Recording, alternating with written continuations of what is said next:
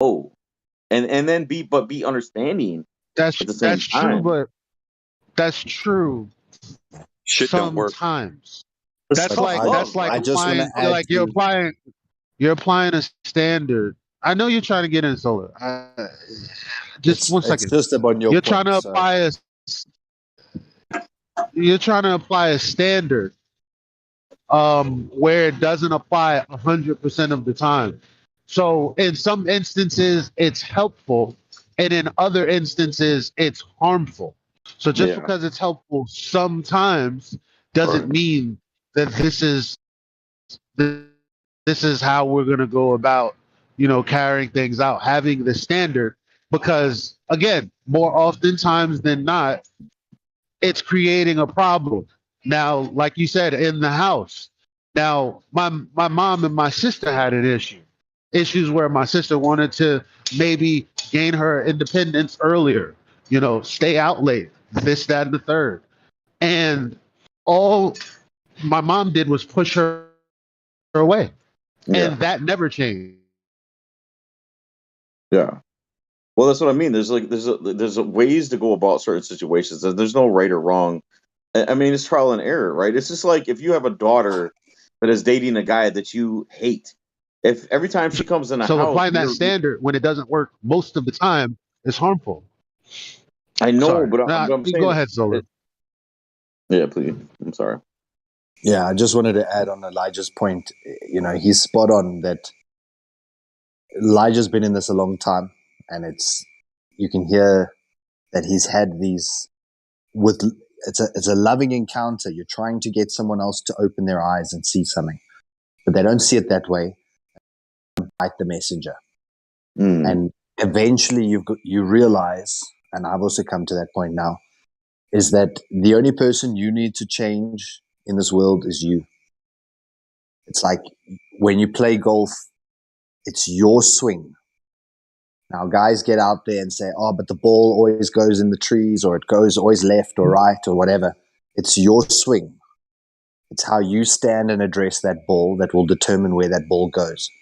So, bridging on from that self mastery, that impulse control, why it's called impulse control is that you have to control yourself.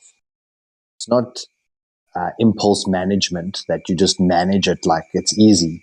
You actually have to control yourself in that impulsive urge of whatever it is, whether it's to go What it scroll social media for the next hour, or whether the urge is to try and convince your mother to believe what you do, or to convince your sister to believe what you do. That's an impulse, and you need to control that. And when you realize that you just need to change your swing, that everyone's going to look back at you and say, were you able to change yourself? If yes, then I'm interested. Tell me so you're what you saying achieved. that impulse is way more harmful than just not speaking up and just being quiet. I mean, like, I Controlling understand that. controlling that impulse for you will be the best thing that you can do for you. When you That's But the learn yeah, isn't to there control, that's the overall diagnosis. What he's diagnosing the problem. The hmm problem is impulse across right. the board. The reason that people end up in these vicarious situations is because of their emotional impulses. Sometimes that's verbal when you're supposed to be uh building your social network, like, but you impulsively react based on emotions and not based on logical reasoning, or when It's a you're very you flat know Earth, a very flat Earth topic. So if I'm at home and I have family around me and I have Globers around me and I see something and I try to point something out to show the falseness and that the earth is flat, regardless of how hard they're going to buck against me. Are you telling me that I should just stop, that I shouldn't continue in injecting my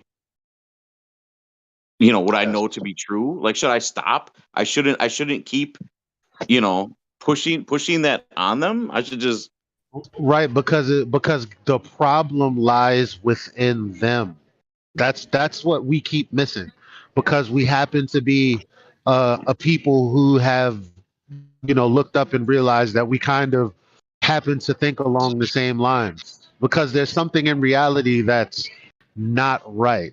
There's something about our reality that we've been told, but doesn't actually match up with our experience. But when it comes to what the diagnosis that Solar is giving, the only the only solution to that is every single person individually taking on the problem as individuals.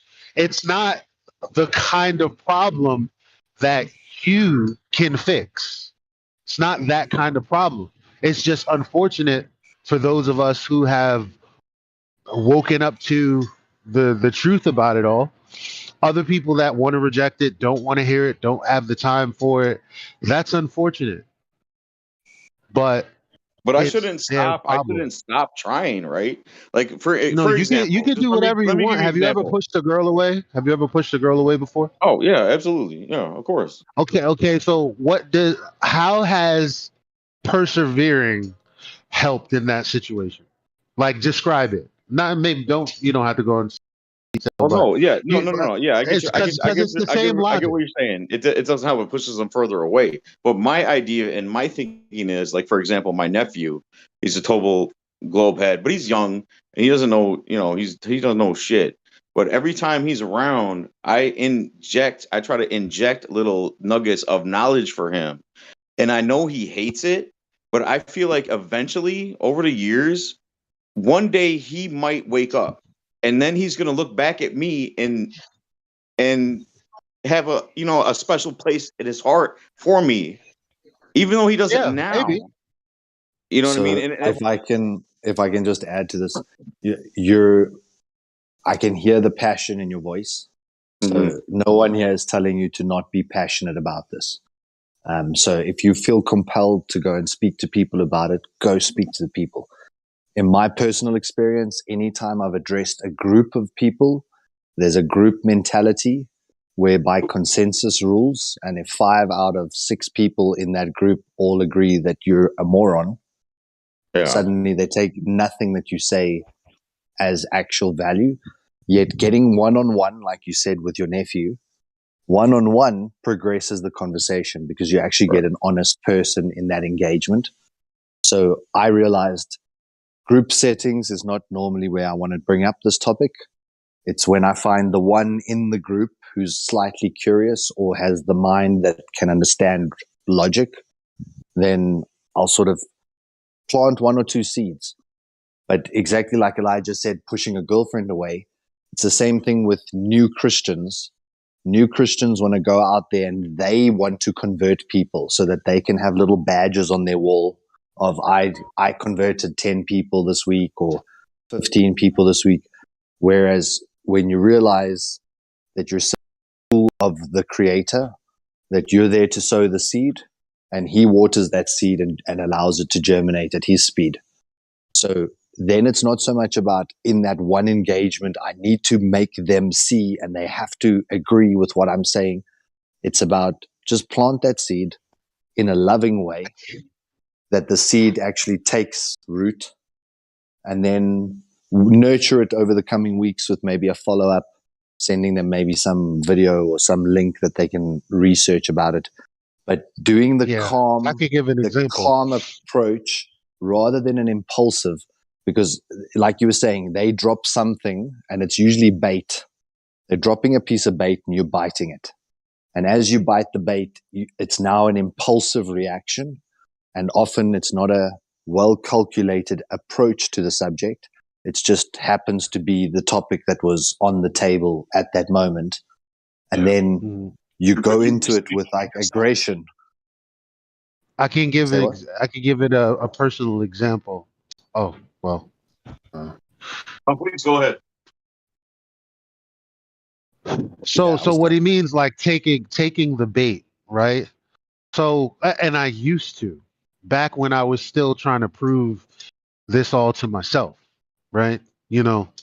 Okay, well, I know what's wrong, so what can I know? right? So I started trying to pour everything I was learning into the people that I was closest to, because I'm like, well, you take my advice. Usually, there shouldn't be anything different here, but it's just the more that I tried to bring it up, the shorter they got with me.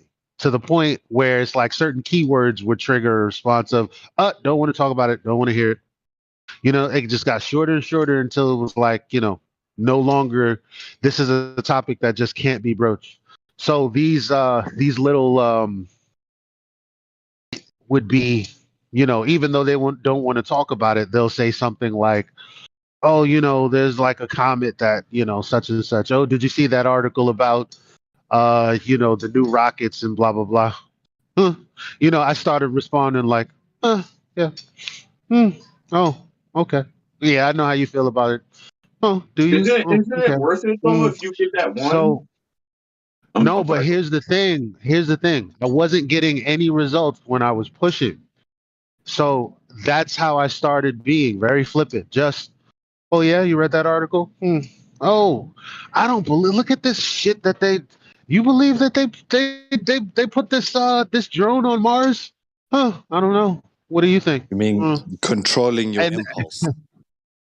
right. Precisely. So it got to a point yesterday, not yesterday, day before yesterday or something like that, right?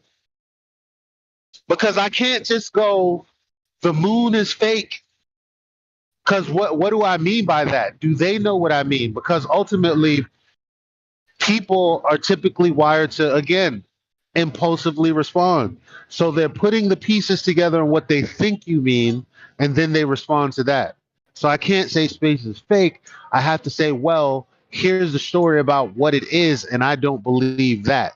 They don't always have time for all of that, right? So I just Right. left it alone. Like when I showed my stepson the moon one day, and it was like super red, and it was oriented in a way that, well, the sun just set to the west. So how is it oriented that way to the east? And when when he saw it for himself, he was like, "Wait a minute, that's weird." And then because he knows like what I talk about, he looks at me and he goes, "So what do you think all that stuff up there is?" And I said to him, "Honestly, I don't know." And it was the Right. most humbling experience I had with him. And now the other day, 2 days ago, finally I break out my binoculars, my Skymaster Celestial, 20 by 80, I think it is 20 by 85, something like that. I don't know. And I'm looking at the moon, and I'm like, oh, it's cool, And then my stepson looks at it, and my girl says, I want to look, I want to look, I want to look. So I'm like, okay. The moment she saw the moon, she said, "What the fuck is that?" Oh, hell no. That's fake as fuck. What is that? And I'm like, that. What do you mean? That's the moon. And what that was the same response and emotion that I had when Eddie Bravo Yeah. said there are no pictures from space. And then I Googled them and I'm like, this is not what I had in mind. So not really getting a good shot of the moon up close. She's used to the computer generated images, and actually, to be fair, she's used to the photos. So I guess she thought, well, the photos are like touched up a little bit, but the real thing is probably going to look rocky and cratery and this, that, and the third. She looked at it and she's like, that looks like a fucking a arts and crafts model of somebody who just like fucking glued a 3D picture to a background or something. She's like, why do the craters look exactly the same as they've always looked? Like, if that's a real thing, why isn't anything changing? And then she started But asking, why do we see the same face? Why do in we that see this? Why scenario, do we see that? in that scenario, be that you're talking about, you're the one that planted that seed first, right? So that's I what I'm saying. did. It's important. It's important to plant them little seeds, and not. I'm not But saying to push but and to she didn't force it. see it until she saw it. Like everything that I've ever said, it never sunk in. It wasn't until she saw it and there was some kind of experience. Then she said, wait a minute. What's But going on here? don't you think if she still would have been looking at what she was looking at, she never would have second guessed it had it not been for you? Yeah, I suppose so. Yeah, that's true. So you want That's what I conversion mean. badges. That's You all. want accolades for. So you want the accolade for the conversion. It's not an accolade. It's not an accolade. It's not. It's not. Trying to seek reward. It's just. It is. I think it It's just is if somebody you're has looking at to. who claims the Sometimes point. people need a kick in the ass. Is all I'm saying. Sometimes people need a slap in the face. True. It can be rewarding. You know what I think would make you feel better about someone all the order a stuff slap you or talk about? slap in the You face. should go out on the street and start telling people that the Earth is flat and go through the 3 points with like random people on the street. You know, hand out flyers or something leading to the Discord. You should do that. I think that would make you feel a lot better about all this bullshit. Yeah.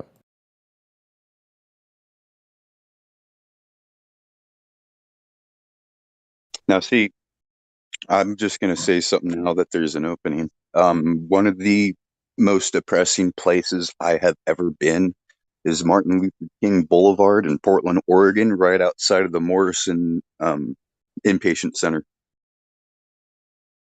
You see those guys get out and not even leave the steps of the Morrison building before up again. It's depressing.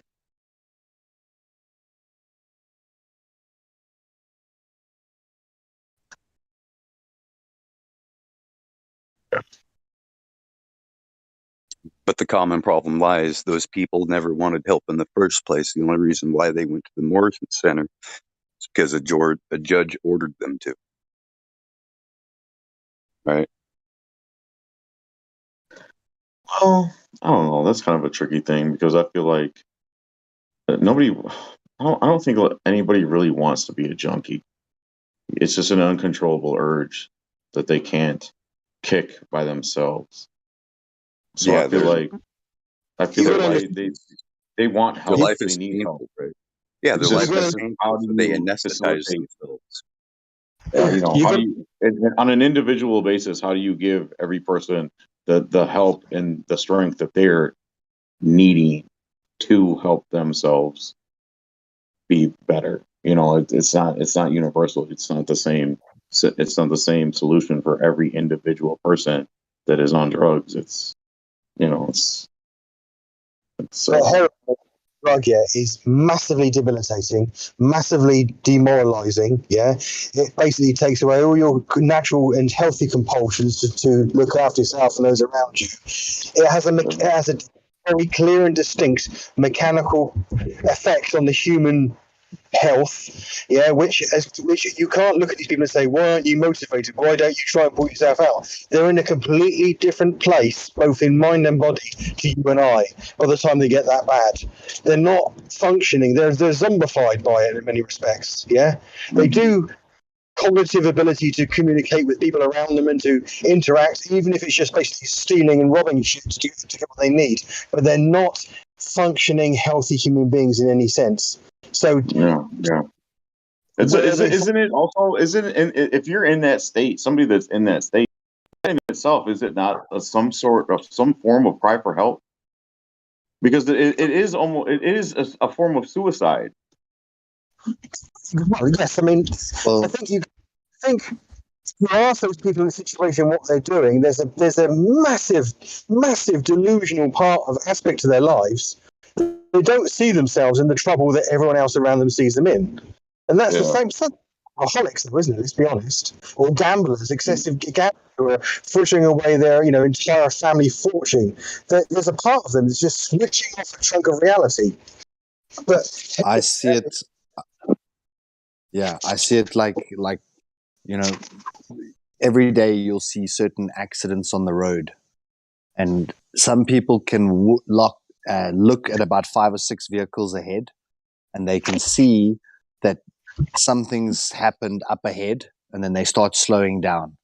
And other people don't slow down, and then Well, they ain't suddenly looking plow. ahead. They suddenly plow into the back of the vehicle that's standing stationary on a freeway or a highway or whatever.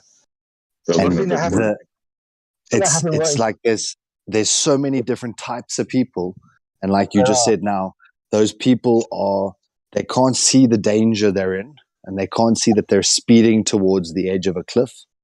They And can't. some people will learn to put the brakes on and not go off the edge, and others will accelerate because, hey, I'm going to get some free fall. That'll be rad for 10 minutes or 1 year of my life.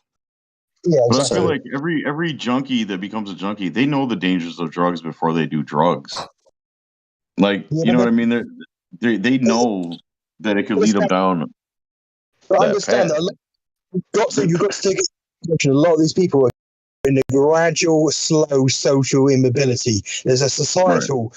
And a lot of these people, they start in one place, they end up in another. They don't just one day, they're not just basically doing the dishes one day with the television on in the kitchen, and next day, bam, they're on a piss-stained mattress. There's a slow and natural degradation of their lifestyle, and a lot of it you can attribute to social issues, and a lot of it you can attribute to shitty politics and shitty social care, and a lot of it you can attribute to shitty parenting, and there's a whole multitude of factors that go into this. So you have to be aware that a lot of these people they get there slowly. They don't get there overnight.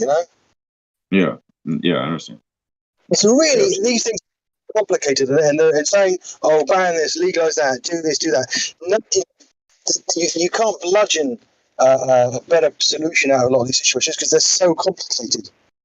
There's also a big percentage of people that end up in addictions that they just, let's say they had some type of surgery or they had some pain and they got some medications for pain and they kept Absolutely. using them, and they didn't realize after a while that they got addicted to those prescription drugs, and I then think the number of they start looking for other stuff. Exactly. The numbers of people on prescription drug addictions in the Europe and Western societies, I look at the figures every now and then and I go, really? There's frightening numbers of people addicted to painkillers, like you said, But they go under the radar because they're not necessarily making themselves socially immobile that the rest of us notice. There's no, and it's like alcoholism. Yeah, there's a small slice of alcoholics here who are utterly dysfunctional. There's a lot of alcoholics who can live enough of a life, keep a semblance enough of a life together that they end up giving themselves some fatal disease like some liver disease or whatever, and things like that. They are, in some sense, inherently miserable and probably passing on God knows how many problems to the people that are around them and care about them, yeah? But the nature of alcohol and the way that you become sober and how you then how your body addresses the addiction when you haven't got it is radically different from something like heroin. Heroin addicts are zombified. They don't actually orchestrate any skill or strategy when they're trying to get money for their drugs. They break into houses. They can hear Dobermans barking in there. Do you know what I mean? They try and steal shit for the most absurd situations because they're not eloquent in anything they're trying to do. They're literally living to get money to get their next fix, and nothing else around them matters. Their babies can starve in cots. Buildings can catch fire around them. They are not. Maybe we need to stop with this because flat Earth, 24/7 flat Earth, and sacred Eon has some skeptic flat proofs or something. Come on, enough, Pata. Let's move to the 24/7 flat Earth. Sacred Eon, VC verified. Come on, say something. I thought we were All talking I'm about saying is that the Earth is flat in some places, and in other places, it's also evidently curved. No, it's not curved. that could be a part of Over addiction water. too, is because people are so miserable of their state of existence because they feel that they've been sold this lie of a sphere Earth and they're insignificant and their life is meaningless and they don't have any power and they're nothing. They're pond scum. They were spawned out of apes or whatever. That has to play a big role in a human psyche in some people that aren't awake and can't think rationally for themselves, and that's got to put you in a really low state and really kind of make you feel miserable on itself. And then you add drugs and the drugs make you feel good, and it's just a downward spiral. I totally get where you're coming from. Social conditioning, whether it's orchestrated by someone who shouldn't really be doing it or just as a natural consequence, is a massively impactful factor in how people think about all manner of subjects, not necessarily not necessarily just whether they think the Earth's flat or round. There's a whole raft of things going on in the mental psyche, Mm-hmm. and that, I think there's a point on that. The globe is probably an addiction. I think most people don't actually give it a moment, a day to day. Don't actually care about it that much, do they? Really? No, it isn't. So, No, he's right. It is. You're right. It is an addiction because I remember when I was a globe head, I remember how fascinated I was by the globe and by space and stars and science fiction and aliens building pyramids. Dude, I was so globe I is was a so drug, fascinated man. with all of that, and it almost Total was like a drug. drug. It almost was in a way like a drug. I was addicted to that, and I thought I was learning so much, and I thought I was getting so much knowledge, and I was getting super smart, and I was researching Van Doniken and reading all these books and watching all these stupid documentaries on the History Channel about ancient aliens and all these other planets that we can somehow someday travel to and live on. It was And addicting, and it was going to sexy, Google, and it was. going I'm sorry. Go going to ahead. Google search and going to the Google search and type in space news, checking up to date space news. I I'm doing did this. that. Why? You go to the Um, Google search engines and you type space news, and you get Space all the News. new exoplanets and the new discoveries about space.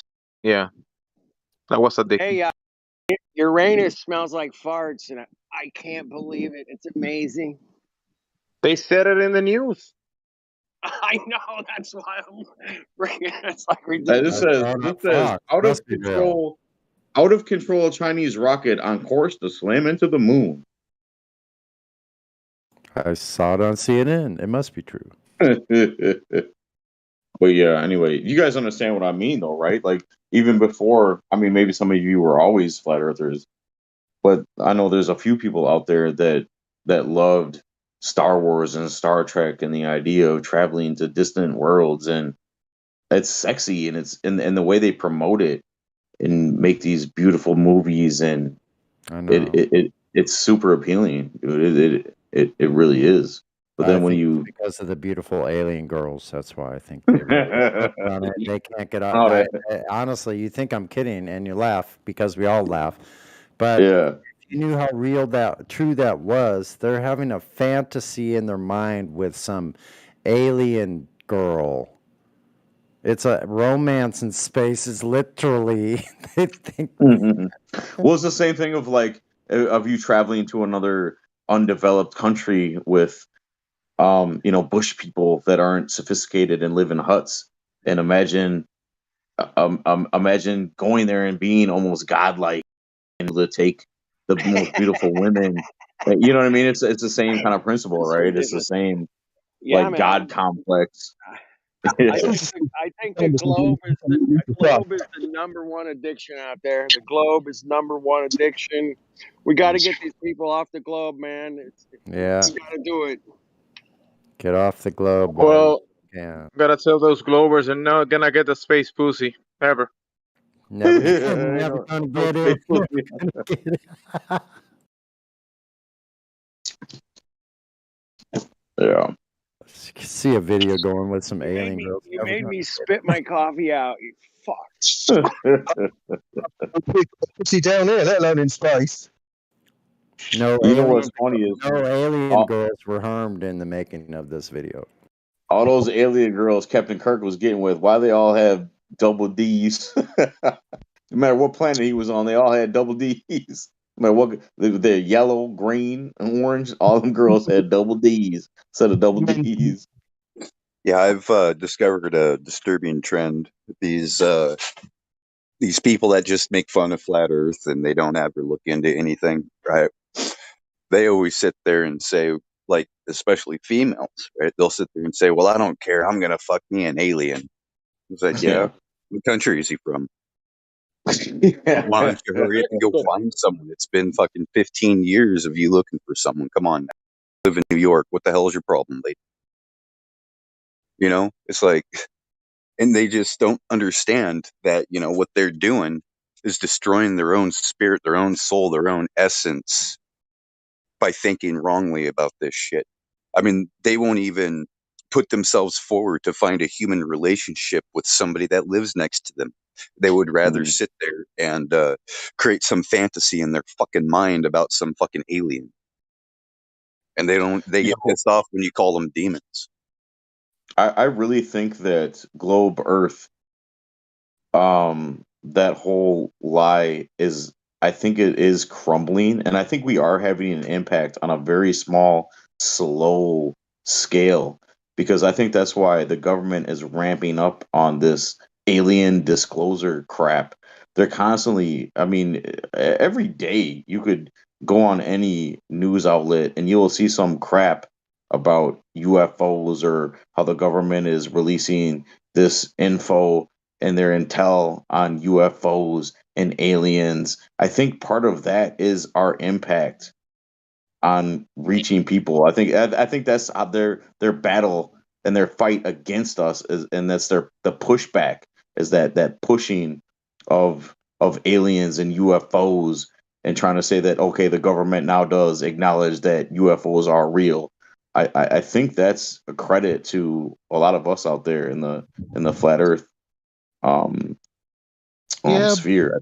You know, I think we're having an impact. Yeah, but what it yeah. ultimately At means the same, is nothing the government tells you is factual, right? Right. I know. yeah, But I was gonna say at the same time, the hyper on flat Earth, which is a term that I don't know if any of us would have taken up, seeing is that the first time I heard the term, it was when a teacher was telling me that Christopher Columbus thought that, and it's dumb. Same Um, here. so the thing is that I'm thinking about the hyper focus on flat Earth is to deter us from what the real problem is, and the real problem is fallacious logic.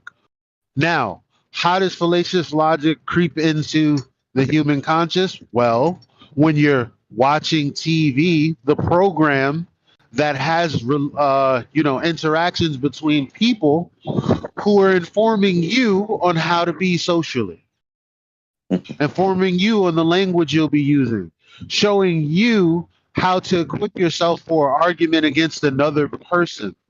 Ultimately, this is how these forms of or these forms of ill control. logic is how it, because it doesn't just stop at the shape of the earth and NASA's wrong. It's like, well, what you doing with all of these pharma companies then? What you doing not giving us direct answers as politicians? What now I'm realizing, oh, you're spinning me. Oh, you're just employing a logical fallacy. And so I don't have to give you my currency, my support, my attention. This is ultimately what they don't want. Because if we all start thinking, well, I don't even know what the world would look like if we were all actually thinking without, these without the fallacious reasoning. And I always point that out because if you look at just, you know what, all you got to do is tonight watch a show or watch a movie and then out all of the logical fallacies that's in that one program. How do they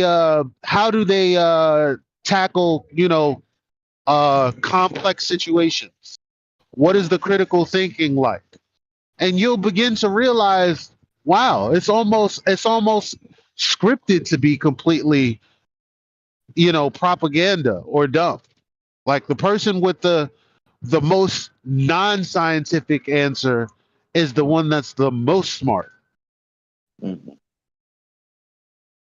Yeah, that's very important to point out because since we came to the realization of the fundamentals of the globe lie that doesn't add up to reality, the false reasoning that you're talking about, it extends in many ways in our day to days, like even the politics and a lot of other stuff. But even in medicine and, like you're saying, in the movies, you can see it everywhere. And yeah, it, it's important to But point out.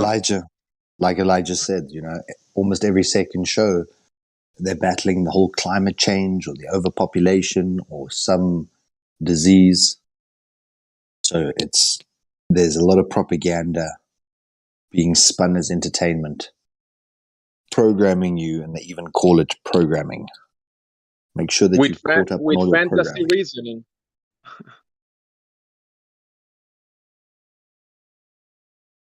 And don't forget climate change or climate disruption or global warming or whichever term we want to use at the time. Climate changes, it's called seasons.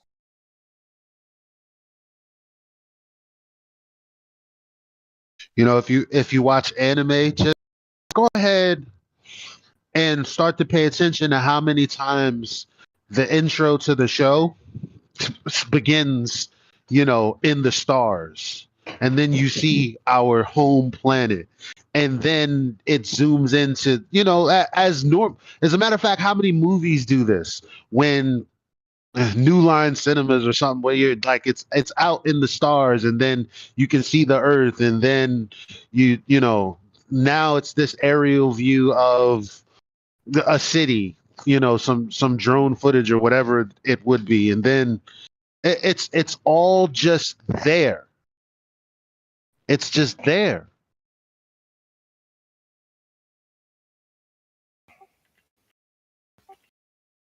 Repetition. They have to constantly reinforce the lie.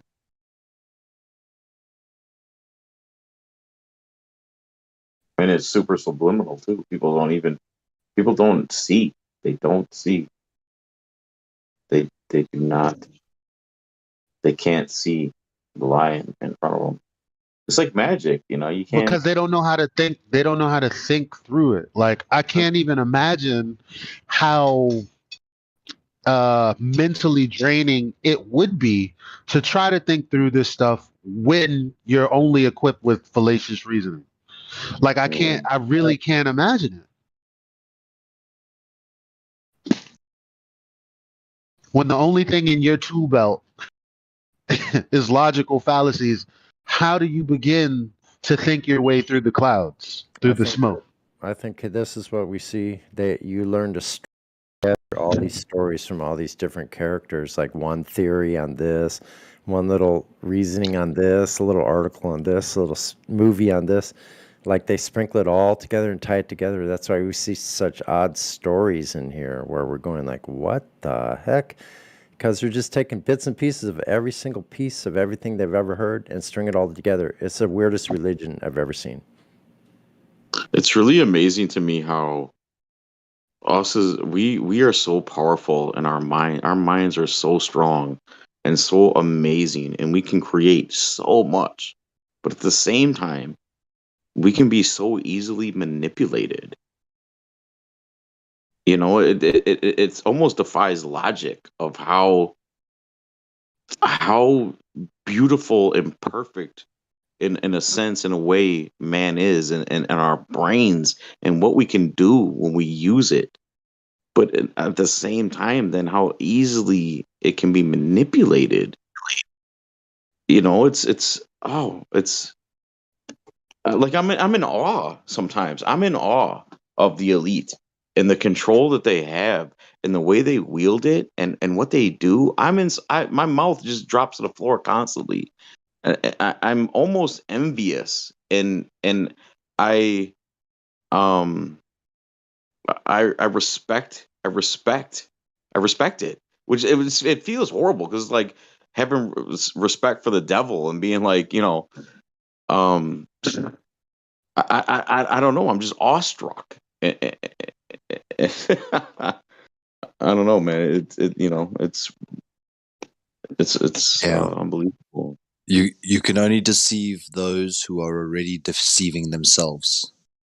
And I think that was part of the ploy in terms of making our lives so comfortable, because then we can deceive ourselves that we worked a hard day because we sat behind a PC screen for 8 hours. But Whereas don't in we the old only have days, I'm a sorry, go hard ahead. day was in the old days. A hard day's labor was tending to all Yeah. your animals, feeding your wife, teaching your kids. You know, that it was actually a hard day labor. And now we convince ourselves that we need 6 hours of a PlayStation at night to unwind. We need these social drugs to do this and X and whatever the impulse is at the time. And if you're in a state of deceiving yourself that you think you're a great husband and you're the top of your class and you literally spent your whole life deceiving yourself, it's so easy to fall into the next deception. And when you meet someone who truly knows themselves, it's very hard to deceive them because they know themselves. They know why they believe what they believe. So like a Christian who actually became a Christian because he read the Bible won't be as easily deceived as his friend who came to church 3 times and now says he's a Christian. So it's the same with everything in life. It's about what you're going to apply your focus towards in trying to find the actual truth. I also remember that feeling of thinking about how well they've deceived us. How, like Elijah said, every movie starts with the ball that then zooms in. And in the movie setting, you almost think that that's real, that they have zoomed in from space down to the earth and then now are going to continue the story for you. Subliminally, it's kind of assumed that it's just just factual, you know? And that's part of the subliminal messaging that they do to us for over the last 100 years. If you want to go and really blow your mind, look into Edward Bernays and the Bernaysian manufacturing of consent that started in, I think, 1903, where they started studying the human mind and how to program it to be more compliant and more malleable towards whatever goals that they wanted to usher in. They call it manufacturing consent because they generate our consent through psychological and subliminal manipulation. And that's how they justify their evil deeds too, right? They feel like what they're doing isn't wrong because we're willing participants. Well, if we're not objecting, we're tacitly complicit. If we're not objecting, we are giving them our compliance or our agreement, our silent agreement in whatever it is that they're deciding to do onto us. For me, what's never really made sense, right from young, I would always ask, why is it that tax money pays the government and then the government decides what the people who pay the taxes are allowed to know? So we're paying someone to censor the world from us, but they have the resources to go and discover the world, but then not share it with the people who put them there and fund them. It's ludicrous, and no investor would ever do that. If I put money into something, I'm going to see the balance sheet quarterly. I want to see what's happening. Do you think it's been this way since the beginning of man, though, in a sense? Like, even back in all the ancient cultures, like it's always been this way, right? We haven't progressed. We haven't progressed at all as humans in that sense. So. We're always controlled. We've always been controlled and manipulated to some degree. And the fault is in the individuals, right? Ourselves. Yeah, it's our fault, right? Because ultimately, this is defined as a. I'm sorry. This is defined as a cult. Like there's a woman who has a series on YouTube. I forget what her name is right now, but she details what cults are, called like the history of them. And then I said, "Oh shit." Then that's the United States and everything I think about my existence in this place being my home. Like it's to the letter a cult. And that's the root word of culture. So to be in a culture, you have to be cult-like. You have to be consensus prone. You want to be part of that cult or that culture. Her name is probably Alexandra.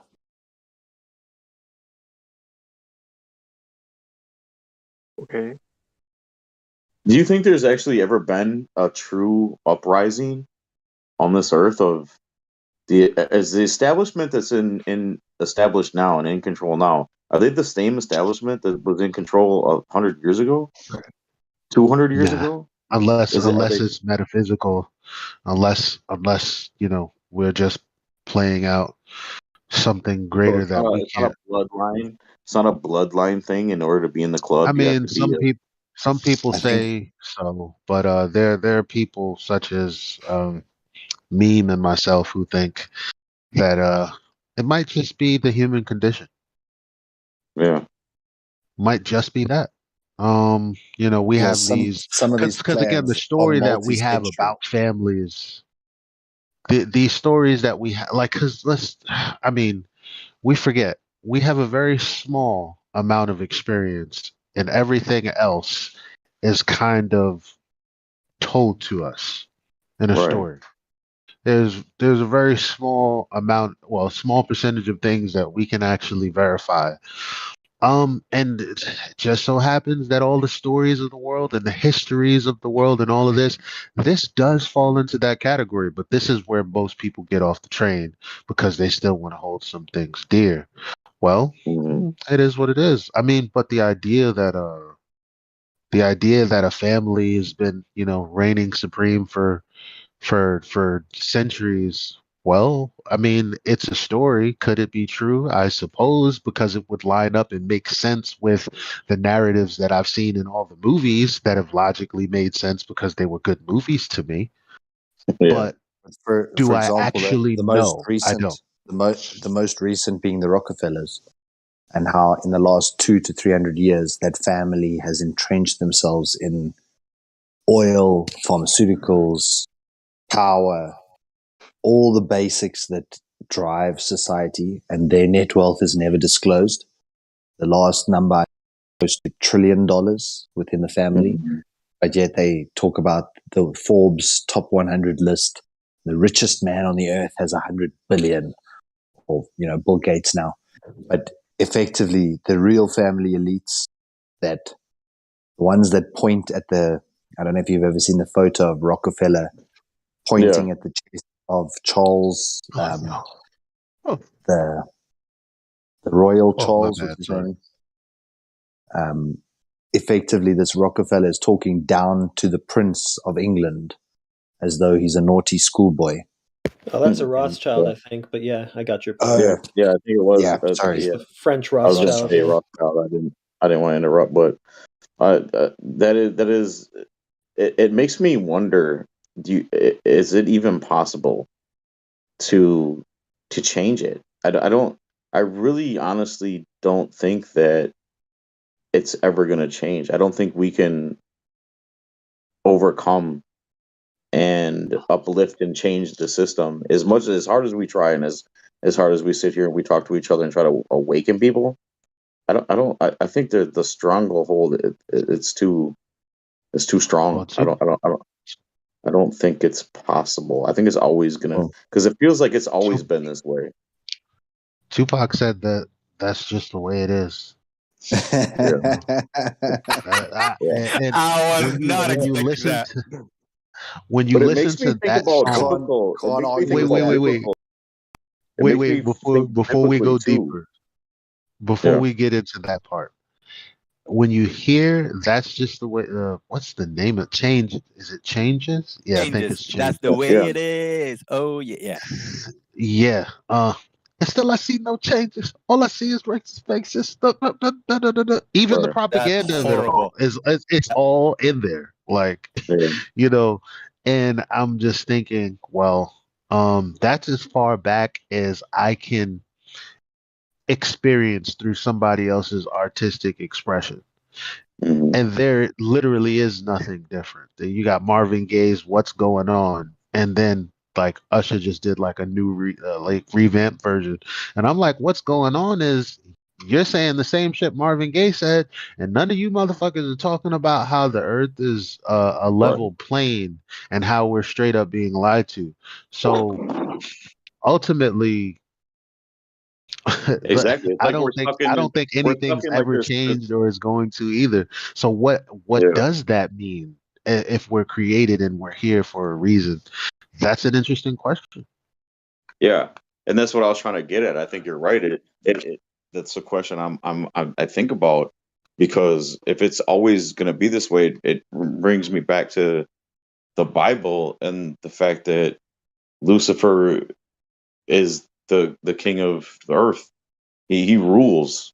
He ultimately rules, and we're not going to overthrow him because we're not strong enough. I mean, maybe collectively as a whole we could, but there's too many. We can't come together like that. So I think maybe there's a purpose to it. What it is, I don't know, but it seems to in some way make sense and not make sense at the same time. Well, I'd like to address that real quick because you guys have been dancing around this topic for a bit now, and it mostly has to do with the nature of man and authority and all kinds of different things. It's been a fascinating 2 hours.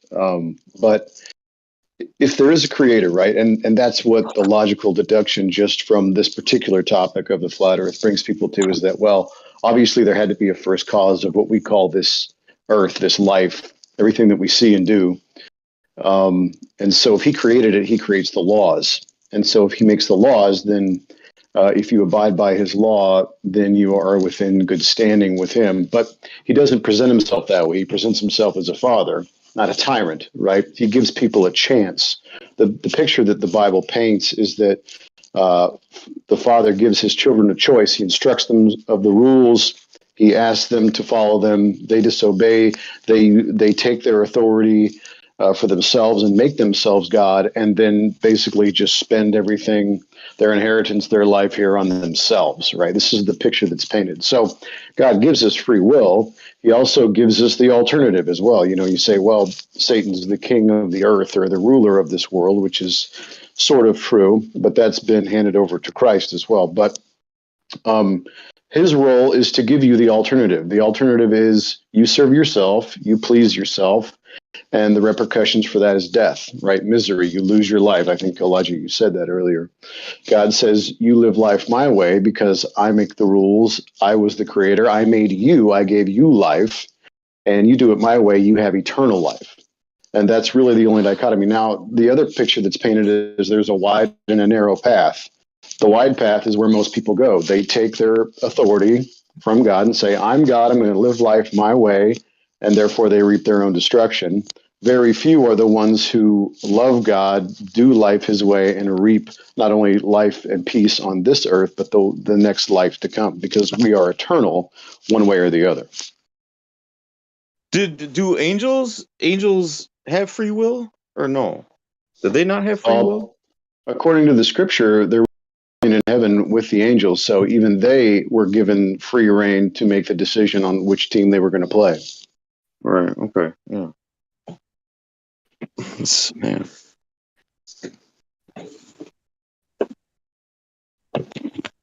So what do you think what was the jealousy? What was the hatred for the angels for mankind? It was just somehow God's love, or was it like They were the idea first that we could creation. procreate? Because Well, no, angels no. couldn't procreate, right? The angels So were the first creation. They were created before we were, and we were given a soul, which means we are on equal par with the creator because we were made in the image. They were not made in the image. They don't have a soul. So they don't oh have free will. We do have free will. Perhaps it's one of those things to where, he commanded the angels to bow down and worship man, right? But Lucifer, he had a problem with that, or not Lucifer, Hasatan, Halal. He had a problem with that, right? He says, I am superior. I was the first creation and perfect in every way. Why will I bow down to a creature that will betray? that's fat. That's amazing. It's almost like, but why would you be? But angels are immortal, right? Where does his idea of perfect come from? Aren't Like okay? So are angels? relative Angels are to immortal, what? You know? and man I don't know. I man think it had to do with isn't beauty. immortal, but has a soul. Was granted a soul. Isn't a soul like a form of immortality? to sort of live on forever one after Well, the body? I think the soul Well, is the image. the image of God that, and they don't Yeah. have. Okay, so whatever that means, and however, man, what does that mean?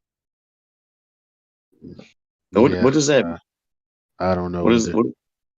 What is I that's? don't know. What the hell does that mean? That's, I mean, from like an angel's perspective. But that's like, as far as I know, that's what the rebellion in heaven was all about, is because Pasatan did not want to bow down to man. He had too much pride.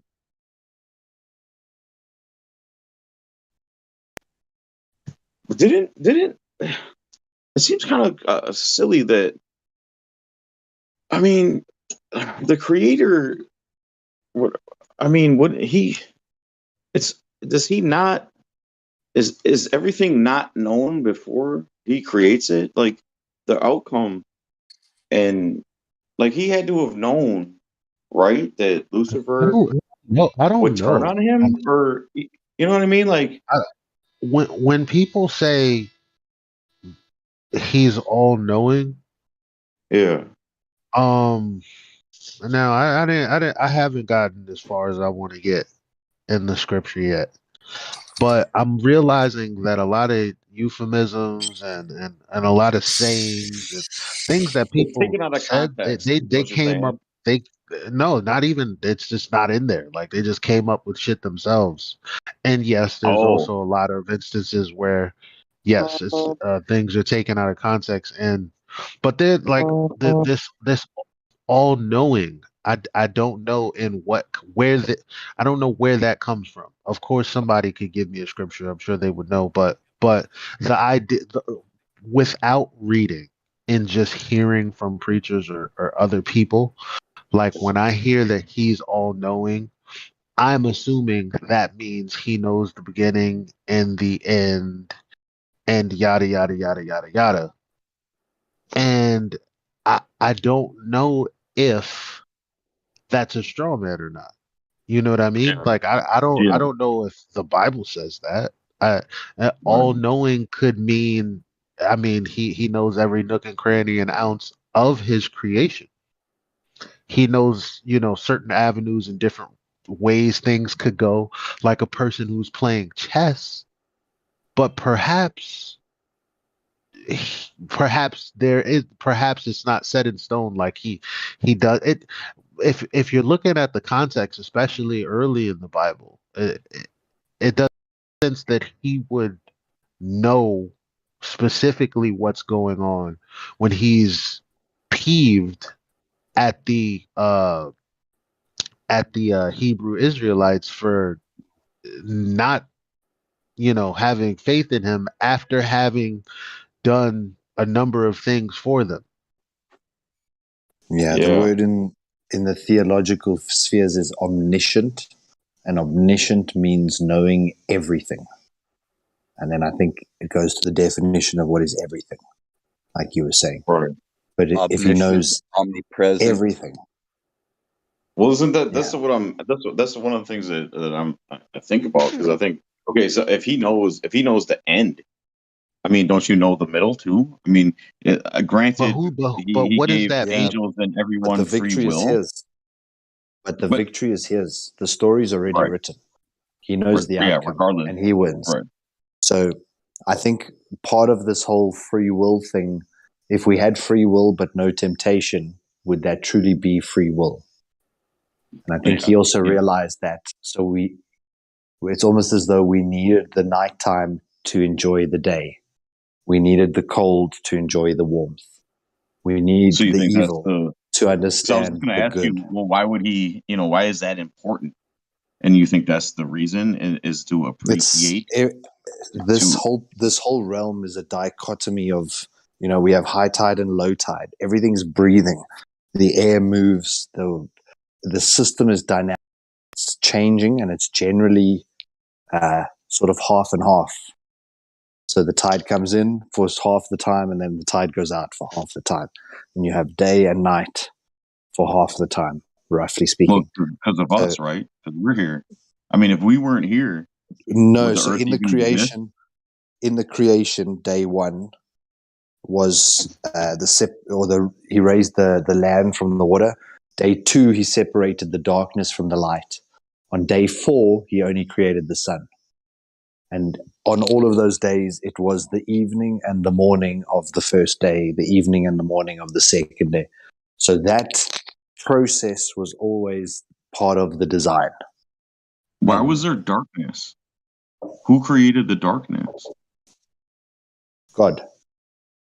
He separated the darkness from the light. So before there was darkness upon the face of the waters, and the Holy Spirit was on the face of the waters, but it was all dark. And then he created light and separated the light from the dark. But then the sun only came on day four. So this process of day and night, the yin and the yang, is that in this existence, to enjoy your life, there has to be a death. To enjoy love, you've got to know loss. To, each of these things, as you've lost someone close to you, I don't know if you have, but the moment you've lost someone truly close to you, you suddenly start to appreciate life in a way that you never did previously. But I thought So in the it's beginning of it's hard not to get simulation vibes. I'm not gonna lie, because I there's thought just though in some the things beginning of that like creation though, I thought that we were eternal in the Garden of Eden. It wasn't until the fruit and all that happened, then that's when we became mortal, I thought. So I'm kind of confused about what you just said about read your how in Bible, order buddy. to appreciate life we have to also accept death. But I thought initially when man was first created, that I thought we were created eternal. Am I wrong about that? I don't know. I think 10th Man brought this up in Nathan's show the other day I think it was Neil. Would entropy have still existed in the Garden of Eden? Would there have been decay? Would the system have been losing energy in the perfect existence that we've been taught was the Garden of Eden? Was Adam and Eve meant to be immortal? It says that they were meant to be sinless, and that once they fell, then they would experience hardship and, have to plow the land and deal with weeds and all that stuff. But I don't necessarily think that we were ever designed to be immortal. Well, the soul is Right. immortal, but the No, that makes physical sense, right? 'Cause experience. you can't have life without decay, right? You can't have a plant or a flower without the decaying flower to pollinate into. Oh, that makes so much sense. We have to kind of like bore down on the terms, correct? So eternal nature does not necessarily equate with the types of death. The Bible speaks of two types of death, a spiritual and a physical. So the spiritual death is separation from God, because that is the choice that man made in the beginning. And of course, the physical death is the death of the body. Now, there's no way we could possibly know what the environment was like in a death-free existence, or the curse of death had not entered the earth. There definitely could have been the death of plants and the decay, and of course, it creates fertilizer like we understand it today. But it would be hard to say that we know exactly what the environment was like. But what we experience today is that death does bring forth life as far as the creation is concerned. So spiritual death and physical death are separated. Oh, shit, Yeah, great point. Man, my head explode. But thank you for that. That's, man. Woo, I love coming on here, man. Damn. But the day and night thing, the reason I said it feels very simulator-ish, because my mind can't comprehend the creation of darkness. But actually, you said it, but kind of didn't. You kind of didn't substantiate it, not even biblically, because you the light, the darkness is dealt with by producing light, but the darkness is there, the earth without form is there, whatever that means. Like these things are Right. there. and then it's just like, okay, he does his thing, and now here we are. Isn't it possible that some of But those it's like words you were put can't in there know by everything, man just to you know. confuse us? You know what I I mean? don't Do you know think about some of any. those words, I don't like know the about earth any of without that. form, to try to make it seem like, you know what I mean? Like maybe a little slight manipulation, but you can't completely manipulate the word of God because it's always going to shine through. It's always going to you're always going to God's word. You can't manipulate. I mean, you can try, but at the end of the day, God's word is still going to come through, right? So I'm wondering maybe because wasn't there also something about in Genesis about like creatures that were roaming the earth, but even before when God came and No. separated, like you said, the waters and created the light. I thought he said there were some like creatures without void or I don't know something like that or no. Well, it So would No. appear to be. It would appear to be that there's more that's just not available the with the canon. I don't know if this is true or not true. I don't really know. But what I do know is that when Cain is banished, he's banished to like an established place where there's already people, there's already right, evil, there's already all Yes. of this. So it's like, but then I do also know that there are parts of the Bible later on that speak to and reference the past, like such as the garden, and it gives you more insight as to what happened, but later on. So yeah, I mean, again, I'm just a super baby scholar. You Can know, I I'm can I just read Genesis 1 just so that we can take some of that speculation out? I won't read all of it. But it just says here, absolutely. Put that, please, verse 1, please. in the beginning God created the heavens and the earth. Now the earth was formless and empty. Darkness was over the surface of the deep, or the face of the deep. And the Spirit of God was hovering over the waters. And then God said, let there be light, and there was light. And God saw that the light was good. And then he separated the light from the darkness. God called the light day, and the darkness he called night. So he created the heavens and the earth. So it's not necessarily like the earth was there and he was just hovering over it. good point. The What the hell simulation is thing, talking? Elijah, I do see this as a simulation for your soul. This is your soul in this experience. And it's almost Um, as though every other person that you come into contact with is either a temptation to make your soul fail, or you can enact God's will and make your soul succeed. Some people describe the simulation that every person in your life is a figment of your imagination. So like your friend who became the drug addict and whatever, do you really know he's real, or did your mind make him up for Wow. a lesson to be learned from you? And that theory is almost that like each one of us are almost like the only person on the planet, and that every other person is there to create this simulated environment that you're amongst all of this stuff. But then you can actually tangibly see people are real, and you can feel that they're real, that they're not simply manifestations of the mind. But that will be another globe theory on that universe. But in terms of well, a simulation for your soul, I think that that's exactly what this is. And everything Yeah, that we our souls are perceive, inside or these bodies, right? Our souls And are in here and doing the experience, but this is a tangible thing. It's not just in the mind. right, but well then, if the mind is entered into this place that we experience, I mean, still could be a simulation. Like we can call it reality, but it doesn't change what we're questioning. We'll say it's one of the layers of the construct, and we experience it like this. It's one of yeah. the layers. And another way to look at it, though, is, they want us to think that we're the computer and that the simulation's occurring inside us. And at the moment that you die, it's like taking a baseball bat to your PC. Your PCs will never turn on again. But the other way to look at it is like you're a radio receiver receiving a signal. And while you're set on the right station, you're going to broadcast that signal.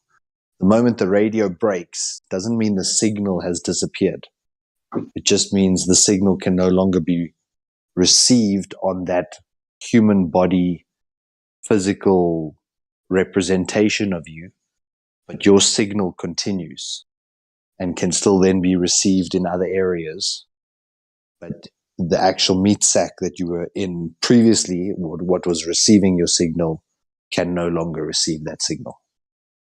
Is it true then also with what you just read, the first part of Genesis, that God didn't necessarily create the light, that he was the light, that it wasn't that he was the light.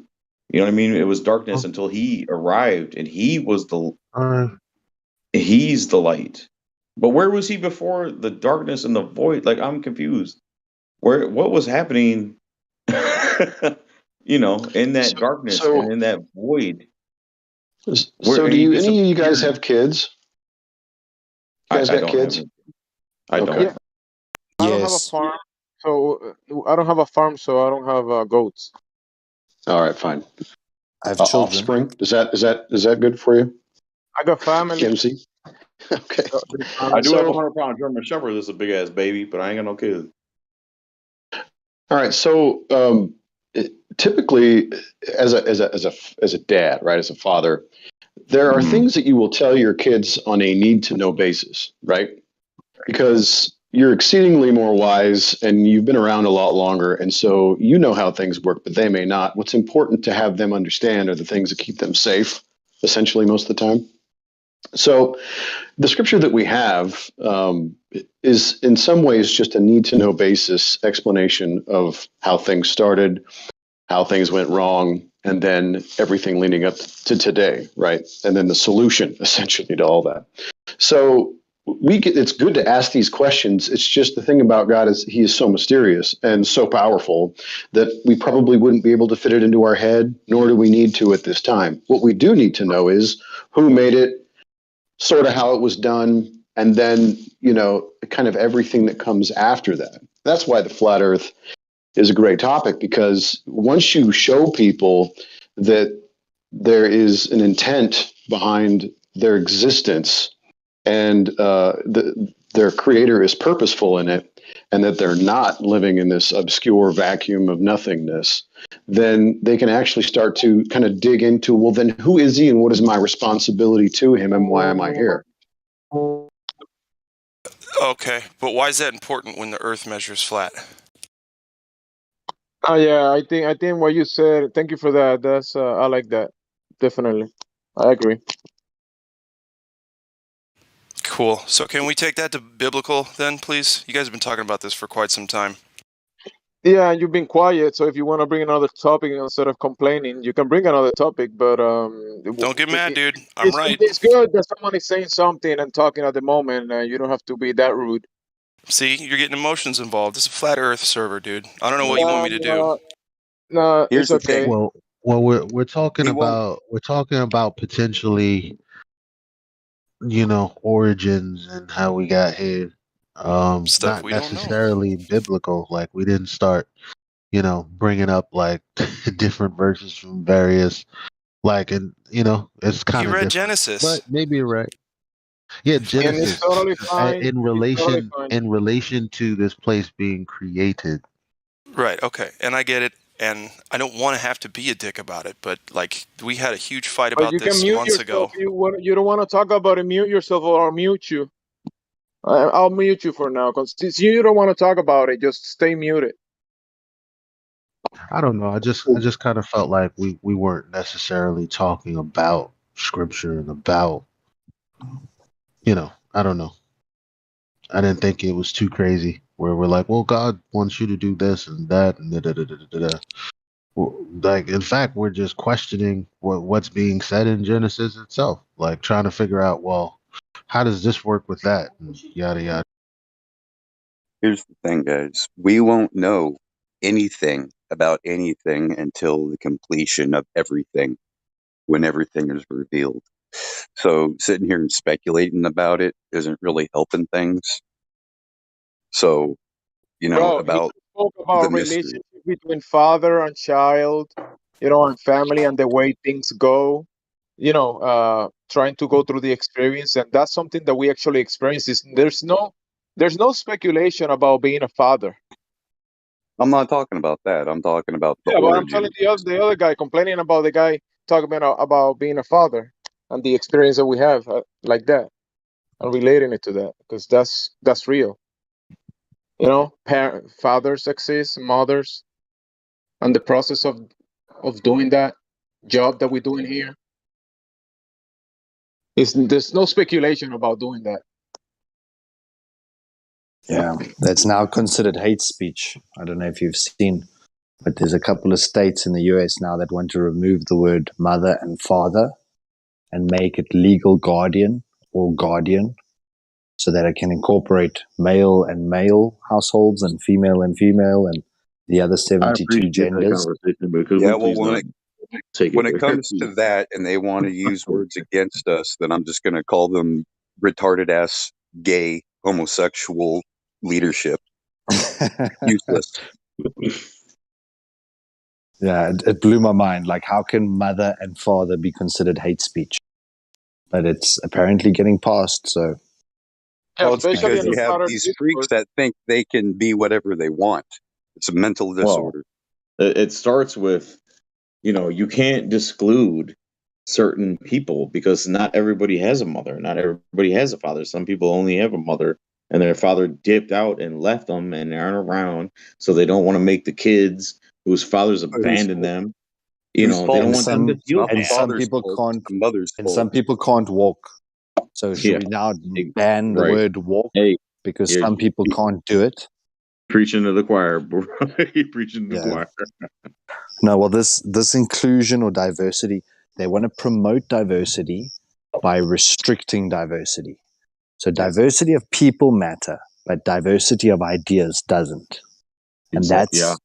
it's actually such a fallacy in itself.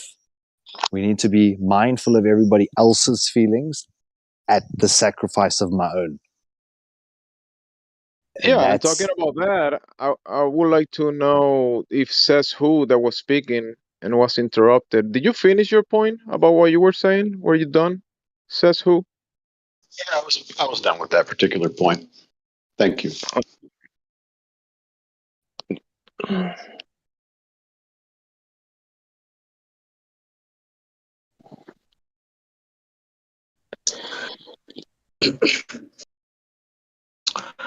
Is it Solar. possible that I'm sorry, go ahead. Go ahead, bro. Go ahead.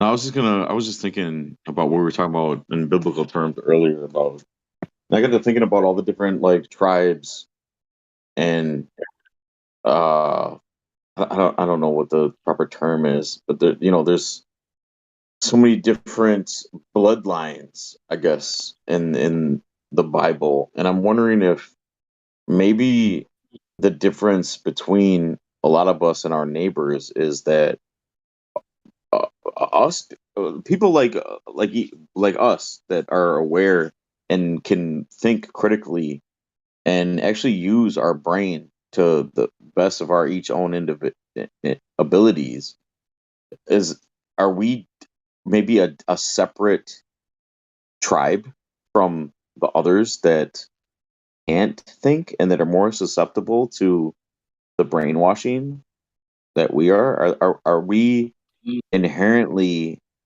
in our blood, in our DNA, are we a different person? No. You know what I mean? Are we a different yeah, race in a I've thought sense? about this too. I've heard some people refer to the truthers as the 144,000 that are going to make it into heaven. But we already know Except that for there's the indie millions of us. versions. Right. It's Not the 100. 144,000 virgins. No, that's Now, Muhammad. That's Allah. no. You might want to read that section again. These 144 never knew a woman. I'm sorry, I don't know what you're referring to. 140. What's that? Well, I everybody don't wants to know. sit there and say that we're 100. We are the 144,000. That's not true. What That what was what, how, what, what, what 144,000 do you, died 144? virgins. What does that mean? It's Where does that referring come to the from? chosen Yeah. people, Oh, okay. Basically, we would be the elect, if anything, right? which is That's what along that's talked about is 100. which is along the lines of your question about, what makes us different. How is Yeah. it that one person in a family of 6 or 7 understands the flat earth truth and the rest of the family rejects it?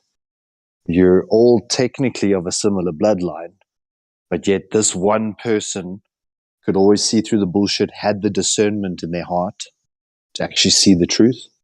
Yeah. And what is the unifying thing between us scattered on different continents, all with it's not a consensus, because we've all sort of arrived at this point through different journeys. So it's not as though we had this cult-like mainstream belief and everyone has the same parroted response to things. We're very unique, all cynical and skeptical, thinking or knowing that people have ulterior motives to most things that get done, and then simply exploring to see what that ulterior motive could be. And why is it that we possess that discernment, but the others in our family don't? I've also asked myself that same question of, could there be something tribal or something genetic like you posed? Could it be a bloodline that is coming out through specific genetics? But then I scratch my head, because we've got some really uneducated people who found flat earth. Yeah. Some of the people are like, no disrespect to anyone in the room, but if they're a cleaner or a janitor or something like that, how that type of a mind, as well as a PhD, can both come to the flat earth truth, and yet hundreds of PhDs out there are fooled. I feel Why? like too that a lot of us that are awakened to that truth, we are way more compassionate human beings and care way more about our fellow man than anyone else, and it hurts us to the core in a way that I sometimes I feel like other people don't feel the pain in my chest and in my heart. Sometimes I feel for Yeah, people it's that are empathy. unaware and not awake, and Yeah, it sometimes it brings me to tears, and it's the empathy. I don't see that compassion and that light inside of them for their other fellow man, regardless of the situation. It seems like they a lot of them seem empty and void to me. They don't, almost soulless in a way. But this is definitely something that we see with the left-leaning individuals, your Democrats. They play this game of who's got the biggest heart. So here's a transgender who was picked on, and then everyone's crying over her story and who got more offended by what was done to her. They play this empathy game of who's got the most empathy, but it's not about empathy. It's generally No. about their own self-promotion in how Right. big their heart is and how badly it affected them. Now, Right. if you truly got the discernment like what you were describing, and what I would say most people in this room have, that you actually care about other people and you want to create a positive change in their life, and it isn't simply about trying to seem righteous, it's actually about causing those positive ripples, that positive change in other people that will benefit them. It does nothing for you. Right. We share this information not with an invoice at the end of it. There's no benefit for me to spend an hour talking to some glober and trying to get them to see some reason. But effectively, that is a selfless act. It's an empathetic act, because I feel bad. Why? Like you say, you almost want to you always come to tears sometimes when you hear some of these stories that really move you and that you moved by. But the point is that do you get moved by it? Because if you see something that's atrocious and you go and start raising funds for that person and you go and give them the money and you help lift them out of that situation, then your empathy worked. But if you sat in a ball for 6 hours in your bedroom and, cried your eyes out because that made you feel so sad, and then the next day you carry on with your life, then your empathy was valueless. Yeah, self-indulgent. Correct. So then it was about you and how you feel at someone else's pain. And then that's where it gets misplaced. But what is that thing? Because I've got a friend as well who gets incredibly emotional as he talks about things, and his arm gestures start getting more and more accelerated. And people often mistake that for aggression. And he's passionate about the topic, so he starts doing a lot of hand gestures. And from a distance, it almost looks like he wants to start a fight with the person he's talking to. And it's so peculiar how the empathy can be misread for aggression.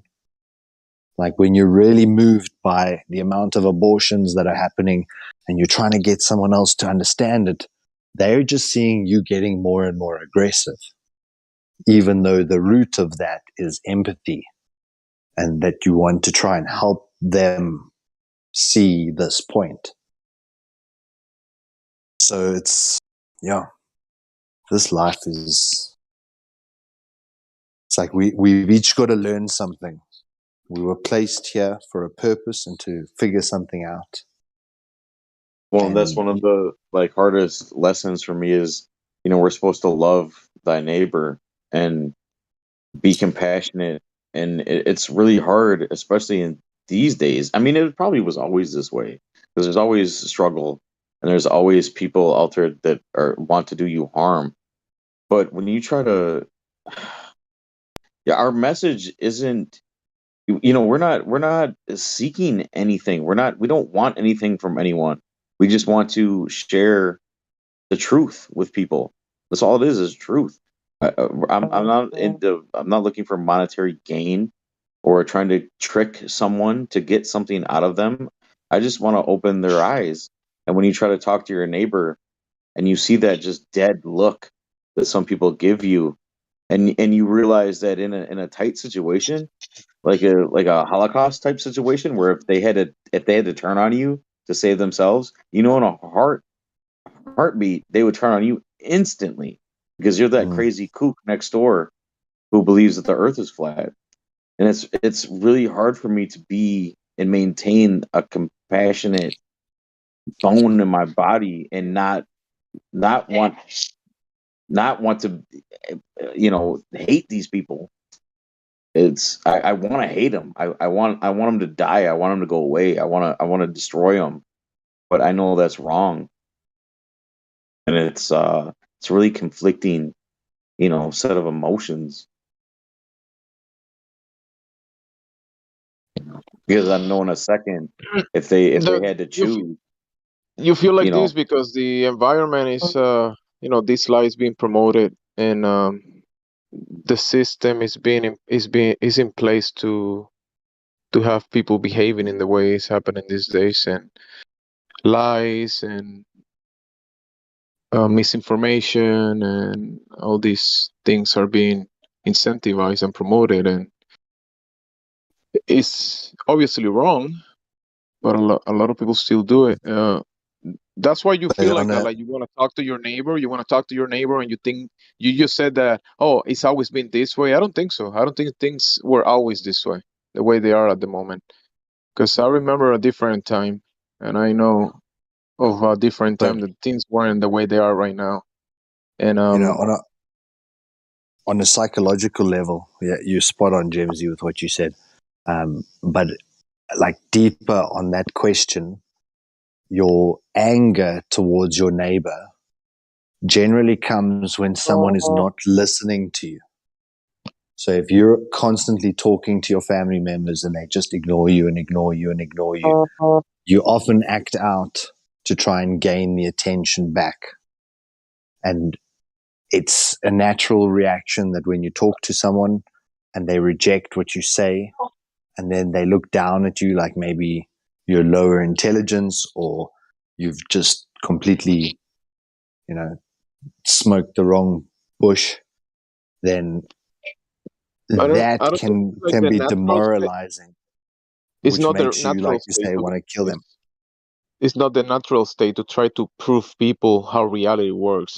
We're not supposed to be trying to prove things to everyone, right? We're not. We can do it because this is a situation at the moment, right? And we're capable of doing that and demonstrating and probably showing people that that thing on the screen, that fantasy depiction, is not reality. We can point that out. But I don't think this is the natural state of men. We doing this. In reality, we will be in a family, communities, being productive, doing things, developing a I thought we're supposed to community, spread the word though. building housing, uh, doing a lot of practical things that will.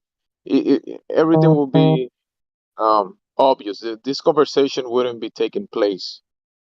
Isn't flat Earth Like like me trying gospel to prove though? the Earth is not a globe. That's not the natural state of man.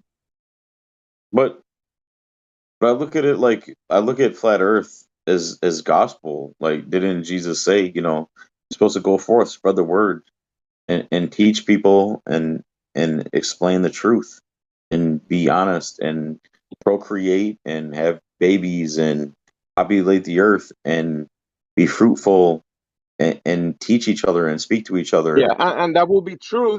Like, okay, let's go fishing, let's go do this, let's do practical things, right? That are good for for the family, for the community, productive things based on actual things, reality, loss of nature. We need food. Well, let's go get the food, right? Mhm. Or produce the food. That will be an experience, a teaching moment for a child. Well, if my father is teaching me how to grow fruits or or deal with farmings and animals, if he's teaching me that's truth that he's teaching me, right? Yeah. But me sitting with my father on a table and he teaching me about the earth is not a spinning globe, I don't think that's the natural state of man. Yeah, yeah. And Well, if he teaches wouldn't it be you how to natural raise though? kids properly, you'll have a bunch of goat chops for dinner. Yeah, I was gonna say like that. Yeah, the way you just put it doesn't seem natural, but if you get to them before they get that indoctrination, I mean that's your duty as a parent, isn't it? To at least maybe not try to force feed it on them and just bring it up out of the blue, but maybe The just only question reason that we them and their that we awareness have to to do bring it this job is to because the only reason we have to have this conversation is because the lie is being pushed and incentivized and promoted and put in your face. That's why we have to address it. That's the only reason, because the lie is so it's there. It's everywhere. So that's why you need people that have to point out there's a lie being told, and this might be the truth. This might be, uh, the way to do things, but the light is being promoted on every sense. No, it's not just about the globe and the flat Earth or whatever debate about the reality of the Earth that we live in. That's the basics. That's yeah. step one. That lie is definitely step one. There's more lies that goes to many layers. So Well, and that'd be a question that I have that's for why we have people out people there that that have are to parents. point it out.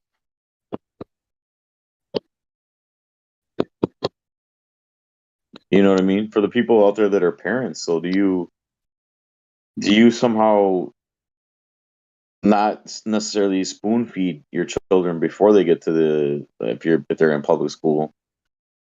Maybe somehow just try to arise their curiosity and make them in a subtle way understand where they are in the universe and what it is and how it is before they get to the spinning globe, or do you wait till they get the spinning globe, and then when they come home and say, "Daddy, Daddy, Daddy, guess what I learned today? I learned the Earth is round and it spins and blah blah." And then, like, you know what I mean? Like, how do you make that transition, or do you Yes, not? I don't see the incentive to send children to the government schools. I don't see any incentive. Well, yeah, no, I understand that there is no incentive, but a lot of people don't necessarily have the economic means to do otherwise, and they need to take advantage of because they have to work in order to put a roof over their kids' heads, and so they need basically a daycare center to send their kids off so they can work 8 hours a day and provide food and shelter for their children. And some people are forced to send their kids to these horrible public schools where they teach this crap. So how do we reach? How do you reach that person? How do you? And if there's anybody out there that is going through this, what do you do? What's your plan, or if you have one, or how did you reach out to your child, or did you, or did you not? When they came home and said, "Daddy, there's the globe," what? Whatever. If they wanna say the Earth is a globe, I'll show. If they bring that up, I'll be like, it might. Is there's a possibility that it's not. Let me show you this perspective, this side, or explain something, or maybe have that conversation right then, right then. But the that's not the conversation that you want to be having with a child. Yeah. I mean, you can have it if you present it and you can point it out why the Earth is not a cartoon. I'll point it out. In many ways, I've done it.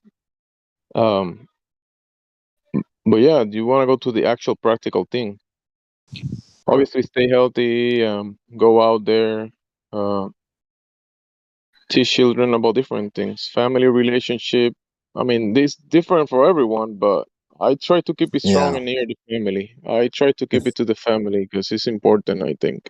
And everybody's gonna grow because the children are gonna grow, bro. And I try to give minds what I know, what I have, the attention, and I don't want to underestimate the time that we spend together. Because yeah, people want to have riches and work a lot to have all these good things and buy toys and all that kind of stuff. We can do that, but just being with the family, being with the children, spending time with them, making together, eating together, brushing your teeth together or whatever, right? Even if you do that or shoveling snow or doing anything together, that's has a lot of value. My point of view on that question would be that you can't interfere with anybody else's free will. So you've got to do this in a very tactful way. And even with my children, I'm letting them go to a public school system, a Christian school system, but it's effectively when they come home, I always try and ask them, can you see other ways that this could happen? And I'm trying to promote that variation of possible ways to achieve the same result. And they starting to excel in terms of, oh, but you could also do it this way, or you could also do it that way, or you could, and the ability to see more than one option. Then when it comes to So this you're trying to keep specific that. topic, Yeah, when it you're comes to trying to this keep specific them topic, thinking. I say to them that there's two ways to think about this, either geocentric or heliocentric. One that the sun is at the center, or the other way is that the earth's at the center, and it all works out exactly the same. So there's two ways to look at this. In your school, they want you to talk about the one where the sun's at the middle. But there's also another way to talk about it where the earth's at the middle. And just keep it very simple like that, because you don't want your child going to school and taking on 700 zombies on their own, unequipped. That's like sending your child to slaughter. And So you how do know you? what you did when you were there, and you went out to go battle and you didn't have all the answers, and how it made you feel when everybody in the group rejected you. Would you really want to set that upon your child? So, Right. just always keep them thinking, well, there's more than one thing that can explain something, and promote that curiosity of where or how it could be answered. Right. To keep them questioning. Don't just accept Hey, everything that they're told as hey, wait, fact. wait. I got an alternative way. Well, what if you were to tell them the more advanced stuff, but just simply warn them when they go to school? You know, be careful who you say this to and how you say it to them. Yeah, Right. that's Well, promoting could a child at that secrets. age understand that concept? Well, I no, don't think no, they no, could no. It's not understand. promoting secrets. Like I'm not saying like no, no, But no. It's not it that at is all. like Like when it you just tell a child, don't like even tell. like when I told my niece and nephew that's like 7 and 8 years old recently that the Earth is flat. You know, and even when I told it to them, I told them like right then and there, this pisses off. This makes some people angry. Is what I said to them. Like this frustrates some people because it's the foundation of Western civilization is a lie.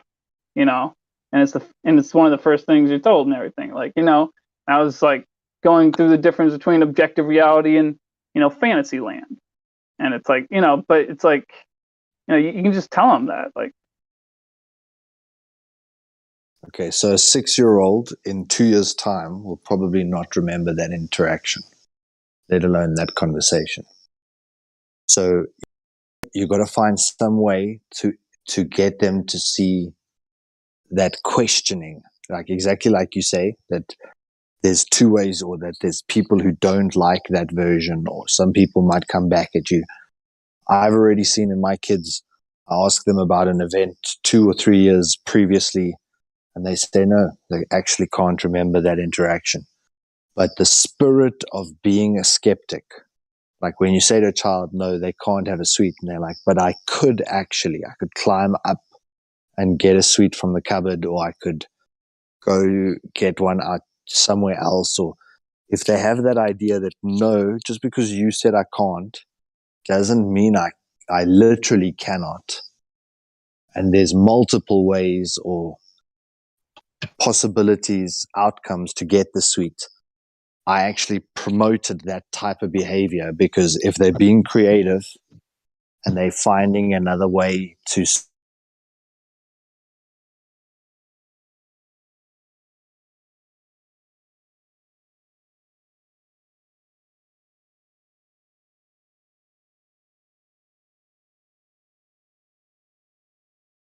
of thought makes it very challenging to raise them, because now they question you as well. But it's great because it keeps you on your toes. It makes you realize that you have to also change if you expect them to change. But the idea of just telling them that it's flat, they're going to think, what a crazy person. And in 2 years' time, they won't remember the conversation. So really promote the questioning idea and reinforce that over and over. Like, what did they think about that didn't sound the right? Or what did your teacher say that didn't make sense? And then they're going to tell you, well, I stuck my hand up and I asked this question. She gave me some stupid answer. This didn't make sense because of this. And they give you this whole thing and you say, great. And then you expand on that. You get them curious about the multiple versions that some people can see and some people can't. And if your child is not gifted, then probably don't drum the flat earth into them. Like, if they're not going to question, if they're one of the few that aren't going to care about this topic, you can't force them into it. It's their free will. Have your children, in your experience with how you're doing that, have they ever then questioned you and asked you, well, why are they telling me this? If you're telling me if there's alternative ideas and alternative questions, why do they, are they that inquisitive at that young age where they will inquire to, well, Daddy, why are they, why are they telling me this? No, not the why would they lie question. No. But they do spot lies and they spot inconsistencies. This is what a child is brilliant. A child watches their parent, and the moment that the parent buckles and you're not consistent in your parenting style, they find a little loophole and they'll manipulate that loophole for their benefit because they found the inconsistency. So Right.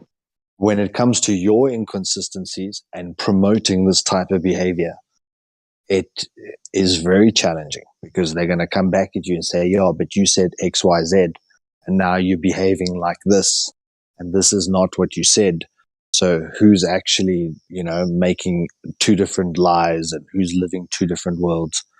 And then sometimes like a TV program will come on, like, Our Planet by David Attenborough or one of those types. And then it zooms out and there's the whole round earth. And then they'll all say like, but look here, this is what the earth's supposed to look like. And then you explain to them again that on TV, blah, blah, blah. And then they say, yeah, but, yes, your evidence is solid, but here's also a really credible documentary. Like it's just showing you the spawning of a salmon. They've swum this far up this river and blah, blah, blah. And then they zoom out and you're on a ball. So now all the other facts are right. Sorry, I didn't mean to interrupt you. I just want to ask you if you do the whole like Santa Claus thing with your children. So we tell them that Santa gives them one gift and the rest come from us. Mm-hmm. So that if they go to school, what we did notice is that some kids go to school and they're like, Santa got me X, Y, Z, and this, and the kitchen sink, and I got a little remote control car, and a full-size car that I can drive myself, and, all these type of things. And then other kids got like socks and soap and those kind of things. So like, why does Santa hate them? And why does Santa love this one that gets like 15 presents from Santa? So to prevent any of that nonsense, they know that the rest come from us. And then, quote unquote, Santa also brings one to them. The reason why I brought that up is because I've been wondering if in some way is that harmful because you're lying to your children with like every fairy tale. Santa's a fairy tale, right? Every fairy tale, is that harmful to a young child's psyche to tell them these fairy tales, and then when they grow up and they realize that that's all lies, and that the person that they entrusted the most lied to them at a very young age? Like, is that somehow some root of evil that is harming You're gonna buy children? gift to your child. Just tell him you bought the gift. So it's not a bad question, and I did dwell on this probably longer than I should have, because I was in exactly the same camp. I don't want to lie. I don't want to be found to be lying to them. I want to be as truthful and direct as possible. And then my parents took me aside and said, "You're taking away the mystery of childhood." And that part of the imagination and letting your mind explore is having some very colorful stories. You learn about Hansel and Gretel, and you learn about Snow White and the Seven Dwarfs, and you learn about, like, daily they're getting some story, and it's about creating this palette of color inside a child's mind. Mermaids. Exactly. That makes a lot of sense, man.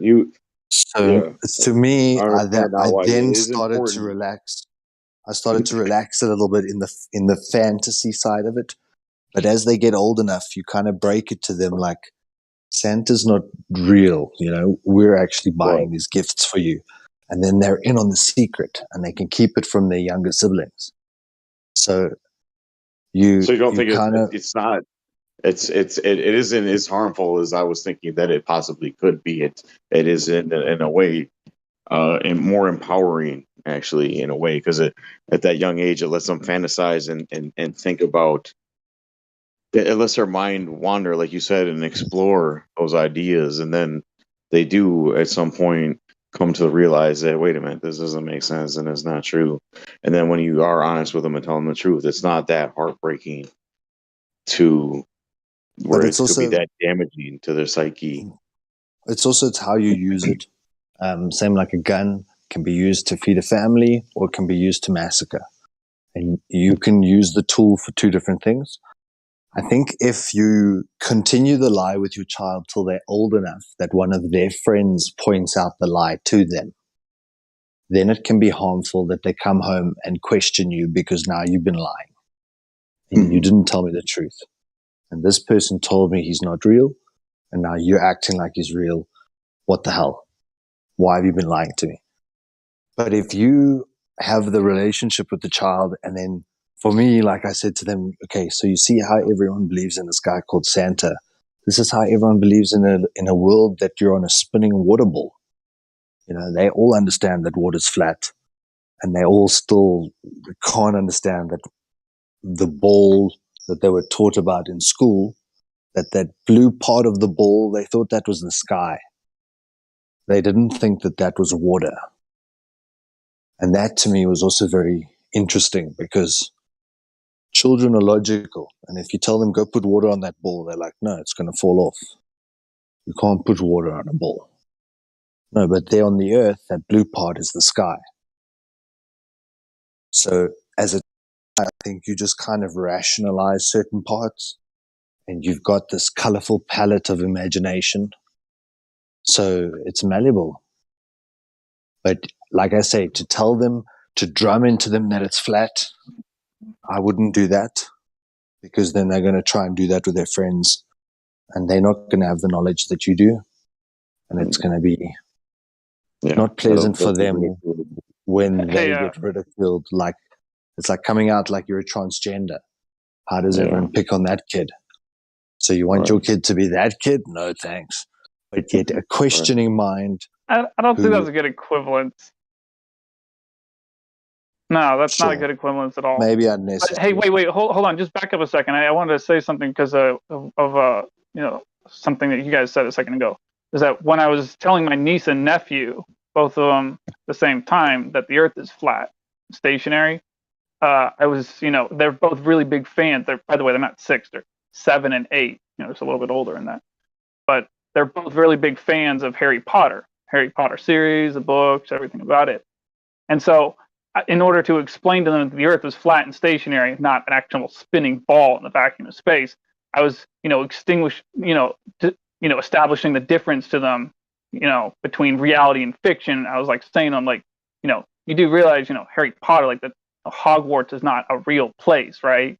I'm like, yeah, they realize, Hogwarts is not a real place. And this wasn't ruining, by the way, an important point I want to make is as the conversation concluded, this wasn't ruining their enjoyment of Harry Potter. Like, they're still enjoying Harry Potter after this conversation, to the best of my knowledge. So I want to make that clear. Like, it's not like they're not enjoying the series anyway. But the point is, they realize it's fiction, realize Harry Potter's not real, magic's not real, Hogwarts is not a real place. And I'm saying to them, and just like that, how that's just in your mind, it's something that only exists in your mind. The Earth is, in that same sense, a ball. It's only a ball in your mind. And in reality, in objective reality, it's flat and stationary and contained. There's no vacuum of space above our heads. And, it's like they were kind of on the fence, sort of, like kind of going back and forth between thinking I was right and not, but the point is they understood it, and they, could still enjoy Harry Potter.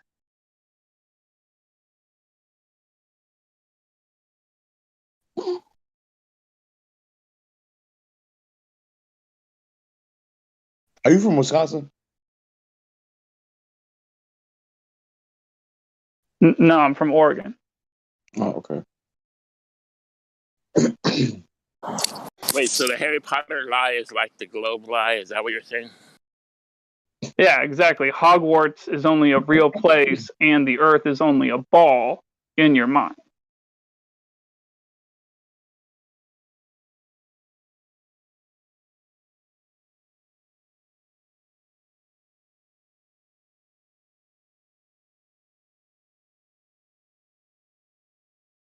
And then you can go to places like Universal Studios, where they built Hogwarts and like the whole Harry Potter world. And you can get interactive ones, and then you can cement the idea in a child's mind. kind of like going to NASA and then going on some of their simulation rides and how they cement this idea in the young mind. The imagination is powerful in the young ones. By the way, the mask mandates are off for Disneyland. You can wear a mask; it's optional or not. We're not talking about that. You know, and then the other option is like if your kids are a bit older and they're in their teens and they're intelligent, you can start giving them the information that proves where we live. And then they will have what they need to be able to go up against anyone. And some of the guys in this room, listening to some of them talk about how they've done it, right from the start, they've told their kids the geocentric version, that you're definitely not sun-centered. And from a religious perspective, it says the earth shall not be moved, that it's set on foundations, on pillars. So from that perspective, this is a stationary plane that we dwell atop. But it all just depends on the vibe you create in your family. So you've got to have discernment. There is no one size fits all. You just made me think of an interesting subject, and that is there flat Earth atheists out there? Can you Yes. Yes. But that's often because they can't, if they accept that there's a higher power above themselves, then they have to acknowledge their wrongdoings.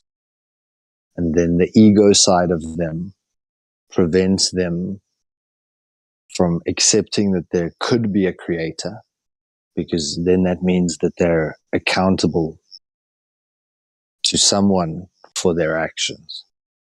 And that's an uncomfortable truth for most. But it's so peculiar to see how people react to that. Now, the flat earth atheists believe that our containment or our dome or our whatever people want to call the sky or the heavens, then some people talk about it like a crystalline type structure, and crystals grow from the earth. You get stalagmites and stalactites. So some guys say, no, the dome just like grew, and then, you know, this whole evolution story could still continue. That once we were enclosed, then oxygen could build up, blah, blah, blah. But there's far too much fine tuning in this creation. When you start to look at how incredible DNA is, when you start to look at how incredible like the sea and the tide systems and the tributaries and the rivers that lead into the sea, and how all of those networks are so finely tuned that when we go and create dams, we can like fuck up entire systems that we're not even aware exist, because we don't understand how finely tuned that hierarchy or that like the symbiotic relationships that exist in nature. So that's one thing that I never understood about believers in science, is because I always thought anytime anybody ever talked to me about science, and everything they ever said to me always just prove existence of a creator. I don't understand these people that use science as a tool to somehow unprove that there's a creator. That was so always been so confusing and conflicting with me. That doesn't make any sense how you can rationalize that and think that somehow science disproves God, when I think it's the total opposite. I think it proves God, proves creation. But that's often they're following a narrative, right? It's not just them who says that. there's Satanists, there's atheists, professional atheists that tell you that we don't need God because we have gravity, because we have a Big Bang, because we have evolution. So it's not just their ideas; they're following other people's ideas too. Yeah, they say creation by a different method. So they're still creationists. They don't realize it. They like point to say, "Ha, you think this got created," and then in the next breath start talking about the Big Bang, which created everything. And you're like, "Do you understand that that's also a creation story?" No way. Evolution is not creation. It's like, well, what happened? Oh no, then it's the multiverse, and then the universe always existed, because then I can take away this word creation, and then suddenly I've beaten you because I've just invented a multiverse which cannot be proven, has not been proven, and then I'm using that unproven thing as my proof. And it's like, hey, retard, you're still talking about this point of singularity. So whether it's a contracting and expanding universe that goes through cycles and goes back to a single point and then explodes again, and then goes back to a single point and explodes again, well, then show me the universe contracting, because it's not doing that. So how they say, yeah, but because it's expanding, there are certain galaxies with blue shift, which means it's coming towards us. What's amazing is that the discoveries that are happening in magnetism is showing you that red and blue shift is magnetic, north and south pole. So when they're looking up in the sky and they're seeing blue shifting and red shifting, or red lights and blue lights, effectively, it's got to do with like the magnetic field that we're living in. And it can be easily demonstrated with a ferrocell and using certain magnets. So it's like their entire assumption is that because they can see blue lights in the sky, is that there's parts of the universe shrinking, so therefore we don't have to acknowledge a creator. But our creation story is everything from nothing. You come from rocks, the rain rained on rocks, and then the rocks released their minerals into the soup, and then the soup started to grow and became single cells, and then multi-cells, and eventually fish that crawled out the ocean. And they would have died, but they always talk about them like over centuries they learned to breathe oxygen. Well, fish don't live for centuries, certainly not when they're out the water. Right. Yeah.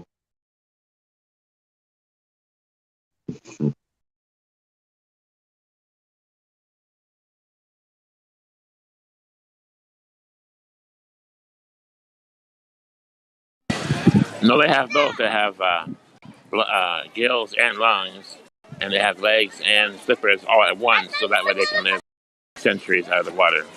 That makes more sense.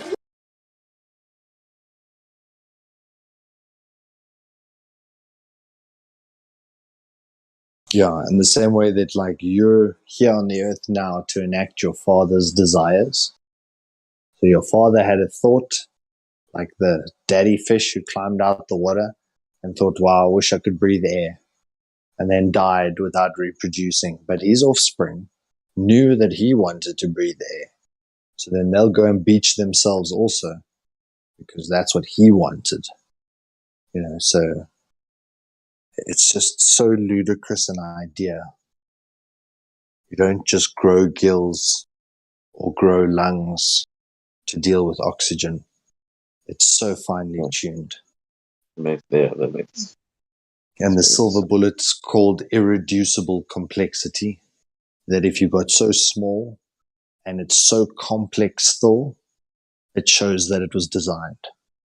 And you can go down to a single cell that's made up of 62 different components called a bacterial flagellum. And it's got S rings and O rings and piston rods. And it's got a rotator, like a propeller at the back that can do 100,000 RPM. And then it can stop in a millisecond and turn the opposite direction at 100,000 RPM. And human beings can't even create a motor that can do the equivalent. because the forces would rip the motor to shreds. And this is a single cell. So their idea You know what else that I don't get about one their simple theories? cell, it's retarded. It's done. Explain to me their idea of Pangea and how all the land at one point was one giant landmass, and somehow because of did they say because of rotation that it separated? That's not what they say, is it? I hope not. I can't No. remember my schooling in Pangea, and I think but they explain it by the continental shelves or the plate tectonics. But effectively, if you look in the Bible, that's the Tower of Babel, and then that right, yeah. I don't want to get separated the biblical, but I lands. want to stick on the mainstream what they tell us, because I'm curious to the idea that if that were true, wouldn't it constantly be moving and shifting and still getting further and further apart? And wouldn't, in some way, even if it was really minute, that would be measurable in some way, wouldn't it not? You, Yeah, it's a peculiar thing because all measurements of the Earth have always showed a null result, a zero movement. yeah. So they talk about like these plates shifting underneath one another in the subduction zone. And the subduction zone exists in the upper crust. And the upper crust is a distance of about, I think it's 300 to 800 kilometers. And then how deep have we dug again? We dug like 8 miles. Mm-hmm. So they're talking about what's existing at 800 miles below your feet. And they scratched the surface at 8 miles and can't go deeper. So how do they know that? But based on this theory of tectonic plates, they say that these crusts move. But the proof is like, hey, look, here's a string of islands and one has a volcano. So therefore, all the islands must have been created as the earth moved over this hot spot of magma. But when you go measure, there's no movement. Well, in order for that to be true too, also, wouldn't it need to be that occasionally you'd see a slow progression of a new landmass forming and coming out of the ocean, like a new tiny island just out of nowhere, like a slow, you know what I mean? You'd think you'd be able to record that and measure it after a time, but I don't see anybody doing that. There are some chains in Indonesia where there's volcanoes coming up from the floor. And it can create like a little piece of land sticking above the water, which looks like it's creating new lands. But it's an active zone. So it's kind of like having a pimple. And then because you have a pimple on your face means that your entire body must be filled with pus. It's like the same thing that we think that like we have a volcano and therefore we must have a giant ball of molten magma just waiting to pop out of anywhere. And that's, if you thought that the human body is just entirely made up of pus because you had a zit on your forehead, like that's retarded. But yet thinking about a volcano as proof that you've got a 10,000 degree oven below your feet, but the ground feels cold at night makes perfect sense. Right. And then at the end of the day, isn't the Earth basically just one big compost pile? You know what I mean? It's that's what the Earth is basically. It's a compost pile. You could look it up on YouTube. There's people who build terrariums and such, and there's actually, if you I don't know how it's done, but you can build a self-sustaining terrarium that can go untouched for years. So I find that very interesting. With like the proper plants and soil and the like. How do they do that? It's Well, you have completely to build sealed. an ecosystem Yeah, there's for the them. I think it's the 50-year-old garden in a jar. And the guy sealed it up more than 50 years ago. Has never opened it, never added water. That's It crazy. creates its own atmosphere inside. It actually creates precipitation on the inside of the jar, which rains down and waters the plant. And the plant like breathes into the atmosphere, releasing water vapor, and the cycle continues. And it's And got it's all just plant 15. life. You don't need any. You don't need any insect to. No, You know what I there's more mean? complex You and need live an ones than outside. insects. You need an outside input of light. Yeah, Well, and, yeah. and also there are some bugs that they have in the larger ones that are more complex and have the space for it. But it can only be certain types of bugs. Like slugs. But you need light. The bottle is sealed. The terrarium is sealed. It's airtight. But you need the light from us, like a precise light on top of it. Yeah, otherwise you'll get mushrooms. or something else. Okay. Oh, on the topic of things that are just one big compost pile, I was going to say NASA is just one big compost pile. Woo! I second that.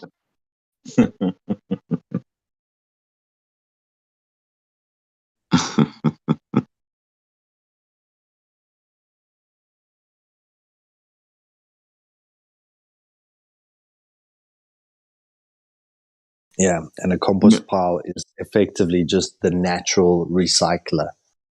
Right. That idea of how we have evaporation, which produces clouds, which causes precipitation, which keeps everything alive. That concept of recycling the water cycle, how the ground recycles matter, ashes to ashes, bodies feed the plants, and the plants then feed the animals, and the animals then feed the man, then the man dies and feeds the ground. So it's like this continuous, perfectly fine-tuned recycle process, which allows longevity. And if we don't mess up the land, which we're doing at an incredible rate, but if we didn't mess up the land, that land is good for thousands of years. But by placing even just tar on the roads, the amount of land that we've eradicated from productive land, you're not going to produce crops where the road has been placed. It's the earth isn't separate from us, right? I mean, we are a part of every aspect of this living, breathing plane that we exist on, and we're the most important part, right? So could it even exist without us?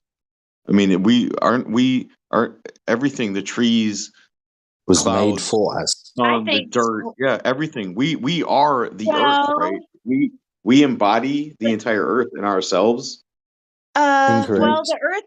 I think the Earth would continue without us, unfortunately. But like Flat Earth Solar just said, it was made for us. Okay. Yeah. Yeah. And, But I and we wonder, were made, it we were feels made to be what the Bible calls custodians. So Hmm. we were meant to look after and shepherd, to tend to look after tend the to the earth. animals and assist the animals, and also assist the plants, and consider this place as really magical, and to treat it as such. But yet we've changed from custodians to what do you say, Destroyers. like pilferers, yeah, destroyers. Yep. Unfortunately. How did that transition happen to where we became just self-sustaining and self-sufficient and taking and being those basically shepherds of our environment, to then somehow becoming something else, to where we needed to not only just take care of the environment but control it and harness it and force our will to it, you know? Well, I would say it would be the introduction to usury.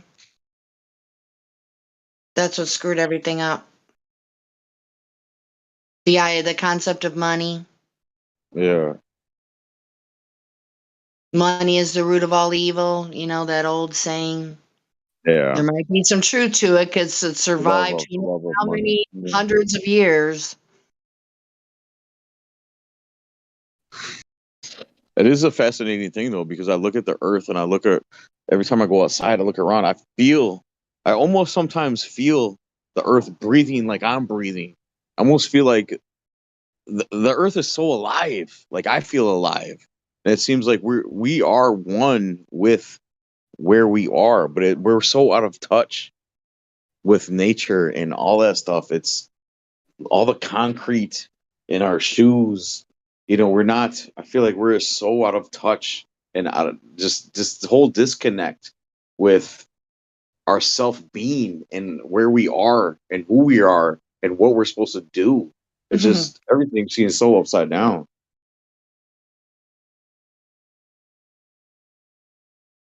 Yeah, we do live in a backwards, upside down clown world. That's for sure. And all you need to focus on is yourself.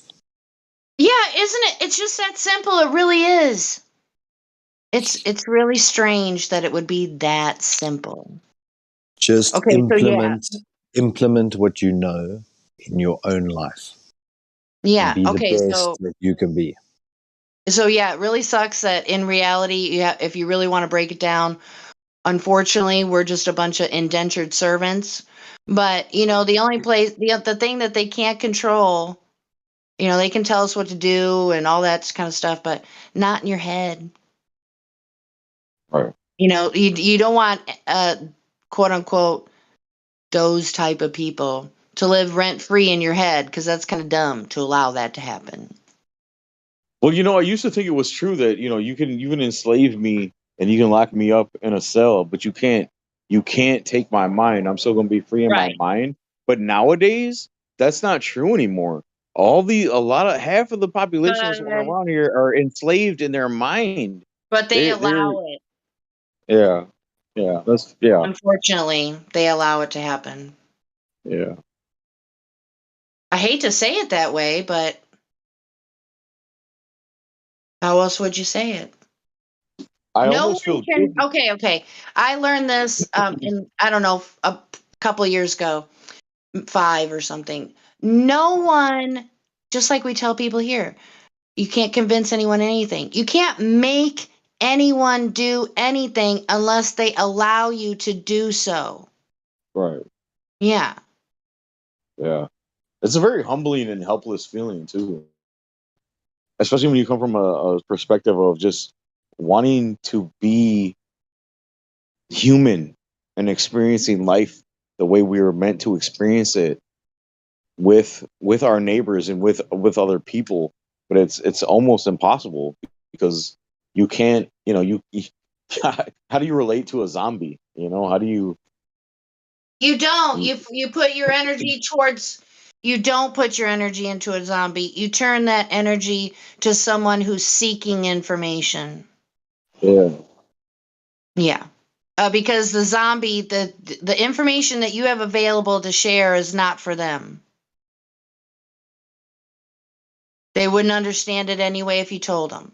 I mean, it's possible, but I mean, if you're able to put them under that classification, then I guess you could say something to plant a seed, but you never know. I try not to, assume anything with anyone.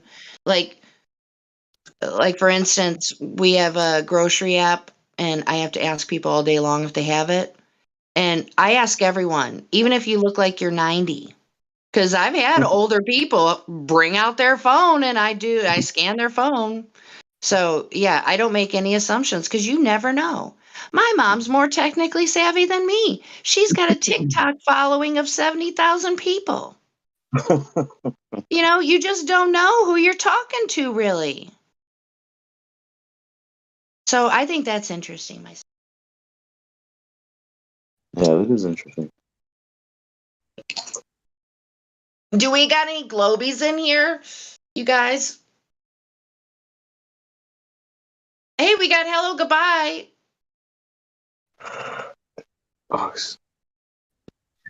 Hello, goodbye, sayonara. Arrivederci. We should call him, just call him Garth.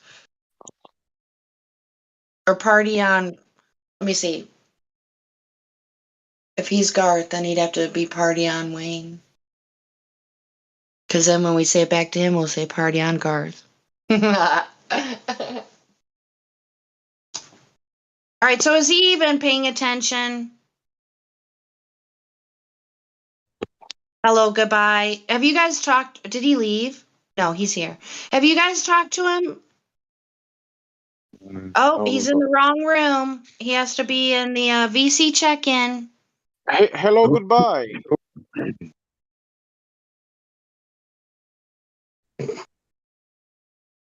Oh, and we got Professor Proton returning in here, just VC verified still. Just.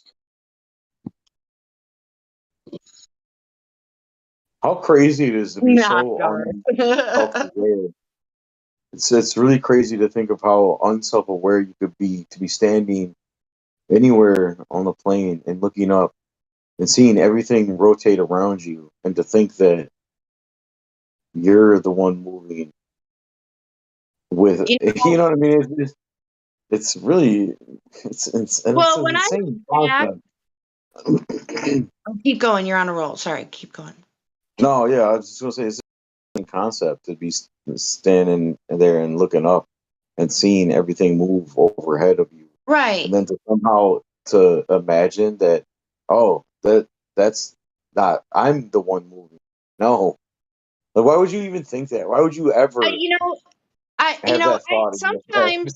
Sometimes I think about what it was like, 6 years ago or whatever prior to that in my life, and not once did I ever get any indication from myself in my own experience or anybody else in my life that I came across or anything I read or anything that we were moving. I mean, sure, you see the stars, I don't know, the moon moves and the sun moves, but you're moving away from the sun and the moon depending on, oh yeah, that gets too complicated for me. But It doesn't make I sense. mean, It's like looking up at the sky and seeing a plane moving across the sky, and then thinking, wait, is the plane moving or am I moving? well, whenever we bring up stuff like this, and I always think, well, how could you possibly be moving that fast and not realize it? And the Yeah. infamous globers, they say, oh, well, it's all relative and that kind of bull crap. But I guess I really understand their position with that response. I mean, I know in the end it's all gobbledygook, but Gobbledygook? yeah, gobbledygook. But I just don't see how that can be.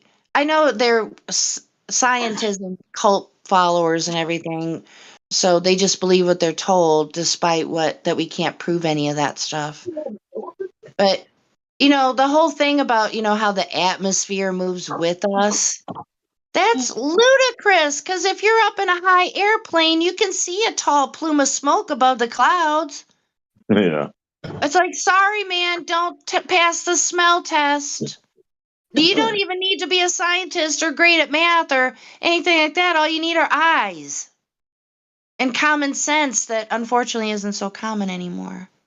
But how the heck can you have a huge plume of smoke or condensation or whatever the heck it would be way above the clouds?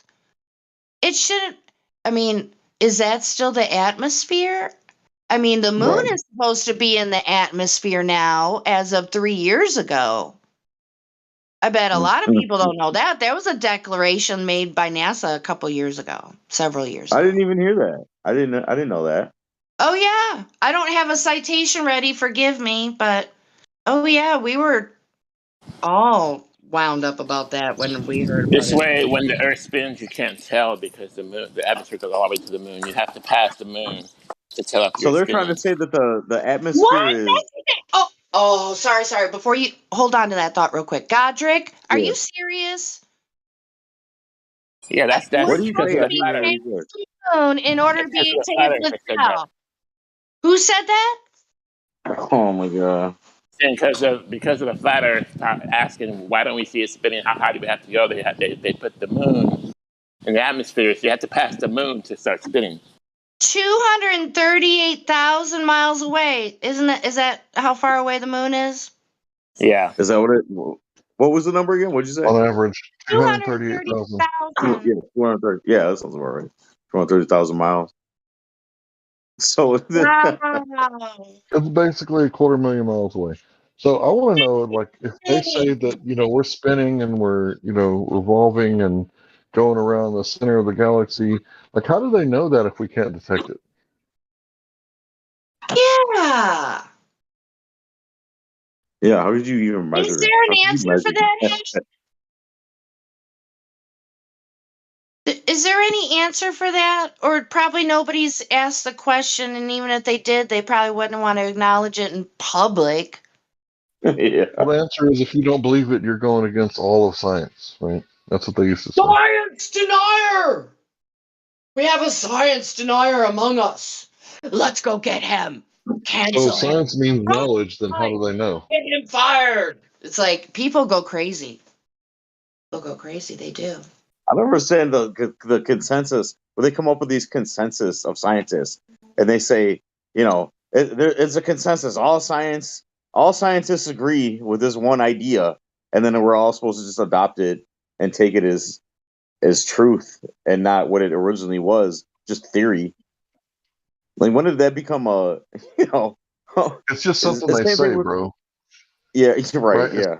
Because if you spend any time in here, you'll find that sometimes we have a hard time getting people to agree that there's this thing called objective truth. And I say, Wow. sometimes the sky is blue, right? And they go, well, actually, no, because it's just the light scattering and how your eye detects it. Yeah, right.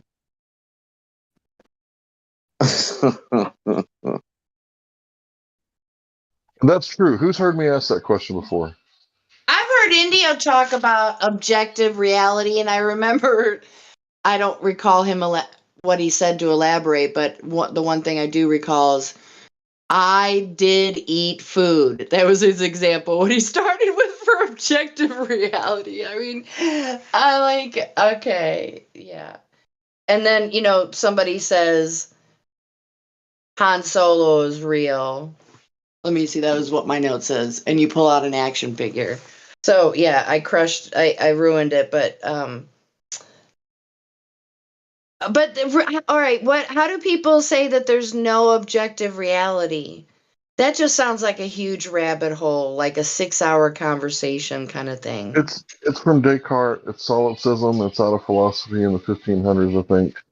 And basically, they say that you don't know Oh, I got anything a video. except for you exist, right? And that same person that says, I don't know anything, will claim that the earth is a sphere, even though science doesn't prove anything, and we can't know anything. Gosh, what's taking you so long to catch up, retard?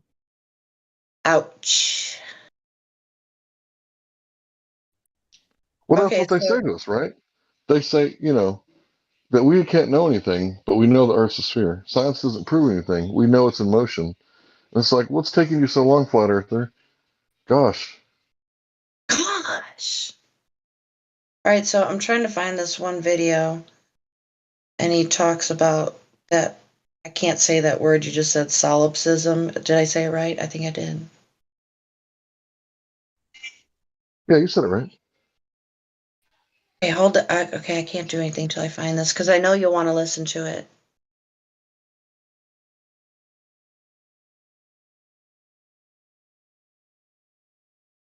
Found the channel.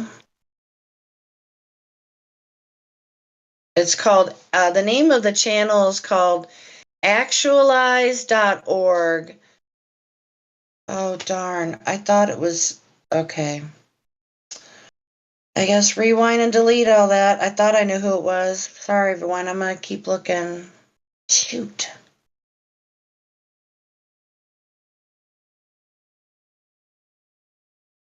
But I like one quote by Descartes. I'll get back to you, Hank. I want one thing at a time, I guess. Yeah, I'm sure he said some good stuff, but Yeah.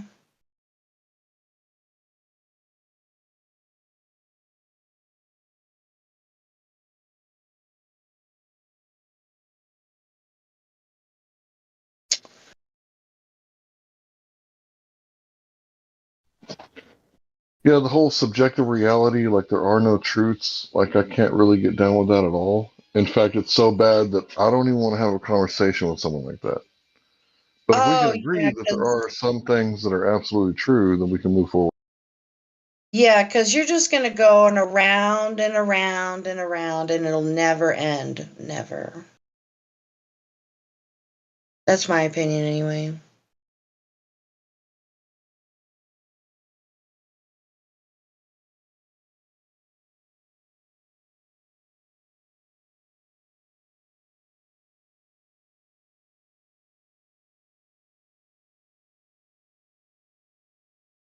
I guess there's a chance that I did have it saved to watch later, and maybe it got taken down. I didn't know he was a channel that got subject to that, but maybe he was talking about Miley Cyrus or something. Somebody got butthurt.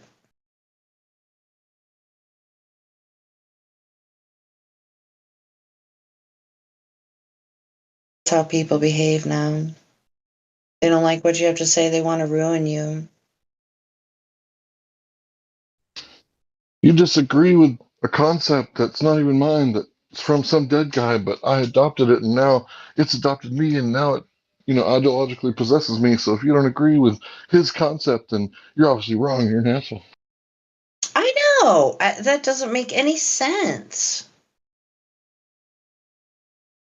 People don't know what they're doing, like literally and figuratively. I mean, I'm not saying I got it all figured out because I know I don't, but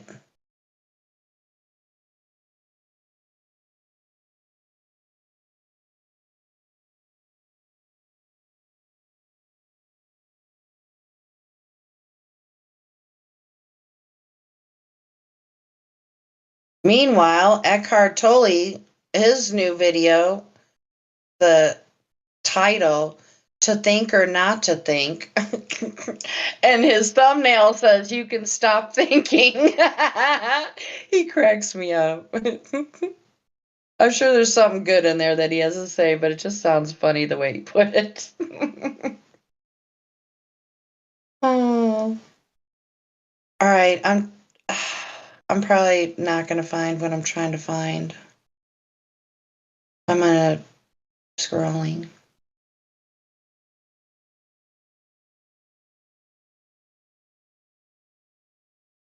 Okay, so solipsism, what is you touched on it for a second, Hank. Do you have like an easy definition for that? You said there's Um, no objective reality. so no, yeah and no, but basically it's the thought of you can't know anything. It's impossible to know anything because what if your brain is in a vat? And it's like well, he didn't say it like this, but this is like the modern understanding. What if your brain is a vat and like the matrix, it's hooked up to where you have, this matrix program that's running that allows you to see, smell, taste, touch. The Yeah. thermos got it. And, how would you know? You wouldn't be able to tell because your brain receives electronic signals and you wouldn't be able to know. So the only thing that you can know, and this is the old school version, is the only thing you can know is that I exist. And I know that I exist, right? You probably heard, how does it go? I forget. I think, therefore I am, Right. right? So it went from that to I am, but I don't know if you are. You could be a robot, and the only thing I know is that I exist. And I think this is like a form of Satanism because it Ooh. completely like changes your way of thought into nothing is true. Everything is my own personal truth. And my rebuttal to that is, well, then we have to look at Pol Pot, right? He said that 3 generations of imbeciles is enough, right? And me being an empath, right, I can understand what he means by that. 3 generations of morons standing at the entrance at Walmart, not letting people get past, even though they know everybody's trying to get their shit and get out. They're just going to stand there and block everybody. And it's like, maybe we should do the genocide. Maybe we should free up the, the interstates, right? And that's how dangerous this philosophy is, right? Because that's the kind of thinking it leads towards, right? Like maybe Pol Pot, the mass murdering fuckhead, maybe he had a point, right? And maybe his truth was the truth, right? So I think it's a dangerous philosophy. And, it started out kind of not so bad, but then everyone changed it into this way of thinking that I'm talking about. And I could be wrong at any moment. Somebody can come in here and correct me. I mean, I like philosophical kind of conversations, but even if you did exist remotely, you still exist. That's a little much. I mean, even if you are a brain in a vat somewhere, I mean, that's a horrible example in my opinion, but okay. I mean, how you could never know. I get that. But I don't know if that's to say you don't exist. We'd probably easily talk for an hour about that alone, which we can't do here. Because the easiest way to prove someone is a real person is to ask them a question that a computer can answer. Like if I ask you, how was your day? The computer can say, oh, it was fine. Thank you. How was yours? Right? But if I Right. say, tell me about the first time that you ever, sprained your ankle. I don't Yeah. think the computer is, going to be able to give a story that would be, I mean, maybe AI has advanced a lot, but Right. I don't know. I think with a series of questions, you can tell if someone's a robot or not. But then again, Jordan Peterson couldn't tell that he was talking to bots. Yeah. So I don't know. Well, Jordan Peterson does get quite a bit of mainstream exposure, doesn't he?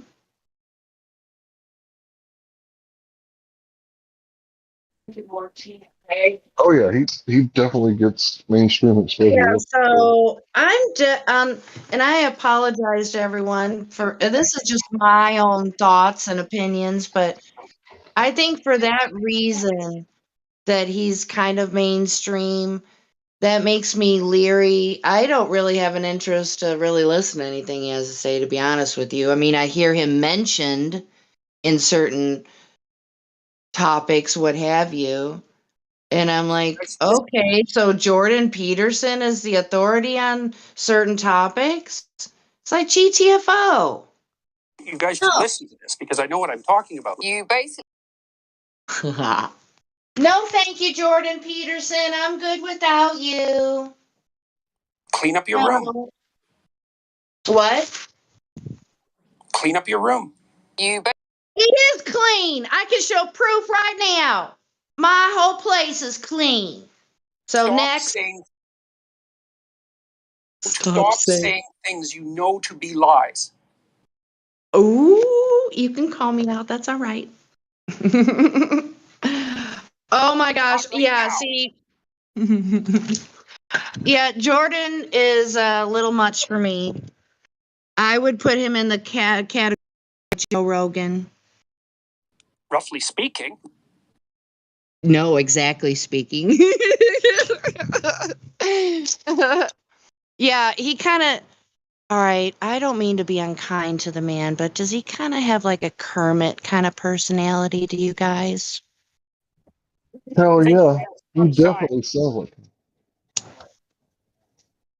I mean, obviously the man is intelligent, so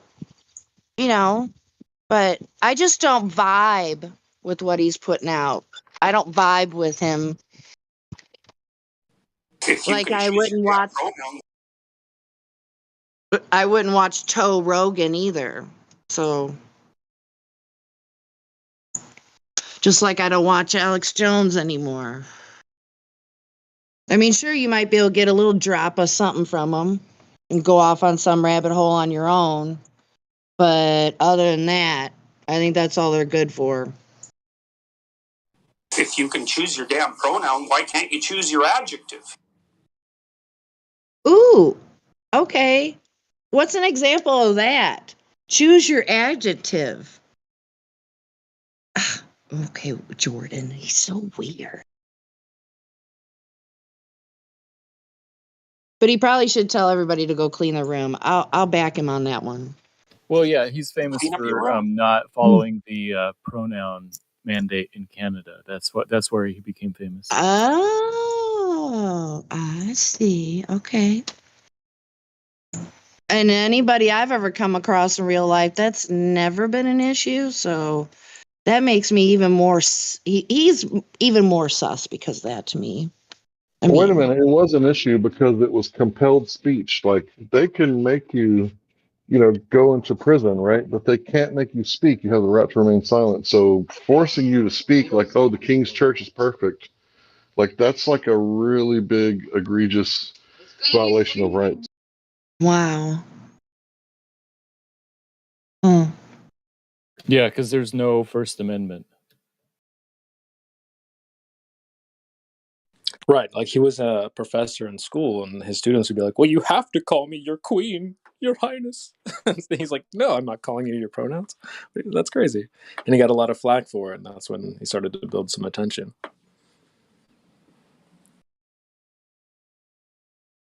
Well, was it referring to an actual title, or was it referring to Just someone wanting pronouns. Yeah, him? Or, Just pronouns. People just wanting them, if they identified as a female but looked like a male, he just called them sir or something like that.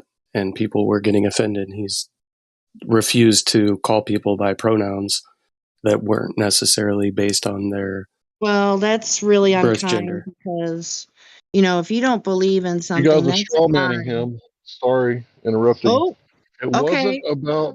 wasn't about in his classroom someone saying, "Could you please call me ma'am," even though I was born a boy. It was about the government creating a kangaroo court or a pseudo court to where they were going to start processing people without going through the rights of the Canadians and just, getting people to say whatever they want, or they got to go to this specialized court that they made out of thin air where it's Private like, court. yeah, exactly. So Yeah, he was Mhm. against all that. he Oh, he refused to be compelled to call somebody something, right? Refuses to be compelled to say specific things. So it's like a free speech okay. platform. Not to take away from the conversation of Jordan, but I do have a genuine question that I've asked others, many others, mostly in person. And I may have in here before, what term can you refer to a male, and this is apart from the topic we're talking about, refer to a male in public that is considered socially acceptable other than the title sir? Mister. Like Mr. Yeah, Man, okay. Mr. means Okay. master. Okay, so Mr. All right, so I'm wanting it to use it in a grocery store cashier capacity. So usually when you use the term Mr., it's followed by someone's last name. I mean, unless you're a small child, then I think that would be appropriate. I have thought of that. I don't know. It would be kind of odd. Maybe, maybe not. Like, oh, have a nice day, mister. I don't think I mean, a guy would like that any more than sir. They think it's too formal. I'm like, what do you guys expect you to do? Just call you, hey, dude, have a nice day. I can't Brother, do that. I mean, so I'm like, well, I can't, I'm kind of stumped on that one. Oh, I it's think perfectly sir is fine all for you Well, got. brother I to think use the sir. reason they don't like it is because you're assuming they're a sir. No, I'm talking apart from the whole gender calling us certain pronouns. I mean like regular. I don't mean like with that component added to it. I don't think Well, I anybody mean, gets offended being called sir, unless it's on the basis of the whole pronoun thing. But any No, male, no, any male would not take offense to you calling them they sir. do. They do. Well, I that's on them. experienced it myself. I mean, Oh Maybe well, they just I'll don't use by say their that. name, Jenny. Well, perhaps they don't like it because it makes them feel old. Perhaps. Yeah, maybe I should tell him to wear a name tag because I can't remember everybody's name. So if you don't want to be called sir, you gotta wear a name tag. Okay, I got my answer, you guys. Thank you. They're being extra nice to you. Wear a name tag like everyone else. Oh, sorry, you guys. Okay, I'm done. But Jordan Peterson, what were we talking about before Jordan Peterson? Was it something flat Earth related, you guys? No, but Jordan Peterson, you should have. Everybody should have stopped paying attention to Jordan Peterson outside of the one protest that he was making. Most of his other philosophy is complete crap, in my opinion. What was his first bit then? Well, I don't know Jordan It's what we history. were discussing, right? He didn't like the Canadian government forcing him or compelling him to speak. Okay. I thought you meant a different thing. Is Jordan Peterson here? No. Oh my gosh, it would be. Oh, okay. And I actually haven't said that. What? Roughly Is he here? speaking. No. What is going on? I'm confused. I thought you saw somebody with no role. It would be fun to talk to him. No, I'm not saying that at all. I'm not saying that at all. Yeah, it's the classic interview. Yeah. So you're saying? No, I'm not saying that. I actually haven't said that. Wow. Yeah. Who brought up So you're Jordan saying the Peterson? Earth is not round? It was probably me. Yeah, who's saying that Earth's not round? But I just wanted to say that he is probably the most strawman person besides us. Yes. Oh. Okay. Yeah, the Earth is not a globe. Yeah. Yeah, Earth's not a globe. You start with the Earth is not a globe, and then you go to Earth is flat. Yeah. Or you're just gonna say, Nope. nah, Earth is not a globe. It's Earth not is a not a globe. stage. I don't care what it it is is, but not it's a not a globe. theater. You may be a thespian. I am not. I ain't acting. Yeah, well, I know the globe, but flat. That. I mean, what are you talking about? That it's not a stage. Oh, that's what Yeah, the globe the is. Earth is a It's called the stage. theater, the Globe Theater. Right? The That Globe is Theater is where most true. of the Shakespearean plays were played. Yeah, they were played elsewhere, not just at the Globe. Wait a But minute. when they rebuilt the Globe after it burnt down the first time, they decided to showcase nothing but Shakespearean plays there. That is true. True. All right. You better not try. No. So when they say the world is a stage, which they got from Shakespeare, they're literally saying they've turned the world into a globe, turned it into a stage, a theater, and we are all just actors upon the stage. Well, that would be kind of So- literal and figurative, right? I mean, Yeah. yeah.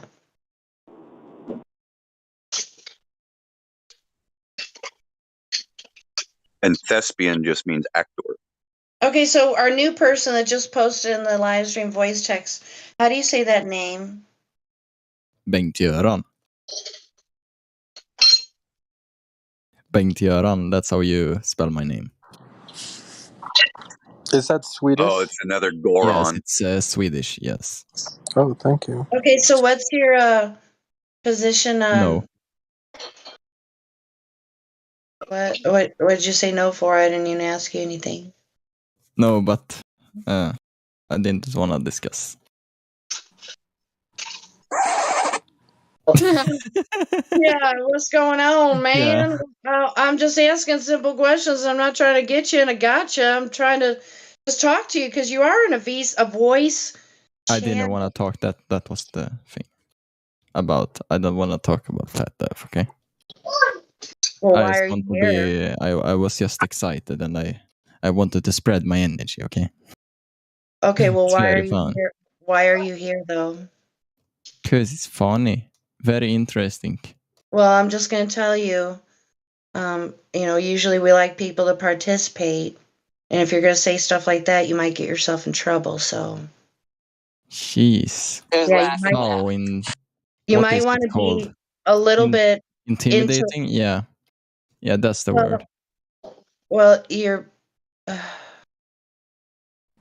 Who's laughing now? It's not like this is a conspiracy server. We're here to talk about how the Earth's not a globe. And you don't want to talk Yeah, about well, that. I know about all the other things. The thing is, what is most interesting isn't if it's a globe or whatever it is. That there are bigger issues. You mean like us being lied to? There's bigger issues than that. Yeah, there are bigger lies than. Oh, than really? Oh, interested. What? Can I just add something? Yeah, sure. Yeah. Well, half the people that join this server on the globe side would give literally an arm and a leg to go to space. So it's not a big deal. I wouldn't. We're just trying to help people not get scammed. Why would I want to go to space if I could just stay here in my home country and enjoy myself and enjoy family and everything? Well, I guess you're not one of them. But there are a lot of people Why like would you want to stay here? Because there is not enough place for all of us. No, We are depopulation, getting Georgia Guidestones. overpopulated. Yes, Overpopulated. Georgia and, Guidestones, 500 million. I know everything. yeah. I know everything. Bacteria on Mars is life, but human heart beating Yes, human heart yes, embryo yes. is not Very life. true. Very true. Good. That is exactly how it's said. Yes. What would you say if I tell you I'm a globe heretic? I don't know what heretic means. Blasphemer? I'm Swedish, it's English is not my primary language. You sound all right to me. It means Yeah, a but heretic is someone who goes against the church of a religion. oh, okay. So in what is Islam, religion? it's infidel. So He goes infidel. against the globe religion. Yeah. Hank, what were you trying to say? Interesting. Sorry, I was When just I going s- to relate it to something he Yeah, probably well, did there are know. In crooked. Islam, it's infidel, right? There are crooked And nosed then people who run this Okay. world through banks and media and government. That's a bigger issue than if the world is flat or globe. Okay, that's bigger issues. So right now, it doesn't really matter if it Actually, is it's flat just or whatever shape just the a- Earth is. Doesn't really matter now. What matters is the Actually, people It does waking up matter. to None of what whatever you're is going saying on right matters. now. same issue. The banks, It's just none of it's that the same matters. issue. Time out, guys. We got a couple people trying to talk. I don't know if Yeah. Hank got a chance. And we got Godric, and then whoever was third. Joshua. Hank, what do you got? One at a time. All right, we'll come back to Hank. Who was second, did I say? Sorry. Godric. Yeah, Godric, what do you got? Actually, it's the same issue. Okay. We're being lied to by these controllers. And they're lying to you about that other thing you mentioned also. So pay attention. Joshua? Yeah, I was just gonna say all of that financial stuff doesn't matter. Well, yes, it's matter more than the Earth's shape. No, money doesn't It matter. really dude. has an impact on you. Finance does not matter. Yes, it does, dude. Money is power. That's No, what you money is If you're comfort. onto this life thing, That's what you think. wouldn't Okay. wouldn't money be the first factor if they're gonna lie about something? Then there has to be money to it. How much power Right. do you have, Sasha? Well, I don't have that much money, so I don't have that much power. So money's not power. Well, if I was a billionaire, I would have a lot of power. Information No, is you won't. power. No, money's more powerful. No, information. Underestimate my power. Well, if you have enough money, you can buy the government and literally make If I know what you power. No, did, you can't. It's a if I company. know what you did, that what you're hiding, then I control you. What you did. Yeah. What? What you did last summer. You can't I control know what someone you with did last information. summer. What? I mean, maybe if they raped someone and like you could hold that against them. Yeah. Politicians and at these parties where they Right, but you guys were talking What do you about think drug, they Epstein use. was doing? You think Epstein was doing Yeah. a charity? He was getting the politicians, getting Well, the the dirt Giving on reason, them. free drugs. Yeah. yeah, the reason Epstein was so powerful was because he was a billionaire. Well, no, his Oh, network capabilities. That's what made him yeah. powerful. The people he knew and the favors he And he did or was rich. whatever. Yeah. Right. Yeah. And is that why he died in jail? No. Sir, he never died. Can you Don't can you assume that prove he that he died. Never died in died. jail? Sorry, That's he just a didn't die in psyop. jail. His brother said he died in jail. Actually, there was an incident that happened there. Even if they did, there's no way to prove. No way. Ba-da-ba-da-bum. Ba-da-ba-da-bum. I mean, even if they did a wake, there's still ways around that. They could have, this type of, what is it? Where they put the makeup on you. Sorry, guys. What? Put the makeup on you? Hey, look for example, The Gucci prosthetics. for. I don't think he's dead. In my opinion, I don't think he's dead. Yeah, well, it wouldn't affect me if he's dead or not. Well, I don't know about you, but I like to know when I'm being lied to. And then It I like doesn't matter. The lie in itself doesn't really matter. Even if everyone it knew does. the truth, it wouldn't change anything really. Okay, well, Because social you would need change. to organize it. Hold on. When you're talking about social change, you're talking at minimum a decade. So we've been here 5 years so far. I think we're gaining pretty good momentum. I mean, No. if you don't care for the topic, that's fine, but don't be saying there's You more actually important haven't. stuff down More because than on Discord. it's probably going to make things more difficult for you, and I don't want it to be that way for you. It's really not. That's Well, it might be. deluding yourself. Good luck. What? Good luck. I wish you luck. I do. What do you know about life? 42.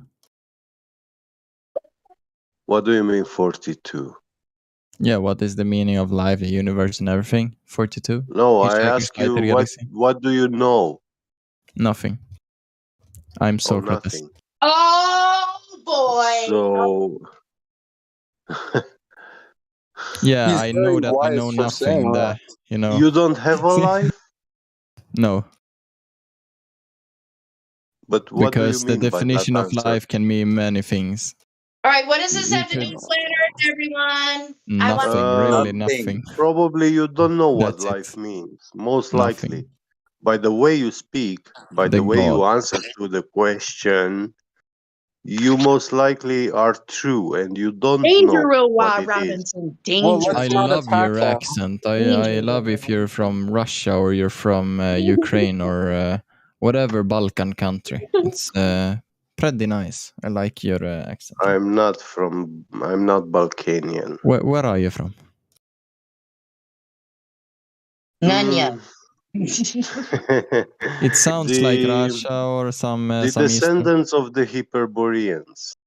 He's basically saying, I like I love that. that answer. I love that answer. I'm from Hyperborea. I love all the Hyperborea mashups, Well, the you remixed haven't edits. crossed Danube to swim over. You need to cross Danube to get there. Who? The Danube. The Danube River. Never heard of it. Yes, you Yeah, you need to cross it to get to that land. You haven't heard about the Danish, right? As they marched into the area that they now take control of, they named everything after Dan. You never heard of that, bro? Yeah. I did, yeah. Hyperborea.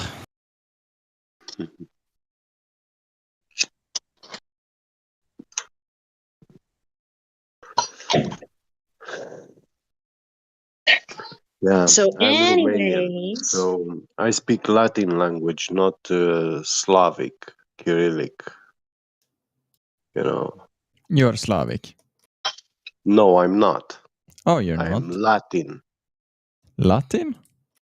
Yeah, we actually gave birth to Latin language. Romanian language, ancient Romanian So you're language, from Romania? gave birth to Latin, Greek, and the Slavic languages. Yeah. Are you from Romania? So try to remember this, my friend. There's different Timișoara. groups of people, right? So in Mexican culture, right, south of Texas, we have Mexicans that have blue eyes, red hair, blonde hair. really? Some of them, yeah, from the Spanish, right? Spanish or Europeans. Oh, right. Okay, I'm with you. Right. So there's Hold different types, on, right? I'm getting that. There's I'm getting that. so it's the same thing with Romania. Romania has a very rich history, right? Remember they were conquered. So there's different types of people in the country. I think Romania's got like a bad rap for that. I Yeah, like we how do Get have bad Get is rap. very specific. I am not Slavic. Yeah. I mean, that's important. I mean, because there's, well, I guess they would be stereotypes attached to or whatever, right, you guys? Or, I don't know. So what I'm saying was, look at the Romanian history, like different history. But it's a story. You're roboting. We can't hear you.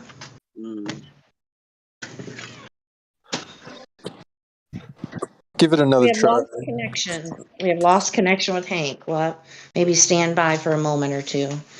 Give him a Yeah, second. by It's the just a way, story. Yeah. Tartaria is in Romania, not anywhere else. Nice. Yeah. Oh, well, there's a big talk about Tartaria, Australia. Did you know that, Get Beget?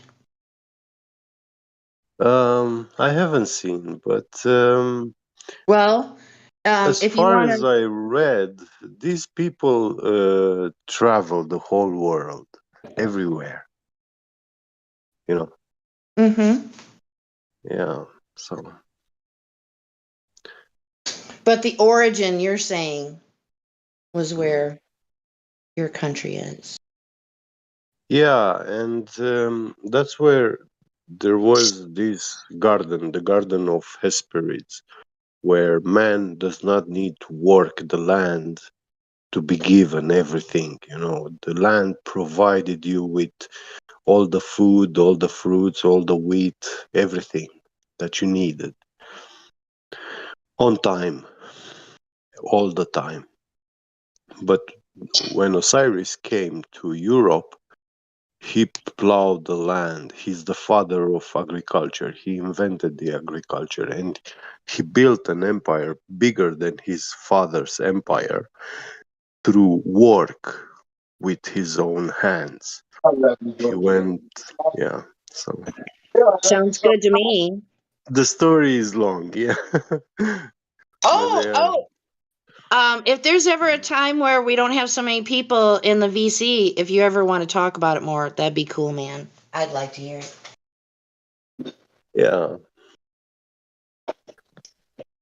I recommend the book Prehistoric Dacia. There must be English version by now.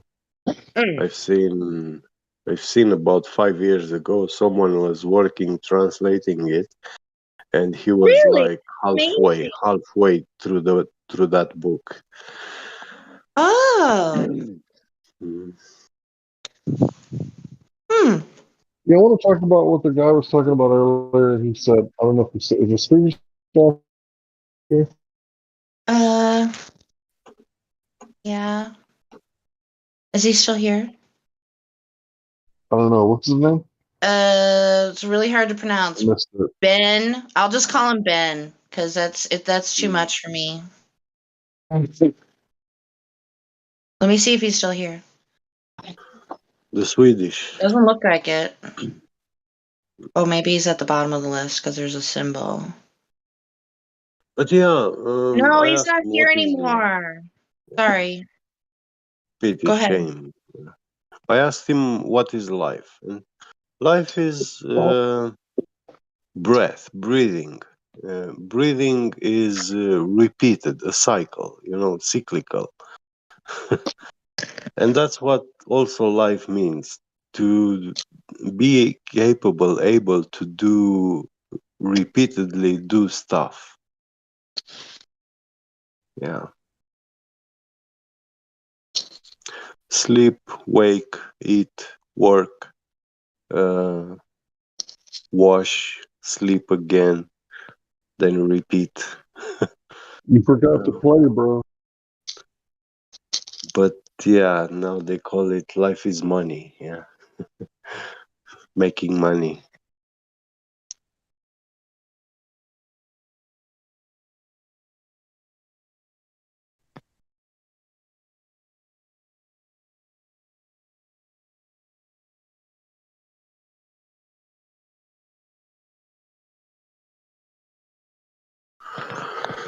Yeah. Knowing where you live is not important. Yeah. So why would Oh you my gosh, clean your that's bedroom? Yeah. I don't need to know where I sleep at night. My bedroom. I don't need to know that place. So that it's not mine. I beg to differ. I got to know And what's on the floor of my bedroom. Otherwise, I could trip and fall. yeah. So it's the same with the knowledge about the world. If you don't know what this world is, then by default it's not yours. well, this And is how I you will look at not it, even Get. fight for it. Yeah. If you What? don't know where you are, how could you possibly start even really kind of knowing who you are? Exactly. You Yeah. can't know anything. Yeah. Right, because if you come to here and you don't ever get convinced, like say Sasha never gets convinced, when he, spends enough time here, he's going to be like, what's the word? They used to say it back in the day, but they kind of hijacked the word. Oh, I'm yikes. so sorry. No, you're good, man. Skeptic, right. So Sasha's going to leave here as a hyper skeptic. So if he wanted to find out who he was, like his people, and trace his line all the way back and everything, he's going to be like more skeptic and have like a better chance of evaluating the truth than someone who just goes to college and does what they're told and never looks into the finer subject. I'd be willing to bet like everything I got on that. If this place doesn't teach you to be like really on your toes about information about verifiability, like I don't know what you're doing here. You're wasting your time. Yeah, it depends what college you go to. Where they appreciate investigation or where they want you to just dig in what they pour inside you and then regurgitate back. Yeah, being able to vomit, you get a PhD for that.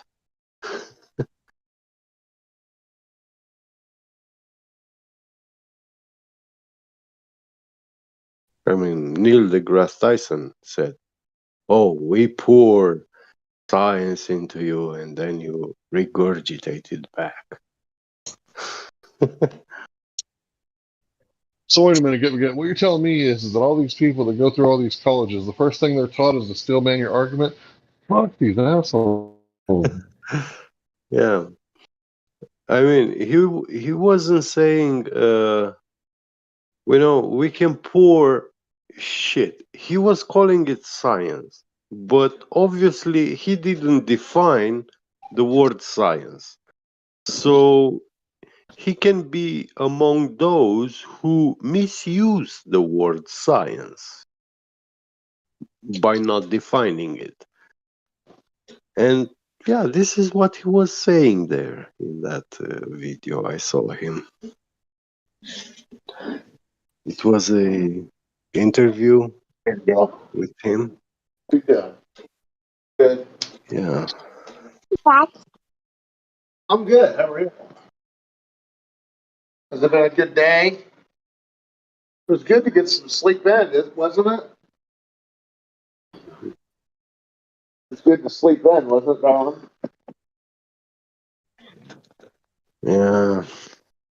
You want that light on? Hey, old hoss, you gotta open my brother.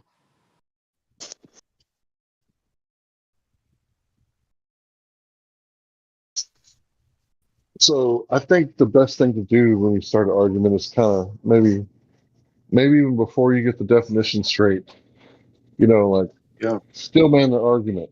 Make sure you get it back their argument back to them in a way or better than they gave it to you, right? And then at that you brutally attack it.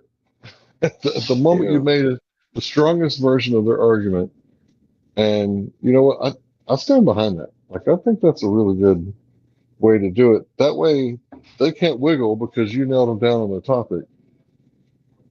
What they were saying, you nailed it. Yeah. And then Yeah. most of the time, like I've heard Cutler say, ask them, what is your premise? Right? Because most of the time they can't even repeat your argument back to you. And that's going to tell the audience all they need to know, right? True. Yeah. But they are good at acting. So yeah. He's an actor, he's not a scientist. So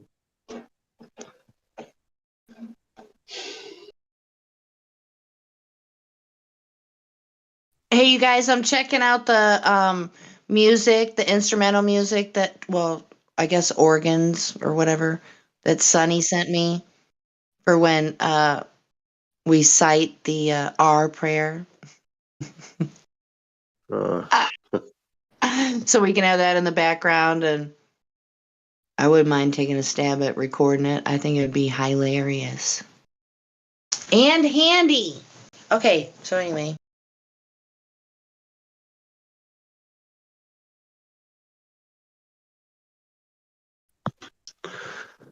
I forgot to call QE a globe heretic last night.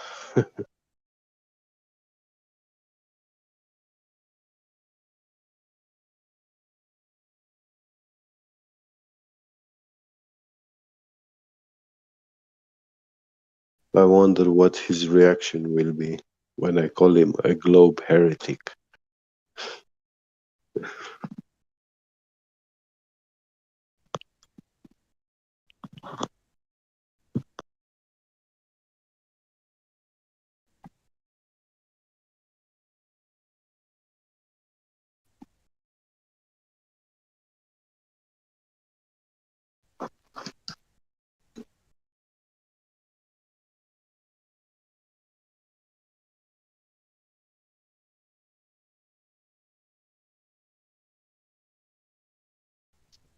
Hey, can we start calling ourselves the Globuites?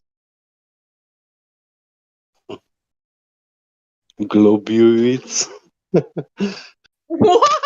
Oh my god! Like the Jesuits. Nice. Oh, touche. Touche. I like it.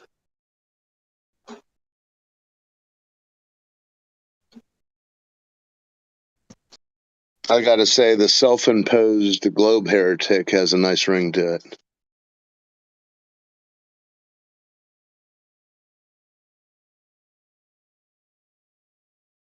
Yeah, and globe blasphemer or heliocentrism blasphemer.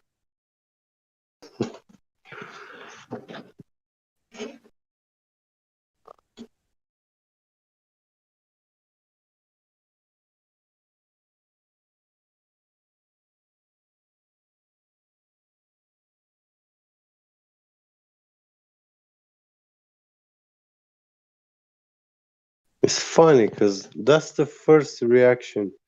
When you tell a global gravity doesn't exist, they instantly react like you are speaking blasphemy to him.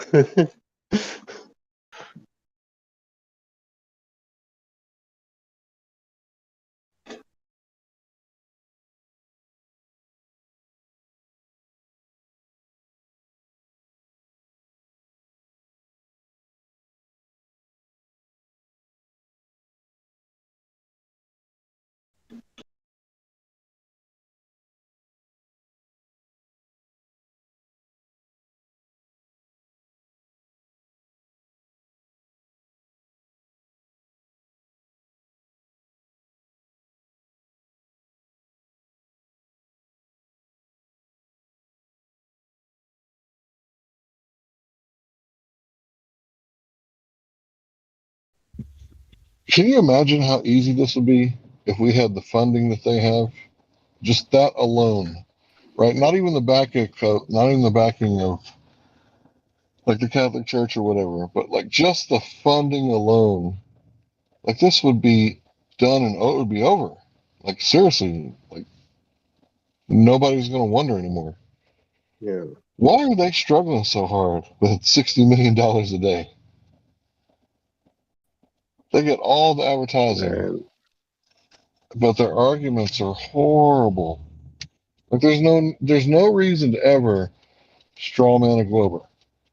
Ever. you can't comprehend that lifestyle, Hank. It's not cheap. That lifestyle is expensive.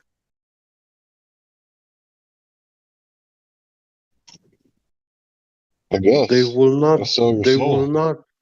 They will not live without it. You know, if you take that away from them, they in society, those people will be like by default meant to perdition, destined to perdition. See what you're saying? It speaks to the You, obviousness and the simplicity of the yeah. truth. I mean, if you have to spend $60 million a day to cover up something like this and they're still not doing a very good job, it's fairly obvious.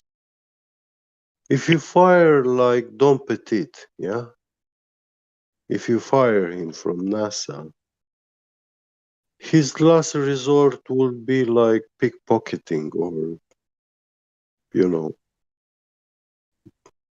these street scams, you know.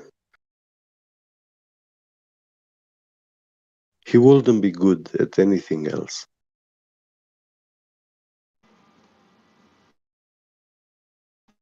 Don Pettit here from NASA. Due to the COVID-19 virus.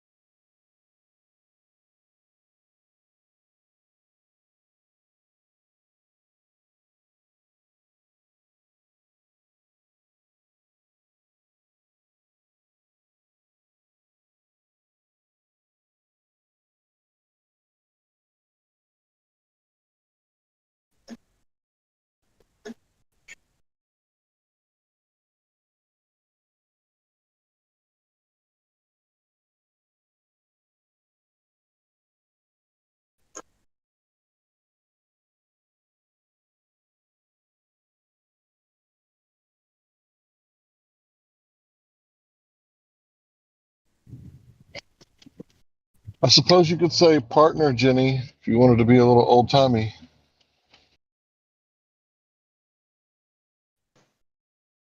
Hey, that's a good one. You might be onto something.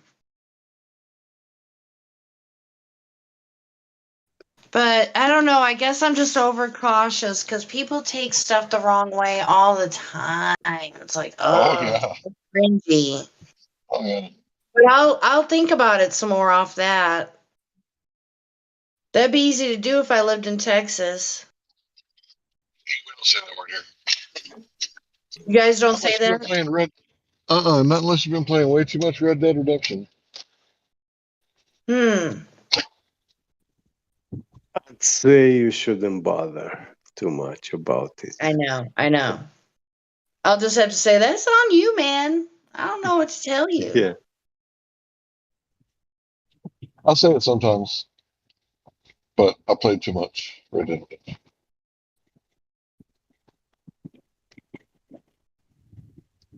The second one, anyway, not the first one. The first one I did like 99% of the game, and then I took a break, and my kids were like, "Hey, can I play?" And they beat the game for me. No, that would technically be, yeah, Red Dead Redemption. Their chronology is so weird. That would be the last one that I played. And anybody who beat the game, they know that once you beat the game, yeah. So I played the crap Well, out of the second one. I like hunting and fishing. beat the AI at AlphaGo.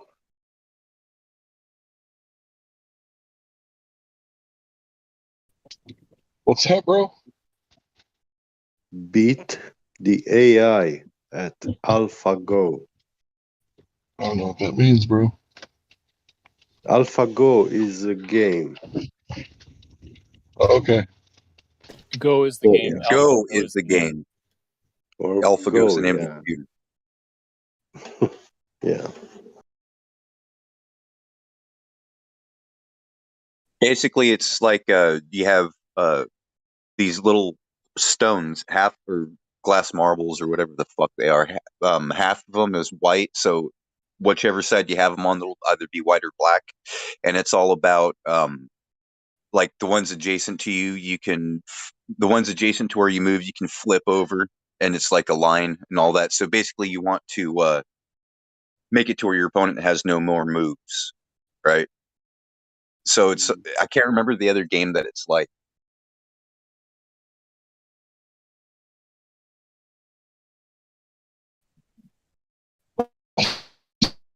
Globulus, or what? How did I say globulus? And we should name colleges after ourselves. I'm sorry, Josh. Go ahead, bro. Oh, that's all right. I was done. I think that game is real popular in China. Oh, yeah. I South don't know about Korea it. too. Japan. Yeah.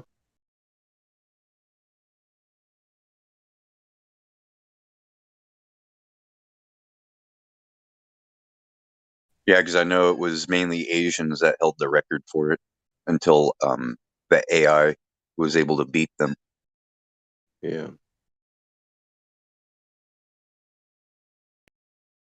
Yeah, I think in South Korea is like the national game, their own national game.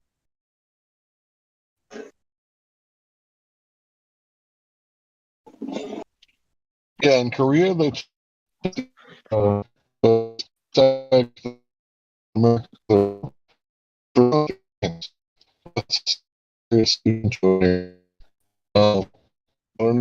soccer. Yeah, I'm really like soccer and people like video games and they turn over there all the time and they got like teams. Um,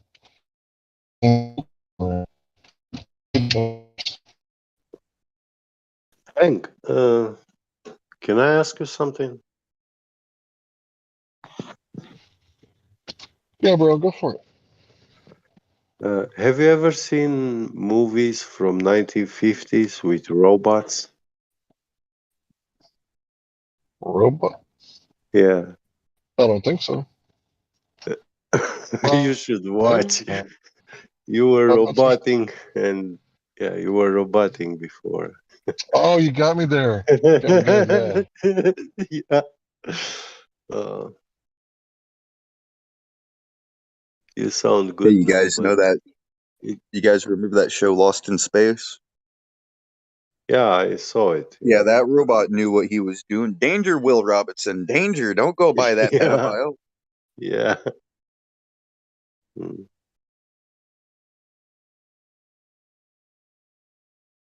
But he turned against him. Have you seen all the shows? I can't I don't know.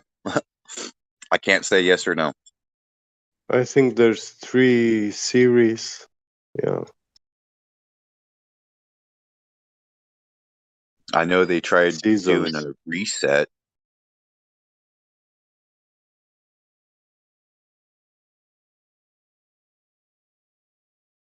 Yeah, I saw it a couple of months ago. All the seasons.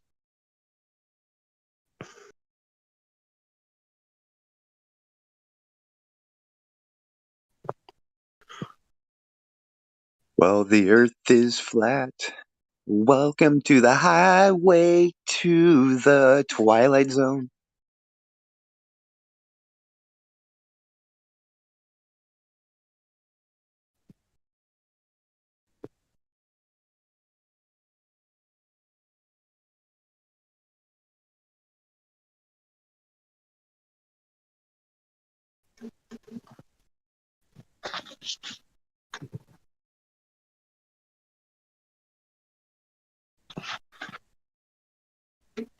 Getting sleepy. Good night.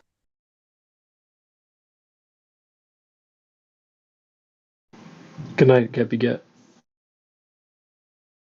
Thank you. Rest well.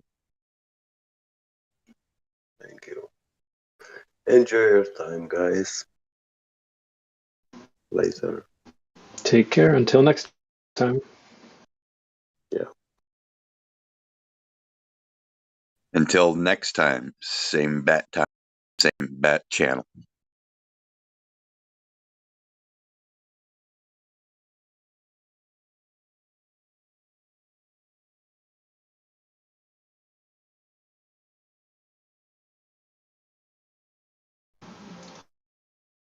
What is that from? What? Where's that from? The same bat time. I've heard that The before, but I'm not sure what it was to. original the original TV series of Batman from the 60s.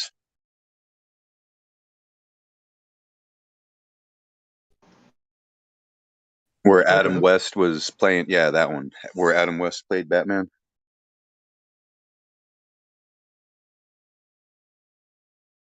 At the end of every episode, the narrator would come on. Now you can catch the hijinks of Batman next week or next time. Same bat time, same bat channel.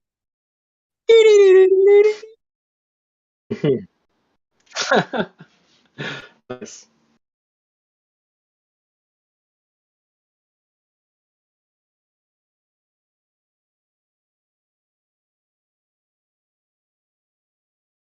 Impromptu dance club.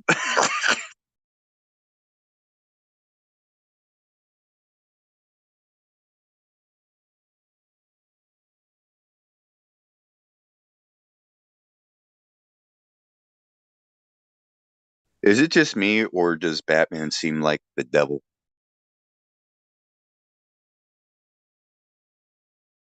Sneaking up on the people that are doing wrong in the middle of the night, just going, Batman, and snatching them up, beating them up.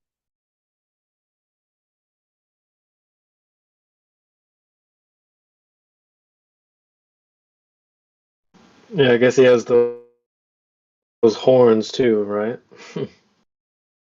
Yeah, he's the Dark Knight. The night is always darkest before the dawn.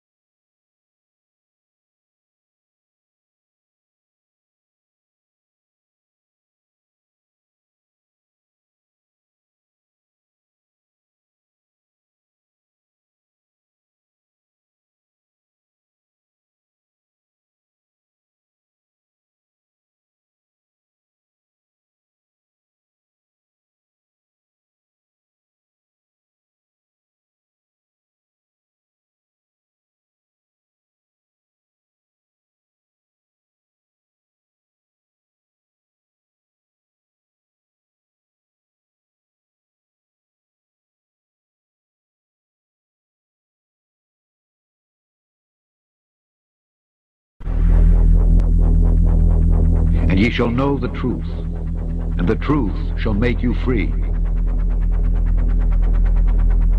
Welcome back to Smarter Every Day. Now, a lot of the pictures you see from the International Space Station come from the cupola on the inside here, right? So the cupola is on node 3, is that correct? Node 3. Node 3. All right, so this is astronaut Don Pettit. You may know this guy. You've done all the city tracking. Yeah, I've done a lot of cities at night, and then the nighttime aurora and time-lapse sequences of Earth. Many of those that you see have been done in this module when I was at the helm of the He's camera. the junk. Let me just say it that way. You're the junk when it comes to space photography, right? Can you say that? Say I'm the junk? No, I can't say that because I get too embarrassed. I'm going to meet you on the other side, okay? So, seriously, he's the junk. Like, all the really cool aurora stuff, Don's the guy that took it. Now this is a cover. Okay. So we call it a shutter, and it protects the windows from micrometeorites. Okay. The shutters are closed, the windows are protected, and also thermally insulates the windows from the radiation environment of space. So can you shut these things from the outside? No, but it closes it from the inside. Oh, okay, wait. On the inside, you're throwing a lever or something. Yeah, you're turning a knob. And it's open. On the outside. On the outside. How do you do that and maintain a pressure seal between them? O-ring type seals. No, you don't. With a rotating shaft. All our hatch seals are O-ring type seals. Yeah, but how? My brain's up here. Let's go inside. We can see it. Okay. Watch your head. All right. Oh, oops, funk. So you have a whole series of O-rings in here, and a shaft that you rotate. So I mean, like on the space station, how many of these would you have? 7, because we have 7 windows. What happens if you get a leak on that? Then you have a leak. You just have a leak, and what you would do is lose air. Yeah, you would probably seal the whole cupola off, and then there's probably a plan. I don't know off the top of my head, but there's probably a plan for replacing the mechanism. Might require a spacewalk. So my question is, how can you operate a lid on the outside of the space station by manipulating something mechanical on the inside of the space station without losing air pressure? It's called real good engineering.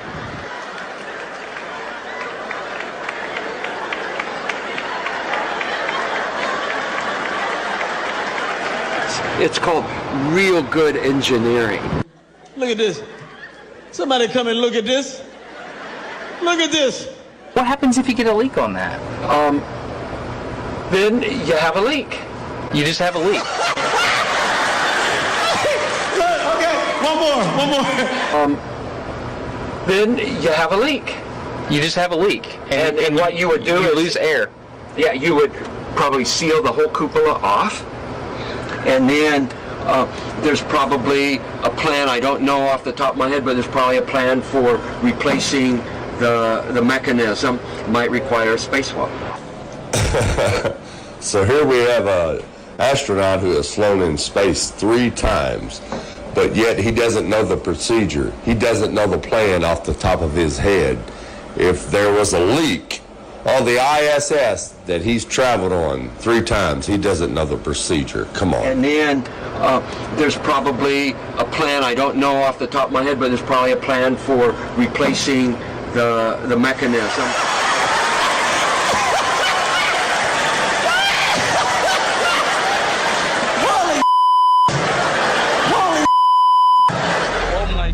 The reason he don't know the plan is because it's all fake. He was caught by surprise with the question. Thanks for watching. My eardrums are ringing. Awfully loud. That is so loud, my friend. My eardrums are bass boosted. Fucking so loud, man. Who even played that? Who played that? Back the gain off next time. Wow. That was hot. Smoking. Well, it's been an interesting day, man. I've been listening most of the day. I've been doing much talking. I gotta sneeze. Hold on.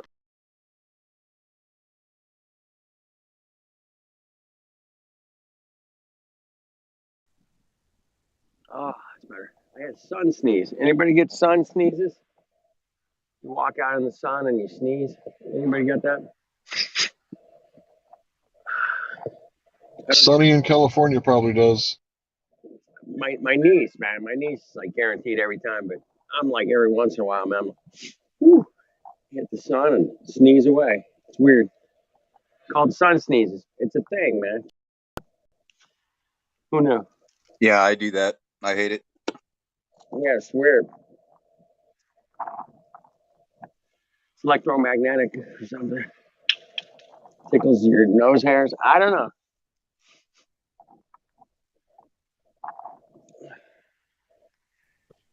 Nose hairs are tingling. If you gotta take a leak, you gotta take a leak. I mean, if you have a leak, there's probably a thing that would fix it. Maybe I don't know, but you know, I take pictures. What do I know? I'm just an astronaut. I shouldn't know much. Yeah, exactly. I'm not the guy that goes out there and fixes it. I'm the guy that takes pictures. Dude, he's got to be like autistic or Asperger or something, man, where he's just like, yeah, I went to space because I saw it on TV and I was in a simulator and yeah. Some fuck, And I these don't guys said I went there. like, why would they lie? Why would they lie? I mean, if this is the brightest, after listening to fucking Solar today for fucking 2 hours, I'm like, that guy should be fucking running the fucking world. It'll all work out just fine. And like, now that's a smart guy, man. Just listening to Pettit versus Solar, it's like night and day. It's completely ridiculous. I can't believe people buy that that's fucking astronaut and supposed to be really smart and got a PhD. And well, fuck off. Sounds like a fucking retard. He got a PhD in photography. Right. It's just such a joke. Come on.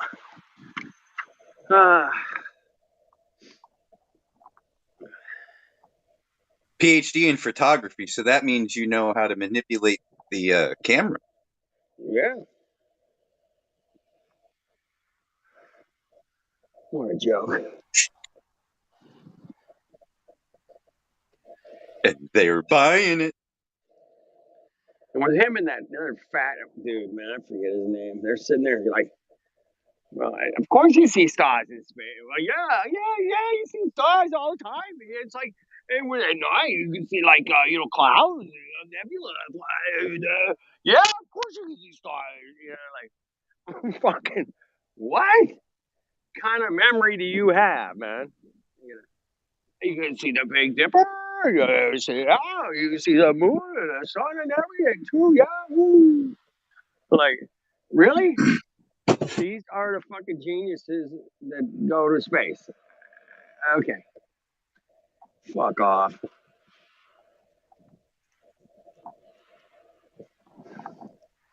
Just pisses me off. Sorry.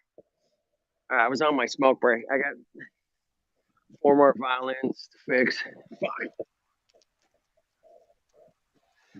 I'll be listening.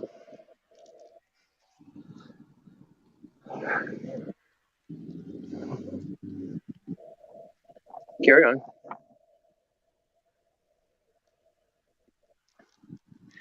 Carry on with your gravity.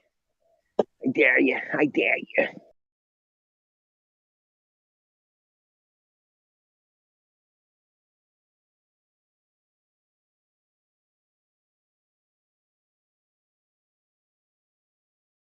Well, I'm taping up some ceramic right now, so.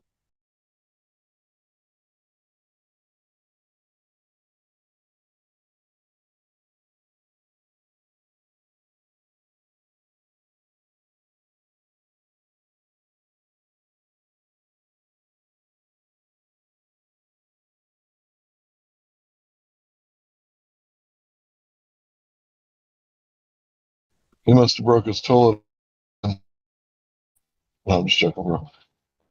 No, it's one of these tiles, and I don't want to break it, and I want to make sure, like, you know what a trivet is? Hell no. Oh, it's well, I figured you would know because you know about cooking and stuff. But it's just something to take the pot up off of the flame, so it's not as intense. And I got these ceramic tiles, and they'll be all right. But I want to be able to shape metal without crushing it, and I've already crushed 2 of them. So I'm trying to shape metal around it, so I have a holder for it.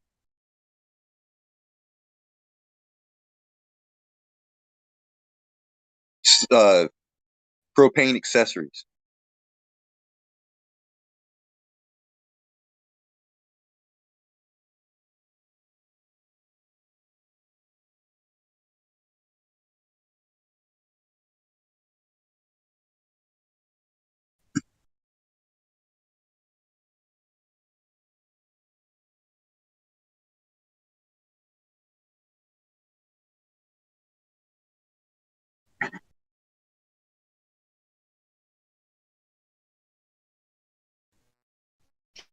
Yeah, I do like chocolate. Some of my favorite chocolates are dark chocolate with like cayenne pepper. So when we melt it, we don't put it next to the heat. We put it in boiling water. So it's kind of the same thing. Yeah, you don't want like a lot of heat, but I think that's when you would double boil it, wouldn't you? Well, we just boil it one time and pour it over the pretzels or whatever. And that's it. No, I mean the pot. It's called a double boiler. It's like a pot of boiling water with another like bowl on top of it with the chocolate in it, so it don't get too hot. It stays like temperature Yeah, stable. imagine that, but without the right tools and some southern engineering. You get the picture. Yeah, that southern ingenuity. Got to give it to them. Yeah, we'll find a way to make it work. I mean, there's a reason why they sat there. The Apollo program decided to have headquarters in Houston. I guess so. How can we trick the public? Well, We'll tell them the Texans did it. first of all, you would say it's the Floridians, but well, since we Texas, we smart shit. Texas A&M, let's do it. Yeah, we get blamed for the Kennedy assassination, and I'm like, man, That shit just kind of stumbled onto our borders. That gang fight was already going on. And it's kind of the same thing with the whole NASA. It's like, man, that shit. And by the way, for the record, President Bush, he's none of his family, none of them are Texans. His brother isn't Floridian. For the record. Now his wife might be.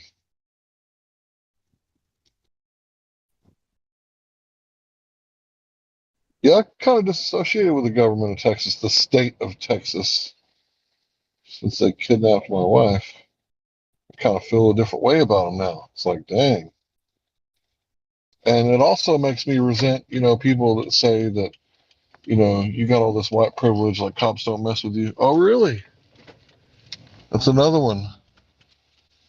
Like, okay, so cops don't mess with me because I'm white, but they kidnap my wife in my car and make me give them a grant. But I got off lucky because I was white. Okay.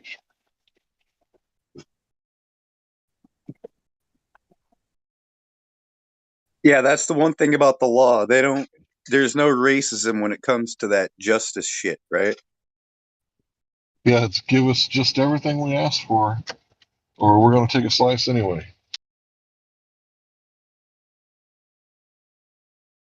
So the absurdity of these people saying systemic racism. The systemic racism lies within the household. It's not within the government. It's not within policy. The Agreed. policy It's in the is there. private. Absolutely. I agree. Yeah. Within the private, that's where racism thrives. So really every man needs to make sure his own house isn't full of this unnecessary, unwarranted hatred.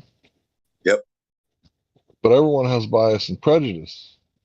So it's kind of like you got to police yourself because the government has rules against this stuff.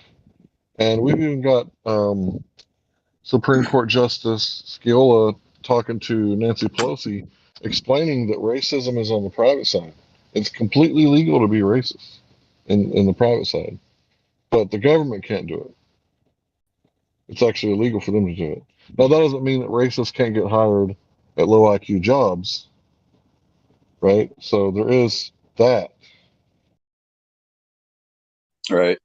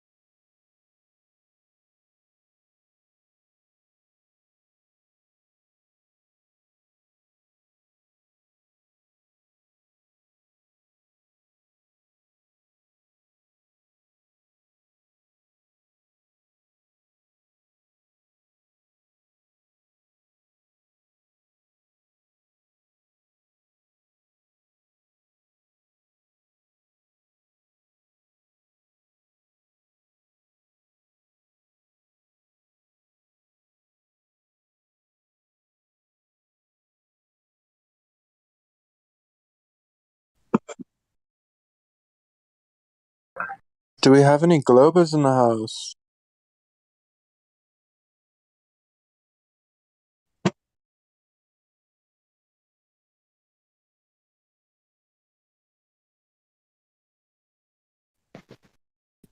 Hello, Effie Batman, are you there? You and Puff.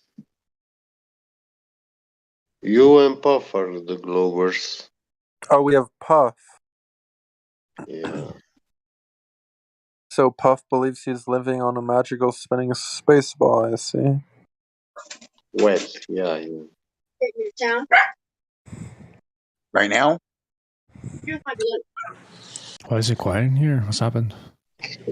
Somebody's hot micing. We've got some anti-flat earthers in the house, I think. Anti-flat earthers. Where? Anti-fluffers. He's a Puff, he's Glober. muted. Why is he muted? Did you say something inappropriate?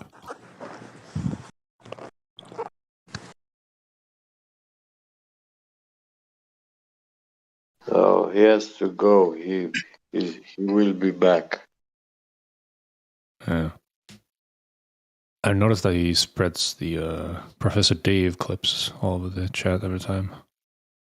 Oh. Yes, he's one of them.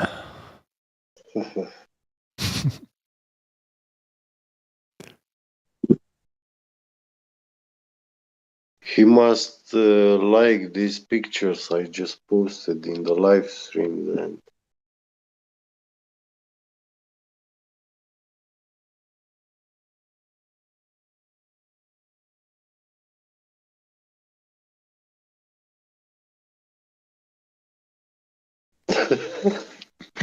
Sasha. Biggest I've been troller. told that I'm an anti-flat earther. I disagree with this.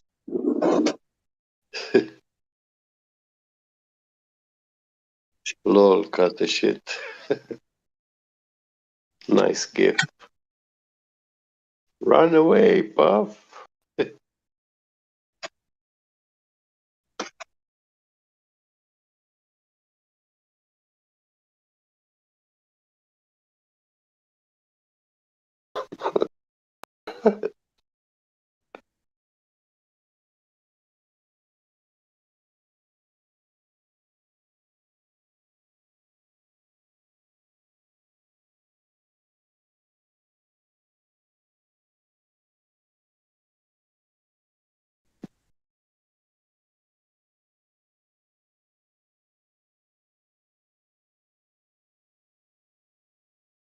You on the fence, Sasha? You can't make up these Yeah, yeah, I'm on the fence. How did you get that role? Well, I used to have the flat earther role, but then they put me on the fence. What? You never had the flat earther role. I did, dude. When? Long time ago. I don't remember you. Yeah, it was only for a few days. Oh. So, what do you think about those shaking the fence? Yeah, I think it's good. It's good. Yeah, we gotta have them pick a side, either globe or fly, you know what I mean? Not really. You can be on the fence as long as you want. Ask me how I know.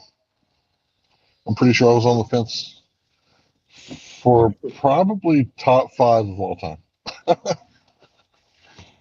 In the recent stuff. I don't know about the ancient stuff. But yeah, man, on the fence is a good place to be because hopefully you can set aside your biases up there.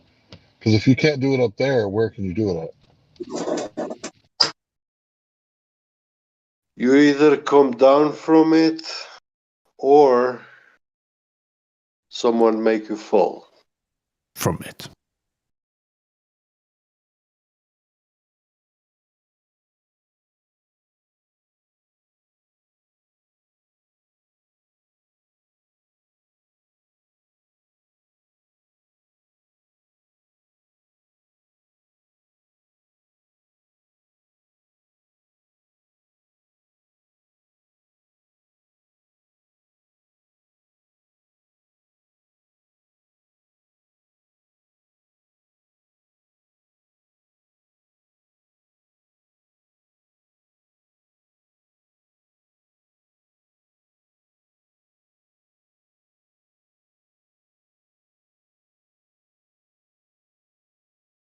Have you ever looked away from Earth into the black void? Because you can see the stars. Oh, yeah. You know, and we were never able to see stars from the lunar surface or on the daylight side of the moon. It's not black and white. I mean, it's black, but there's all kinds of polka dots. Space is fake AF. Space is fake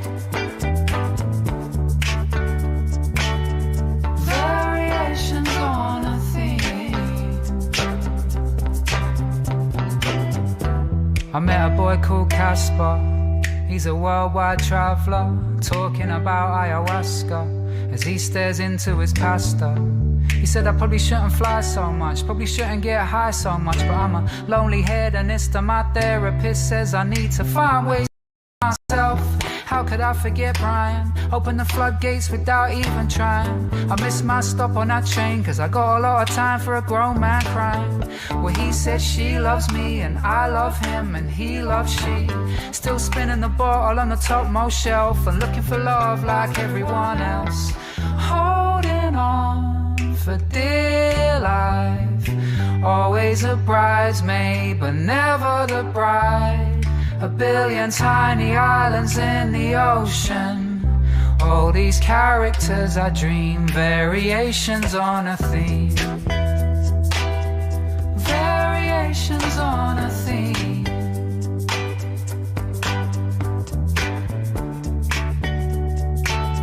Variations on a theme. Holding on for dear life. Holding on for dear life. Holding on for dear life. Holding on for dear life. Like everyone holding on for dear life. Like everyone holding on for dear life. Like everyone holding on for dear life. Like everyone holding on for dear life. Like everyone holding on for dear life. For dear like everyone else. For dear like everyone else. Like everyone.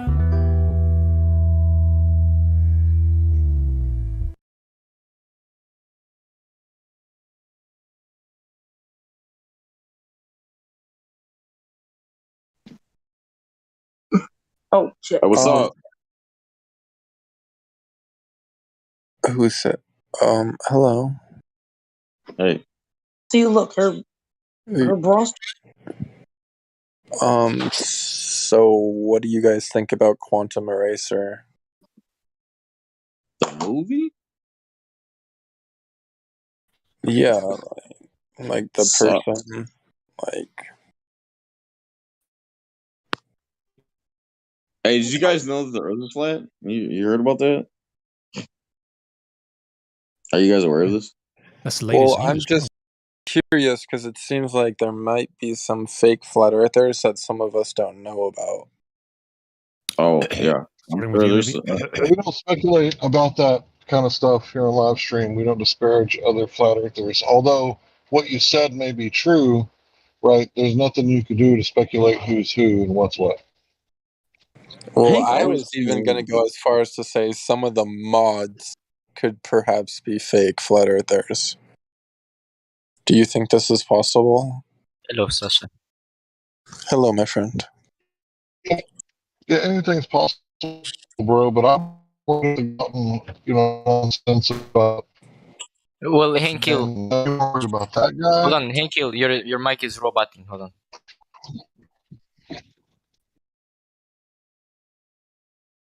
Well, to answer your question, Sasha, when Henkil said anything is possible, he was lying. Okay, anything is possible to an extent, but there are impossible things. Well, what we were discussing is we're talking about the mods being fake flat earthers. Oh, there's fake flat earther mod? Who? I think so. Who? I think what's his name? I think Cyrus is fake. Yeah, Cyrus is kind of sketchy. Right. I feel like he is. Every time I talk with him, he always interrupt and then says like a, and he's like, and then if I say, "Can you please be serious?" and then he mute me. Cyrus seems like a fake flat earther because he's so chill, but I think he actually is a flat earther.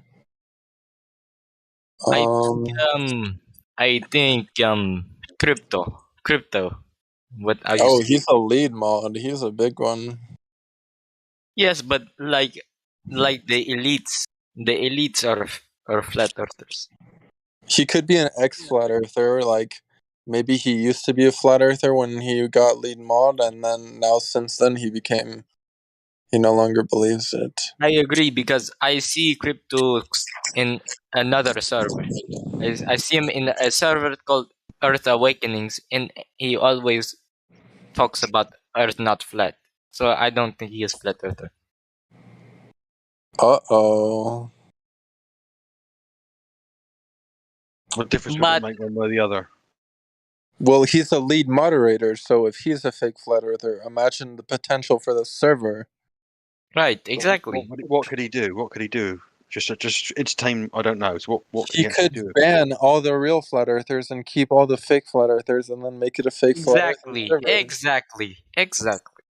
Couldn't another moderator just unban them all and it will be over and done No, with it? if you're a No, lead because mod, they you will can listen to him. He's the lead mod. Are you? Well, Well, he'd sorry. have to justify. He'd have to justify his actions, wouldn't he, to them if he did that? So he kind of reveal himself completely if he black. If he was trying to be covert and he was really a globe earth or whatever you want to say, then his best interest not to do anything at all. Otherwise, he's just going to be, temporarily blocking everyone for 5 minutes. Is hardly coup of the century, is it? Yeah, it seems like a lot of work for. Well, 5 minutes. 5 minutes fun, isn't it? Really? Then he's got. Then he's gone. I'm confused that we're actually having this conversation right now. And is it impossible We're talking to a bunch of LARPers? Is it impossible to entertain the idea that you could get to a point where you trust a globe earther to actually make them a moderator and they wouldn't fuck things up? I mean, you can't shut down Discord. You can just literally just be a bit of a shit to everyone else for 5 minutes and then they get rid of you forever, don't they? So it's not like it's going to be. This isn't the fucking Watergate, is it? One way or the other. No, Sasha's just making baseless claims to stir the pot. Pretty normal behavior from him. Just cog diss him again. Or ban him again. Put some gumbo in that pot and then stir it. I'm hungry. I don't think that anybody who'd take the effort and have to show the passion to be here long enough to be trusted by everyone and in this community long enough to be considered a flat earther is probably going to be doing it covertly. I mean, what would be the bloody point? I don't know. I think most of us trust but verify, and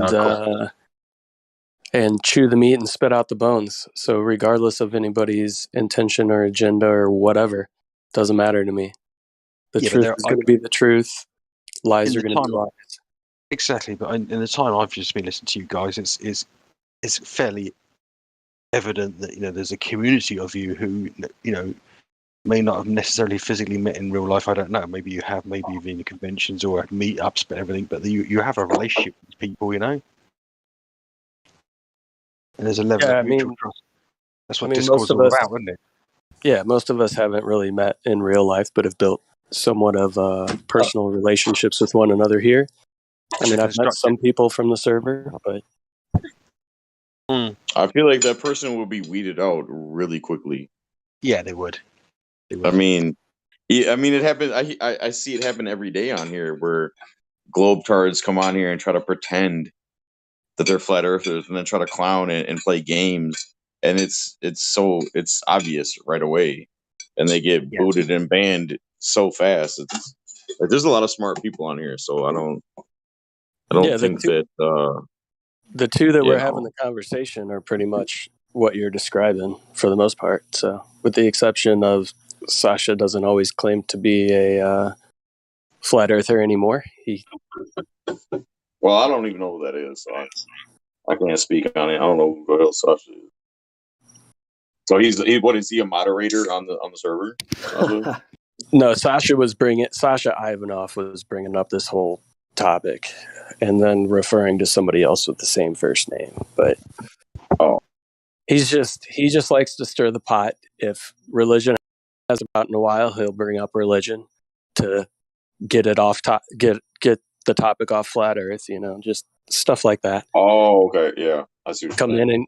in and claim so and so's a shill or whatever, just to stir the I mean, pot and I get. inadvertently do that myself though all the time because I always feel like flat Earth and religion and all the other topics of the world, everything that's going on, it all correlates and all. I feel like it's all one big topic. I feel like it all goes together. So I'm guilty of that myself. Sometimes I will come on the live Discord, even though I know I shouldn't, and I'll just start babbling incoherently sometimes about religion. And Yeah, I mean, sometimes we'll talk for hours about it, and then other times I get shut down and like, oh, we can't do this. We can't have this top conversation. So, it doesn't mean I'm not a troll. I'm not a fake flat earther. Yeah, typically the religion stuff that people dislike is when people start discussing the details of one specific religion or this Right. religion against that religion, that kind of stuff. Flat Earth, Yeah. inevitably the conversation leads you to the creation or creator, and that's some sort of topic along those lines at some That point. is an That interesting comes up. topic. I actually brought that up hours earlier. I was having a discussion with a bunch of people out here because I was wondering, can you be and is there atheist flat earthers? Can you be an atheist and a flat earther? Yeah, I Because it think there's almost seems I've spoken to some. I've spoken to some. Most of them, though, would claim more so that they're agnostic. I know that Yeah. we have predominant ones that do speak in here often that claim to be agnostic, which is not an atheist. So, but they're out I there. mean, isn't it though? Isn't agnostic? I mean, Agnostic is suspending your belief, right? Not making a positive claim of there is no God. Gnosticism is a declaration of knowledge. Well, so most atheists are agnostic. Say they don't know. That's what agnosticism is revealing that you don't know. Right. Yeah. So most atheists say they don't. They just basically, if someone makes a claim there's a God, they just basically reject the claim. They're not saying there isn't a God. They're saying it's like guilty, not guilty, innocent. We don't go to court and say guilty or innocent. We say guilty, not guilty.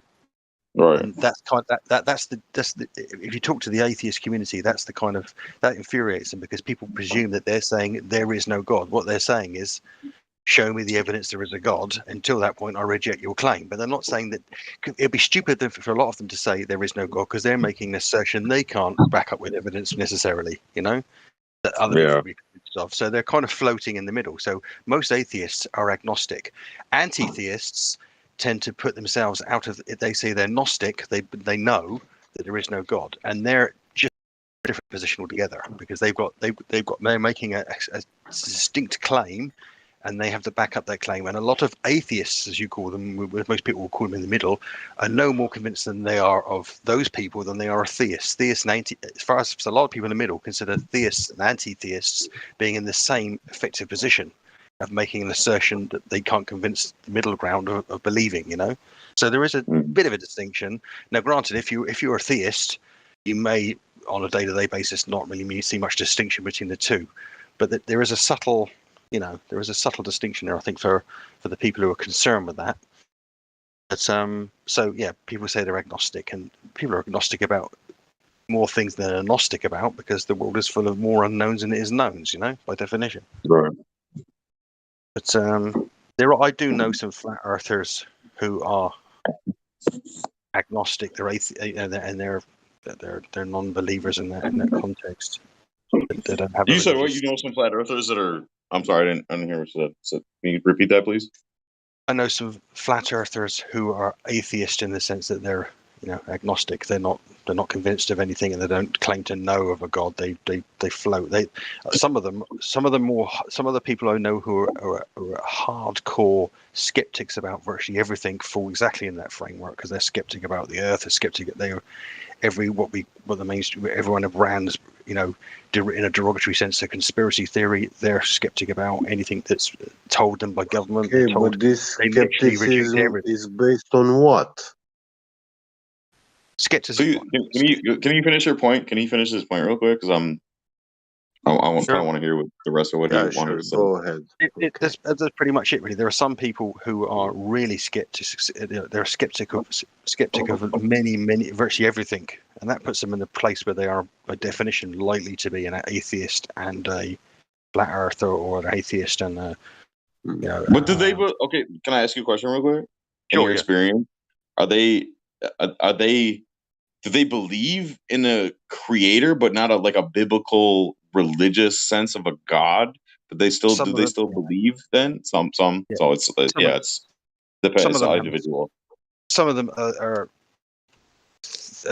deistic in so much as they, or spiritual in so much as they believe there's some force. It's very hard for people to completely rid themselves of the shackles of any. Well, sorry, shackles are the wrong word. That's derogatory, really. They rid themselves of a framework in which they think that there is something there, some driving force. Because it's totally non-intuitive thing there wouldn't be on one level. Yeah, and think of it this way. I know a ton of atheists that claim to be atheists, people that are very vocal with being atheists, and they will meditate and pray to the universe. But then they claim to be an atheist. So it's, everybody's different in their... And they're want to scream God when you're having relations with some of them, if you know what I mean. Sorry, say it again. Sorry. I'm saying so there's girls that you can be with at times, and you're to be, I guess, clean and put it nicely, making love to, and they will constantly say, "Oh God, oh God, oh God," but don't believe in God. So who are you talking to? What are you talking about? You know what I mean? For a lot of people, UK here in the UK, it's a more secular society anyway. It tends to be a little bit. I mean, we use God and Christ as words are used. I have to be kidding. Sometimes I just say, Christ, and it doesn't actually. The word doesn't actually have any. It's not loaded in any way with me. You know what I mean? Because I haven't been raised in a religious culture. I wouldn't say. Do you believe in the idea that there is no such thing as an atheist in a foxhole? No such what? Sorry, no such thing. No such thing as an atheist in a foxhole. Sorry, I'm not sure what that means. It may be because it's a foxhole. You don't know what a foxhole is? So, like, when the chips are down, when your life is on the line, you're about to die. Even an atheist will start praying, right? But they don't believe in God, but they'll start praying for their life. There is a level, I think, in which people in a desperate situation will start saying things like, "Oh, please don't let this happen to me. Please don't let this happen to me." There's that verbalization. Mm-hmm. I think a lot of people make that, but do that kind of thing, and they say, "Oh, they'll even clench their hands and do all kinds of things." Yeah, but the moment if that crisis isn't terminal, and the moment they're at that crisis and they move back to a more normalized psyche, I don't think there's any real reason to think that they would change their perspective. I mean, I was raised by people who are not remotely religious in a community, in a family community without any religion. Where at? Where are you from? I'm in the south of England, in the UK, and an awful lot of people around here are. We don't have that. What is the primary religion there? Is it's? I mean, there's a lot of Christians in England, no? Or there are plenty of Christians in England. We have a Christian denomination called Church of England, which effectively what happened in the 16th century is that Henry VIII, it was Catholic then, as in in a conventional European Catholic context at the time, like the Spanish, the royal families of Spain and France and England were all intertwined, and Henry VIII wanted to divorce his first wife, who he grew to despise, and marry another one. The Pope wouldn't secede; it was permissible. Divorce was illegal then. So right. Henry VIII, being King of England, said, "Screw you! I'm going to create my own. I'm going to move to create his own religion." And he had called Cardinal Wolsey, who eventually created a religious framework in the UK. And as a consequence of that, it started a religious feud effectively between Catholics and the non-Catholics in this part of the world that's been going ever since. It's still propagated as Ireland now. You know, we all know about the troubles in Northern Ireland in the 60s and 70s and 80s. That was caused by Catholics and Protestants, which is an offshoot. They wrote a song about Yeah, Henry VIII. Paul and Paza, sorry to interrupt you guys, but I want to address something which Paza talk about. I know you were explaining what they explained to us, that agnosticism means what they are. But at some point you mentioned like they want proof. These people want evidence for God, and then they will believe it. Yeah, I think there's a hunger in human beings to see evidence, isn't there? Always, Yeah. you know, that's what drives a lot of people here in this kind of forum as well. Well, if I give you evidence, are you an agnostic? I'm an agnostic. I would say I'm an agnostic only because I'm being intellectually honest. But I'm pretty much. I'd be difficult to convince as a god. Then, if I give you evidence for existence of God, will you believe and follow? If I think it's convincing evidence, then yes, I probably would. But I actually well, disagree this with evidence is not convincing or not. It is evidence. yeah, okay, it depends. You can qualify. You can Okay. You can qualify evidence, can't you? So Well, let me just give it to you, and then let's see what you decide. There is special chunks of code in the web code on the internet, and all the web code, vast majority of it, was written by men, programmers. Correct? yeah, yes, basically. So Yeah. it's a contrivance, man-made contrivance. Yeah. As far as I'm And lately, we have also designed AI, artificial intelligence. We created software with the ability to learn, yeah, and even do philosophy and all sort of design. And we now have also web code, which is actually written by AI. So it's not just human web code out there. But the AI and the web code is a result of human intelligence. Can you deny this? The framework in which the AI is written is entirely sits in the framework of human intelligence. Yeah, that's by definition. Yeah. So now there is this web code out there, and big chunks of it matches the DNA, human DNA, and other animal DNA.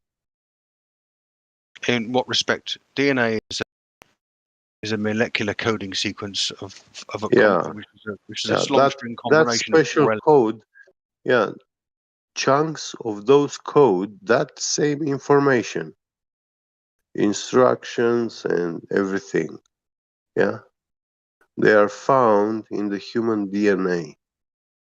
The chance of it. You're saying you're talking about a probabilistic comparison between the two. No, this is not a probabilistic anymore. You It is understand proof of intelligent design.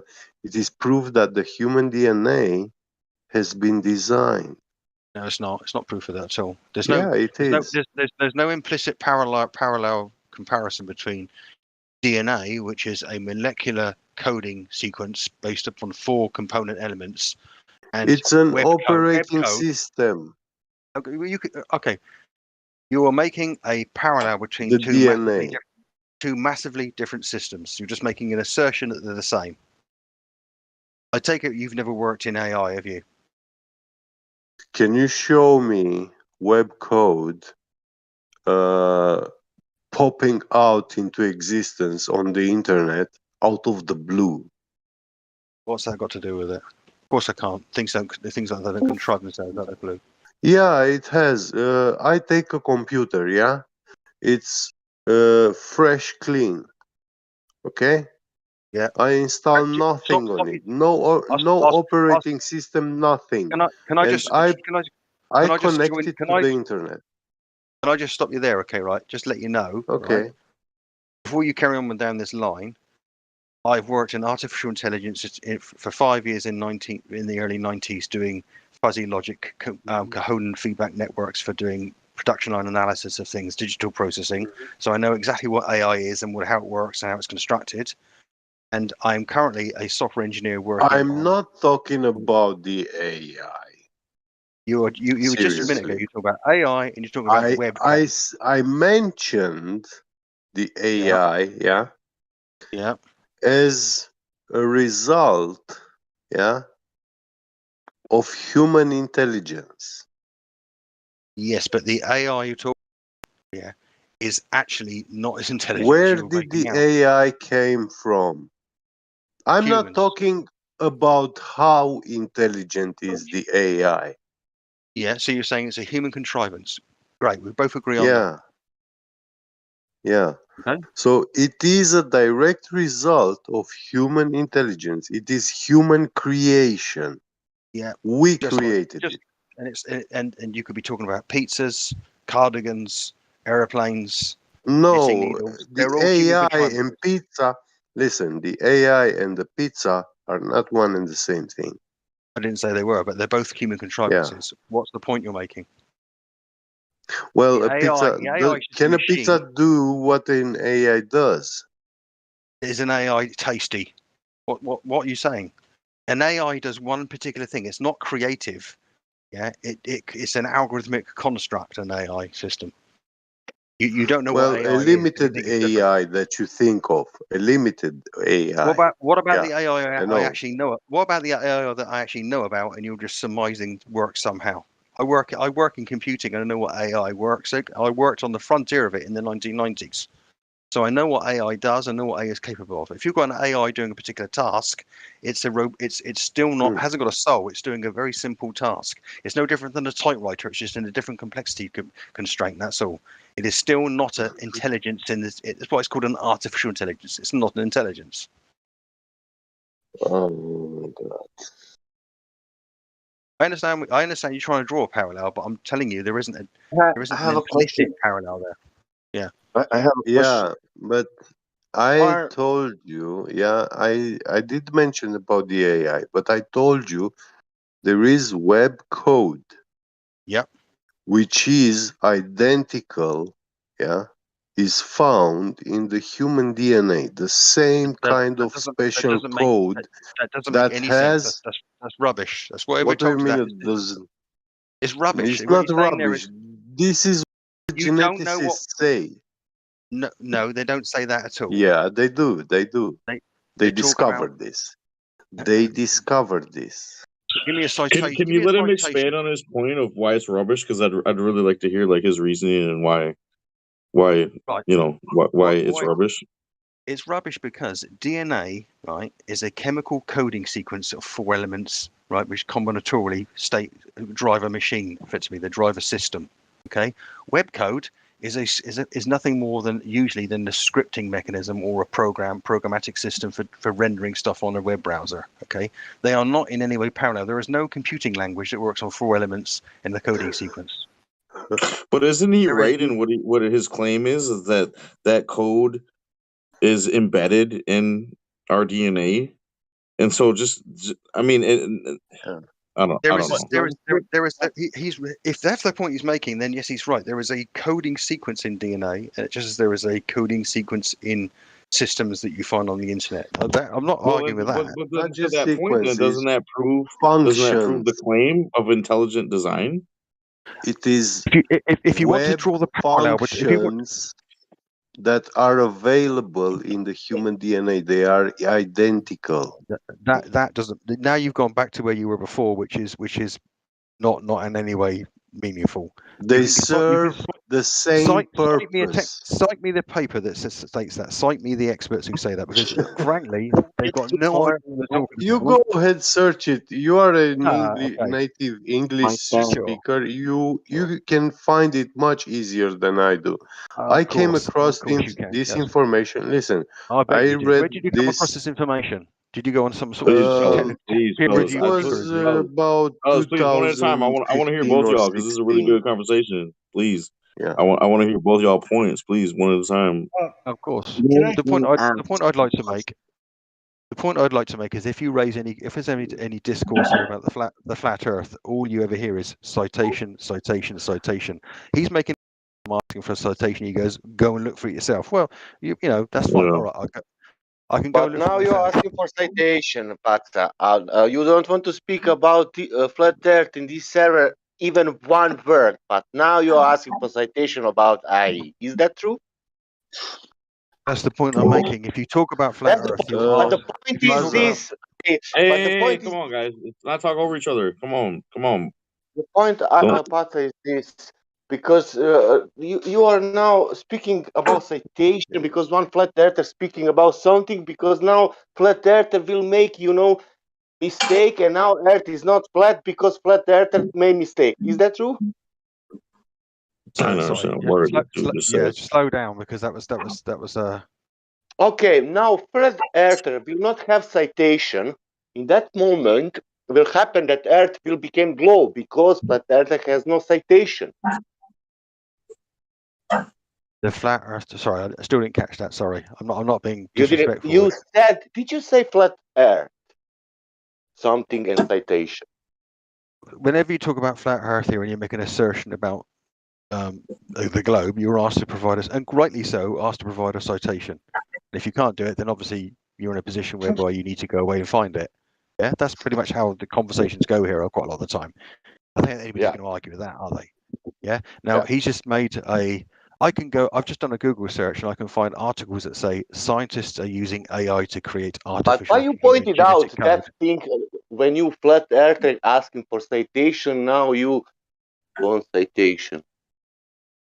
If I'm making a statement here and someone says to me, citation please, and I can't give one, I can see that there's no quality to this assertion I'm making.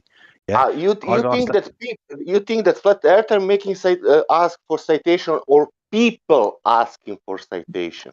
Oh lordy. What? Oh lord! Does anybody have any difficulty with this thread? Man, you pointed out flat earth. I'm asking why you pointing out flat earth for the citation. This is a flat Earth server. Yeah, that's what I'm saying. I'm just drawing Goofy. the parallel. What are you talking about? It's a flat Earth server. Really? Is it flat earth Yeah, server? really. What do you mean? Really? Yes, this is a flat Earth server. So we can go on to other topics and we can talk about other things and branch off of flat Earth. But at the end of the day, we got to bring it back to flat Earth. So I don't know what you're trying to say. I'm wanted to bring you back to flat earth. Did you understand? Well, I'm waiting. Hold on. Is that you made an assertion saying that he's asking you for a citation, and he was explaining when we were talking about the Glober flat Earth, and the Glober makes a assertion. Usually somebody in the server asks for a citation, so And he's requiring you the same thing. He's saying, okay, well, if you just made an assertion, can you please provide a citation about what you just said? Now, what I will say in his defense, as I've just gone away and I've done a search for DNA code in web from AI on Google, and I don't get that direct match for that, but I do get a load of articles from various respected scientific journals saying that scientists are using AI to create human genetic code. In other words, they're using AI systems to construct mechanisms that generate AI code. Yeah. Now it's important. Remove the AI part from your scientists DNA code in web. Yeah. This was Can't you bring it down to a simpler also a level news and give the idea article. that just? Yeah.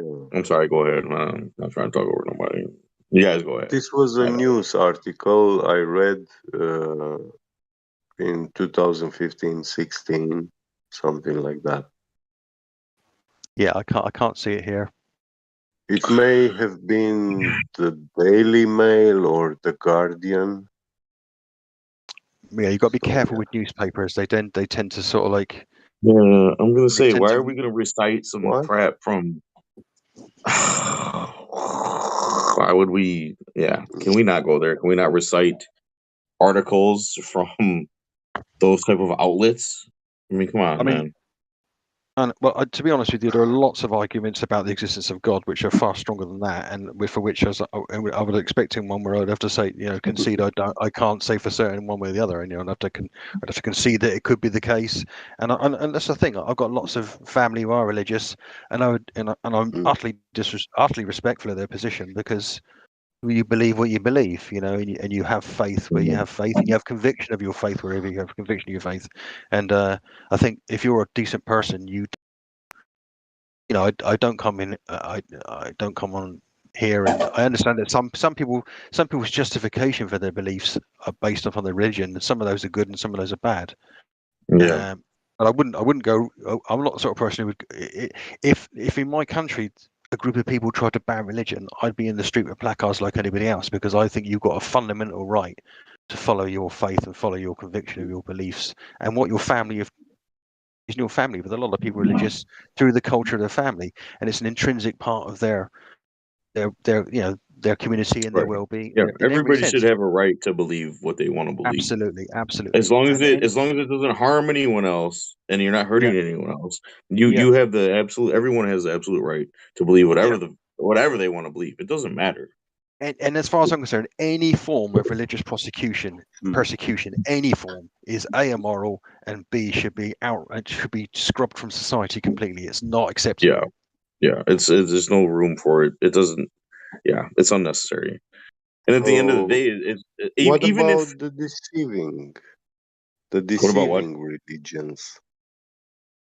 Deceiving. Well, the thing is Yeah. that a lot of religions are well. I mean, let's put it this way: if you look at religions from an impartial Let point of view, they all have a different dogmatic element. They all have a different they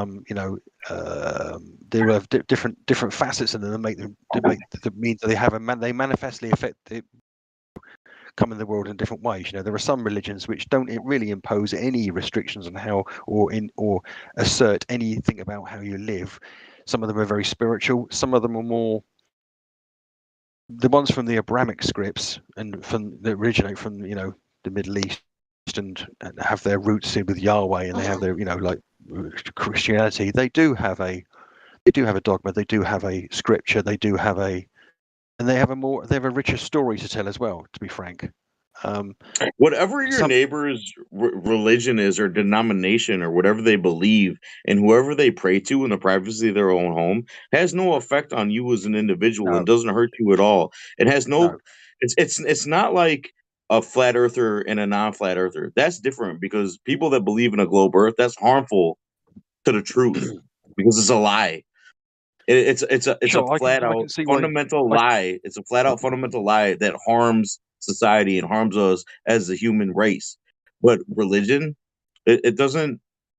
If it's not affecting you directly, it's not harming you, and you're not harming anyone else, and you're just in your house praying to whoever you want to pray to. I don't care. You can pray to your cat. It don't matter. Yeah, That, I think you've got that none of that matters. I think you've got a fundamental right to raise your children in whatever religion you want as well, or state of non-religion. And the thing about Europe, I don't believe that. You see, the Holy Sacrifice Son said it's over with the religions and the rituals. He doesn't care about them. He doesn't love them. well, I think a lot of But that's what you. Judeo-Christian, Okay. for example, a lot of Judeo-Christian practices and traditions aren't actually rooted in the Bible anyway, are they? They've got roots elsewhere. Yeah, I know. Christmas is an amalgam of several things. For example, as a festival, I'm not being Right. disrespectful to Christians in saying that. I think that's patently obvious that December No, the 20th, December the 25th is just a date that all Christians know that. They just Who don't said care. that? Who said that I've is got. that December 25th? It's a 7th of January. Yeah, exactly. So why do we celebrate December the 25th? Because at some point in European culture long ago, it was basically pushed over onto a more ancient ritual to Because push it out of the way. we changed the calendar. It was before that. It was before that. That was before. We're talking European pagan, the ousting of paganism in Europe and that sort of time. We're talking at the end of the Roman Empire, the beginning of the.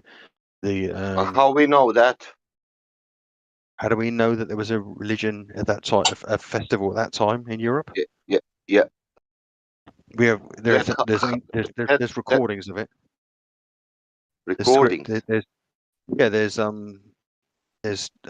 writings of the time of that.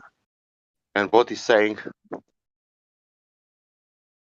What's it saying? We know that there were pagan festivals at that time of year in December in parts of the Europe. We know that that's the case. It's like we know there's a harvest. Who celebrate that during the Romans year 503? Who celebrates? Sorry, say it again. Who celebrated? Do you know any family who celebrated? Who celebrated what? Sorry, that pagan festival. That Pagan festival. He said, do you know any family or know anybody that celebrated those pagan festivals or rituals? No, because they're long gone, and the paganism we're talking about is long gone. That's true for sure. That's what is. Okay, but actually, that's not true, is it? Because we in a sense, I'm sorry, in a sense, some Christians still are celebrating those rituals unknowingly, because when all that was, whoever decided it and however it was decided, when they tried to take over certain regions, one of the best ways to do it was to adopt the people's religion, right? If you want to take over a village, if you want to take over another country, to one of the easiest ways to help ease that process, to make the people not revolt, is, well, let's just adopt a little of their religion and let them keep a little of their beliefs, but let's mix in and sprinkle some of our beliefs on top of that too, right? And I'm not saying that's wrong or that's I'm just stating that as it's like Halloween. Halloween has got its basis in another ritual at the time, because I believe, again, I can go and find out what I read. It depends, Patrick, how you are saying. For me, Halloween is not Halloween. It's Day of the Dead people, and on that day you are going to graves and putting flowers and remember the dead and nothing else. That's all. That's it. That's it. Yeah. In different parts, I was going to say, in different parts of Europe, there were celebrations, or should we say, reverences at that time of year.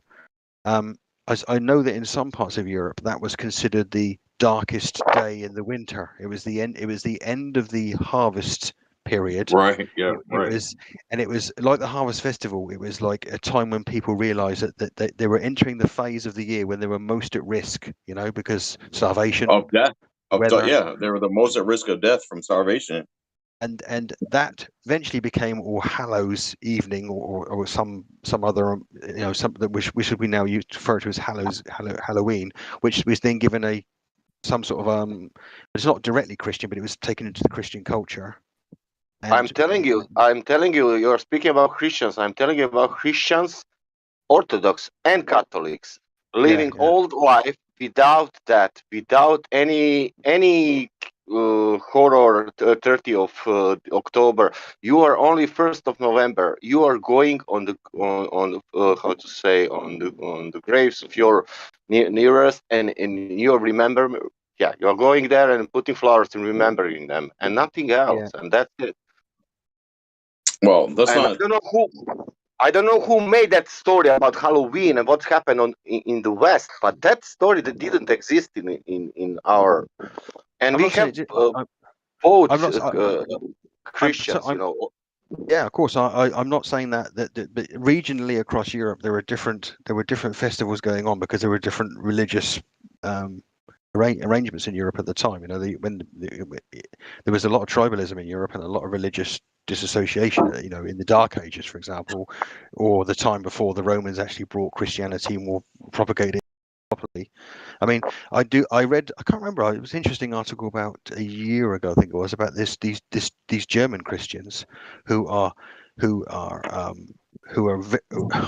can I describe it? They want their religion to actually positively reject Santa Claus, and they want and the Christmas festival as it is held today, you know, and they see Father Christmas as some like not satanic but some negative thing, that because they were implying that it had been constructed, the notion of Father Christmas had been as a contrivance to make children less religious, because it was a tool by which children would think, oh, my parents have told me a truth and it's now a lie, you know. And but they also want to make like all the days of the year something like Christmas. Of course, yeah. That's Christmas is a very commercial machine nowadays, as we all know. Yeah. None of us take it seriously in the sense that all the tinsel and all the bits and pieces, the crackers and a lot of the stuff now is just literally just morphing into whatever we want to do to celebrate a little bit of a gap in the year, you know. And it has nothing to do with Jesus' birth. That's for sure. No, you couldn't, you know. But absolutely. And many different times in the past, as I was growing up, I would go to midnight mass at Christmas. I live near Winchester Cathedral, and it's a spectacular building. And you know, when I go to church, which is mostly for ceremonies of some sort or another, you know, you feel the reverence in the buildings. You feel the you know, they have a you know, it's almost like it is invoking the spirituality in you to sometimes to see these things. Yeah, you can't. So are you trying to say though? Are you trying to say that when you're in there though, you feel the beautifulness of the architecture in the building, but you don't feel God? No, it feels unholy, I right? have it's not so much that, because I don't have a negative. There's no negative part for me of it, because it's just someone else's thing, you know. It's someone else's thing. So when I see these buildings, I have a reverence for them and what they mean to other people and people I love or respect. Similarly, I look at them and I look at the architecture, but then I look at them and think, wow, can you like, you go inside these cathedrals and the lofted ceiling is like 80, 90 feet up, and we're talking when this was built, allegedly built, we're talking at a time when people lived in houses where their ceilings, where ceilings were 5 foot above their, literally a couple of inches above their head. So for them to go into this building, they were literally entering a realm, a kingdom of God. You know, they were entering a house of God, and it was an experience they'd have nowhere else. You know, so you can understand where the power these buildings had, and the way they were constructed. They're an effigy to a passion and love and something spiritual. So opulence and power. Yeah. Yeah. Well, that as well, but at the same time, they are on many levels impressive places to go, and even a small church is like that as well. You know. Yeah, but So that God that is worshipped in those buildings is the God of this world, not the God of the heavens or the God of life. yeah, maybe so. Maybe there is a. It's like when I see the Pope, walking around saying, help the needy and poor, where he's carrying a massive diamond encrusted stick. There are loads of things that me think, come on. The Vatican's got one of the largest art collections in the world in it. And because the question, why the fuck is that there? What's that? How's that helping anybody? How's that? What would, if Jesus walked into the Vatican, what would he think? What would Jesus make of the Vatican? He will burn it all down. He wouldn't be pleased, would he? If there's an idol. Did you know there's an idol of Lucifer I in a think room he will devoted not. He to will Lucifer not set foot in that under the city, Vatican? in the Vatican. Go ahead. What is in the Vatican? There's a temple, like underneath. There's a hidden room, and it's basically an altar room for Lucifer. Yeah, but there is also a big library. Yeah, absolutely. It's a seat of That's learning, the official. Vatican. Yeah. Well, It was a seat of it's in learning. the catacombs. Yeah. Yeah. And in my personal readings about history and stuff, I came to the conclusion that the building of the Vatican, it was the temple of Saturn in the Roman Empire. I think it's the one and the same building. And the temple of Saturn in the Roman Empire was the bank of the Roman Empire. Okay. Yeah. Yeah. So, I guess I understand. I mean, like you say, the Vatican is an extremely rich and wealthy yeah. building. Yes. Hey, can I ask you guys something real quick? Since you brought up Roman Empire and all that, I was curious if I don't know how you guys feel about Jesus and you know, a lot of Christians have a lot of animosity towards Jews, and they blame the death of Christ on Jews. Wasn't it the Romans that killed Jesus, not the Jews? Wasn't Jews? I mean, a Jew might have, you know, turned him in and fingered him, Well, but didn't they finger him the the Romans? Romans were the authority.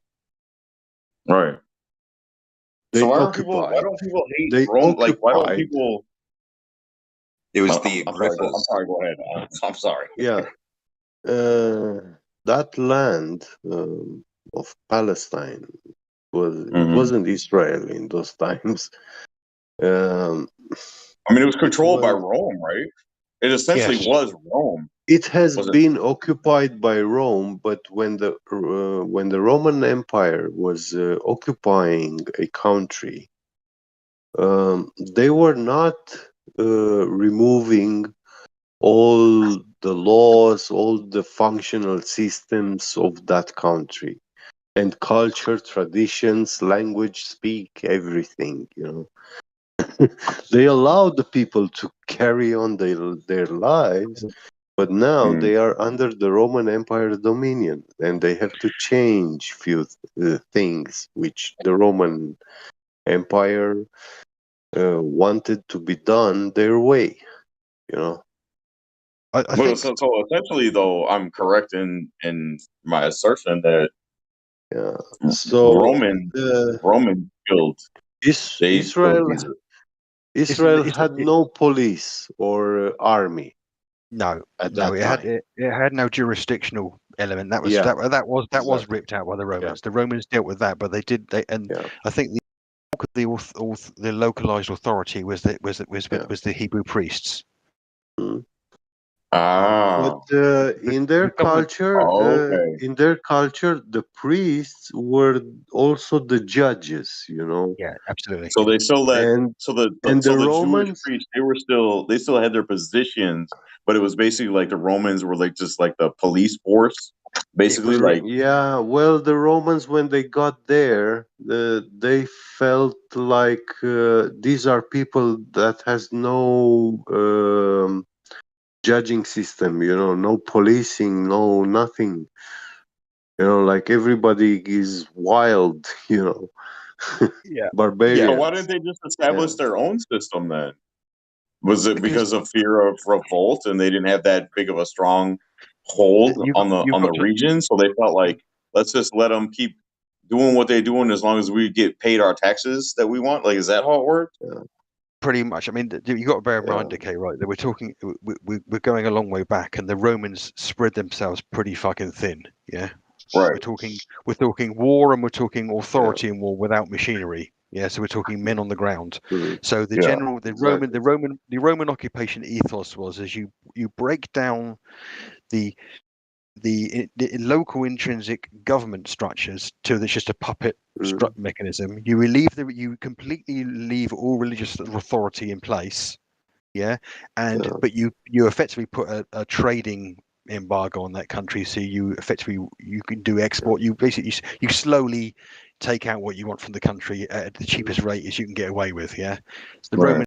the Romans really accelerated trade across Europe like nobody's business. You know, forget all the roads and everything. They pretty much brought Europe into a unified trading body within the space of like 300-400 years. Yeah. Well, isn't that the same reason why we ended up with all these muddled denominations and religious sects? Because you would have these invaders come in and do exactly like what we're talking about, but couldn't exactly control the exact population because they didn't have the manpower. So they slowly, over time, injected their own beliefs and forced it basically upon people, and they just went with it because if you didn't, you'd be slaughtered in the streets, right? If you, Yeah, exactly. You can occupy you can occupy people. You know, it's like even the Germans when they occupied during the war, they didn't dismantle huge chunks of the culture there. They dismantled the government for obvious reasons, yeah.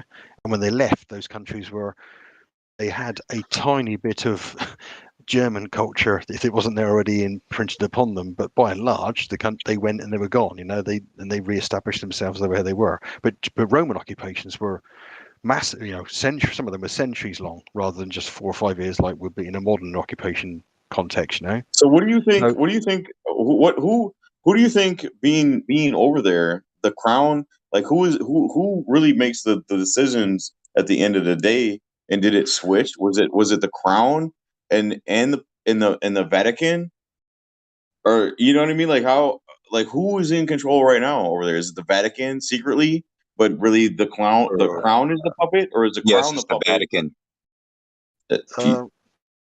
You know what I mean? You know what I'm saying? Sure. It was the emperor, but the emperor turned into the pope now. Yeah. Yeah. So the emperor, the Vatican rules in secret behind the throne, behind the crown. Yeah. Still to this day, you think? Well, They did this. They overtly did the this church about anyway, isn't it? 2,000 years ago. Yeah.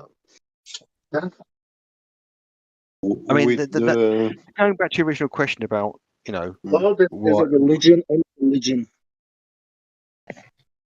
going back to the original question about what who takes the blame for Christ's death. The narrative, as far as I can make out, is that he was handed in by the local priests who objected to. He had a long-standing feud with the established Judaistic religion, the temples and the trading and so forth, and he rubbed a lot of people up the wrong way. Yeah, the executioners were just and the Romans. as far as I know, from what I've read from articles I've read from biblical scholars, the Romans by and large were ambivalent to him. You know, they were just part of the maelstrom of the culture and they were occupying, and that was the end of the matter. He didn't actually come in.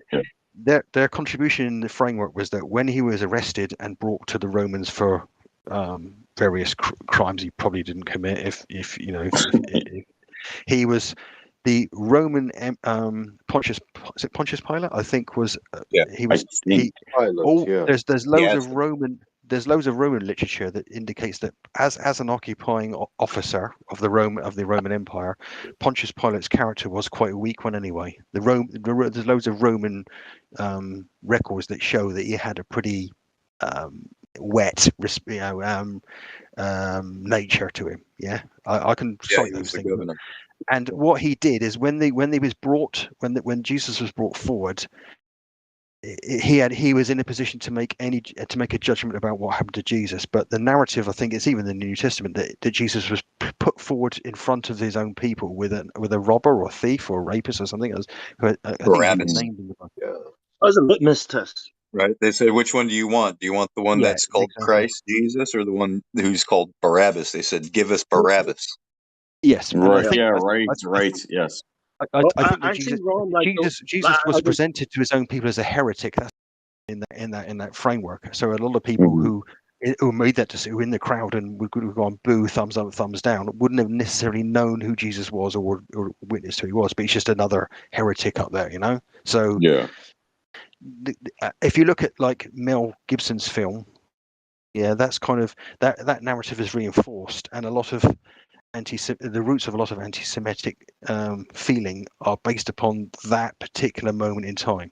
They kind of wash over the fact that he was a Jew. He was raised in Judaism.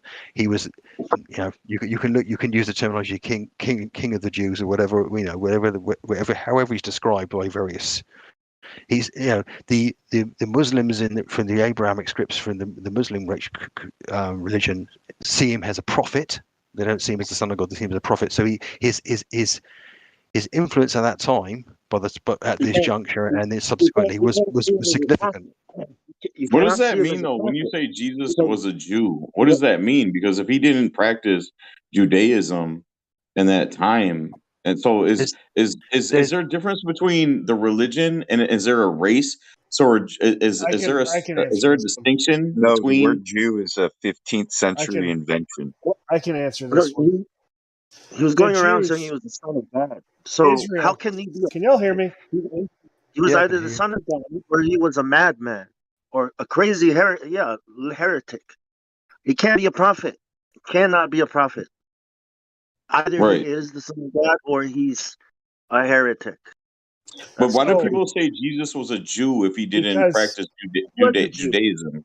No, it's not what Jews were back then. Whatever Judaism is today, it's not the same thing as Judaism today is Freemasonry. Okay, I would like That's to not answer what that Jews question were. directly, but I keep getting Yes, talked over. sorry to interrupt. So they call Jesus a Jew because the Jew is a word, right? Israel is what the Bible was written on, 12 tribes of Israel. Now, in the day of Jesus, 10 of the tribes were gone. So that leaves 2. Benjamin was absorbed into Judah. So Benjamin wasn't a tribe on its own. So why would you say Israel if the only tribe left is Jew? So the reason they said Jesus was a Jew is, one, he was from the tribe of Judah because Judah was the only tribe that was not dispersed throughout the earth. That's why they say Jesus is a Jew. Now, to So the idea then that Jews that claim to be Jews today and say that they try to say that we are, even though they don't believe in Jesus, but they said that like we are God's chosen people. That's a lie, right? That's a complicated. I have to answer that in a couple different ways. So hear me out. This is a bit lengthy, but I'm going to summarize. So understanding that Jew is a tribe, okay? Now understanding that I'm coming from a biblical standpoint and not a denominational standpoint. Saying Jew of Jesus's time is saying I am Israel, okay? Yeah. So it says that not all Jews are Jews in the Bible. It's not a Jew that's a Jew without, it's a Jew that's a Jew within. He's saying that if you want to be part of Israel, you do what Israel does, right? If you eat clean, if you do the Saturday Sabbath, if you do the things that are written in the book out of a will of obedience, you are Israel, i.e., in that time frame, was synonymous with Jew. The rest of the tribes were scattered, dispersed, interbred with the nations. They were gone. And they've remained there today. And what's going to happen in the future is a lot of these people that are Jews by blood, they're not being obedient to those commandments that are put forth in the Torah, which is their version of the book, or they haven't accepted the Messiah, which is the last part of the book. So they're not actually Jews at all. They're Jews that say those that were scattered that then still try to. So those that were scattered. So basically, the Jews today are the ones that was scattered, and they're not really Jews at all, right? No. The Jews are I forget where it is in the Bible. I'd have to look it up. It's been a while, so forgive me. There's a teaching out there by a guy by the name of Jim Staley. Now, I'm not a big Jim Staley fan, but he does a great job of teaching this teaching called Identity Crisis. It's 2 hours long. It's not mind-numbingly boring. And that's why I tell people to go there. If you want to understand what a Jew is in a biblical sense, then watch that teaching, because he explains where the tribes went, what a Jew is, why they say Jew instead of Israel, because it was synonymous with Israel, because the rest of Israel was dispersed. In the scripture, the Israel was disobedient. God said, do these things. They didn't do those things. And every time they didn't do those things, it was counted to them as disobedient children. And then when he says, if you don't do these things, these are the punishments. You're cursed. If you stick your finger in a light socket, you're going to get zapped. If you don't, then you will not get zapped. If you eat food, you will not be hungry. It's a very if-then relationship that's detailed in the commandments in the Old Testament. And they don't, and that's kind of where it sits. I hope I did. But Jim Staley, Identity Crisis, does a great job of answering that question. So Jew, in a modern sense, depends on who you're talking to. Some of them are going to say, I'm a Jew because it's bloodline. Okay? Right. Some of them are going to say, I'm a Jew because I'm obedient to Torah or Israel, because they're kind of synonymous terms because the rest of Israel's but they're completely different, right? Isn't that the difference between Judaism and Orthodox Judaism? I don't know. No. Is that Judaism is like the difference between a normal Southern Baptist and a Catholic, right? It's just different versions of a religion. So Judaism is like Judaism to Torah is like Roman Catholicism is to a normal Sunday church, right? It's just totally different. Gentlemen, can I ask you this conversation down to the religious text? Yeah. Take it down to the religious voice chat. Thanks. Yeah, but I just wanted to close out in this one saying, seeing is not believing. No, I wasn't asking you to close out, bro. I didn't say that. I'm asking you to take the rest of the conversation out of the live stream that's about talking about flat earth. Okay, flat earth. That's the purpose of the live stream. Yeah, that's the purpose of the live stream. About flat earth. We're talking about this is about flat earth. It's about flat earth. We're talking about flat earth. It's all relative. You're free to take any other conversation to any other part of the server. Thank you very much. Yeah, we're going to talk about flat earth. But the thing about the religion thing always coming up is, for me, is if we are looking for science and looking for the truth, right, and it leads us, the evidence is leading us towards a creator, because we were talking about agnostic, right, earlier. People who think this, think that, the earth could be a ball, the earth is flat, then this, that, who is the creator? I think this conversation will always be leading us back to the designer. Right. And it has to, and that's why I brought that up hours ago. This is exactly what I was saying. And I asked the question, does anybody know anybody that's agnostic or atheist that is a flat earther? Is that even, it seems kind of silly to be. But you have me who believe in creator but doesn't have anything with anything else. And the whole reason I interjected is we were talking about, if you see it, you believe it. That's not true at all. Like, I could take somebody to a lake on the other end of the lake 10 miles away and shine a mirror, and they're just going to come up with a different reason why they can see the shine, right? So seeing isn't believing. So you can't say, I'll show you evidence that the earth is flat or that other subject we were talking about, because it doesn't matter. You're going to perceive things the way you perceive things, and you can't change a person's perception. No, that's true. So that whole argument about I'm going to prove it to you, no, because you can't.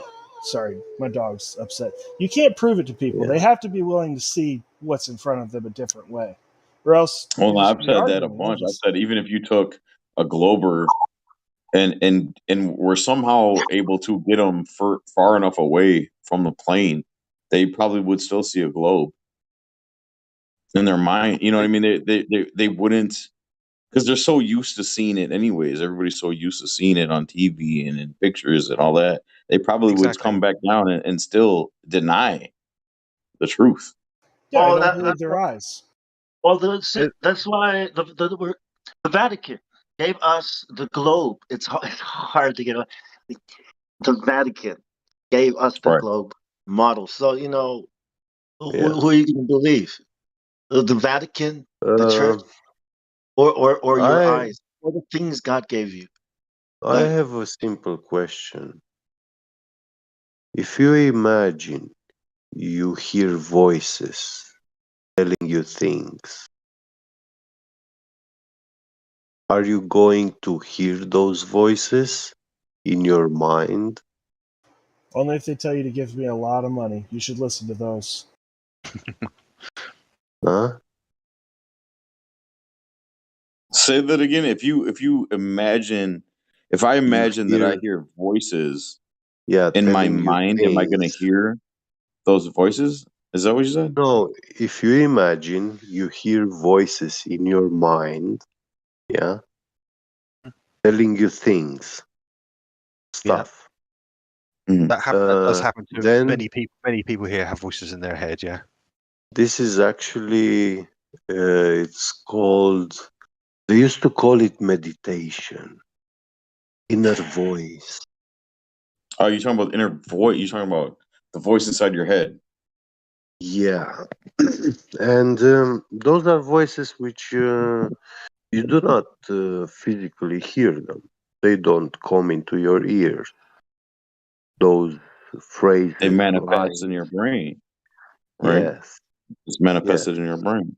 And what is that? But in the moment when you tell a doctor that you hear voices in your head, yeah, that's a very special condition. It's a case. It's a case for that doctor to deal with. A But special see, that case. isn't that a don't doesn't everybody hear that voice? Yeah. I think we may be talking at cross purposes. Everyone has voices. Everyone has an internal dialogue with themselves at some level. There is obviously people. There are other people who hear voices that said, Well, they the attribute way you they just put it attribute. was very interesting, though. You said dialogue, internal Yeah. dialogue. Yeah. Yeah. So you're saying that I'm telling myself or asking myself a question, and then Well, no, it I, it you're starts it's with it's an internal. it It's start. not internal. It's Wait. internal because it's in my brain, but it's Okay, not an but it original thought that I had starts. Listen, myself. listen, Something. listen. Go ahead. Go ahead. Wait. It starts with talking to yourself in your mind, but later you will shape that self in your mind, which is talking to you, yeah, back. You will shape it into a imaginary being, an imaginary voice, which is indeed your own self. But when you characterize it like that, then doctors will interpret that as issue, mental issue. They put that down to schizophrenia, don't they? That's the Yeah, terminology they yeah. use. Just see in schizophrenia, like there was research That done, people no, was that's not schizophrenia. That's not patients. schizophrenia. Is These completely different. voices, So these voices always say bad yeah, things, so it can't yeah, be schizophrenia, right? yeah, If the Yeah, voices that's are not. always saying yeah. bad things in your mind, then it's probably something bad talking to you. But these doctors give you all this freaking medicine and lie to you. They don't know what the hell you're talking about, what's going on. But if it was true schizophrenia, then you should hear good voices and bad voices, not just bad Yeah, voices. The only yeah. Why voice would yeah? Why inside would it the always? Would it human, always tell you to do something horrible? yeah, the Which only is a lot voice of what a lot inside, of people. I'm sorry. Go ahead. the only voice inside the man's head is his own voice.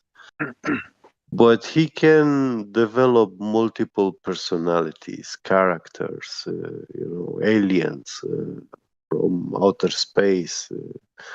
Well, we can drive. Yeah, We can imagine conversations and drive narratives, and almost to some yeah. level, if But we you want to, see, we put constructs in our own head. then But this I is think I this think the is key is just proof. This is just proof to see how easy it is to go astray, and what you see out there in reality, yeah, this flat plane of existence, you actually superimpose in your mind that you live on a spinning ball Yes, when I think you that. see no damn curvature anywhere. I Yes. agree. When I I was in agree the that Navy, I did that. Exactly that. I was It. young, right? And I was out in the Yeah. ship, and I stood and looked out into the ocean on the boat on the ship, and I thought I did Yeah. exactly what you just said. I imposed the ball onto this thing I'm looking at. I Yeah. did that. Yeah. I did that without even absolutely, knowing I was doing absolutely. it. You can't look out to the horizon And and control. that is a actually if it's a special way to treat this thing. Um, you can either treat it with knowledge, with learning, yeah, or you go to a doctor and he will administer you a chemical treatment. If you go to a Yeah. doctor and say, "I believe the Earth is a globe," he's not going to administer a medical treatment. Yeah. If you go to the No, doctor, but if you go to the if doctor you and you tell say the that the voice, doctor, if you tell the doctor you hear voices, yeah. Wait, but doctor, well, something's wrong with my eyes. I'm starting to see flat everywhere. Help me. I need some. if you go to the doctor, if you went to the doctor, if you went to your doctor and you said, "Doctor, there's a voice in my head telling me the Earth is flat," or you went, "Doctor, there's a voice in my head telling the Earth is round," yeah, he wouldn't do much. Yeah, If you said, "Doctor, there's a head model who's telling me to kill my neighbours with a shotgun," yeah, he's probably going to act yeah, on that, yeah. Most yeah, when we talk about schizophrenia, we're talking about manifestations of some sort or another in people's Thoughts. consciousness or subconsciousness, mm, which are dangerous in their enactment. Yeah, so yeah, that's when yeah, doctors get involved. yeah, Following You can have an internal dialogue about these things, you know, and you can have a part of you that's you can argue you know, constructs in your head between two sides, like the idea of two little characters on your shoulders. That's part of the intellectual discourse you have in your own mind when you think things through sometimes. Yeah, and yeah, you can be in a situation and as part of your mind is being suspicious and steering in one direction. At the same time, there's a internal conflict where the other part's trying to be good natured potentially about someone else. You go, so there's an internal feud you have where you go, no, it's okay, no, I think he's doing this, and it may manifest as hesitancy. And sometimes when you're in that situation and you do something, you go, okay, fine, and then you get shafted.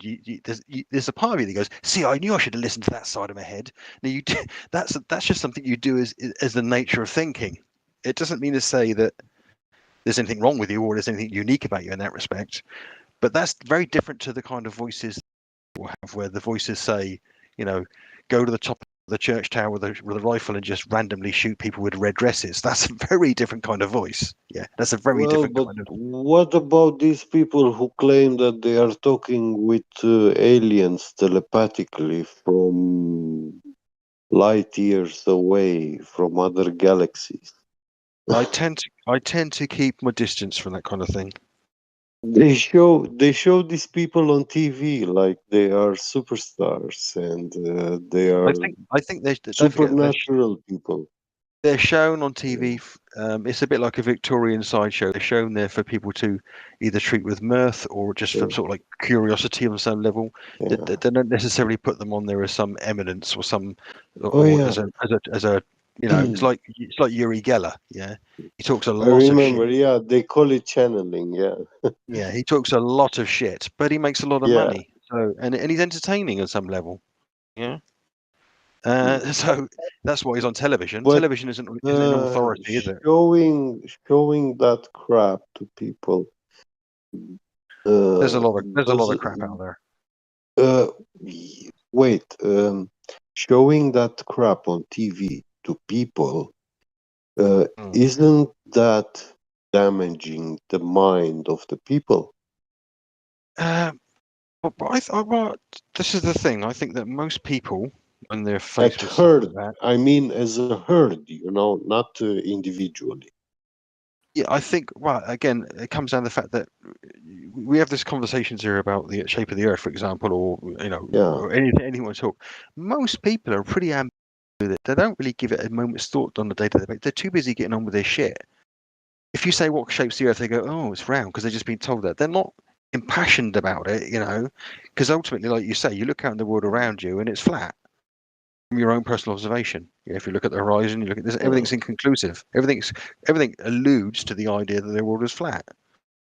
That doesn't mean to say that, so most people actually don't care one way or the other, because it doesn't change the price of their groceries.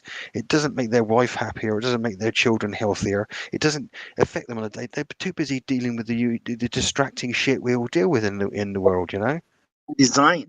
I think that's exactly. It was designed exactly like that. It's so brilliant. I don't mean to, you know what I mean? It's, when you look at the way they did it, I too, I love learning, but high school made me hate it. Like the way the public Sure. education is set up, Yeah, I hate yeah. it. I Yeah. hated it so much. The same So with me. I resonate with that. High school made me hate learning. Yeah. people who love learning hate school. I don't get that, right? But it's Yeah. like you said, that's why people are impassioned by it, because they're so they got to pay bills. They have to survive. Exactly. Even if you talk about people who, I mean, don't forget the vast majority of people in the world anyway. Yeah, don't live like we do. They do the vast majority of people in the world do live on a day-to-day basis. They do have issues with feeding their family, of getting health care, of getting education for their children. The vast majority of people are living like we lived in, what we call the modern Oh, world come on. 500, 600 years ago. What's the minimum wage in UK? I'm not talking about the UK. I'm talking about the rest of the world, the non-modernized world. The vast majority of people in this world don't live in an opulent, they would consider decadent society like we do. They live on a day-to-day basis. And minimum wage is irrelevant anyways, because regardless of what the minimum wage is, the prices and costs of goods, they raise it to match that minimum wage. So you still stay as poor as you would have been if you were Exactly. making less or making more. That's all relative. That doesn't matter at all. Yeah, exactly. Don't forget, I'm talking about the You huge have swathes heard. of the third world, right? They're distracted from these kind of conversations because they're having a tough time with just staying alive. They're having a tough time just feeding themselves. They're having a tough Well, they're time. not Well, watching TV. what you're describing, Paul, to me is like they pay you what you need to be able to work. Essentially, I think if I Yeah. understood you correctly, yeah. Yeah. They pay you just enough to Yeah, to be maintain the poverty capable to level that you're work. at. Yeah. They pay you enough to pay bills and have a little spending money to go out once in a while and pretend like you have some money, buy some new shoes, or go out and if you drink your paycheck or whatever. They pay you just enough so that you can pay your bills, and that's about it. Pay your bills and maybe have a little spending money for a couple of little luxuries here and there. But you're never gonna reach. You're never gonna be rich. You're never gonna get rich. That's the inherent nature of money, of currency, of money. That's what it's designed to do. It's designed to be a Well, direct like-for-like replacement for bartering for the vast majority of people in the populace who they're trying to control. Yeah, money is just a control. Was initially just a contrivance to make bartering easier. And what is money? The paper money? It's fiat. It's fiat currency. It's worthless. Yeah, well, money and currency has got its roots in precious metals because it's a transportation mechanism for saying, okay, I've got 10 sheep, you've got 10 pigs, but they're just logistically, I don't want to go swap them in the street.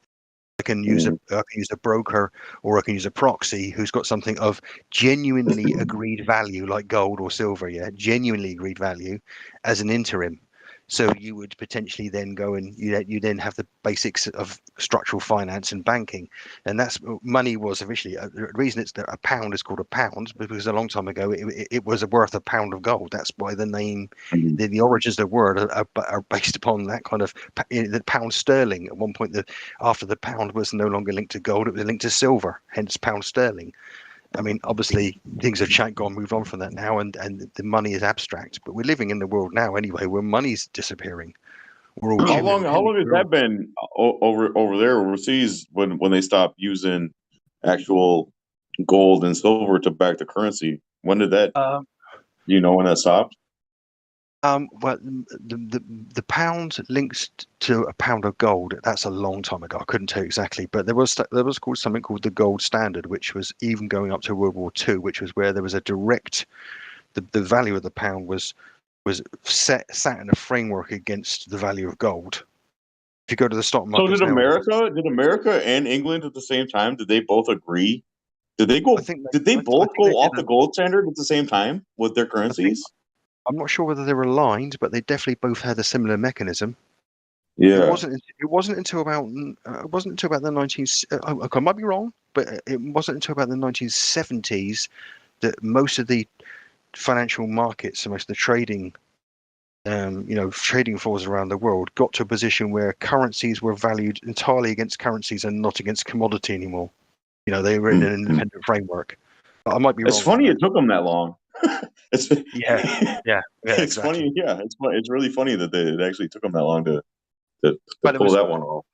It was waiting for a level of agreed volatility to be established. I mean, all of the trading floors. If you look at the world now, as the world lights up and gets dark, the trading floors effectively just change location. There's a continuous trading going on around the world, isn't there? When Right. one shuts down, another's at lunch, and when that one gets to the end of the day, there's another one further on that's slightly further at lunch. And Yes, it's all the electronic. economy never sleeps. The economy never sleeps. That's right. Exactly, and it's and the vast quantities of money that don't exist are just floating over our heads in ones and zeros.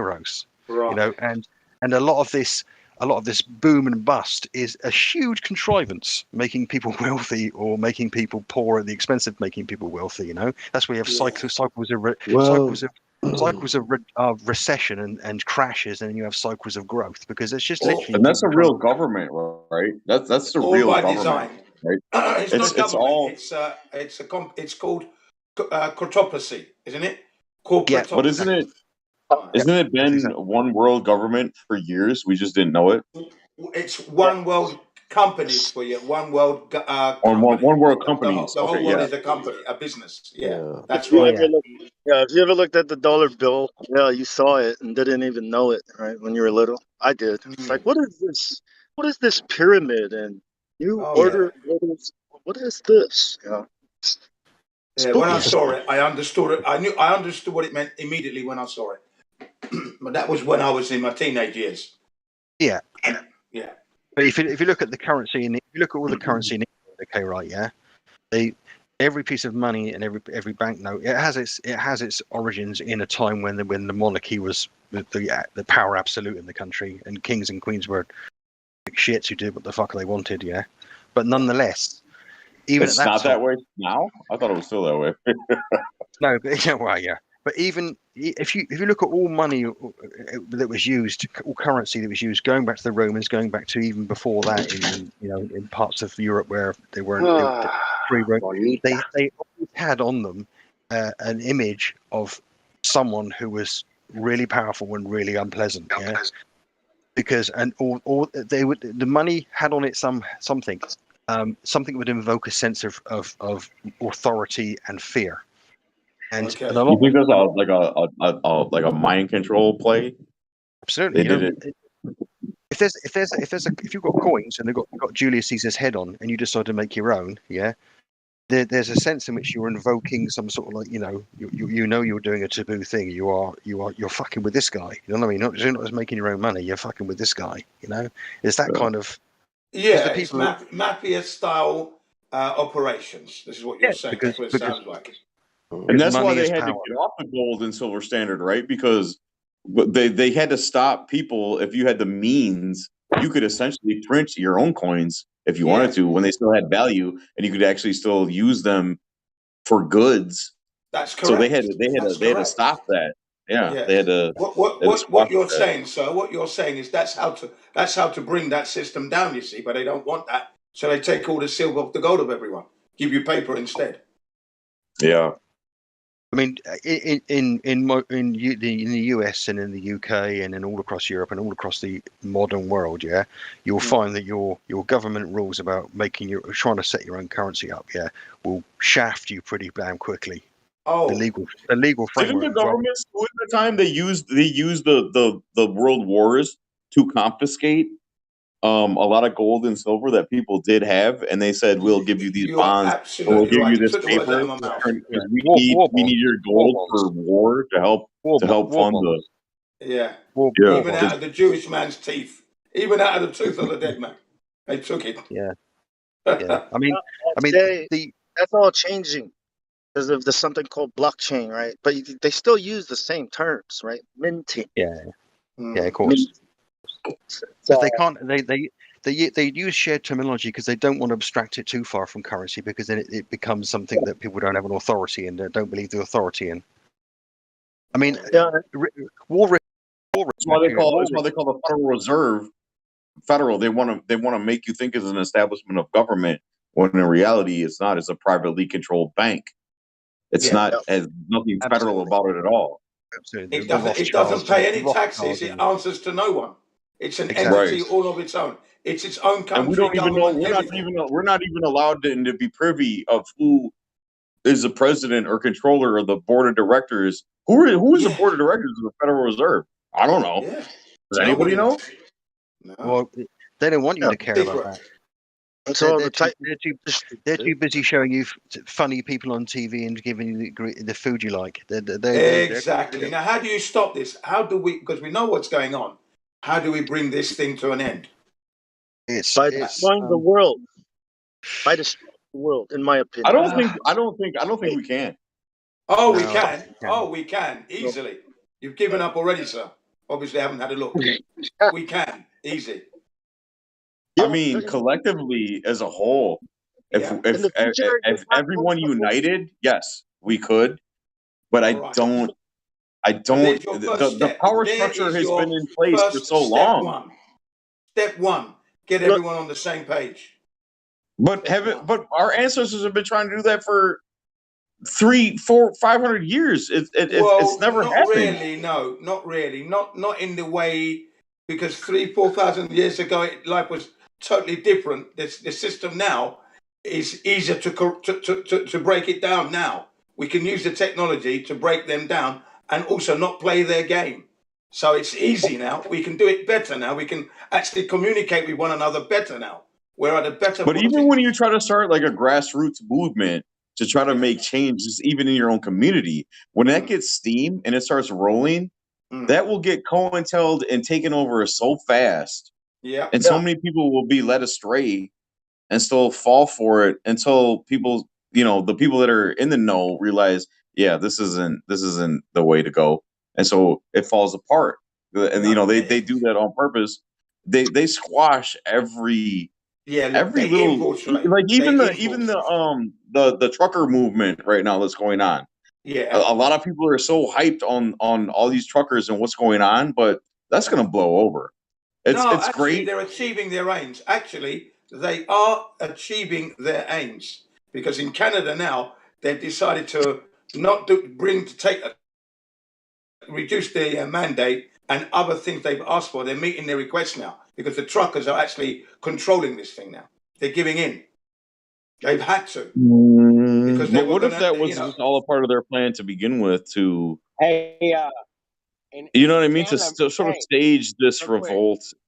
Oh, I'm sorry. Go ahead. Someone's trying to get in there. Yes, go ahead.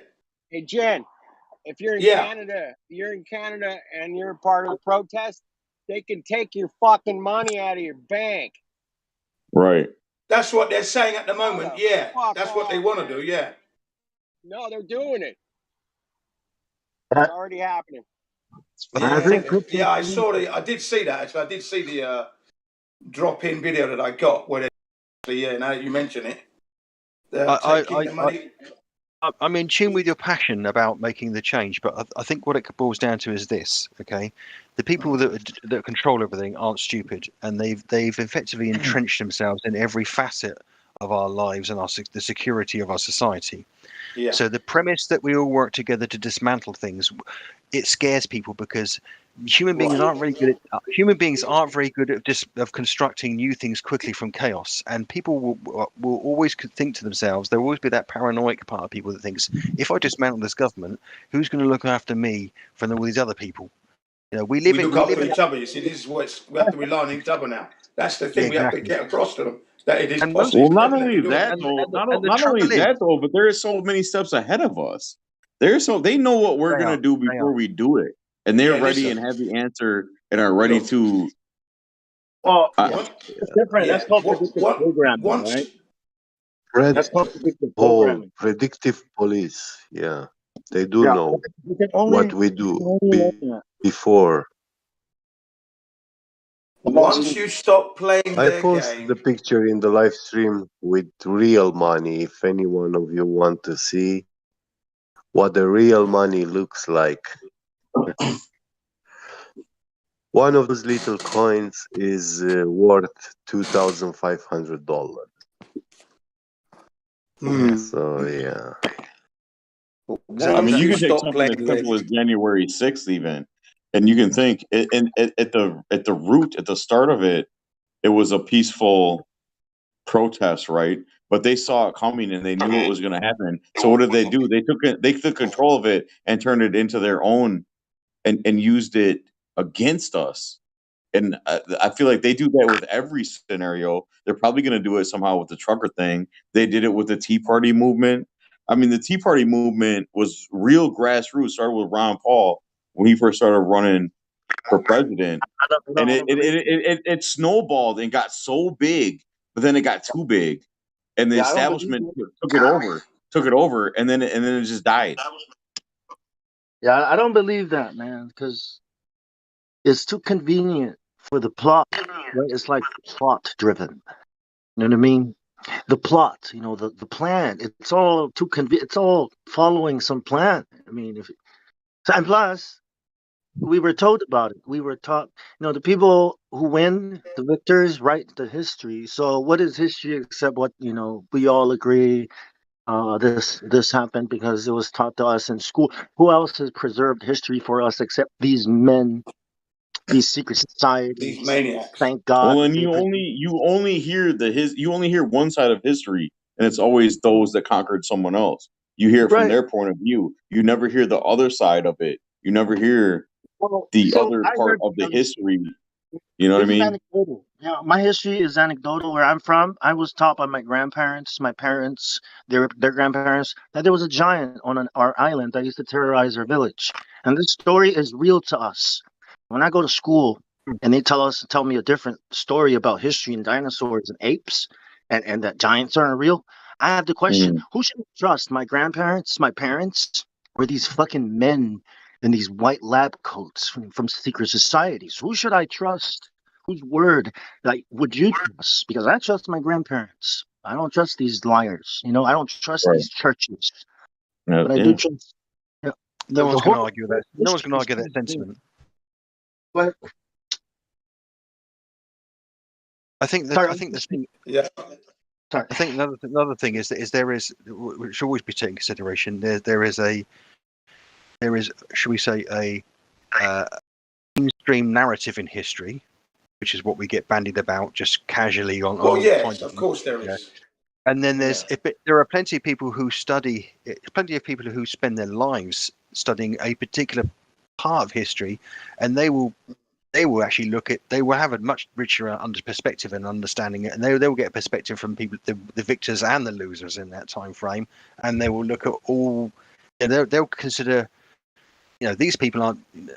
They've got a passion for drilling down and finding things and putting all the records together. So there is in the archives and in literature and in libraries and online, if you want to go look for it, there is a massive historical knowledge history out there. History as a such is Accounts. huge. Yeah. That can be That's the very thing though fun. too though, is there's that massive there's a million people like that do that and study both sides and actually gain the knowledge. I mean, we are those people. All of us in this chat right now, we are the same. We are those people. We are constantly striving for more knowledge and more truth constantly. But that's been happening for hundreds and hundreds of years. But at the end of the day, the game is still the same and the rulers are still the Yeah, same this is why I rulers, was going to and take we're a still second bite of stuck the in the cherry. same perpetual cycle. Yeah. You know what I mean? No matter how Yeah, much we need knowledge to we break that. gain, we're not. Yeah, I know. We would need to break it, but I don't think. I'm not sure it's possible to break it because some people don't It want to is. be woke. This is. Jen, I'd Jen, like you to can't propose an wake idea. up. Jen, some people just ain't gonna. They're not gonna wake up.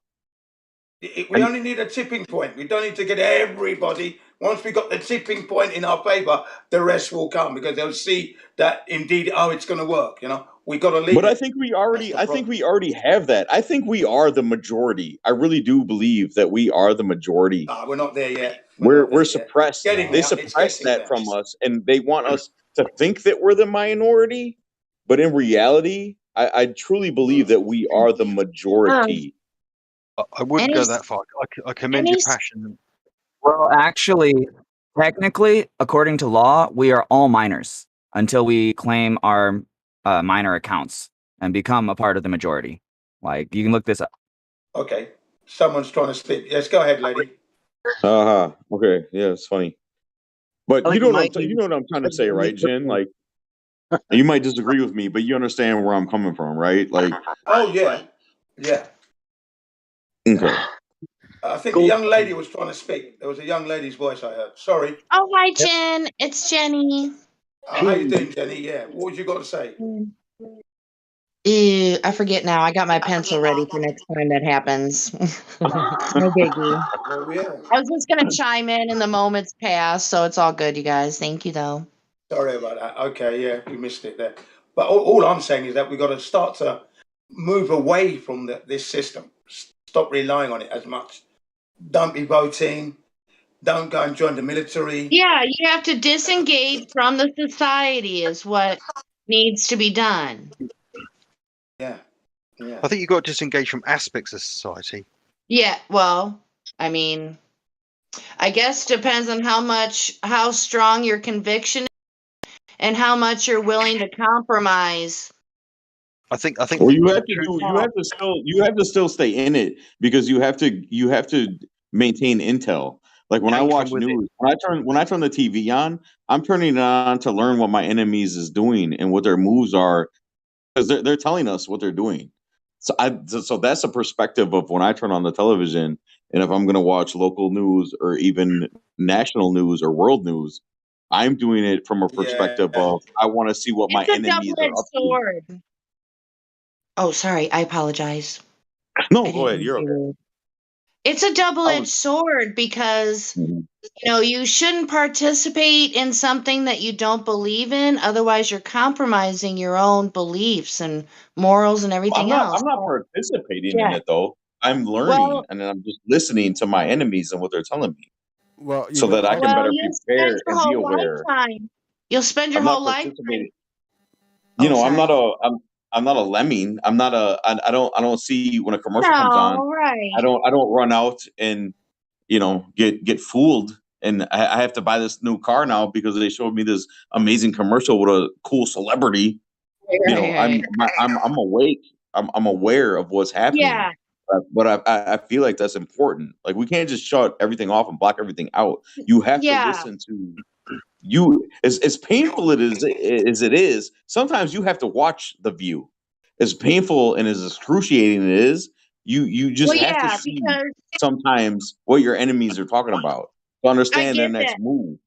I get that because you don't want to become disconnected because then you won't be able to meet people where they are in the current time frame. I mean, I get it. To me, it's just a huge double-edged sword, and I think Drace is trying to jump in. You guys. Yeah, I just wanted to add to it. Even though, it might seem that they're putting forth this or that, that might just be what they want you to react to and think about, not actually what they're doing. So, take everything with a grain of salt when it comes to mainstream. Well, absolutely. That's why they put on people like. That's why they prop up people like Joe Rogan and Alex Jones, right? Because that's the second wall. You got the first wall, which is the mainstream media.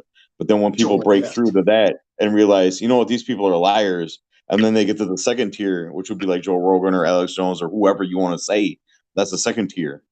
But who is putting these people up and propping them up and giving them a platform? It's the same people that are giving the original wall a platform, right? Okay, so let's see now. What I was trying to say is yes. Switch off your TVs. Okay, you're going to keep an eye on them. You can keep an eye on them on the internet.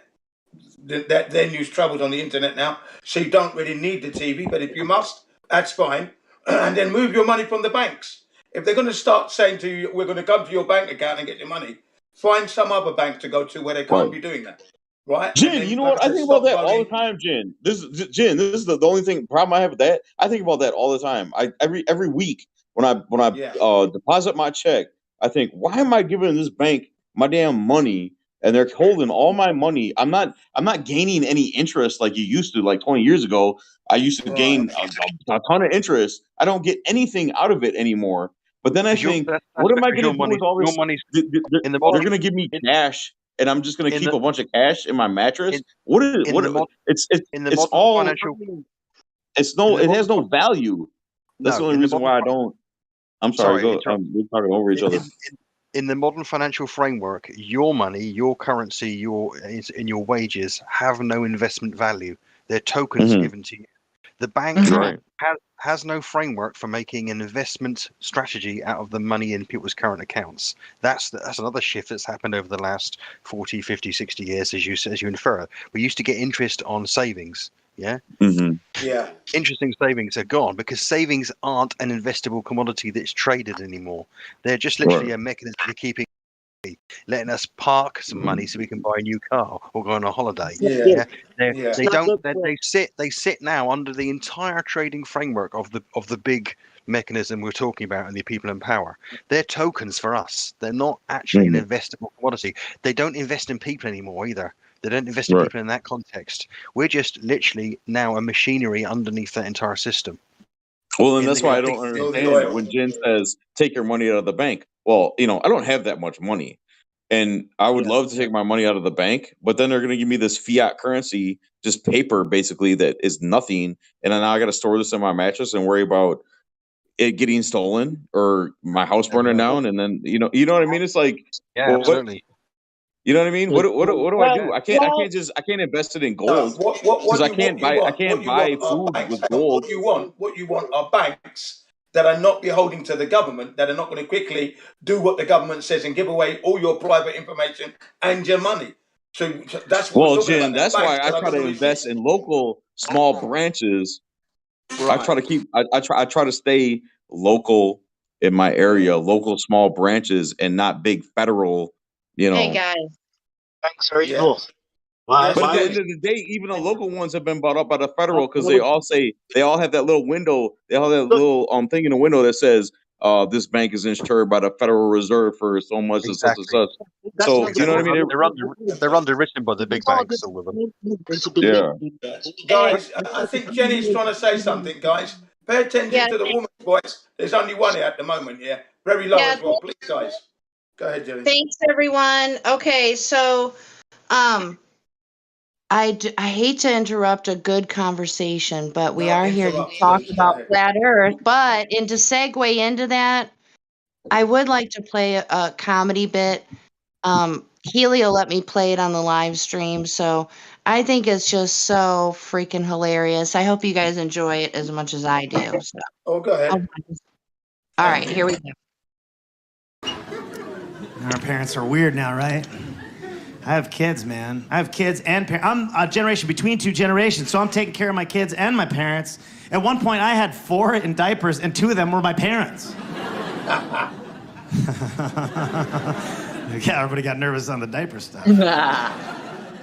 Ooh. A lot of you guys are in your 20s. Look how beautiful you are, all perfect and shiny. 50 years from now, diapers, every one of you. And that's if it works out. That's best case scenario.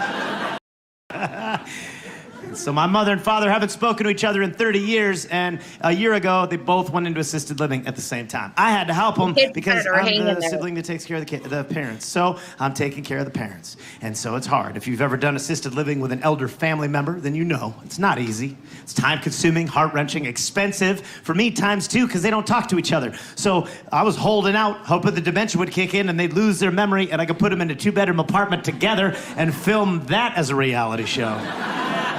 You'd binge watch the crazy old parents who don't know why they hate each other show. I don't know how you know my middle name, but I'm gonna find out. Oh. Weird now. My father is 83. He thinks computers aren't gonna work out.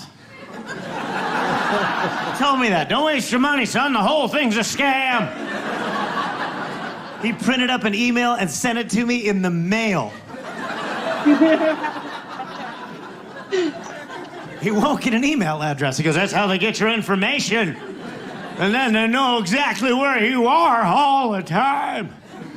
I was like, you haven't left the house in 7 months. Everybody knows exactly where you are all the time. Quit sending me Here's where it letters with gets human crazy. handwriting on them. It's creepy. Right? Everything's automated now. We have email and the post office at the same time. We're going to have to explain that in 4 decades to our grandkids, that we simultaneously had email and the post office. That's going to blow their minds. They'd be like, Grandpa, what was paper? It was made from trees. What were trees, Grandpa? It's not important, son. We got oxygen tanks now. Screw them. We don't need them anymore. You'd write your little letter on a piece of paper, and then you'd fold it up and put it inside of another piece of paper that had a little door on it. And that was called an envelope. Some people called it an envelope. Those people were lunatics. And you take your letter to a dangerous, uncomfortable place called a post office. You'd wait around for hours in the body odor and the lack of eye contact. Till you finally talked to an angry, misshapen man who lived with his mother and had an inexpensive haircut. That man would sell you a little sticker you could put on your envelope, and you'd lick it and get cancer and give it right back to him. That's when they would deliver my letter. No, son, a bunch of stuff happened after that. They'd shove it in a slot in the back wall where there were more angry people from bad families. Those trolls had put it on an airplane who travel hither and yon across the country, sometimes for weeks, till someone finally discovered it was on the wrong aircraft. And that's when they would deliver. No, son, not yet. That's when they would accidentally deliver it to the neighbor of the person that you sent it to in the first place. And that man, based on his relationship with his neighbor, would decide whether or not that scumbag was going to get his mail.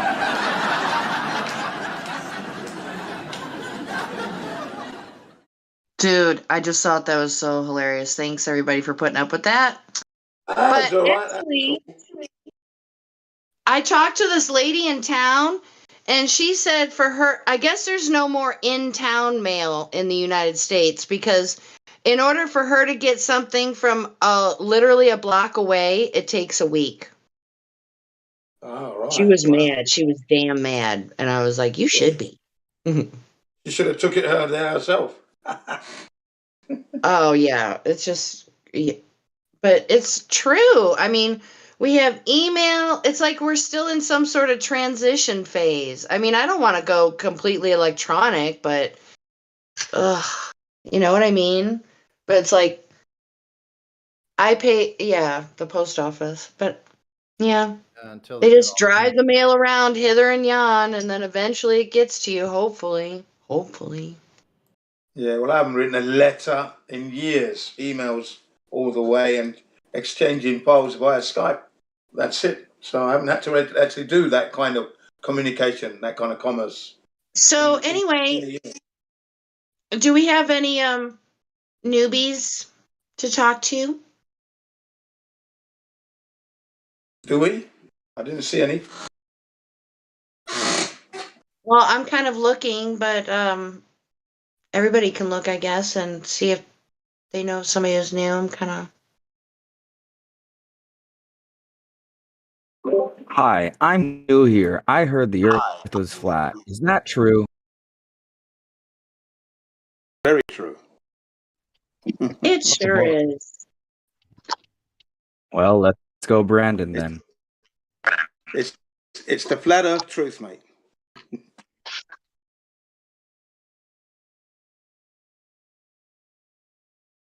I heard people were monkeys. Is that true? Who asked that question anyway? I didn't catch it. Is it true people come from apes? I don't come from monkeys, and monkeys don't come from me. I don't know about your ancestors, but mine didn't swing on trees. Nothing like that jumped from my loins. Anyway, Well, evolution says we came from monkeys, and the question is, why are there still monkeys? Are they the That's retarded racist. monkeys? They didn't are turn into they the people just retarded? yet. Are they And retarded? that's from They Cat must be. Williams, by the way, for the record. Yeah, so space and monkeys, they don't quite correlate. Could someone explain that to me? Why the monkeys and then they're in space? Oh, I know what it is. Yeah, because we want to spend lots of money on space, right? That way everybody down here gets rich. Oh, unless you're not in the club. Sorry, it's a small club. But yeah, space is the new thing. That's the new black hole that we can sink money into. And as Americans, it should make you proud to send all your money and all your labor and all your tax dollars into a black hole for space warfare. Proud. Quote Yeah, unquote. especially because you got every single thing you could possibly need, and your family never goes hungry or without anything. The cupboards are never empty. Oh, a bunch Right. of rocks in the sky, rocks up there. Why'd they use monkeys to test space? I think that's racist as I agree. Save the monkeys. sending monkeys to space. And then they come back, and then we learn from the monkeys of what happened in space. I think That we makes would a lot learn. of sense. I think we would learn more from the monkeys than we are right now. They tell us exactly what happened. Yeah. Jeez. That, as it may be. In fact, there was a comedian. Hey, Sonny, a big full moon over there, man. Big ass full moon. Yeah, I see. It was yesterday. I'll have to What go is back the out and end look. game for space? Why space? Why does Michio Kaku say things about space and then says things about science and that they don't know shit? Right? He What is he doesn't believe saying? in science. Michio Kaku doesn't believe in science. He doesn't. Talking about Willis. It's cold. When he talks, what he's saying is that the new world, right? The new science we're moving. He's saying there's aliens, basically. Like, how can you have aliens then? If How they're scientific. the end Did game? he just say right? aliens? Yes, aliens.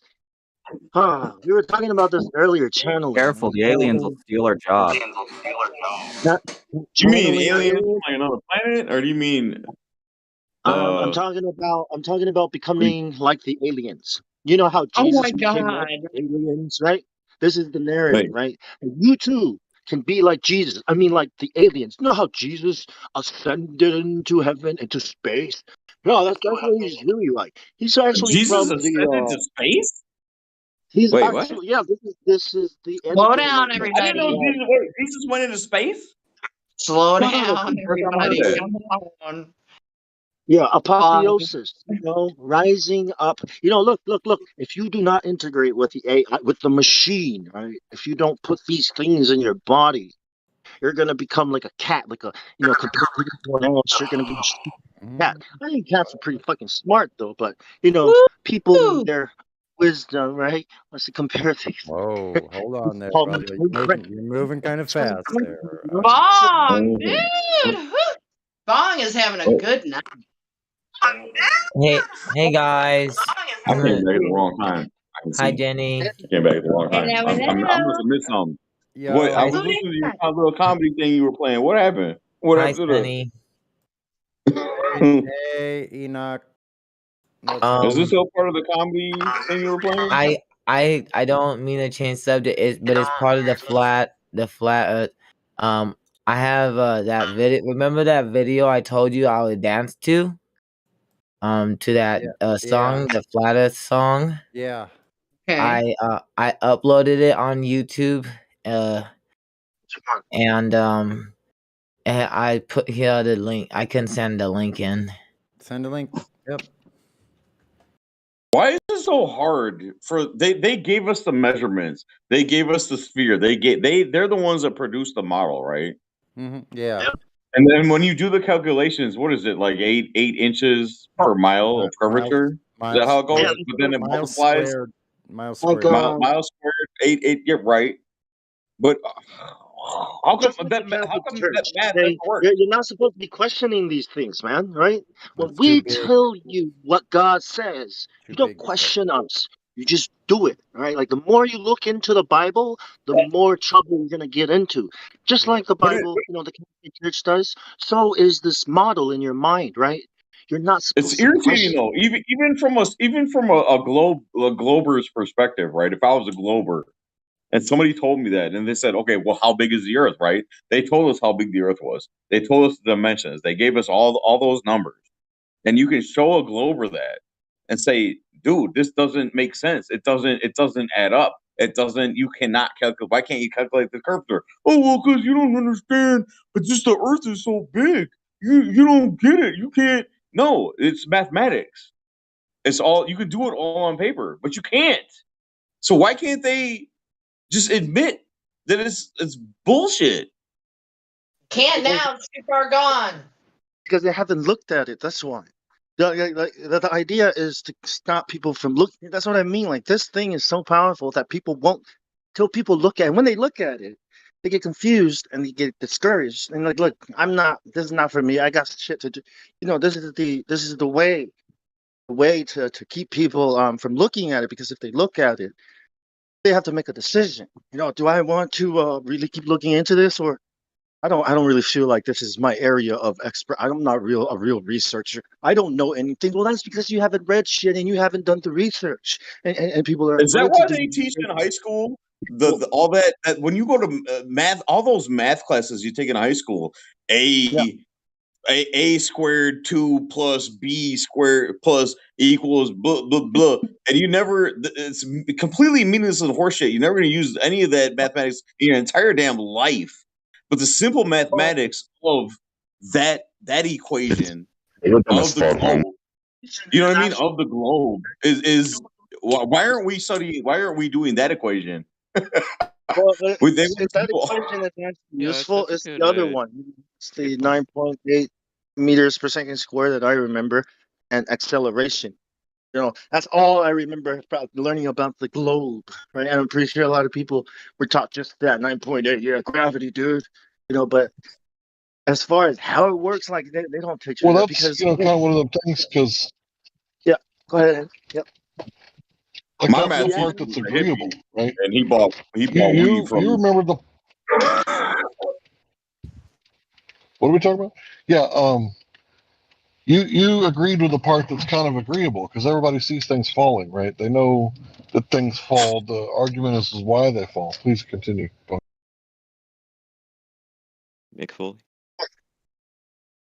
That's been drilled into your head to just think and believe this, right? But how it works, how you can play, like all these other things, right? We get to experiment. Chemistry, you get to play with it with stuff in the classroom. Biology, a frog. When it comes to like astronomy, you can't do anything except believe it. Even Michio Kaku says theoretical physics, like we can't scientific method it, but the scientific method is the most all this crap. What Michio Kaku says, he says it's not natural, the scientific method. Bullshit. When the child puts his hand or her hand on the fire and it burns it, that's the scientific method. He just learned. Yeah, right. Yeah, right. Yeah. Absolutely. It's like, oh, don't do that. Why? Because it'll burn me. That's the scientific. And he says it's not natural. The fucking asshole. Oh, that pisses me Right. off. The Straight up Asian guy with lying. long hair. Their lines are so weak. The way they say, oh, it's hearsay. There's people that hearsay, dude. Is this your excuse? Shiokaku, man. Calling Cartoon people, doll. saying hearsay. If you don't believe and trust us and do what we tell you to do, hearsay. Photoshop. You're It here. has You're to you're be. you're you're one of those crazy people It who is listen to Photoshop. other Hearsay, people. you're a heretic. You're a You're, heretic. Yeah. And yet she is the fucking heretic. Yet she is yeah. doing exactly what he's accusing other people of doing as he's saying it. The son of a bitch. Yeah. Well, Yeah. ain't that about a bitch? Damn, Vaughn. It is Photoshop Yeah, Jeez. because it has to be. I'd tell him off to his face if I ever met him. And you're a fucking liar. Hmm.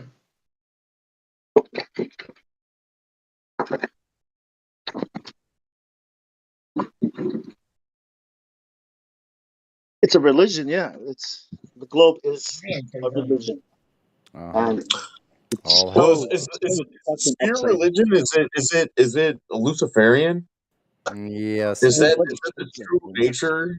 Is it agnostic or It's from the atheism? Catholic Church. No, I No, it's mean, from it's Catholicism. Catholic. It's Catholic, Sun so that worship. means It must have been Luciferian. Jewy. Is the Catholic somebody say it's Luciferian? Jewy. Somebody say it's Created by a Jewy. Jesuit priest, The Big Bang Theory. There you go. The Jesuits. Talk about dirty laundry. The Jesuits got their fingers in everybody's pie. Give me some When did the dirty Jesuits laundry. gain? Oh, man, this is a crazy topic in itself. The whole idea of that, basically, that whole like, why? Oh man, never mind. Forget it. Yeah, it's in Rome, dude. Yeah. This No, it's is okay. Rome. We live in Rome. Think about it. We live in Rome. The way Jesus was put on trial is exactly how people do it in America, in all these countries, right? This I is know, Rome. but all I was trying to say is, like, in those times when the Jesuits, like, what? It's Why were they always so been unhappy? control.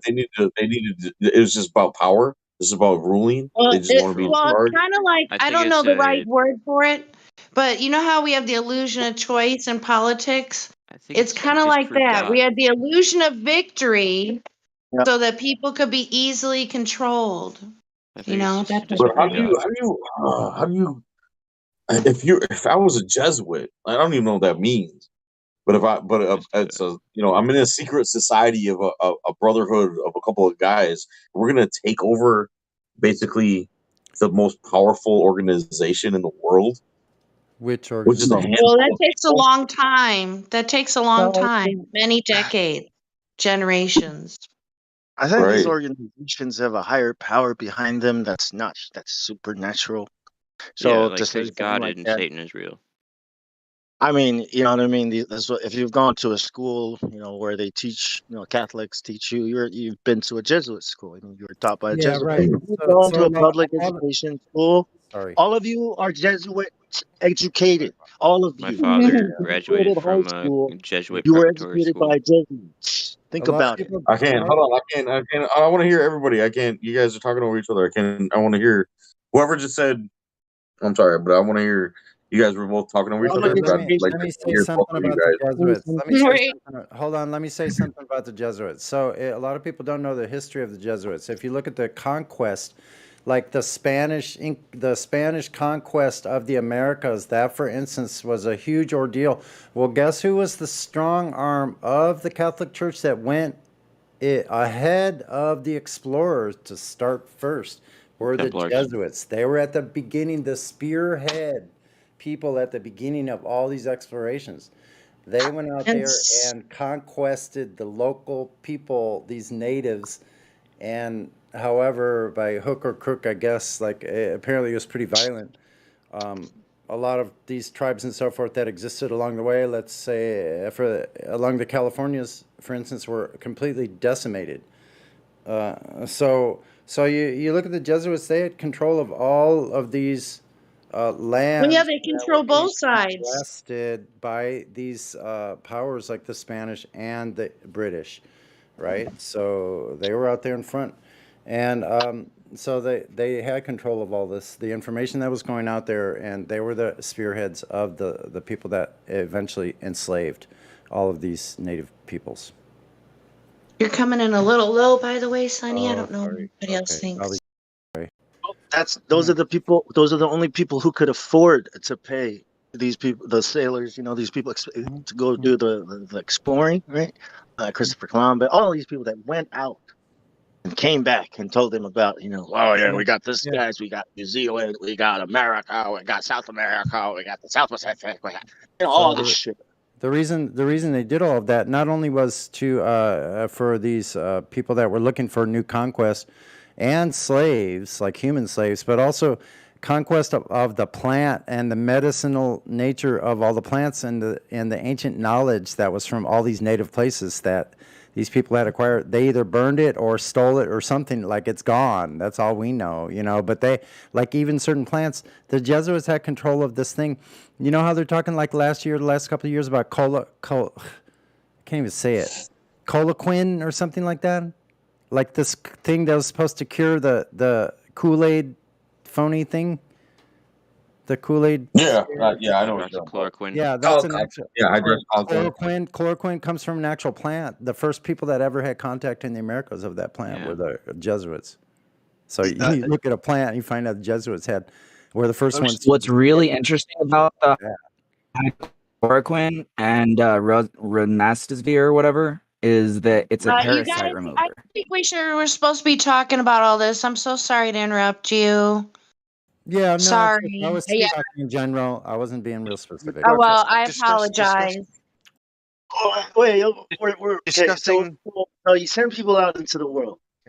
Come back, all right? What are we doing? We're trying to. Do you guys know that John D developed these tools like the sextant and all these tools so they can navigate the world and come back and tell them why? So they can turn it into a ball, man. Like if it's not a ball, okay. That is true. That most of the pioneering explorers transatlantic explorers from Europe going west towards America are under royal commissions, expensive royal or religious commissions, to find a trading route to India in the east. They believed at that point that the Earth was a globe, and they were going that way around, which is why the West Indies are called the West Indies, because they were mistaken for the west side of India.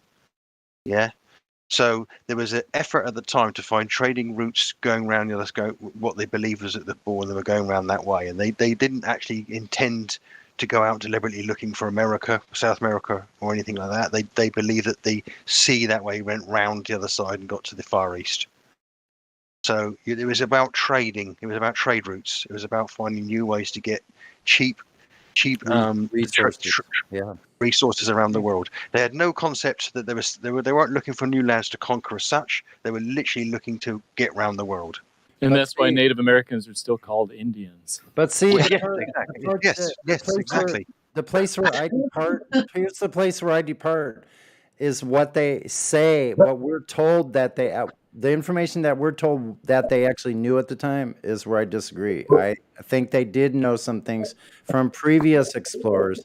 That was top secret information, and it's probably still sequestered at this day, even to this date, of what they knew at that time. There's every possibility that's true, but they certainly it is evidence that European cultures had some knowledge of America before Columbus and before the explorers from the Spanish. Of course they did. Of course they did. There's Viking artifacts, apparently archaeological things dating to European Viking times, found in North Canada and very north of America. I don't know whether there's any Nova Scotia. Yeah, Nova Scotia. Yeah. So, but that was understandable because obviously the Vikings were of their time. They were the most advanced navigators of the oceans that we know of, in that part of the world. Yeah, and also ancient Welsh history talks of Arthur going to America in 563, coming back, and when England was supposedly completely demolished with not a tree standing. When did Columbus discover America? What's the thing? 1492. Right? It's 1400s. Late 1400s, isn't it? Yeah, 1492, bro. The Columbus sailed the ocean blue. That's the run, right? The ocean is teal, not blue. Yeah. So they give you a rhyme so that you can remember things, right? Yeah. To learn the little fable. Imagine if those things were true. How much better it would be, right? So I think what happened is they sent the sailors out with these rudimentary tools. Well, eventually the sailors figured out, and they came back and they said, "King, Queen, holy shit, you're not going to believe this. We are sailing over a horizontal ocean. We proved it with the star sightings." And they said, "Well, you're not going to let that news out. We're going on a ball, folks. You're not going to tell anybody that Earth is actually flat. Okay, we don't care what you're seeing out there. Hush is the, Well, it was before the flat. I mean, it was before the globe, right? It was before the globe. it was like, yeah, right after those first things is when you first started seeing the globe, right? Yeah, because Early they were calling America the New World. Think about it, right? That's what America was called, the New World. I don't know what that means, right? It probably means not Europe, right? So Something was Well, probably it means well at the time, by the time they realised that America wasn't India and wasn't the Far East, yeah, right. they realised they had discovered a new world. It just literally that there's nothing Machiavellian about that. It's just yeah, a term they and used to they describe a territory they never got to. they You never know, sailed over a curve. That's what they have to say, Your Honor. Sir, we went all the way. No, it's horizontal the whole way. And then surely when Captain Cook and Captain Ross went down, sailed Right. 60,000 miles and more along only at the 60th and 70th parallel at the very further south, and never found an inlet. That's way too much area. That should have been Yeah, twice. but people were writing about the globe way before Columbus. but Well, the are you people. talking about That's again penguins? because they didn't actually show a globe with the continents on it. For could you maybe you have information I don't? You're a teacher. No, cartography was way inferior to modern standards at that point. Sure, but they were still saying that the Earth was round, like 600 Yeah, they AD, were. 700 They, AD. they definitely were. And They definitely were.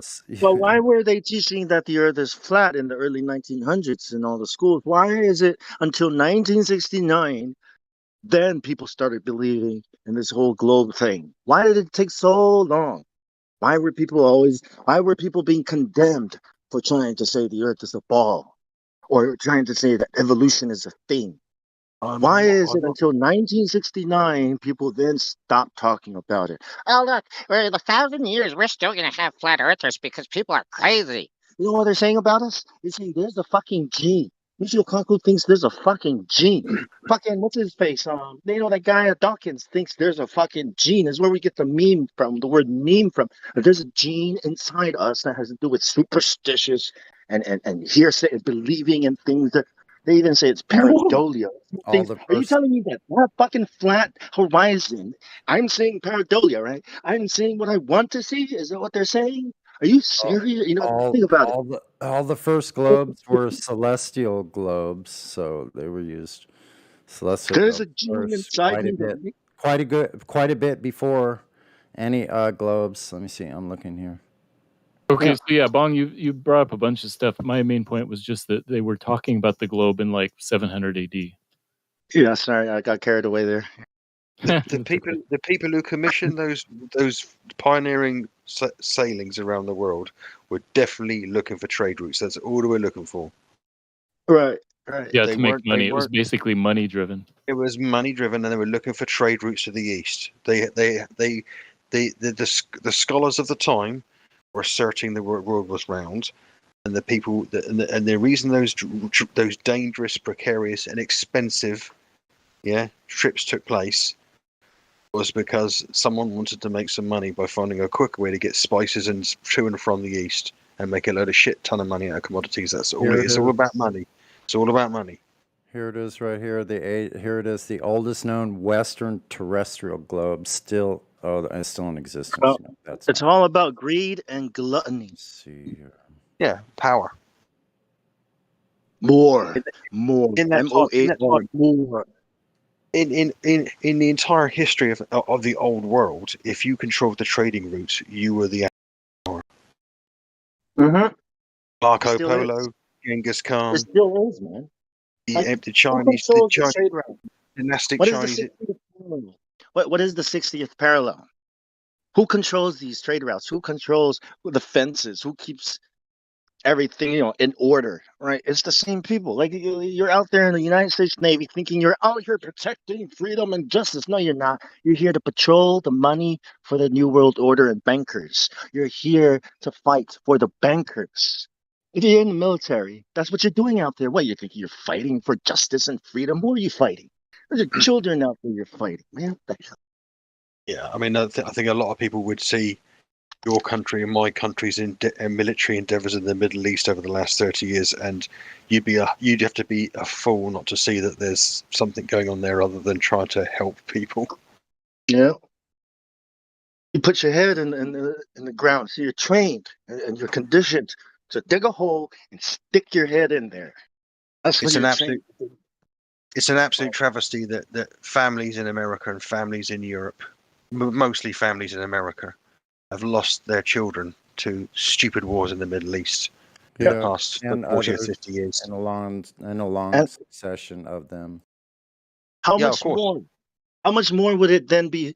How much worse is it then for the rest of the people who think the earth is a ball? If the people who out there fighting a war are sticking their heads in holes, right, because they don't want to hear about it, they're out here. I'm trying to get a paycheck. I joined the military so I can get the government funding from my college, right? They're not there to fight. They stick their head in. So how much more Globers are going to stick their heads in the ground, right? Like if those people do it knowingly, how much more will these people do it unknowingly? Like no normies, people who don't think. The bottom line is, though, okay, most people, like I said to you, most people who, if you ask them in the street, say, oh, they're round. Of course it's round, yeah. On the day-to-day basis, they don't give a fuck. They don't give a fuck either way. They'll listen to your conversations and they may have a discourse with you, but it doesn't make any difference to them. And if they for a lot of people, even if they listen to what you say and think, okay, they got a point, yeah, I've never seen it, whatever, and they go away and they muse about it on some level, they're not impassioned to actually endeavor to check it out or to have a conversation with you about it at any level because they've got too much else to worry about, or they think they've got too much else to worry about. So, well, they're in too much of a hurry to get home Well, that's and an watch easy television. problem, right? Because that's an easy problem. Because just because you give somebody a seed at the wrong time doesn't mean that it won't flourish at the right time under the right conditions. Right, of course.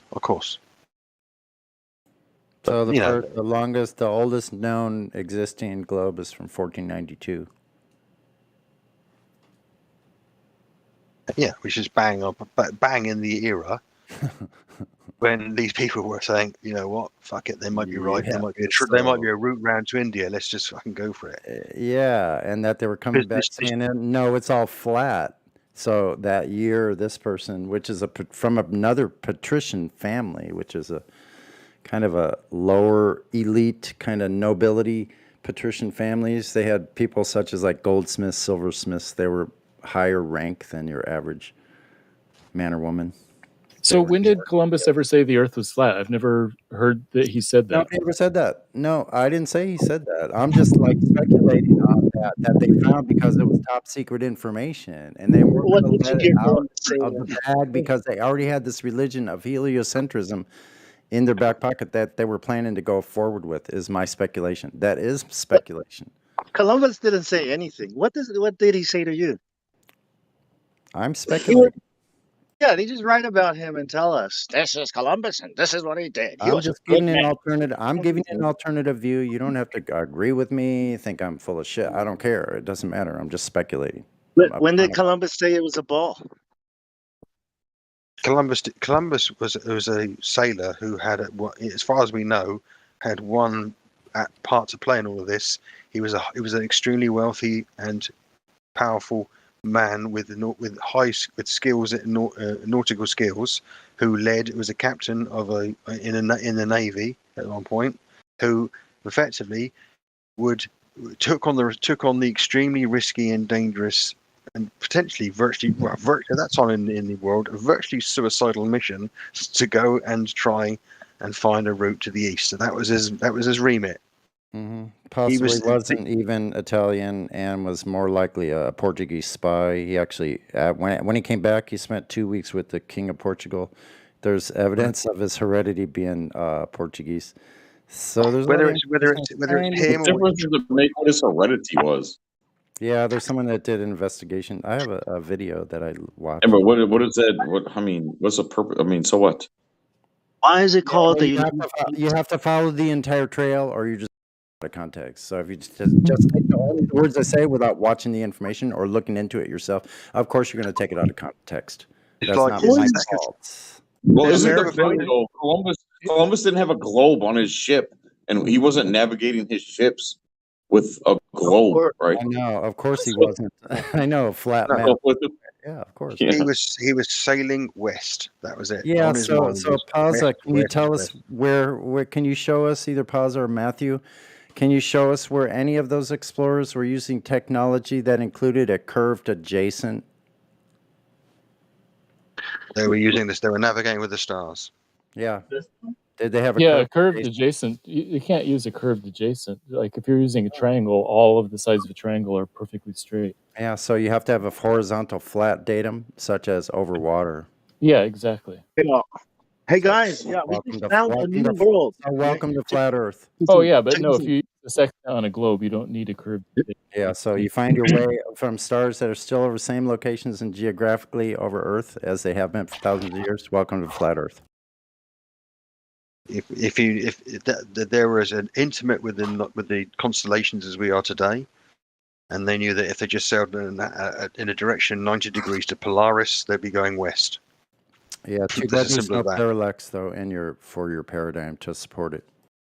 Well, with what you just said, Sonny, it'd be welcome to flat and stationary Earth, because you figured out one way to prove it's flat and another way to prove it's stationary. No parallax of the stars.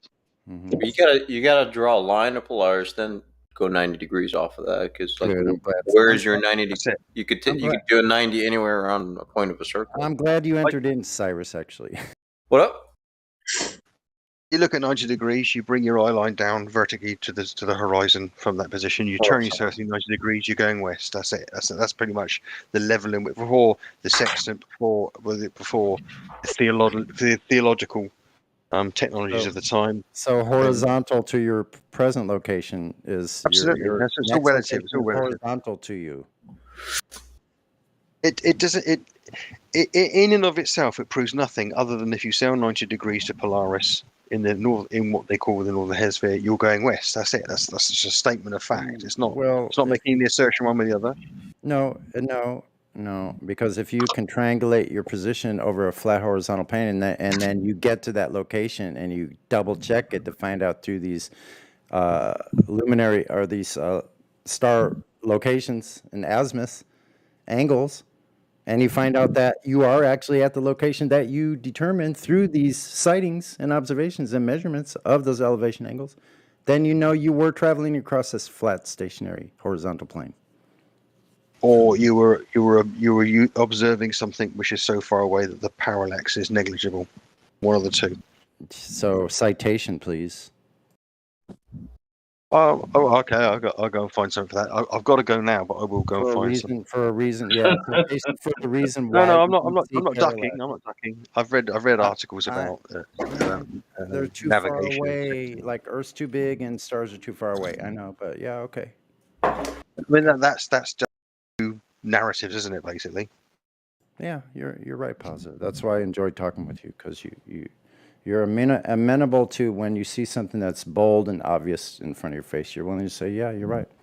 That's right. Yeah. I'm not an expert on navigation, but I have seen people give a convincing dissertation about how the sextant proves the Earth is flat and how it proves it's a globe. So I don't know, unless I go and investigate that myself. I remain skeptic of either assertion until I would really like to see the one where they're saying they can do it on the globe. I'd love to see that. Yeah, I'll have to dig it out. No worries, man. Take your time. Yeah, sure. Well, I don't think it was it wasn't even a debunk. If I can remember correctly, it wasn't even an attempt to try and debunk the alternative. It was just a statement of how it fitted in that model. Do you know what I mean? It wasn't really a. Mm-hmm. There's a lot of stuff on nowadays. It's debunking flat Earth, rather than and you immediately think, well, are they purposely driving a narrative to debunk flat Earth, or they've actually got a genuine interest in demonstrating the alternative, Mm-hmm. Well, in the gender context. Yeah, well, if they can provide something, bring something to the table that can be tested empirically, then we have no problem with that. That's what we're waiting for, though, and haven't been able to find any. No. I mean, I've seen a lot. I've got to go because it's late here. But I've seen a lot of stuff online, particularly about the stars, which is cookie if it is flat. Yeah, so I don't know. It's one of those things where there's a lot. You have to do a lot of. You have to be passionate about that subject. Passionate enough to even measure it just the once. Can't so verify you should do that. any of what's in the sky. We can't verify anything about it. So there's that part. No, but you can if you take the position that you don't know the nature of stellar cartography and what it is up there and where it is, then it's purposeless to talk about it as an assertion of flat or globe Earth in that respect. That's correct. Yeah, that's why we kind of. It's something you look up, you see lights. You've got from a personal singular perspective, you've got no idea what you're looking at. Yeah, that's why I often bring up the thing about going to the hardware store, because we have people come in here all the time and say you're going to look up to the sky. We're talking about measuring the floor. And so if you went to the hardware store and asked that, they would think you were nuts. They would call the psych emergency response team. Yeah, I know. There's from a personal perspective, there is a strong intuitive that would lead you to the conclusion the Earth is flat. There's no denying that. Yeah, fair enough. Now, as I say, I'm skeptic about a lot of things, as as you probably realise already. But there are some things that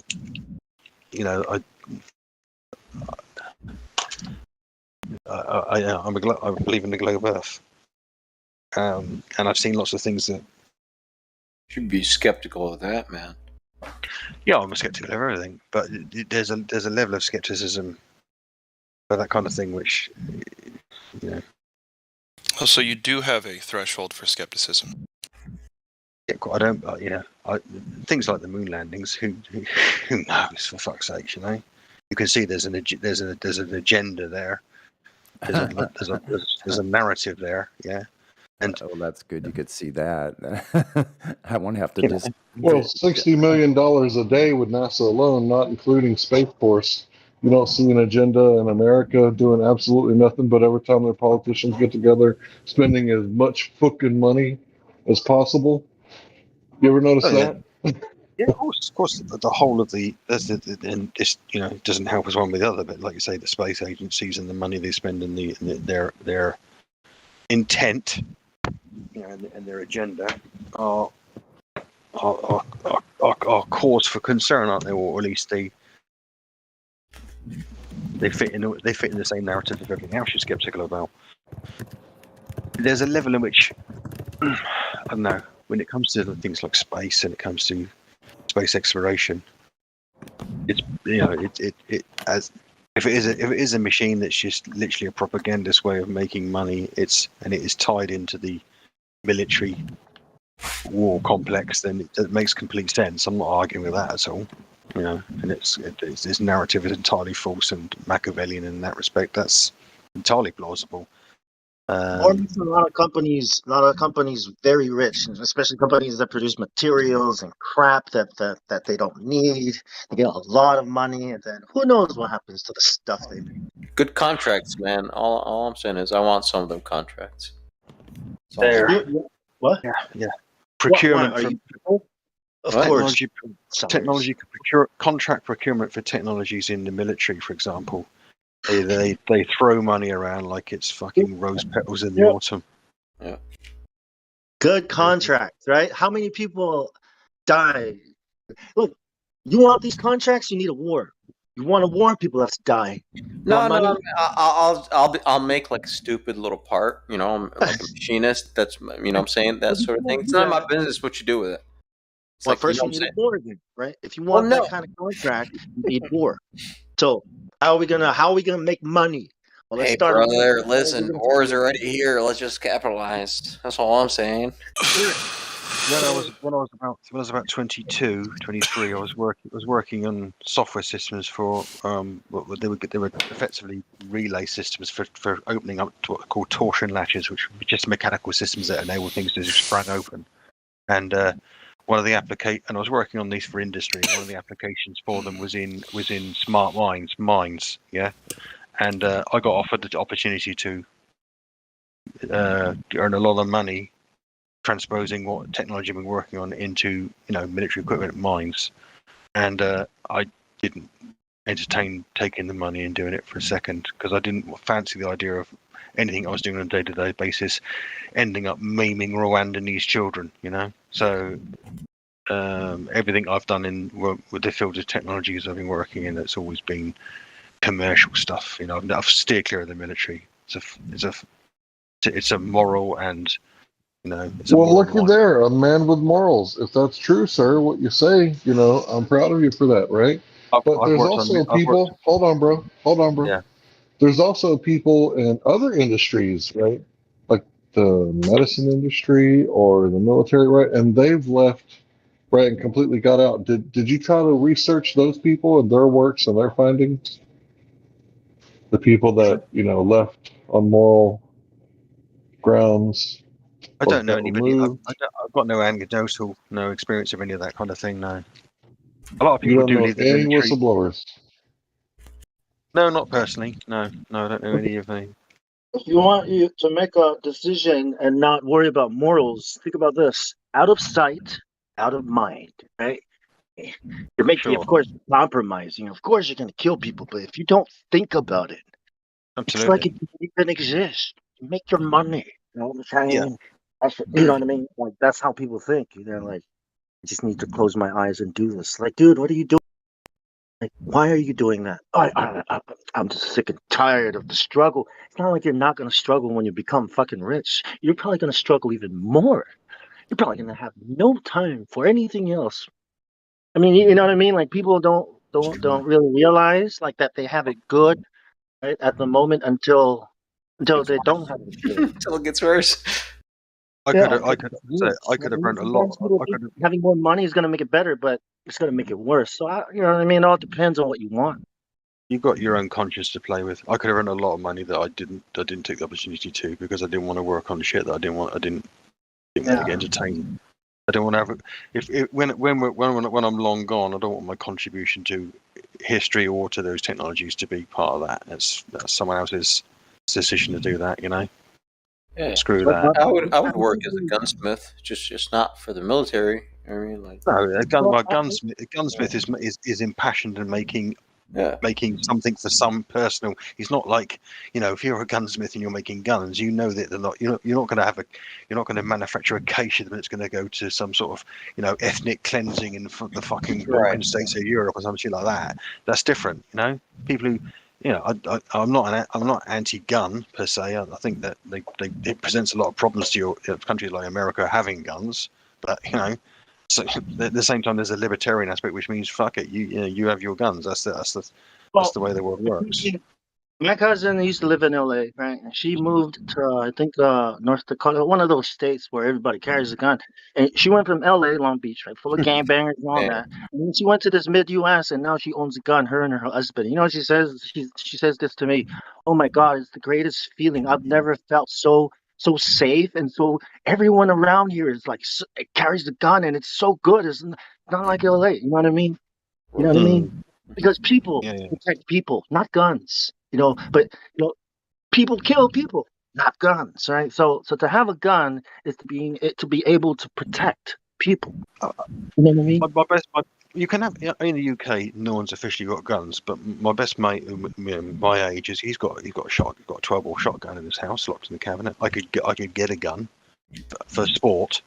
I'd have to have it in a approved locked cabinet at all times, and someone from the government can just knock on my door any time and say, "Show me your gun cabinet." And if it's ajar or it's not in there, they'll revoke my license on the spot.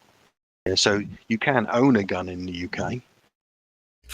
You can't own an automatic weapon. You can't own a pistol. You can own a hunting rifle. Well, the thing is, if the government, if anyone is trying to take your gun away, right? You should be smart about it. They don't need to know that you own 20 guns. They only need to know you own this one gun that you're licensed for. That's it. That's your business. You know what I mean? Long as got the coconut guns. I mean, it wasn't that long. It wasn't.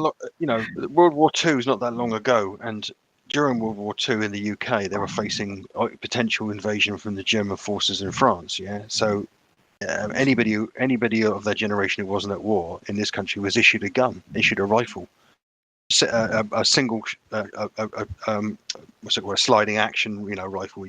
All I'm saying, bro, is I'm not taking a knife to a gunfight. That's all I'm saying. So there was the point I was going to make was that as after 1945, there's a period in this country when loads of people own guns, and the government had no fucking idea who owned them. You know, they all went missing. They all just disappeared. The government's preoccupied with dealing with a recession, frankly. And we had, in this country, in this part of the world, went through gun amnesties. You know, I think for the vast majority of people in that period, they owned a gun at home and they had some ammunition, but you couldn't buy any more ammunition. And people used to shoot the guns for fun in their garden or whatever, yeah. But once you ran out of the ammunition, you were going into the black market then to get guns. So they became an irrelevance to people. There was no culture for having them. So there was an amnesty 1948, and people just literally just piled guns into skips and stuff. Then I think the last one was in 1970 UK, and they, and obviously criminals have got guns. Exactly. That's what I was gonna say. Is that they use crime, so it's problem reaction solution, right? People having guns is dangerous for any government or any ruling person that's ruling, right? So how do we take away guns from people when we know that it is absolutely evil to do so, to harm people, right? Like it's not your right. But then if you start showing things like show a problem, right? Like, oh, look at all the gun violence. Well, how is all the gun violence happening? All these guns and criminals, how is that happening? Because you promote it. It's because you created a culture to promote violence and all this shit so that you can say to people, we need to take away your guns. Stems from the music industry, Bong. Gangster rap is a psyop. Gangster rap is a government psyop. Well, you work in the music industry. NWA was CIA. You see movies too. You see all these guys in movies, shooting guns, killing people, and they promote and they celebrate them. Freaking Arnold Schwarzenegger and all that shit. So of course that's gonna increase violence in the streets, in the ghettos, in the places that they've set up.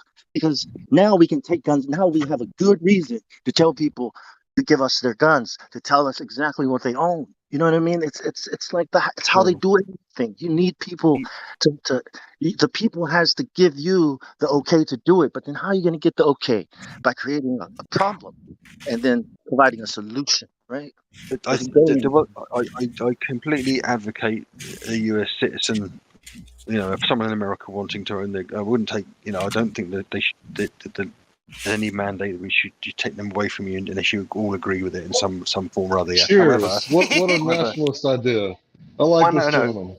Please continue. The point is, but bear in mind, the one thing I will say to you, okay, right, is the constitutionally foundational part that says, it's the right to bear arms, it's your way of protecting yourself against a tyrannic government or a despot in power, yeah, is you're getting to a point soon when that's going to become an irrelevance because you're getting to the point when the army will have AI, they'll have drones, and they'll have military robotic infantry, yeah, right, and then your guns in that context mean nothing at all because if they really wanted to eradicate a swathe of the national, it'd be like Terminator effectively, yeah, and that's coming. That's definitely coming. Bro, if you think about the sword and shield, it's the same thing. The Romans and shit like that. You can't go up against the Roman army. Sure you can. Sure you can. I could fight 500. You can't go up against drones.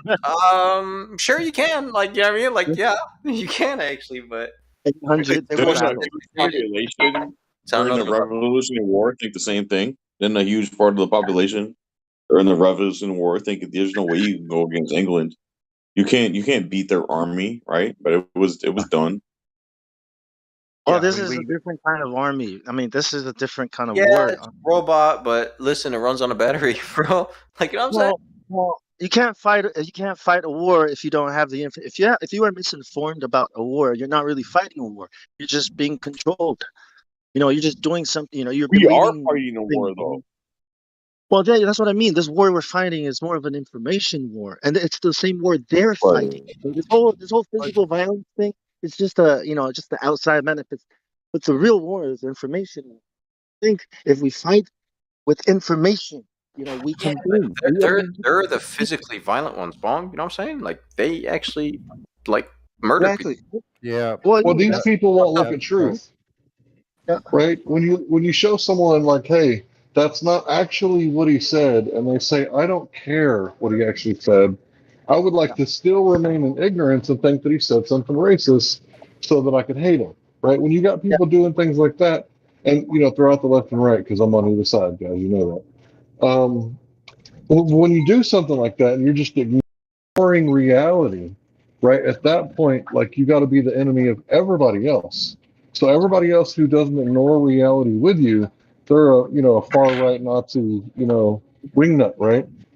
So it's like these people that just refuse to look at the truth, these relative truthers, I call them, or subjective, truth. Everybody has their own truth, right? Those people are like the ones that are lying and going along with the lie, and that's a very deadly doctrine, I've been told.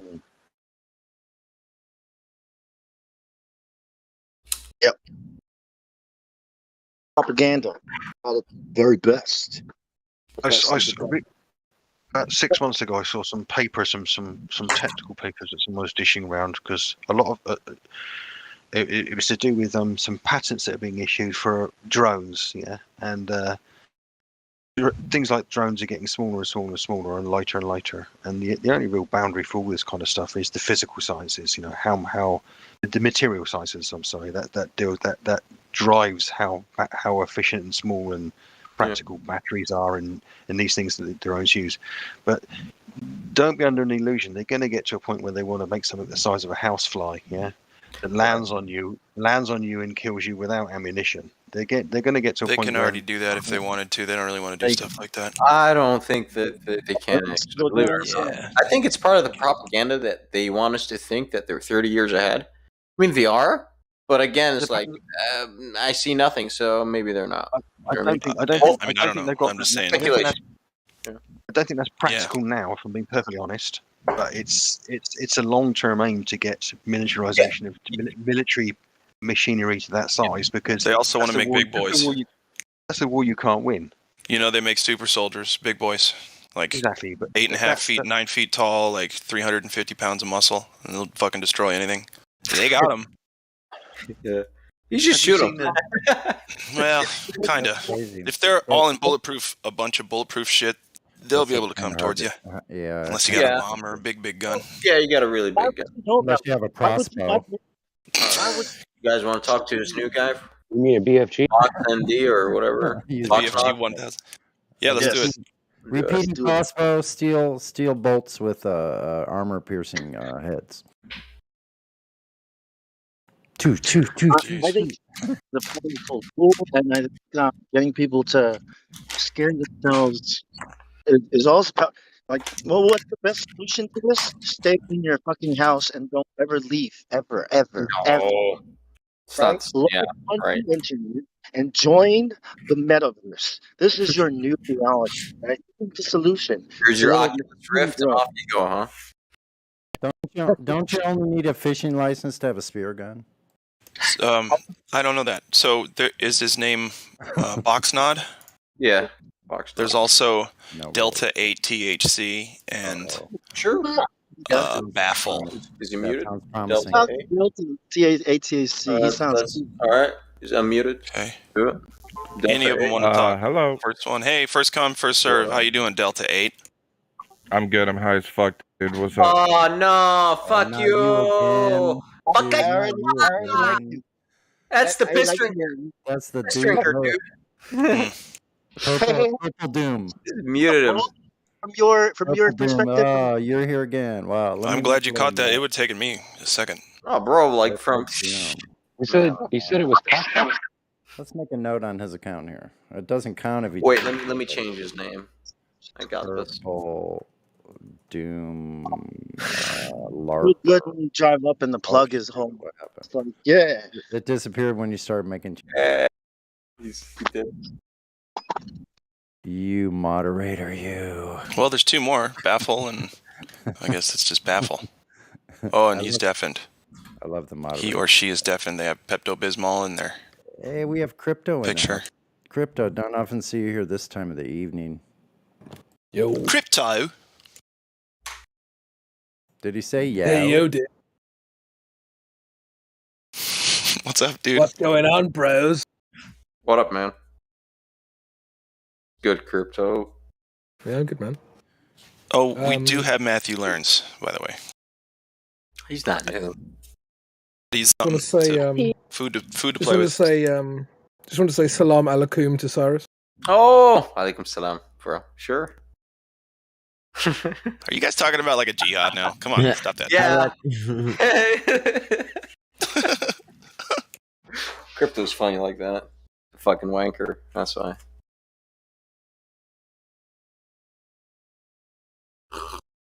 Yeah, but salam means peace, right? I know, man. Hey, Yeah. I know. I'm the bloody wanker. Salam alaikum, brother. Yeah, I'm also a Muslim. Yes. Okay, everybody take their turns rumpuzzing. I know. Let's rumpus it. I know a guy whose dad is Turkish and mum is Jewish, so I say to him, Shalom Alaikum. Okay. They actually say that, bro, in Hebrew. Shalom Alaikum, yes. So Jewish and it's actually Hebrew. It's the same thing, by the way. So That's Jewish not and even a joke. Turkish. I actually. Alaikum Yeah. is to you guys in Hebrew too, so which is So Jewish and Turkish would be jerkish. That's linguistically over my head.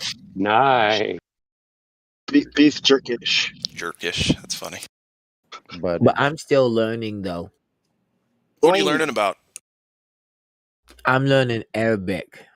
Oh, cool. Nice, dude.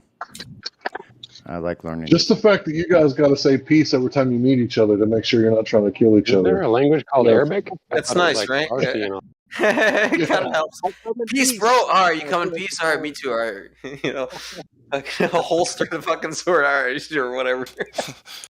The hammer, or whatever you got. Peace on earth to you and to all a good night or something like that. I forget. Yeah. Just be like an Italian mobster and grab the meat tenderizer, and that's what you got for the night. Destroy everybody who has a gun with a fucking meat tenderizer. Fuck them all up. We're guns. We need enough guns for an army. Yes. Right. Are you still DJing, bro? Who? Crypto. Probably. Hell yeah. Nice, dude. Yeah, now that we're actually allowed out of our houses and stuff, it's cool. Oh, okay. So you guys are free again. Nice. They let you out of Everybody's free, bro. Nice, bro. I didn't know that. Thanks. My state just lifted the mask mandate too. I'm not sure. What about Canada? Yeah, we don't have What masks is Justin either. Trudeau? Oh, What's listen. Justin Canada? Don't do shit. Hey, where you Back to the flatter. No, everyone was wearing masks today, man, at Home Depot. I don't think anything got lifted. Let's see, mask mandate. 2 fucking years. And I just walk around and ignore this shit. And look, nothing. Oh, our governor's still thinking about it 22 hours ago. I like it when you make simple changes and like it makes produces results. Like I separated my speakers. What? Wow, just little separation. What do you mean Surround. separated them? Like distance? In space? Dude. Or you separate them electrically? Hey, what time is it between your speakers? I don't have a way to test that. I wish I could Can you test- measure it in light seconds, please? We used to have the technology to test that, but we lost the technology. It's a painful. Destroyed it. process. Destroyed Well, it. look, your ears, right, has a We distance. destroyed it. Right? And they no longer ask me to do interviews. We lost What? it out in space. Put We your lost it. speakers together, you get mono. So you've been listening to mono this whole time, and welcome to stereo. We were out in space. I and got we were- 7-channel stereo setup. We were emptying the dumpster out in space, and we forgot we had all the 14,000 tapes for the telemetry data in it. As long as they got a good sound system up there, I'm game, dude. Let's go. Let's go to ISS and No, party. man. Give us a couple thousand watts. Yeah. Hell yeah. Boom. A couple thousand, dude, in small space like that. Yeah. How much to send them some speakers, right? Like a DJ stereo PA system to. What if it was bad trance music that got the aliens to come visit us? Like really, really bad trance music. I don't. Can you post some? You know what I'm trying to say? It's How, just yeah. like- How bad is your bad trance music? I mean, I like EDM a lot now. However, I like the shit from the '90s. I think evilness. There's good stuff. We all kind of settle in. I like a lot of the stuff from the 90s too. Yeah. You know what it does? It puts you in a trance. That's what it does. You know this Well, music. I'm telling you, man, my brain just I could only get shit done now with just plugged in EDM and just so I could focus. That's a phase. That's a Narrow my phase. I thoughts. went through that phase. I went through that phase in 2013. It'll pass. No. Okay. Is that like meditation I music? went from classical to EDM. You don't do that, No, right? I'm telling You you, it's a phase. I went from don't do that. rock. I used to live in my father's boat in the marina, and I'd be playing loud rock and roll on an electric guitar, and the people would go, "You're stuck in the '70s." I'll tell you my Yell at music me. journey, bro. People used to scream at me, "Turn that shit down!" Shit. They were like demons. After the war, they put out all these music programs in school, and then they stopped it. They put it out so they can fucking get these musicians to sing about fucking peace on earth, new world order crap, bullshit. This one old fucker that used to yell at me for riding my bicycle down the freaking ramp. Lost my train of thought. He yelled at me so loud, I guess he ended up having a heart attack. Sorry about that, dude. It wasn't my fault. The 80s I had, didn't say be a dick. digital music, you know, right? This I wasn't the one that told him to be a dick. Sorry, I was gonna say something, man. Bonk style. You gotta take a break, bro. Take Between a break. sentences. Sorry, go ahead. Like say a sentence. My excitement. Take a second. Think about the next. Yeah. Because now I forgot, and I'm trying to remember. This is normal for me, man. That's what I'm trying to say. This is my normal I remember. pace. Thank God. Dude, all right. So when I was a teenager, I listened to rap music, right? Exclusively, you can say. Ew. Disgusting. Check this out. Then when I was like 18, I got introduced to Bob Marley. And ever since, I never, ever, ever went back to rap music. And then, of course, transcendent from there, too.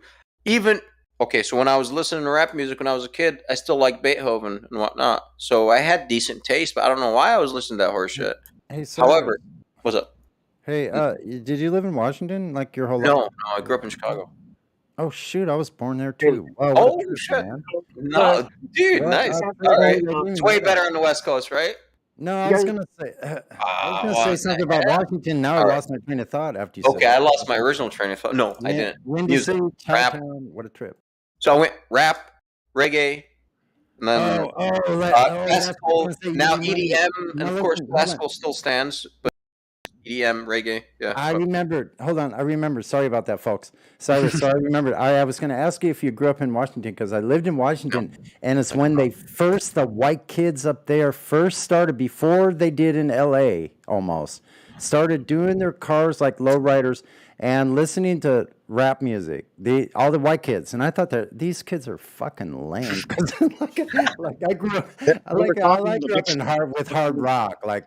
All my life, like I was like fully hard rock, Zeppelin, Black Sabbath, Deep Purple, like all of that stuff, and I was like, these kids are listening to like they're listening to rap music. I'm like, what's wrong with them?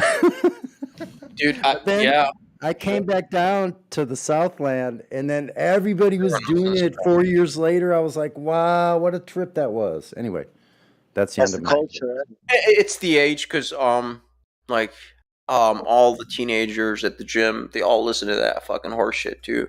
So I think there's society's programmed or set this way to make us listen to this shit somehow. Make us it only appealed to me at that age. Like today when I listen to it, like, wow, I used to listen to this. This is horrendous. Like this is just negative vibes after negative vibes. I didn't know about Masaru Emoto. I didn't know none of that when I was a teenager, and everything made sense right after like a little bit of knowledge. Because knowledge is powerful. Yeah, see, I forget because you guys grew up in a different era than I did. Like mine's from like the VH1 era, like when that was brand new, spanking new. Like video killed the radio store, literally. Like there used to be record shops and like phonograph stores. I love this. Saw it happening before my eyes. It was really bizarre. Well, the CD is dead now too, so it's okay. Yeah, pretty quick. So I was born in '82, so I remember getting like all kinds of musics on records, and then by the time I was an older child, it was all on CD, right? And then Metallica was like, "Fuck you, Napster," and Napster was like, "Oh, come on, man." 82. And the music changed so much in my lifetime.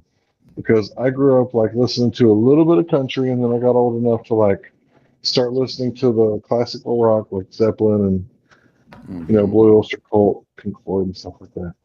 And I gotta say, like, as evil as that music was, like it wasn't talking about some of the stuff that was going on in the rest of the music industry. So I missed most of that and started listening to rap after I became an adult. And I just remember thinking how funny it was that they were singing about some of the things that they were talking about.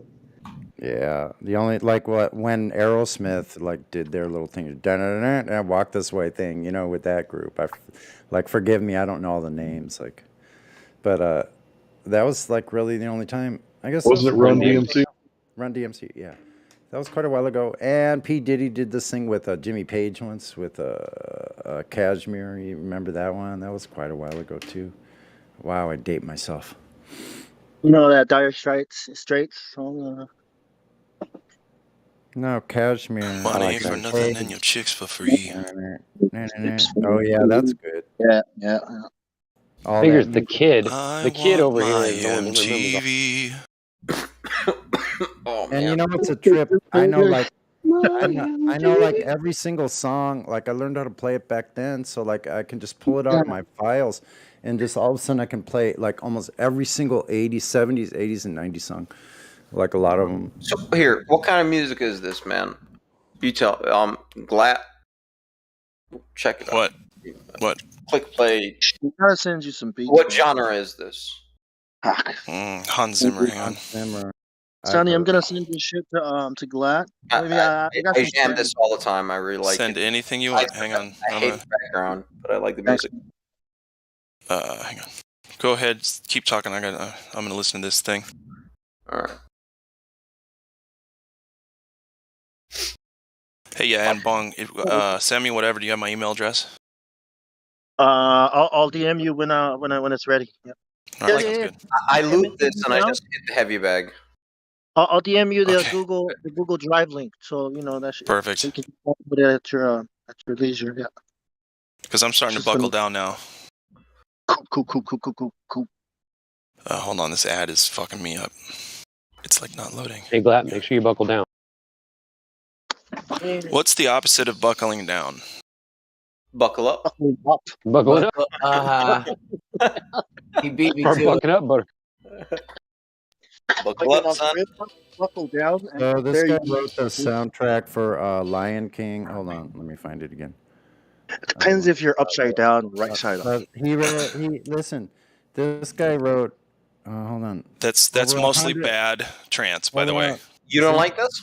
Zimmer No, it's not really. good. Didn't even start yet. What? What's No, your I timestamp? No, I just kind of skipped through. Oh, you did. Oh, wow! You skipped Listen, music. You can't do that. I can. I've been making and listening to music a lot for 20 some years. That I'm not going to sit through a 9-minute song just to tell you the same thing I was going to tell you the first time I heard it. Without having to listen to more than 30 seconds, I can tell you I don't need to listen for 9 minutes. Oh, dude. You hear what this guy wrote? What else he wrote? He wrote over 100 songs. He's a movie score. 50 of them were nominated for awards. He won the Academy Award for The Lion King, Satellite Awards for The Thin Red Line, Gladiator, Last Samurai, Inception, Golden Globe Awards for The Lion King, Gladiator, Dune, Grammy Award, 2 prizes for Lion King, Crimson Tide, The Dark Knight, 3 Saturn Awards. He's got endless accolades. I know that. Dude, yeah. At 136 it starts. It's like, bro, it just transforms. Like, this is good stuff. It's pretty I'm good. telling you. Not the trance stuff. He doesn't know much about EDM. That's okay. That's fine. He can stick with the other scoring. So this is garbage EDM or garbage To me, it is. Yeah, to me, this is. I could make this in an afternoon. Not even. Yes, I could. Very, very easily, my friend. I'm not even fucking with you. I can make this tonight. Oh, blah, blah, blah. I'm just jamming it right now. I'm smoking. I'm not kidding. That's the thing. I'm dancing right now. I don't care. Well, good. It's not hard to make good music or music that people think is good. It's not hard. But the point is, the music is a medium, right? It's like air, right? Air, we use air to send a signal through, right? Like sound, you know what I mean? Like music is like a medium for and here's another thing. Cyrus has a vibrational frequency that's all his own, like a radio signal. And some notes are going to strike him right more than others. Same with anybody. Some chord structures are going to strike people more than others, so you never know. Yeah. So okay, post something that's really good. I totally understand. Oh man. Your best, or okay, not your fave, but something that you would loop. That okay, which is I'll send you some loop-worthy. electronica that I would listen to. That it is loop worthy. It has to be loop worthy. Oh, no, I don't know if I've looped stuff. Hey, Bong, here, Bong. Can you listen to that Hans Zimmer remix? I want your opinion on it. Bro, your mic is fucked, man. It just makes me angry every time you try to talk. Fuck, bro, can you fucking fix it? Mic check. Mic check. Not you, Sonny. Yours, Mike. Excellent. Okay, yours like Bong. Yours goes inside. I'll tell you one thing. I am the pickiest person that you're going to find in music, other than another person on this server who will remain nameless. But yeah, I'm real picky about the music. So real music. 95% of people would probably like this, or 95% of people that like a certain thing, I may or may not, because I'll find one stupid little thing wrong with that or the recording or whatever, and just be like, nah, I'm done. Okay. So it's not your fault. If you want excellent music, I'll post JS Bach, but we already know that, so we're beyond that. Sure. Yeah, Bach's amazing, always. Yeah. So I was gonna say, yeah. If you put some good music, I'll dance to it, or I'll try. Well, okay, so check this out. Whatever the tempo, whatever that Hans Zimmer stuff, that makes me move a lot. That rhythm is just I move. Here, Especially I'll on get the the tempo right now. I'll tell you what it is. Hang on a second. Great. I don't know the music terminology because my music knowledge is 0 out of fucking 10. Mm-hmm. I know about sound, not music. What? So, I know about harmonics, octaves, but not music. Hey, Cyrus, what part of Chicago? I graduated from the northwest suburbs. However, we moved around when I was in the city. Fuck. The school I went to was in Bucktown. But where did you live? I was born in the northwest suburbs. Do you know where Reese Park is? Is where what is? No, it's not Reese Park. I'm sorry. It's not Reese. No, hold on. What is it called? Is it Reese Park? Park? Reese Park, I think. Is that a real thing? It's 128 beats per minute at 4/4 time. Do you know what streets it's like? What cross streets maybe? Because I know everything by the streets. The name is off. It was on Fullerton is close. Fullerton and something else. Sort of too. Also, the intro is pretty, Cyrus. That's not that far from where my grandma lived back in the '60s in the projects near Clybourne. That's not far. We took a bus by Fullerton. I remember that whole area. Did you hear what I said? Yeah, now all right. The intro is pretty. Oh, I thought I had to get the tempo. It's 128's the tempo and 4/4 time. Yeah, I mean it's. I'm confident. I listen to a lot of I can do this. Oh man, this stuff's easy. But like I said, a lot of people like it, and I told you, the beginning is really pretty. I just, man, when that kick and snare come in on 4 on the floor, I just get so bored so quick. So, but that's just me. Do you know the this Moon Tribe? Oh, I was part of the Moon Tribe. Barracuda. Our Psytrance DJs, and I was curious if Glaflow knows them. Yeah, you'd have to show them to me. I stopped remembering names about 15 years ago, maybe. Okay, yeah. There's no way to just keep them up there. Yeah, I all know the fucking artists. I met them in person, and I was and I'm following them on SoundCloud. They're pretty nice. They're pretty cool to listen to. Word, post them up, dude. Okay, there's one that's the Good Vibe Tribe, and then there's this guy his name is Trevor, but he's from Trevor Moon Tribe. His name is Trevor, but he's from the Moon Tribe, and then there's Andy Barracuda, and I forgot which tribe he's from, but he's pretty cool too. Yeah, post them in the voice text and DM me that stuff, and also No, yeah, totally. Thanks, dude. Uh-huh. Yeah, all right, okay. Now I know that you don't feel it, Bong. Gotcha.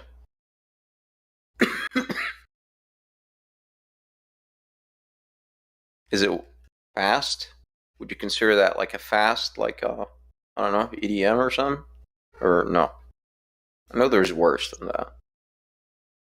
I like stuff that's way faster. It's like, depends, man. I just don't like the style. I just don't like that style of trance. That it's a bit soft for me. It's a bit like Okay. it's I'll post one that I yeah. All right.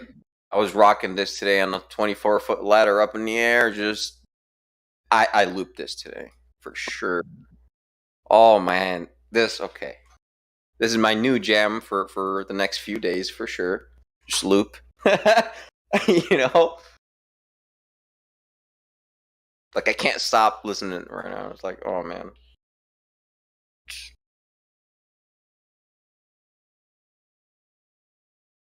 How about this one? Glat and Bong. I mean, I admit I like the beat. Like on the second one. I used to love Tiesto. I love like anything that's classical and EDM. It's so good, and there's so many people like doing that shit today. I like the beat. Tiesto's dope. Hey, 1-1, relax. I'll unmute you.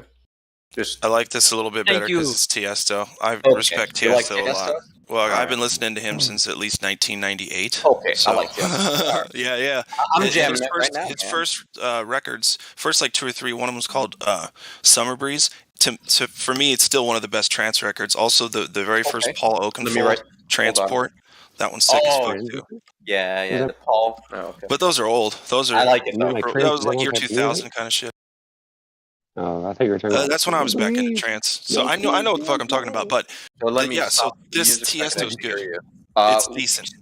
What was that Tiesto album called? And it's called Summer Breeze. It's super old. I would say 98 or 99.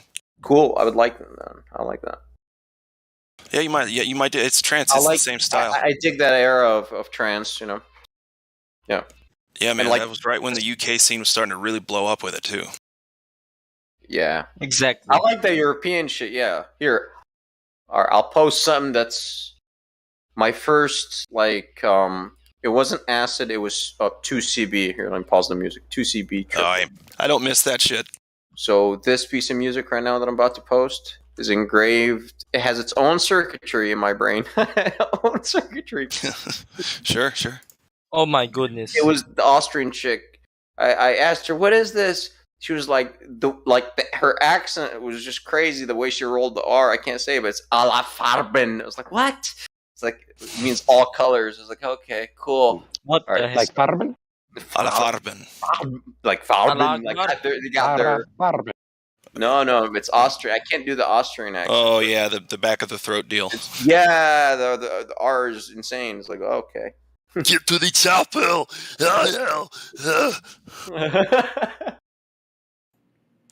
Just spend some time in the back of the throat. That's what that is. All right. So let me. The artist was Ron Flatter. I like the. Yeah, there it is, dude. This is all right. This is my jam, man. Any day of the week, anytime you play this, I'm game. Very oceany, I call it. Very watery. So it's always peaceful. Mantequilla. Does that mean butter? Got no idea. I think it means butter. Butter it is. It builds up, of course. You need the building up, Okay. All I see is the 49th Captain America movie ad here. That's what I see. Oh, it's after the ad. Got it. Sorry.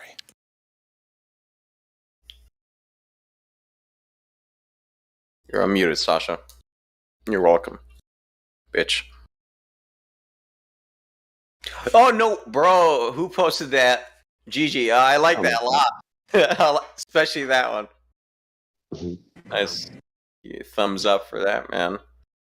It's my jam. Yeah, it's got timbales. It's got like a Caribbean beach rhythm because it's a bunch of. I think it's surfers making this music. But even if not, His other stuff is not surfy at all. Their other stuff? Yeah, Ron Flat Earth artist. Got it. However, this one, oh man, I love it.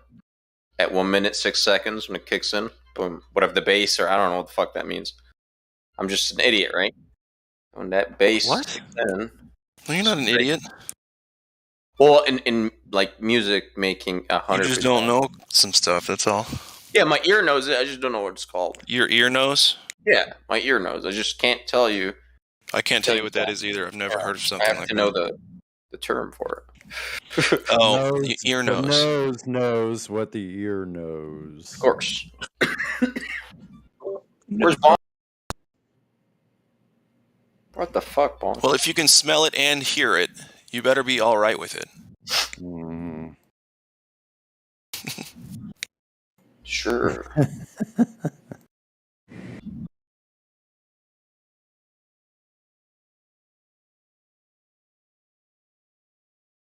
Do you like that one? Glad. Some of it I like, some of it I don't. It's like for me, it's this kind of music is hit or miss. Some I get. It is hit or miss for me, yeah. Because, like I said, I used to like I like all of it, including the one that Cyber Blitz. And you know what it really is I burnt myself out on it a long time ago. That's all it is. Did you really? Oh yeah, dude. Listen, I got these huge subwoofers, right, and get a nice stereo system in the car, and thinking I'm king shit, all driving around all the time, picking up my friends, going to places. But I got to drive because I got the cool car, right? And so all the music that I was into at the time, everybody had to suffer through, and it was always really way too loud. And I would drive around listening to the same kind of shit all day long, all night long. And eventually, I just, I fell out of love with the movements that happen within trance songs. Oh, okay. The movements. Interesting. Wildly personal. You know what I mean? Like most people can get into trance music at any given time. So that's the normal. If I want to get things done. I understand what you mean, Glad Club. I had to stop at a point. And I've done that with tons of different genres. Like I only listen to a specific genre right now. I'll show you a song I listen to.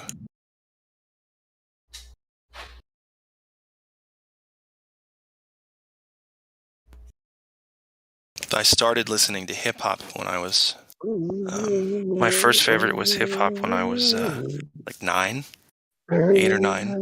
And I bought my first parental advisory tape. It was a tape. 1991.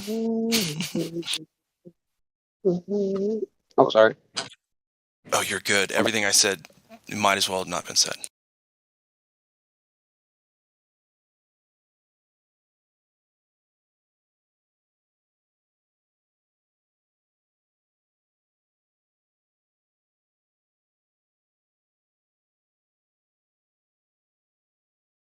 Yeah, you haven't lived until you try to listen to something like Disturbed, right, with a parental advisory on there.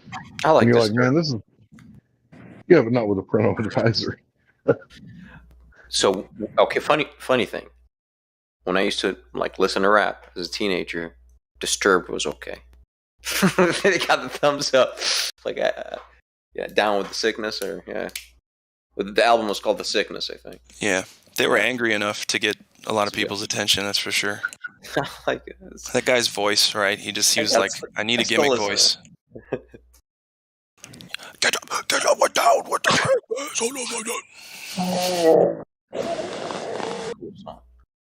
Sasha. Whoa, bro. What are you doing? It's transformed. Sasha, yo. All right. We either do or do not want to hear what's happening. Yeah, well, I just muted you. Like, I'm not interested, bro. Didn't sound all right.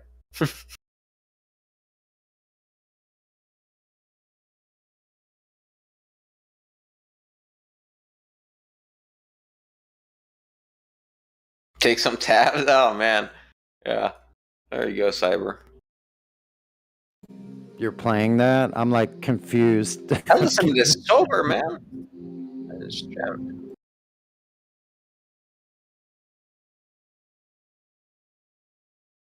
All right, I finally found the link.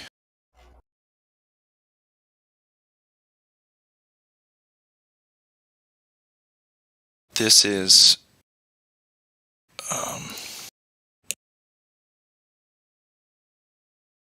If you like Disturbed, check out that metal mix I just put up there.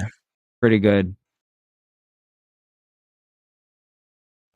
I like the Trevor Moon Tribe one. I like that one. That's cool. I just want you to know that I am the metal mix, but thanks, bro. I'll check it out.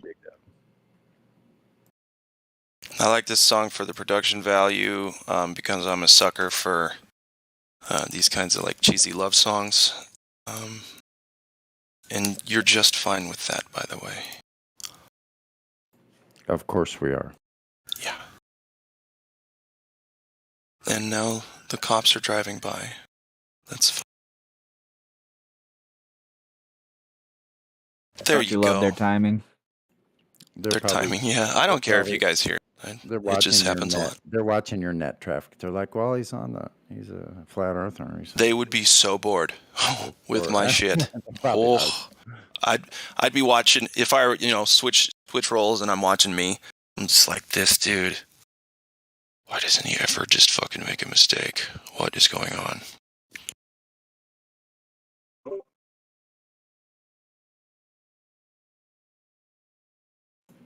Yeah, that's good music for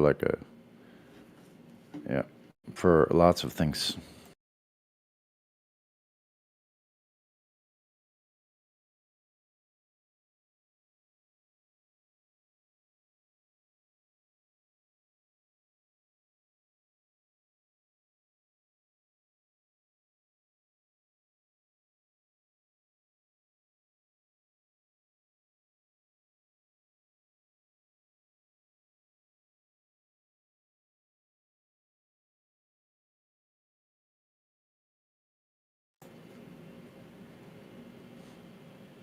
People used to actually go alone. It's not bad to play. I like it. Like I would give it to a 4 out of 10. Just because I don't know. I'm over people singing. I know. I can't. I was like, I'm not interested. I'll tell you, it's funny too because I'll listen to Frank Sinatra though if I want to hear people sing. Like, sure, yeah, okay. It may not sound like it, but that song's harder to make than the trance song. I'm sure, but I like the Trevor. It's just weird too because it has a lot less going on. I'd think it'd be easier, but yeah, I hear you. So anyway, that's because of the production value, and I'm a sucker for those kinds of pop songs. I've always loved pop music. That's what I listen to right at this moment. There's other reasons too that are none of your business. You need a few more acid trips. Get you back on. A few more? More. What? I don't want to listen to Led Zeppelin ever again. I mean, it had its time and its place. Seriously, dude, show me Stairway, and I'm like, I'm gonna leave now. It's also because you got to listen to the whole song. You can't just listen to part of Stairway and be like, yeah, well, I don't like this anymore. You listen to the whole thing. You pay your respects. Right. That's how you gotta do it.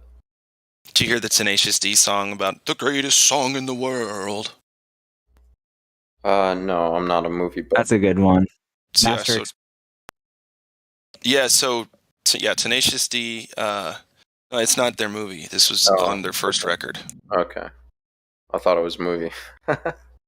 Yeah, no, this is good. This is really quality. Their first record's dope. Hang on. This is not the greatest song in the world. This is just a tribute. Tribute, right.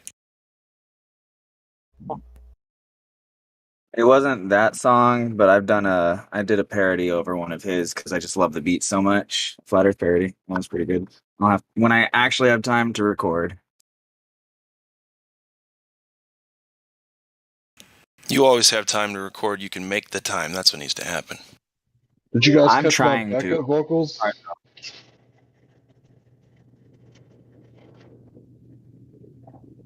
It's okay if you didn't. Okay, tribute's up. Take a listen to that. It's a great video, great song.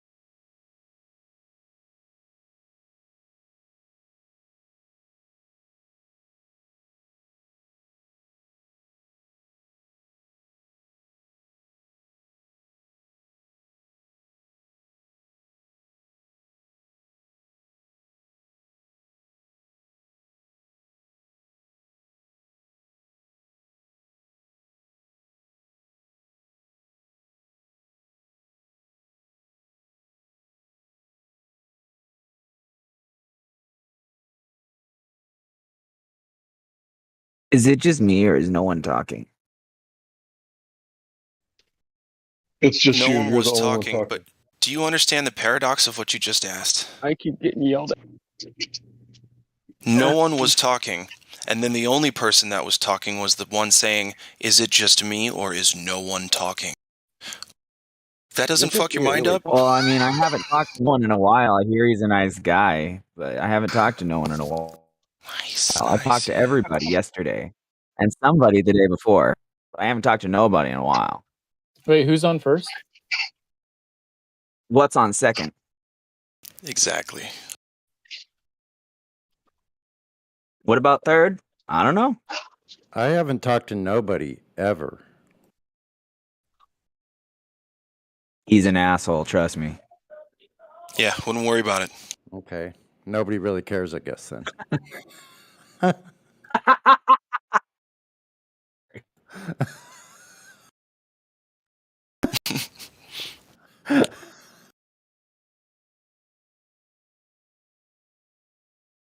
haven't had anyone get in, like, go in on me with that joke in forever.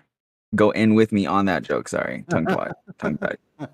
There's a time and a place, and right now it sounds like you should take a break from speaking for about 10 minutes. Oh, shoot. But why? I don't get And that's as a friend. That's as a bro. Bro. All right, bro.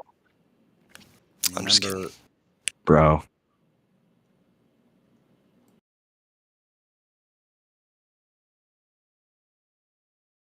My mom tried to tell me about the globe today. Go ahead.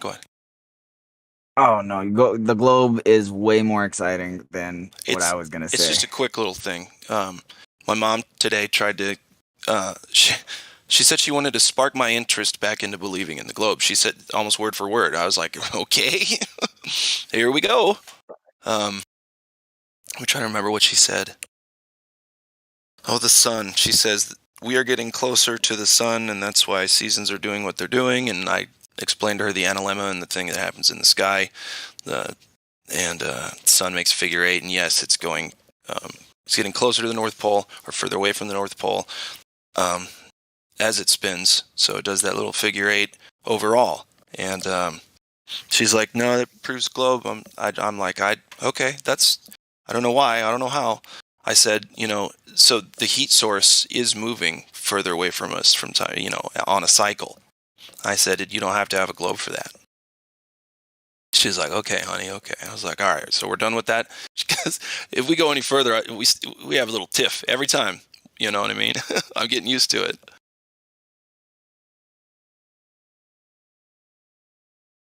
So she was saying seasons, basically. Can you imagine? She'd be like at the bridge club going, my poor son, that he thinks the earth is flat. Oh my gosh.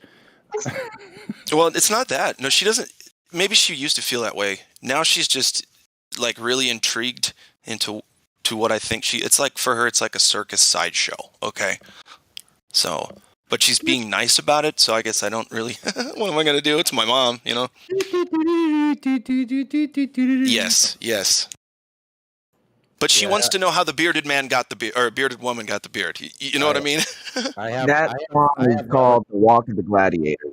I have relatives like that too. Nice. Yeah, I think everybody does.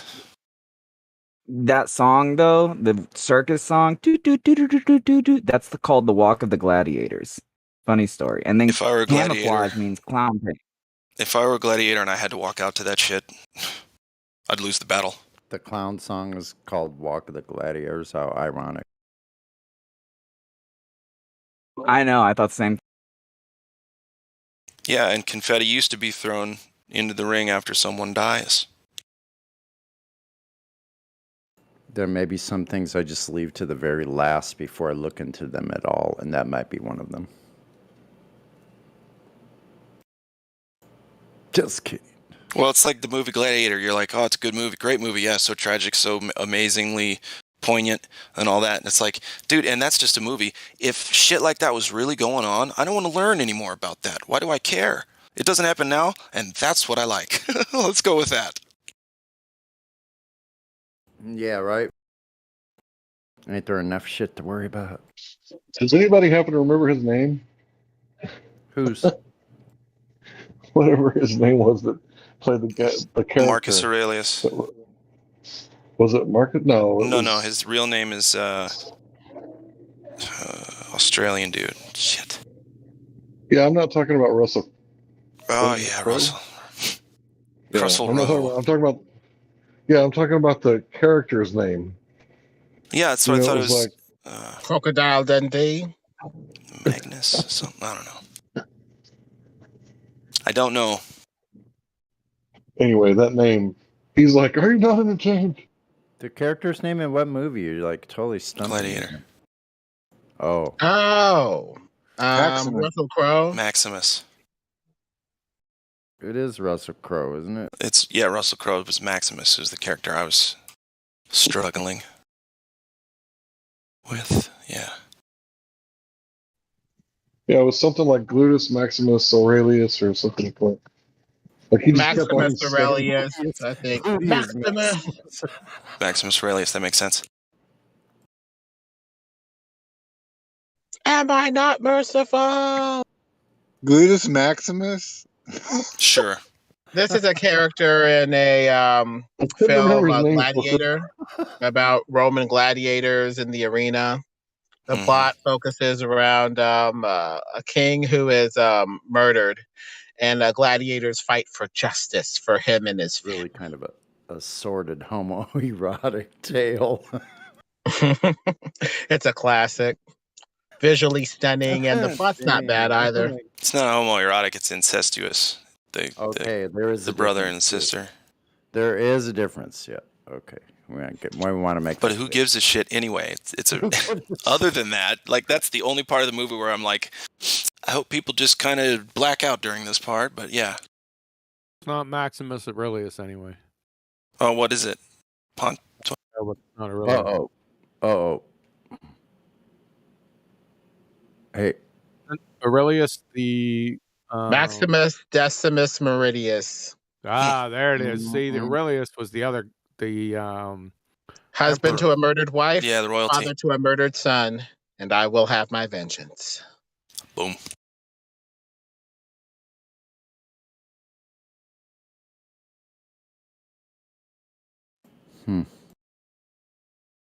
Ancient history. That's a great topic. So he was like the Inigo Montoya of the 2000s. You kill my father. Prepare to die.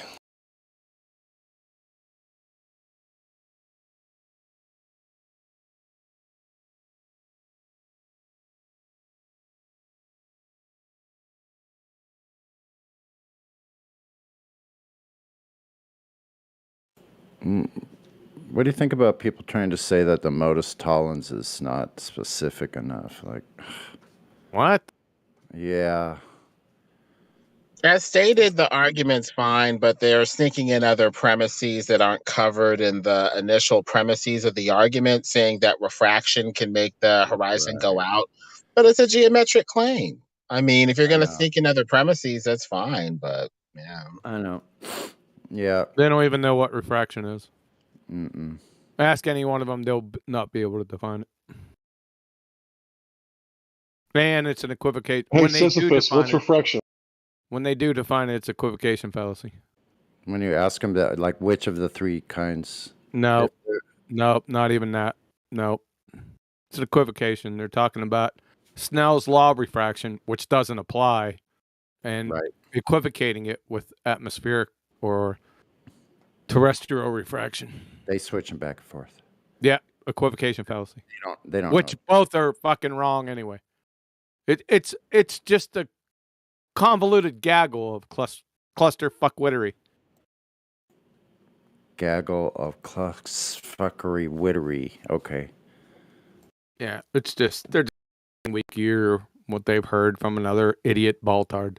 Like I was saying earlier, strung all together like this yarn work of this made up stuff, just all strung. Yeah, they can't define shit. Just it's a fun exercise. When they come in and state a claim, pick out the words. Be real quick, even if you have to write them down, and then stop them at the end and say, "Okay, so let's start a number one. Define this." The word that they use, they won't fucking know it.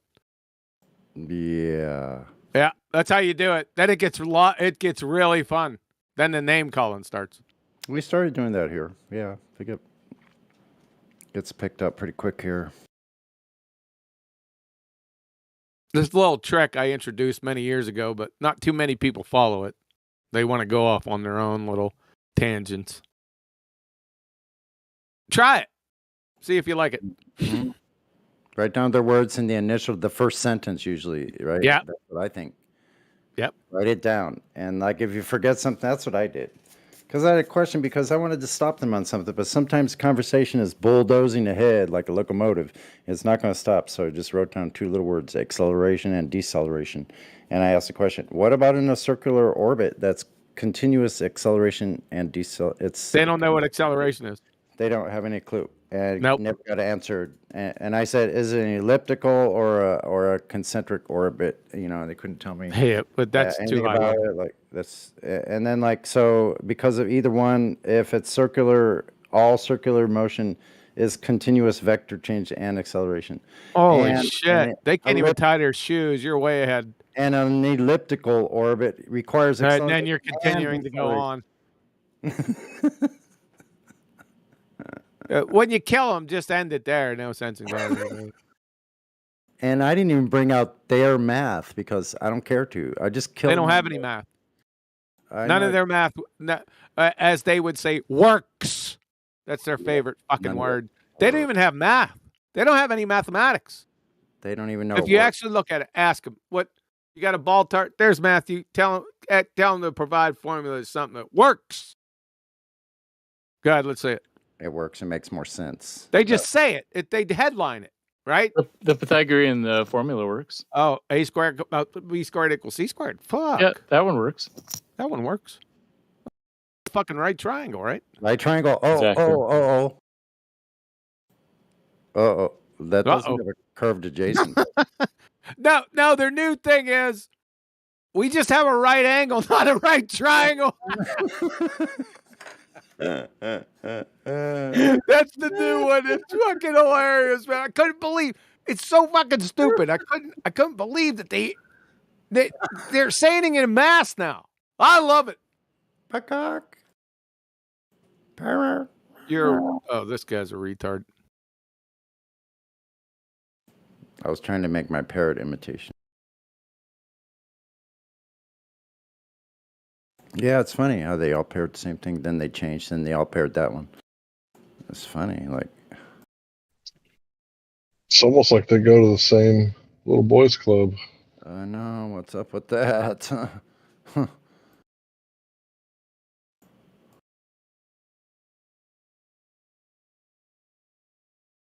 Yeah, wow. So my son went to a psychiatrist, and they pretty much, released him and said there's nothing wrong with him. But he was asking the guy, like, hey, what is that, like, checker, on this picture? He was like, I'm a Mason. I'm part of the oldest and largest fraternity. And I'm like, oh, let's get the fuck out of here. Oh my God. At least he cleared him and didn't diagnose him. It's like, he's not even. It's like a horror show. He can't be disabled because he didn't have anything. I was just trying to take my son to the doctor. It was like I woke up out of a freaking nightmare. Nightmare in a truther's dream. Oh, I'm sorry. I wanted to get back to Matthew on that. Let's see if he concurs. Matthew. So do you concur with right angles or not right triangles? Right. You're right. Define a right angle. A right angle is an angle that's equal to 90 degrees. Uh-huh. Right triangle? Okay. A triangle with 3 straight sides, but one of the angles is 90 degrees. So, one of the angles boy, that sounds like a right angle. Can you show one? Can you show a right angle? Now, do this. I want a citation that states or juxtaposes right angles and right triangles. What do you mean? I just defined them for you. Citation.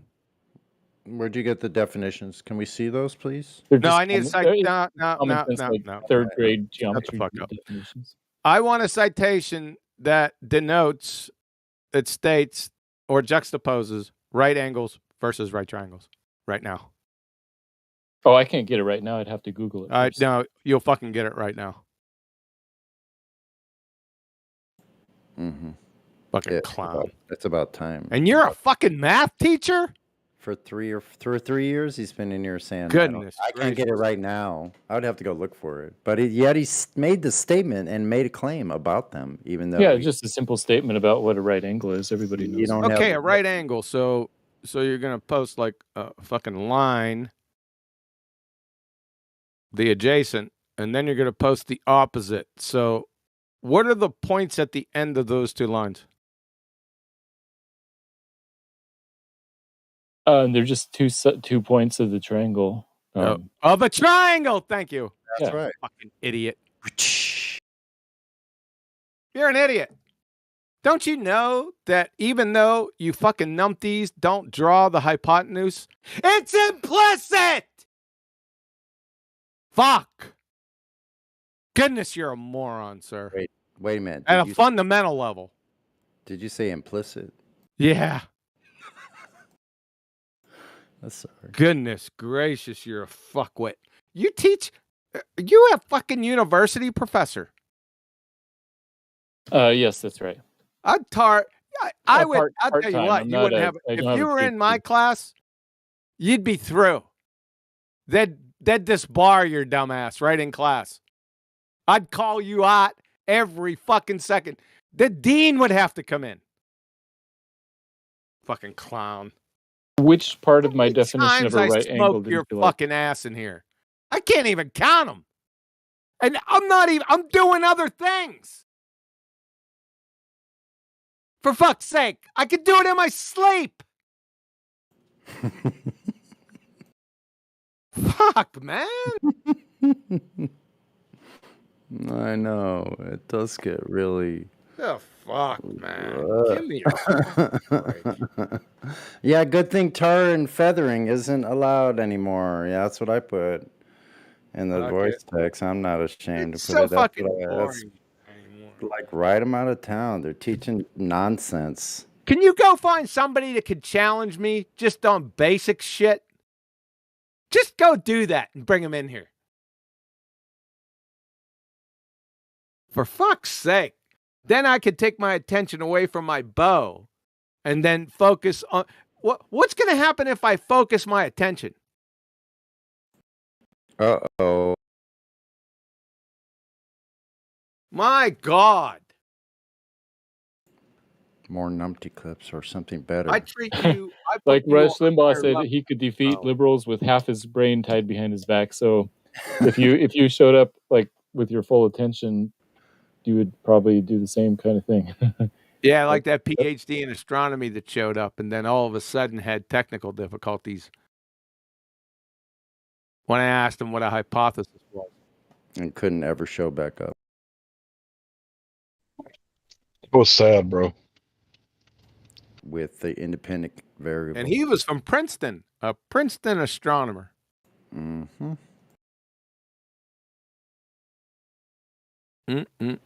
Unbelievable. Wait, so QE, do you think you can find the distance between two cities with a sextant? Shut the fuck up. Don't ask me anything. Question withdrawn. Why is he even asking that? Like fucking Elmer Fudd asking Tiger Woods about questioning his backswing. Get the fuck out of here.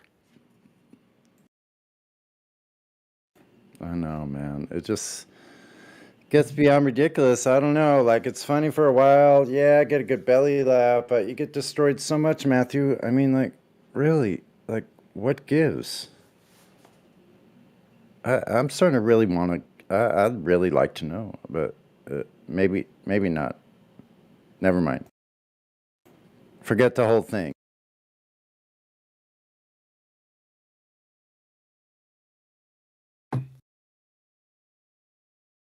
We can move on to the skank and file retards. Is any other ball tards in here? I want them to show us how they can get an elevation angle with a curved adjacent. Oh, there's fucking extremists. You better run, you motherfucker.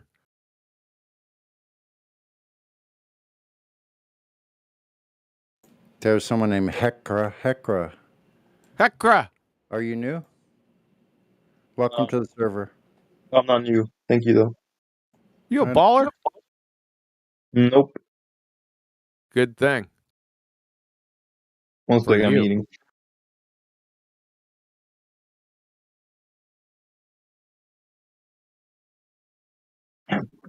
Yeah, I'm not new. I'm usually in here, just listening and stuff. All right. Can you ask any ballers the next time you see them how they can have a fucking curved adjacent? A curved what? While measuring elevation. Ask them that, man. A curved adjacent. Yeah, they wouldn't even address that. When I was the other day, I went to Jim Panda's, and they wouldn't even address it. Nope.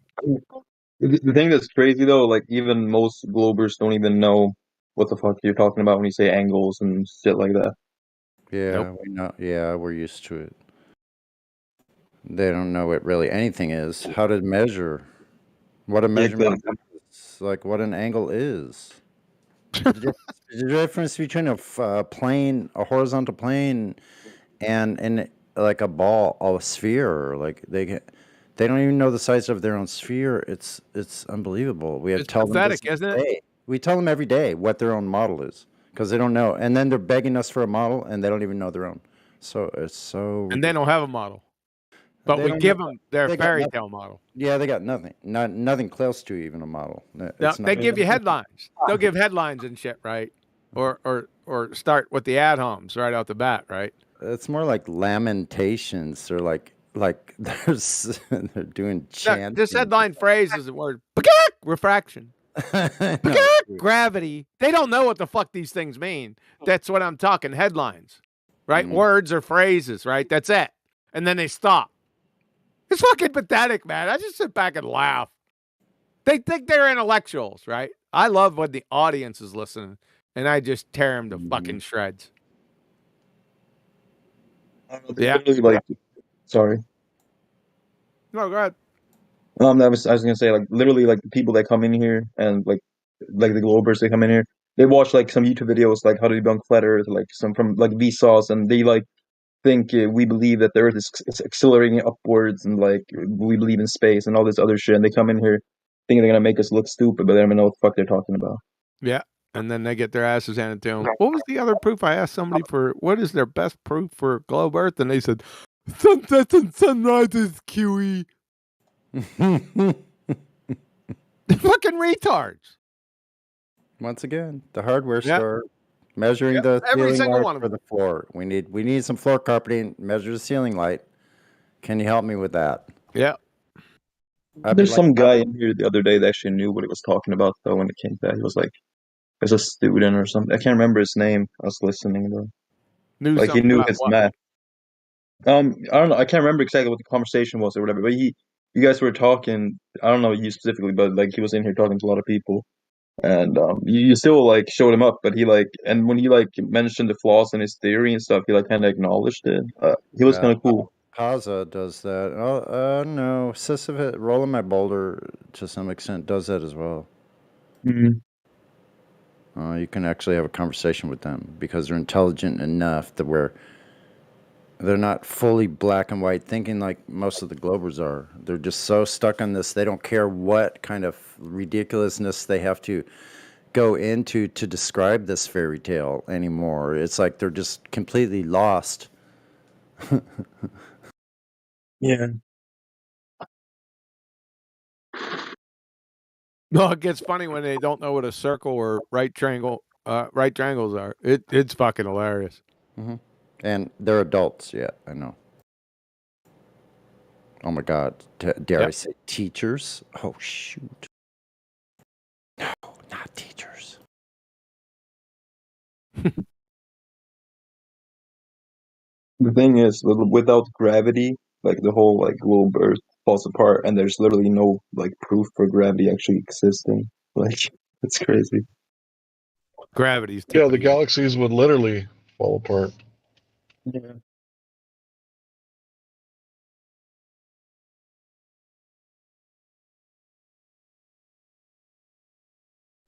Even with gravity, their galaxies fall apart. They got to invent extra gravity called dark gravity or dark matter to make the math even work out right.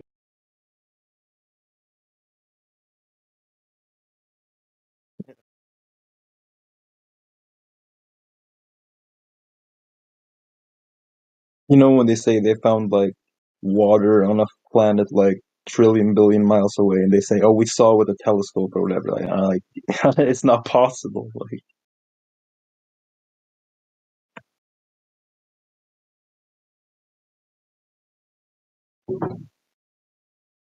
I like the ones that come in with spectrochocoloscopy.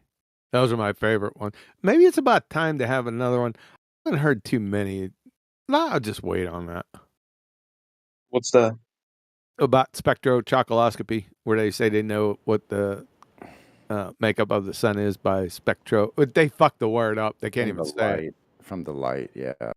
They have no idea. Like I said, they're headline parroters. They have no idea what spectroscopy is from Jump Street. They have no fucking clue. Hold on. Every single one of them. My connectedness is oh, it's in the red. Hold on a second. I'll come back. That's been happening for the past few days. I haven't looked at it. In fact, what is today? Yesterday during my show, it fucking kicked me out of Discord for the first time ever. Just fucking booted me during my show. Pretty sure Discord was down yesterday for like half an hour or something for everyone. Yeah, it just kicked me. It just boom, gone. I had to pull people back in on Skype. Skype? Yeah. That was a long time ago. Yeah. No, Skype is still living, even though it's a dog. And used it since like 2013. Yeah, it's still going. We still have Skype groups. It's a good little backup. I hardly ever use it for anything else. The only thing I use Skype for is like calling international numbers with like Skype credits.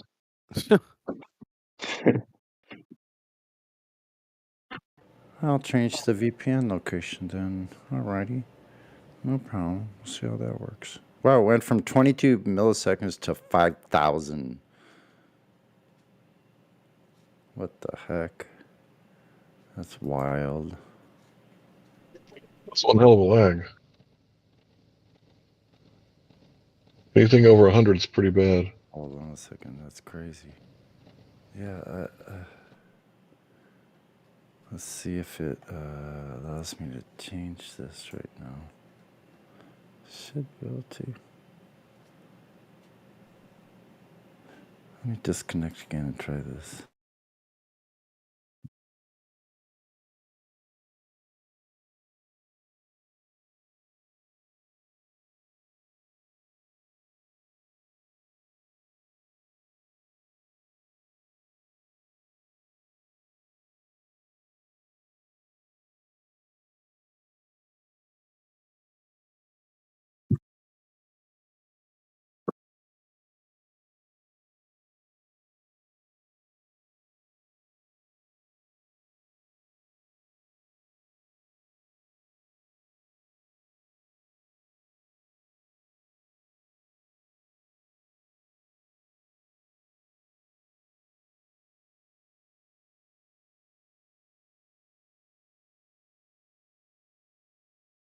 Wow, this is boring.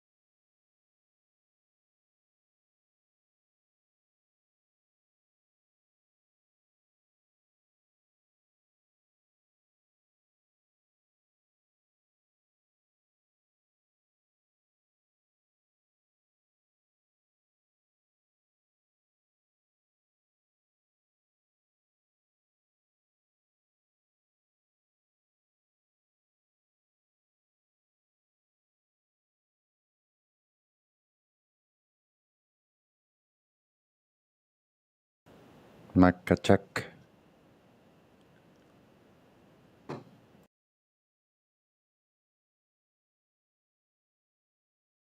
Yeah, I hear you.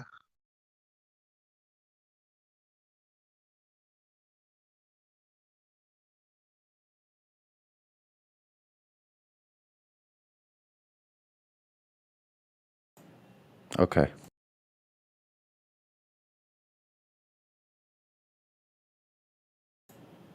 Oh, and then Q, he slips away. What the heck? Why'd you let that happen?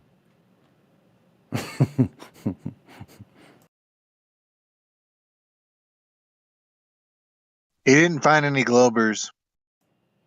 Not sufficient. And his audience doesn't find joy out of flat earthers. We're looking for globe blood. That's right. I mean, yeah, well, when you're in the Metaphysically hunt, speaking. it's okay to stop by other villages and say hi, but when you're in the hunt, then you got to keep hunting. No, I mean, a lot of people say a lot of bad stuff about globetards, and I just want to say that they're just brainwashed. I think that they're just, a product of the system, a product of their environment, even though I hate Freud. I disagree with most of the stuff that got said. But yeah, I think in some cases he was right. And, the people that come out believing it's a globe, it's like, well, shit, it sucks to be you, right? You can't discern, that which is unverifiable to that which is verifiable. Yeah. And if you can discern that, if you're mentally capable, right? Because some of them aren't capable. If they are capable, then they just choose to believe it because it was a tradition their father passed down to them, Or whatever. something akin to that, yes. Or their Yeah, but there are professor. some of us Yeah. who think that there's sufficient evidence, so it's reasoned and intentional. But the reasoning, like what? The reasoning is kind of off though because it doesn't match with reality. Well, and so that's where we disagree. I think it does match, and you think it doesn't. Okay, we've seen no. Well, let's give Matthew a little bit of floor time. Matthew, could you tell me what you meant by, Oh, now I'm getting a phone call. Yeah. What do you mean by that, Matthew? Yeah. So what's reasonable? Here's a piece of evidence I'll show you. There are some distances between cities, and if those distances are true, then those cities can't be placed on like a flat surface. Now, can you show us where these were actually done in reality? Yeah, so you can measure the distances between cities using sextants, or you can verify them by flight times. Oh, okay, great. When was it actually done in reality with sextants at these locations? I don't know. So are you saying number one, the distance is wrong, right? Is that what you're saying? No, I didn't say it at all. I said it was never done in reality, so it's inefficient data. It's incomplete. So is it impossible to tell distances between cities? I'm not making a claim. Okay, I'm making a claim that these distances are accurate, and you're saying that we don't know that. Is that? I'm not making any claim one way or another because it's insufficient data. Okay, I'm making a claim that these distances are correct. Okay, but you can't show that it was ever done in reality with the devices that you were mentioning in your statements in this diagram or image. I trust the data sources. Therefore, you have no empirical data that can be rechecked. Okay, so either these distances are correct or they're incorrect. Yeah, it doesn't matter. I didn't make any claim on them one way or another. It's just numbers to me. Right. So if they are incorrect, then my argument doesn't work. Yeah, I don't know. It's your claim. Right. With no empirical data, so that's... We talked about the distances to cities before. Sorry, bro, I didn't mean to interrupt you. Yeah, no. How would you find distances between cities? Well, even if you did a chain and you made the chain like tight, it would still have, lag, and there would still be topography, so there's a lot of stuff you have to calculate. So when you're going up and down hill and around corners and you're driving through people's farmland, but you can't drive through this one, you got to drive around that one. What if you so that used their sort of sextant? thing. Could you use a sextant? I'm not making any claim about sextants. So sextants I either barely work or understand it. I'm not making a claim because I'm a landlubber and I know very little about sextants. So it would be more possible that I could teach you more about automatic transmissions than a sextant. don't. Fair enough. Yeah.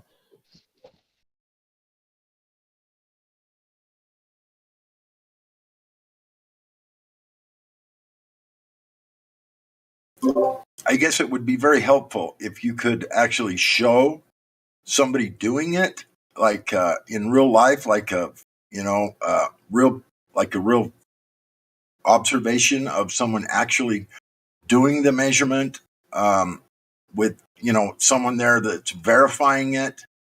Not just one person.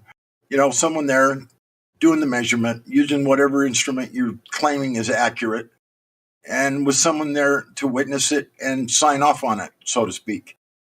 Yeah, that's fair enough. I just have never heard any other claim. That would be sufficient. But if you don't have something like that, it's just not sufficient, Matthew. I mean, you can't just, what you showed us was a drawing. Anybody could have drawn that. Anybody could have written them numbers down. They might be accurate. They might not be. But there's just one sure way that they are. You do the observation live time, have it observed by someone, have it verified by someone, and there you go. And until you have that, it's all you have is a piece of paper, bro. That's it. But I've never seen anybody claim that there are different distances. Every time you look up distances between cities, these are the numbers you get. Yeah, we don't care. It's all been messed with. So all we know is that when navigators are out at sea, they're navigating and they're double checking. They do this 3 times. So navigators can tell distances between cities. You have intersecting lines of those circles of equal altitude. They all match up, and you could double check, are you in the place where they all converge, where these 3 circles of equal elevation, where they all converge in the center? Okay, so wait, now you're saying that sextants, you can tell distances with sextants. You can verify the distances, yes. Okay. You could double check it with your dead reckoning. That's what I'm telling you. Okay, yeah, that's all I'm saying. That you can tell distances. And then you make corrections based on, because there's currents and winds and waves that are pushing you different directions, right? So then you can double check with the sightings that you do with the sextant. You could not do this on a curved surface at all, because even at 8 inches per mile square, if you're doing your zenith measurements at, let's say, 100 nautical miles or 100 miles, like you're doing 3 of them within 100 miles. So then you can find out, okay, so we were off by 10 knots because wind, current, and then that's how you navigate. You do this all from flat charts. Okay, so verify where you are based on the sextant sightings. See, you can't do this on a curved surface. One would be tilting one way, another one would be tilting another way. Do you get that? Yeah, so let me just be clear about what you're saying. Are you saying that the distance between London and Johannesburg is 9,040 kilometers, or is not, or cannot be known? I didn't say it. No, I just said I don't know and can't confirm those distances myself, so I can't make a claim on them. If I was out at sea and I left from a port, listen, if I was out at sea, I left from a port, I know where I am, and then I get out beyond where I can see anything, right? Then all you have to go by is what you're seeing, and you have the ocean and you have the sky. So you have also like ships moving along, shipping lanes out there at sea. So you have those things to go by too sometimes, not all the times. Yeah, so if you're in a ship right outside of Johannesburg, you could use the sextant to determine how far you are from London, if London is a GP of a star. and then you could determine if you're 9,040 kilometers away or not. Yeah, that's a very long distance to be doing this. You know, Right. like, Yeah. yeah. You wouldn't normally be doing that long of a distance. Besides that, when you're doing that long of a distance, using any method, the chances of it being inaccurate become greater the longer the distance becomes. So would be better just to choose something that's obviously closer, it's easy to measure or verify or witness, have the observation witnessed and have it measured by, whatever you're using. But, you're going to choose something 9,000 miles away. If that's what you're doing, that's an extremely long ways away, which, with distance becomes more error. I mean, that's common sense. Mm-hmm. So why would you try to use a number that large? I'm not saying you are. I'm just saying that makes no sense whatsoever when it's not necessary. Yeah, but it's only to prove what you're trying to prove degrees. It's less than 90 degrees in the sky to shoot that distance in the star. Yeah, so I mean, unless you can show us somewhere that somebody's using a curved surface, and they're being able to figure out circles of equal elevation have to be accurate, where they intersect 3 of those circles, and that's your location where they all intersect. You get where I'm coming from? So if you put those all together, let's say you were going 5,000 miles across the Pacific Ocean from, let's say, San Diego to somewhere out in the South Pacific, one of the islands, 5,000 miles, right? Right. And all along the way, you're doing these sightings. Let's say you do them, you probably do them every single day. But like if you just put those all together, you're either doing those measurements from a flat horizontal or a flat horizon, a level, or you're not.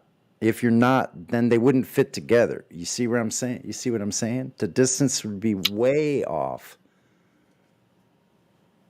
And they're not. That's why ships use this type of navigation, because it's not off. So, like, if it was a curved place, and you had 3 circles, try to figure out, wrap your head around how you're going to take 3 circles and manage them to find out a location, and you have a curved surface to work with. But you have 3 horizontal datums, like these 3 circles that are level, and you're going to try to put them to find out your location. You see how cattywampus all that would be? Yeah, if you're using flat circles, I think on the globe you would have to use distances along a curve. Then why doesn't anyone use something curved, where you put 3 curved things together? Why isn't anybody doing that? I think they are, but I don't know the details well enough to explain it. Yeah, that's what I'm saying. You think they are, so we're looking for that information. So you want to go ahead and give that to us. We'd love to see that. We don't think they are. Nobody has ever used it. So where do you think these numbers came from that I presented? Are they just made up by somebody? I don't care. It doesn't matter to me. It's a non sequitur. Yeah, exactly. If it's not verifiable, it doesn't mean anything. I'm just saying, anytime you look up distances between cities, it's consistent, on Google, on any type of website that gives distances. Yeah. Do you trust that? I don't trust them to teach I wouldn't trust them to teach my kids in school, so I'm not going to trust the maps that they're providing either.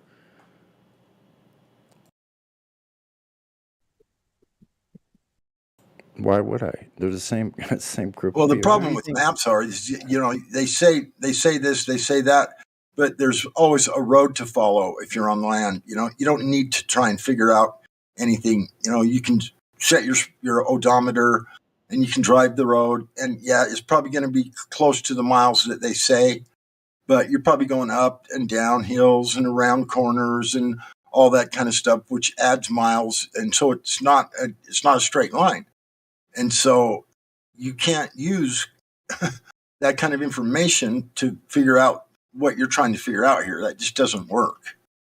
Even if you figure out the exact place from capital to capital, right, of each city or each state or whatever you're trying to measure, like the roads are going to change. One road might flood, another one, gets completely taken out and rebuilt, right? Construction, so, and the fact that, cities are this far away from each other, it's pretty close, right? Like when you drive it, it's like, okay, yeah, that was actually pretty close to what the GPS said.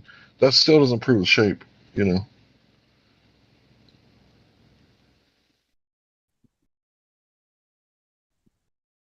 So the whole thing about the shape is that it never presents itself as the way that you guys, the globe believers, say that it does, except for during white swans, which you can show us as many white swans as you got, all you want, right? Because it only takes one black swan to prove the claim wrong that all swans are white.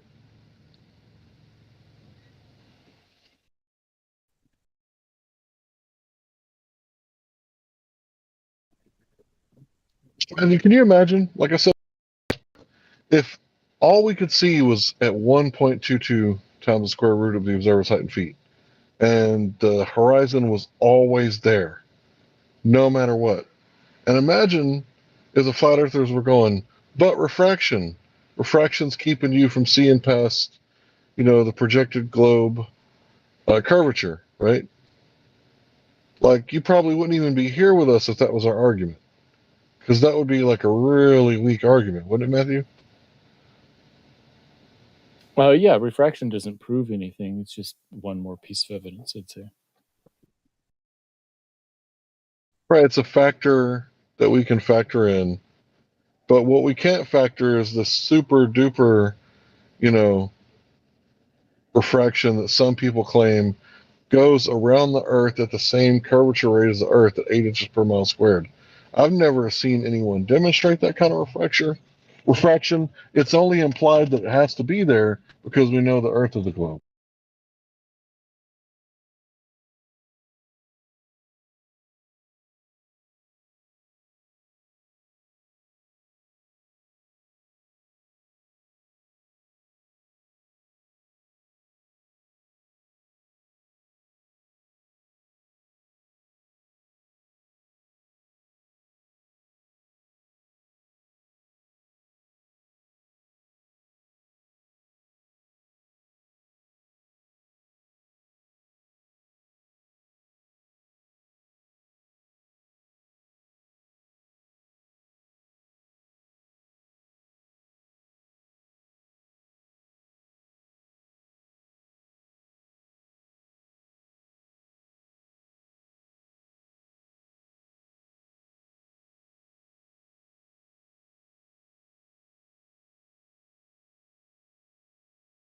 Yep. So we have a lot of people saying they're doing a lot of things, but we have very little people that are saying what they actually did in reality, and where, when, and how.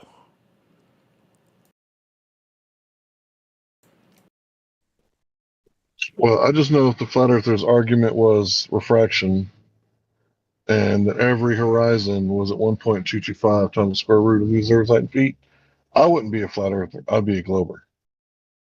Because you can go verify it. Like if I would have went out to Corpus Christi and like I couldn't see the other side, I would have thought, okay, I need to take more measurements. Right? But the fact that I seen it on the first try, and then the sun went down and I could see the lights. We're talking street lamps at a beach. You guys have been to beaches before. You know there's no 6-story street lamps from the water to the bulb. Yep. They wouldn't make them that high because they wouldn't light anything up. It'd be too far away. Yep. And the super duper killer of the globe is this: if you can see a street lamp like that, and then across a certain amount of distance, see the reflection in the water right below the street lamp, you see the reflection of the street lamp in the water too at the same time. At like 5 miles, 4, 5, 6 miles. That right there, the lamp and the reflection of the lamp at the surface of the water. That cannot happen on the globe. I didn't see that at 10 miles out. What I did see was the lights of the buildings and the street lamps.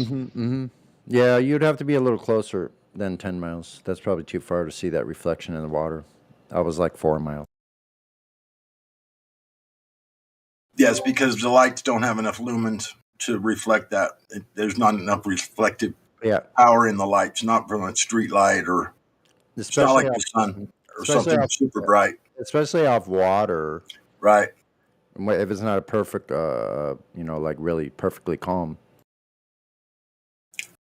Yeah, if it was completely calm and flat, and I mean utterly flat and motionless, you might be able to get a reflection off of it, off of a dimmer light. But yeah, you're right. Even boats that are anchored in the harbor for that far away, you can see the lights. But wouldn't you say it's easier to see the closer street lamps than the farther ones? Like law of perspective, the farther ones are harder to see, right? Yeah, they seemingly get smaller. Yeah, apparently their apparent size shrinks. Yeah. Okay, because I took a picture where the bottom of the sun is closer than the top of the sun, but you can't see the bottom and you can see the Now top. you're talking about the sun and not a street lamp. But yeah, another light that's far away. You said it's a light. Interesting. Well, we all know that things disappear bottom up, even on flat surface, Matthew. I don't think they do. It's been take a coin and put your face on a table and slide it away from you. Watch it disappear. I'd have to put my my eye lower than the table, then the bottom would disappear. No, not true. Not true. Did it myself, my own table. So have I.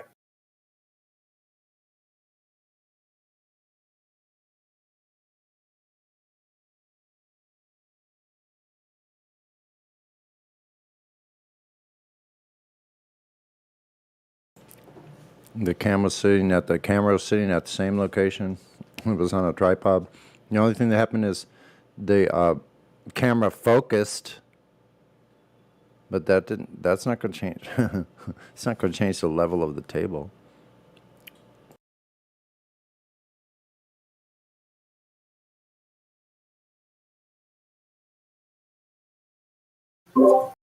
We've got several observations, I think, that you can see the sun looks like it's dipping over the horizon.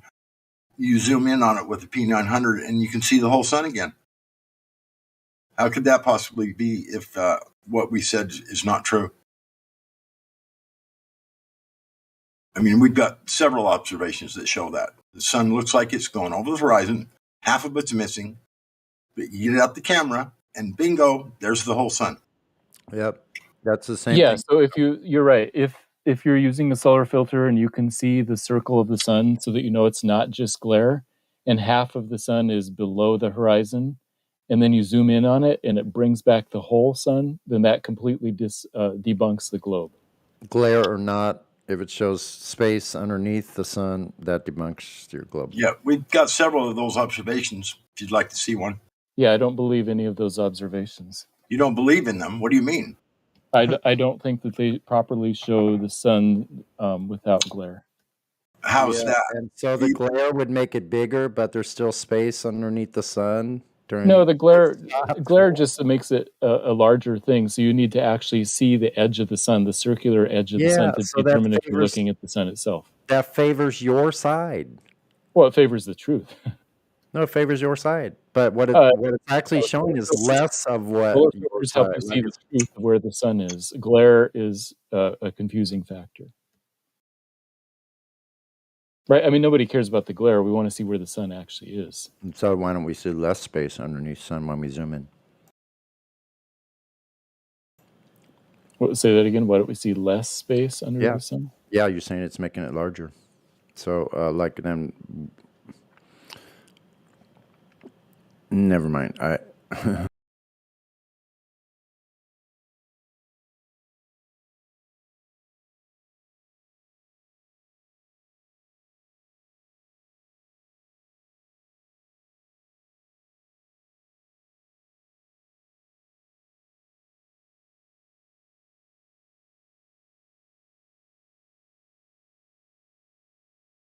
Okay, here's another argument for globe Earth.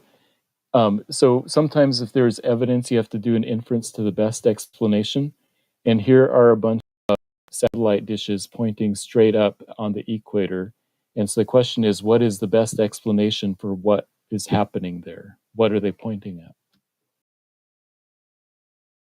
Either they're pointing at stationary balloons that have been there since the 80s, or they're pointing at geostationary satellites. Where are the closest ground station to this location? And what's the location of this town? Is it inside of a valley? Quito, Ecuador, on the equator. That's why they're pointing straight up. Are there mountains or all around them or something? Quito's pretty high, so there are some mountains, but they're pointing straight up, so they're not pointing to a ground station. Maybe they got their own balloon. The same balloon's been there since the 80s. Like, you remember that these satellite dishes were around the 80s and 90s. You guys are the ones telling us that they're geocentric, which means Earth is stationary. So, I mean, welcome. No, geocentric means the satellites don't move in relation to the Earth. Yeah, and that means Earth is not moving. So, thanks. No, it means they're moving in the same. No, it doesn't. Relative. No, they're sitting over Earth. Earth is stationary. So, yeah. Matthew, you're talking about geostationary satellites, not geocentric satellites. All right, you're right. Geostationary satellites is what I meant to say. Thank you. Why would you just have a geostationary anything if you're moving? There's no detection of motion. Oh, so geostationary refers to the idea that it's stationary with respect to the ground. Like a drone going up or a helicopter just sitting there hovering? Yeah, like or like pointing it towards a really tall antenna. Same kind of a signal. With no Earth moving underneath said drone or helicopter. Yeah. Well, so those satellite dishes in Quito, Ecuador are pointing straight up, so they're not pointing to any antenna. The question would be, well, what are they pointing at? Where's the closest ground tower? Not straight up. I don't know which direction, but not. Can't you bounce signals off the ionosphere?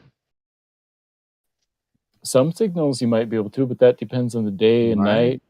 Right. So what if every single country and every single company broadcast all their stuff right to the equator, because from the equator it could just about reach the rest of the entire world.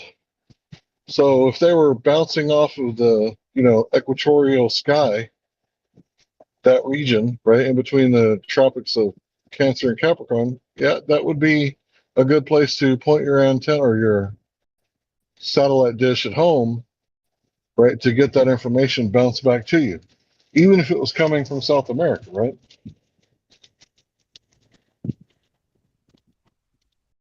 Okay, I hear your argument. That's an interesting idea. That's probably the best argument I've heard for that kind of question. Here's another one. They could be surrounded by a ring of mountains with ground towers circling all the way around them on the mountains, and they're pointing up to hit those waves. Yeah, but the mountains are to the side, not straight up.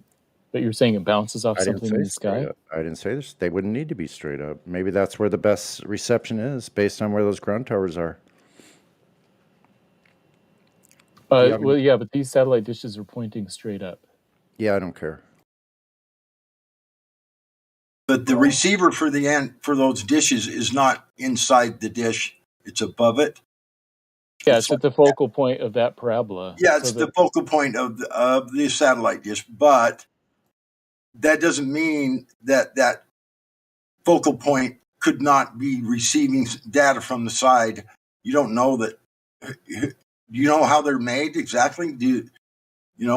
I used to have a satellite dish in my backyard that supposedly it's kind of like satellite dish, therefore globe. It's a really, really poor idea of it's not proving your globe. No, it's just one little piece of evidence, the inference to the best explanation. Here's some evidence. What's the best explanation? No, it's not evidence.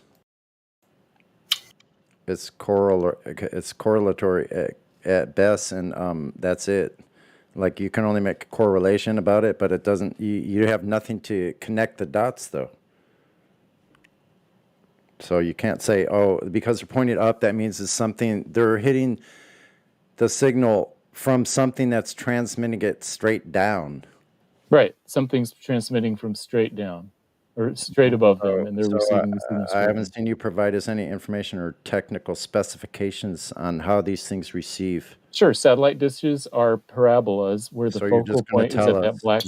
instead of providing a citation, you're just going to have a bunch of words that you're putting together yourself. Yes, because I'm smart enough to explain how this works on my own without a citation. Okay, so you don't have to verify anything you're saying. Oh, great. It's basic common geometry that you could look up yourself if you're interested. Oh, so geometry. So now Matthew's going to tell us about satellite dish specification technology. Yeah, about how a parabola works, has a focal point, and that's how satellite dishes are designed. Yeah, that black thing, the black receiver is a no specification. You don't have any data. You just pull this out of your ass. No, it's common sense and how geometry works. You just made shit up. I didn't design satellite dishes. They were around before I was born. I know, you just made this stuff up right now. No, other people have been saying this before I was around. Yeah, that's what I'm asking you for, and you can't provide it. Just like before. Don't be a numpty, man. Just like QE. I provided a picture. QE asked you a picture. QE asked you for a citation too. You can't provide any. You have never. QE asked me what a right angle is. I gave a perfectly reasonable answer. No, and he didn't ask you what prove it was. He said provide a citation. Yeah, who needs a citation for what a right angle is? Yeah, It's nobody common needs knowledge. you don't need a citation for anything, right, Matthew? Some 'Cause you're things, yeah, smart but enough common knowledge, for everything that you talk about here, right, Matthew? Common indoctrination, you mean?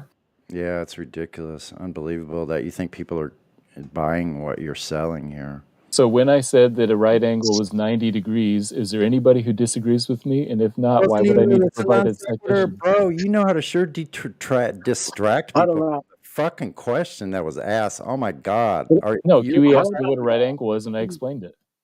How about wrong That's not what he angles? asked for. You're a numpty. Are there wrong angles too? Ooh, I like the picture that Seb posted just now. I think you're coming at this from the wrong angle. Yeah, so Seb, how do you calculate that distance down there between the boat and the GP? Now you've got the right angle. What I'm going to propose to you, Matthew, is that focal point that's on these satellite dishes, or that little receiver is. I'm going to propose that receiver can accept radio signals from any side and any angle. As long as it hits it, it's going to receive it. Then what would be the from point? the side? Yeah. Even from the side. Okay, so what would be the point of making? You don't even have to use a dish. You're right. If that were true, you wouldn't have to have a dish. So they went to a lot of expense to make all those dishes. The way the dish works is that the signals that come in would bounce off of the dish and get focused into the center, Right, but only from one direction. That's how parabolas work. Whatever it's in, whatever the dish is, it's open like an umbrella. Whatever is going to hit the dish is going to get bounced into the center. No, not whatever. It's very directional. I want Matthew to concede. I want you to concede that you don't know how this works and how the reception works and what angle the waves come in. Matthew, concede right now that you don't know this information. If I'm looking up and there's an airplane up there called the satellite, waiting for there's him an airplane called the satellite. Yeah. He needs to concede right now that he doesn't Sonny, know how this I technology will not concede because I do understand how parabolas work. And They're show us basic geometry. proof that you know what you're talking about by providing a citation. You want me to provide a citation for how the focal point of a parabola works? No, that's why you're using a red herring straw. You're using a straw man. No, that's not Satellite dishes are parabolas. how the technology works. That how they actually accept incoming waves or whatever, radio waves, whatever they're accepting. So you know the specifications of how they accept those waves at what angle. That's what I want. You show me a citation for that right now. Followers. I didn't say that. Look, I didn't go to work. Right? I didn't go to work. No, I didn't go to work at all. Hey, God Rocket, you're hot micing, bro. Followers are also called satellites. Do you know Okay, so that? there's a picture that shows a focal point of a parabola. But it conveniently left out all of the information. That's not a satellite dish. It's the same shape as a satellite dish. No, I want specification for a satellite dish, bro. How the satellite dish, the technology that accepts the incoming information. Yes, and it works like this image right here. And what direction it comes into the satellite dish, not just a general parabola. You got it? So are you saying that the satellite dish is not a parabola? Is that what you're saying? No, bro, you're a joker. No, a satellite dish is a You're just parabola a or it's slimy not. weasel. I really get it's disgusting. What's that mean? It's Just by like you're so satellite. slimy like that, man. It's ridiculous. Sonny, everything I'm saying is true. I'm not trying to weasel out of anything. Show us in the technology that we're talking about, satellite dishes. So satellite dishes are parabolas. Citation in the technology that we're talking about. And the satellite dish ran away. We're gonna have you fitted for a dunce cap soon here. I got one. Hold on. When I'm admonishing someone, fucking stay out of it. Sorry. Yeah. So anyway. Sorry. So in the technology that we're actually talking about, I need the specification for that technology. I want your citation from the technology that we're talking about, not something that we're not talking about. Do it now.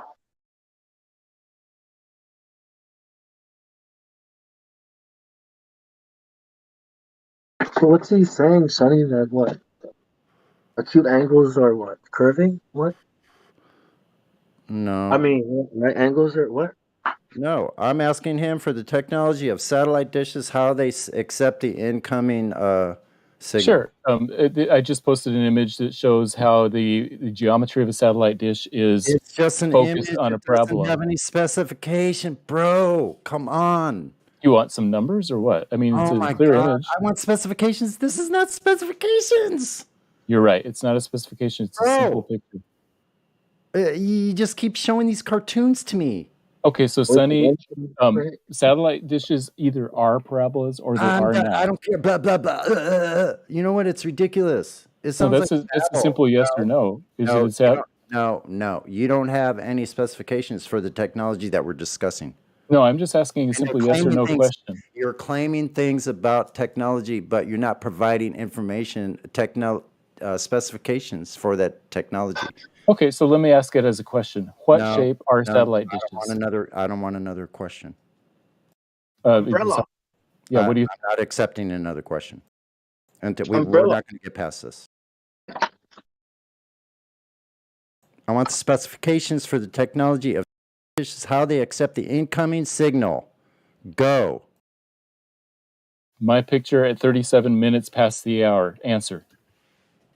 What satellite dish? What chip is in it? How does it accept the signals? There's fucking. Oh, that's radio stuff. I'm talking about the bouncing of the signals. You're unbelievably ridiculous. Beyond ridiculous. You don't even know what a technical specifications are, do you? I wasn't talking about the detailed specifications. So you miss it when I said it like 6 times? I'm just talking about the basic shape of a satellite dish. That's all. No, wrong. Non sequitur. Matthew. That's not what we're talking about. I told you this time and time again. I've corrected you about 6 times. Just concede, man. I want the specifications for the technology of how the incoming signal comes in to that technology. That would be I do not have that specification. That would be a manual for that specific type of array that's being used. I need the technical specifications. I do not have the technical operator's specifications. manual. Why not? Because that's hard to get, and I'm not going to look at it. It's hard to get. You don't know what you're talking about. Concede. I concede that I do not have the technical specifications of how specific satellites work. About the information that you were discussing that you do not know. Thank you for conceding. You're welcome. I don't know those technical specifications. My only claim was the shape of a satellite dish is a parabola. And that's not what we were talking about. So there's that part. No, that was my claim, is that That's it's parabola. No, your claim was about satellite dishes. Yeah, my claim is about satellite dishes, that they are the shape of a parabola, and so they're With directional. no fucking specifications. Thank you. What is the argument? Like according to Flat, like how to the debate. What are you saying about satellites that support the globe? Are you saying it can only work on a globe? Matthew learns. No, yeah, Bong, at 35 past the hour, my argument goes like this. There are satellite dishes that point straight up at the equator. And so if we do an inference to the best explanation, what would be the explanation of why they're pointing straight up? Where are they receiving from if they're pointing straight up? Well, they must have. You switch the receiver to antenna.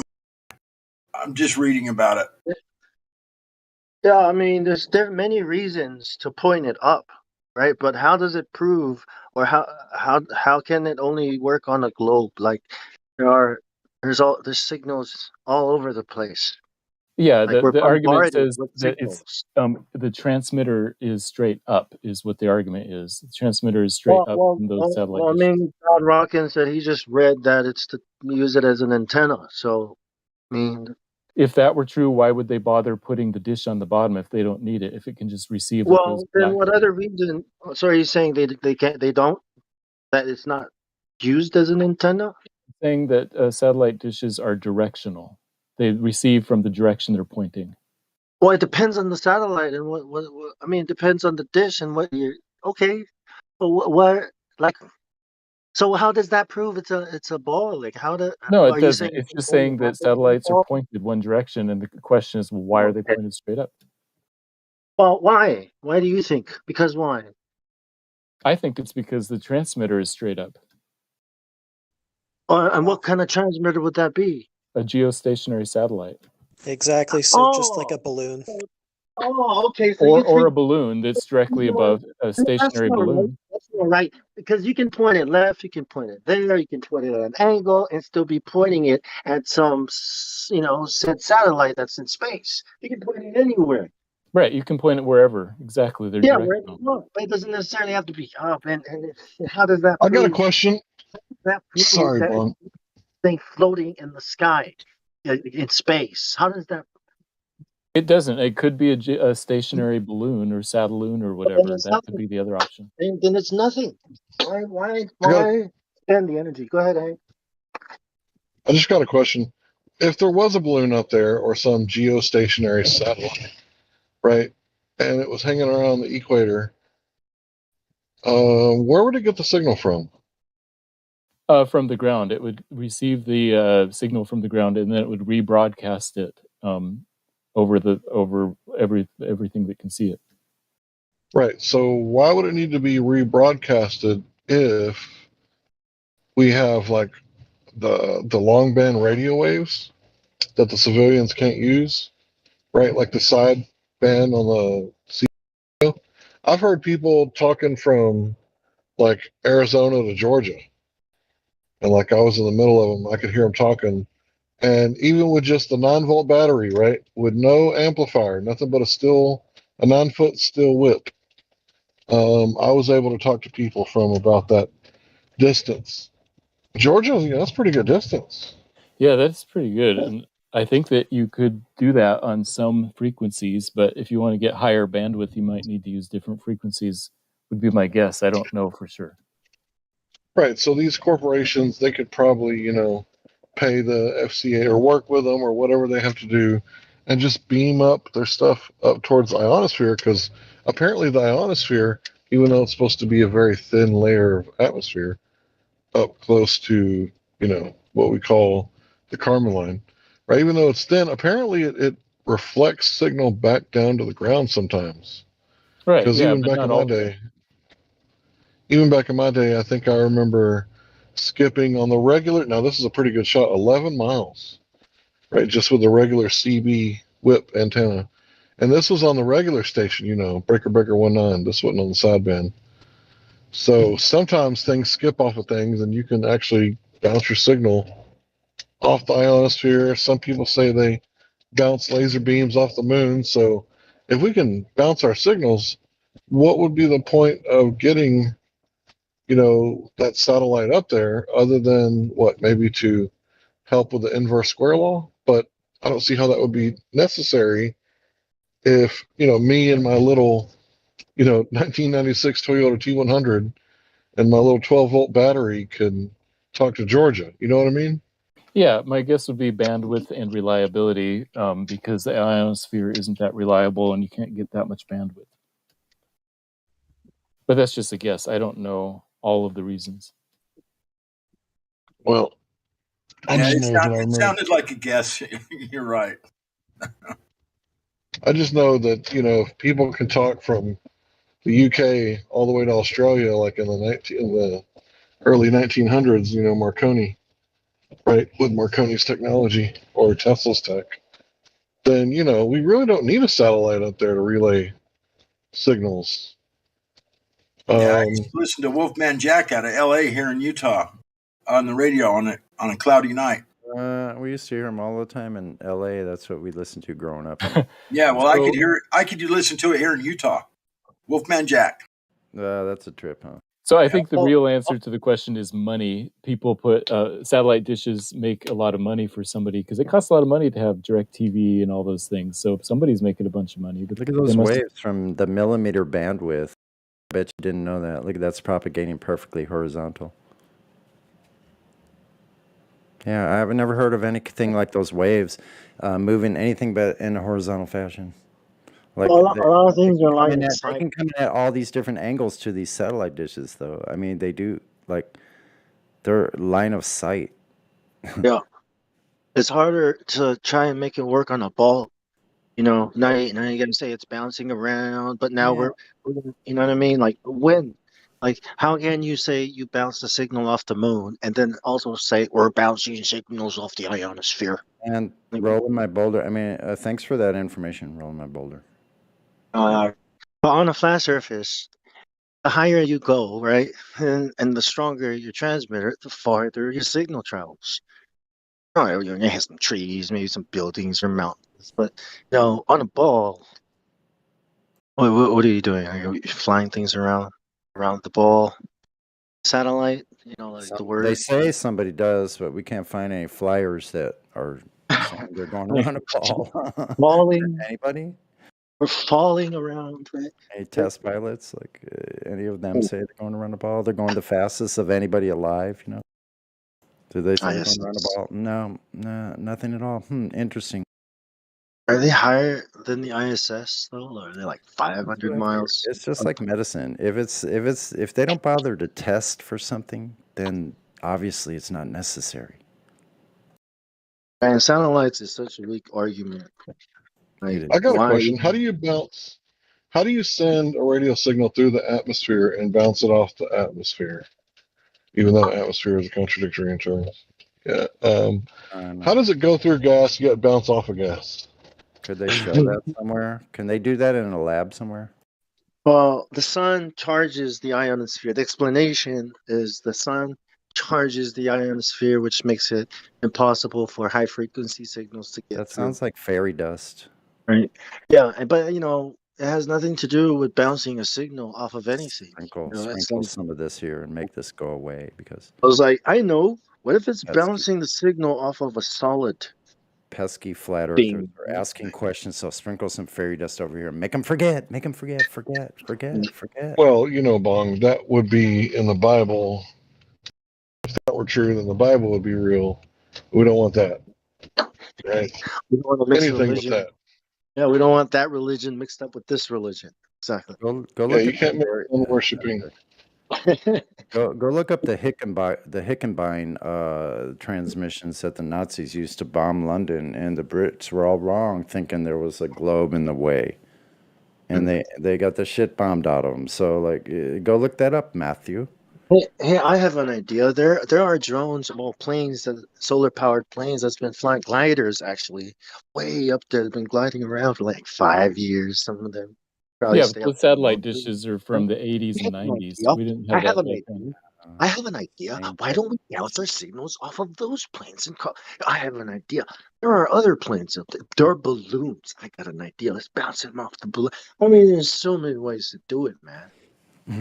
Yeah, in fact, Google is doing that with their Loon project. I mean, It's they've a always fast been doing that. This is how, like, when you're targeting something all the way across the somewhere, some other continent, right? And you want to send something to blow it up, right? Something Yeah. that's targeting it. There's something in the sky, right? Hey. That's looking down and locking onto that thing. So when you send your missile, right, it knows exactly where to go because we're communicating.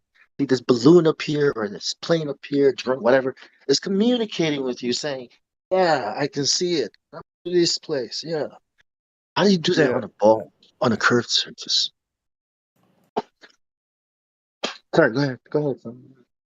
Hi.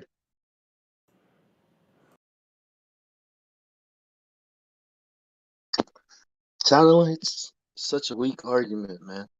No one does that. No one operates on a curved surface.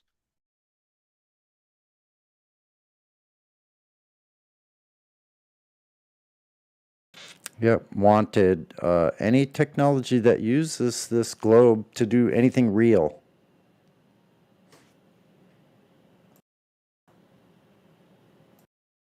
All points bulletin. I mean, you see, you got a router, right? You got a router. See?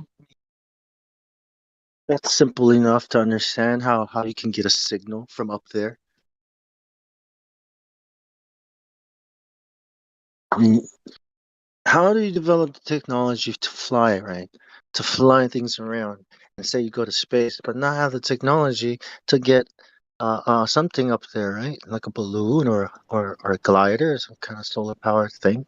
Well, I want to know how they did. How the Germans did it with radio technology using very high frequency in World War II. Like triangulated their bombers. They picked up the signal and knew they were right over the target. How could that work? They were supposed to be like it should have been.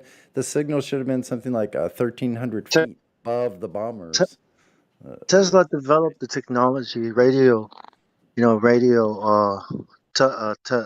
communications. He learned the science. You know what I mean? And And Marconi. all these other and power too. Wireless power. That's basically what all this technology is that thing. And when he died, the military took his research. What I'm saying is, what information? Like you're being told that there are satellites in space, but you don't know what's up there. You don't know what they know. I mean, look at wireless power. Like you don't know what technology they have or information they have. What you have is information for you to do your job, labor. That's it. Satellites pointing up, Earth globe. Yeah. And you have to assume a flat surface if you're going to do some of this shit.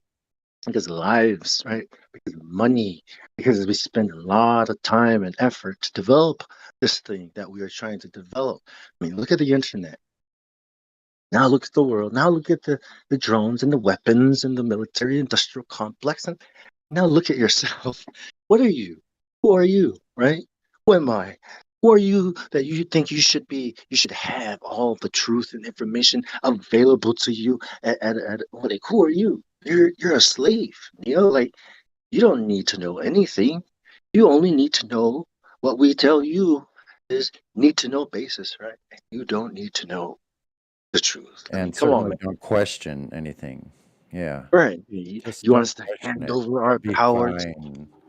Everything will be fine. Just trust us. We would never steer you wrong, honestly. right. Right. Look, you just want to live a happy life, right? Oh, have a happy life, happy wife, happy life. Get a house, 2 kids, get a mortgage, go into debt, just like if it's normal. This is normal. And you get robbed all along the way by these legal Oh, pirates. yeah. Every corner, there's a freaking pirate there. And you got, no, and that'll be another 20% over here at this corner. You can't pass unless you give us this 20%. Yeah, sorry. I know it looks flat. I know you think it could be flat, right? But what, you think you can believe senses? Who are you The to price think just you went up. can make that decision in your life? Now Who do you think the you price are? doubled. Now the price is twice as it was last week. Sorry. What, you think you're in control of your mind? Like, who do you think you are? Like, you can't just think shit you want to think just because your eyes told you some bullshit. No, if we But why say, would they lie? yeah, if we say the earth is a fucking dinosaur, right? You believe it. That's your fucking job, man. You're not. Who do you think you are? You know, the They believe arrogance. that. Arrogance. Everything but that the water is always flat over all oceans. Water's flat. You'll eat dirt if we tell you the Earth is a chicken nugget. Yeah, they'll believe a chicken nugget Earth, yeah, before they believe that Earth is just flat and You it want, measures that way every time. No, you want some French Sasquatch is real. What else do you want? You want some French fries? Maybe have the whole meal with it. You want anything else, sir? Like, have it your way. You think this is Have Burger it your King? way. I Yeah. don't think so. Yeah. Serving Soylent Who are Green your over there. parents anyway, right? Like, I mean, look at your parents. Now look at yourself. Who do you think you are? That we should Questioning authority. truths delivered to you on a platter. Like, there you go, sir. Questioning authority should be outlawed. Oh, wait a minute. That was 1984. Oh, wait a minute. That's right. We have sacrificed Maybe that's everything what to know we the are truth. right now. And you think we're just going to hand it over to you, boy? Some people are complicit, though. You know what? What was that? The archipelago. Who was that? A Sicilian or something? Yeah. No. Who was the Gulag Archipelago. It wasn't Stitching. That Gulag Archipelago. Yeah, forgive me. I got the wrong name. It was a Russian guy. Yeah, that wrote it. And this was the story. Solzhenitsky. Yeah, and it was a story of these people that could not make it in the archipelago would always think that they would get out. You know, they wouldn't succumb to the realization that this is my life now. There is no outside, so I'm going to be the best criminal I can be. Yeah, Those ones survive. So therefore, you have many people, such as the Nazi concentration camp, the prisoner, the guards, and things like that, that were just normal people. Isn't that talk? It talks about that in that. Isn't it that everyday normal people can do horrible, disgusting things, it put into dire circumstances, right? The sacrifices we have made. Stanford prison experiment. Yeah. I have given everything to know and find. So I think the point I was trying to make is specific, and there's people that are complicit to the horrors of human slavery that are happening right now, and these people come in here and talk with us. You know, good, bad, or indifferent, it is what it is. But if they don't know they're being complicit in crimes against humanity, all I can say is I hope they have a plan. You don't even want to know the truth. Like, look at but people. They need their Air Jordans, man. I deserve the truth. Like, you aren't even looking for it. You don't even care about it. Why do you care? Nihilism. And all Truth that, is whatever, all dude. that shit's going on, and we have doofuses coming in here like freaking baby Huey talking about satellites pointing straight up. If you put that in perspective, it's like kindergarten. Like somebody coming in with a kindergarten toy. Look at this. This is a triangle. I just learned it.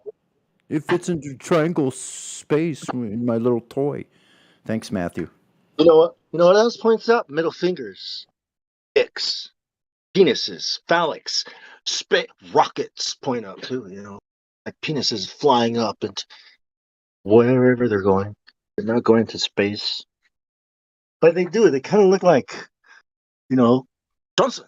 Oh, I got something on the radar, sir. What is it? It kind of looks like a like a penis. Yeah, man. Yeah, NASA. And space sex, right? I mean, space sex. How do you say it? Space sex? Space X? Yes. Axe. I know, like that was an accident or something. Space Sure. Are you saying space sex?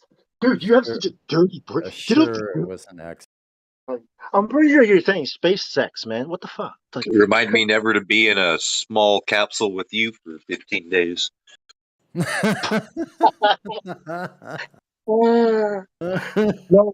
that's bad for me too. Be like, fuck, I'm stuck with somebody. No, but look, he's like a Samoan, so he probably knows how to navigate. Shit, what are we gonna do? Yeah, like look, you stay on your side. I agree with you, Sonny. He probably fishes better than me too. Oh, Anything you say, Sonny, I agree with. I don't care. who is that? Wait a minute, who is that? Yeah, because you know we got to get the fish up with this. Who said that? Thank you. See, It's the LARPer again. I have another. Right. I have a Don't fan. I have fans out there. Huh? get stuck with people. Oh, 1 minus 1. Good to see you again today. How are you, sir? How are you, a young man? I can call you a young man because I'm older than everybody. I am 20. 20, you're such a young person. Oh, you're still a baby. No, I'm not. I'm a grown man.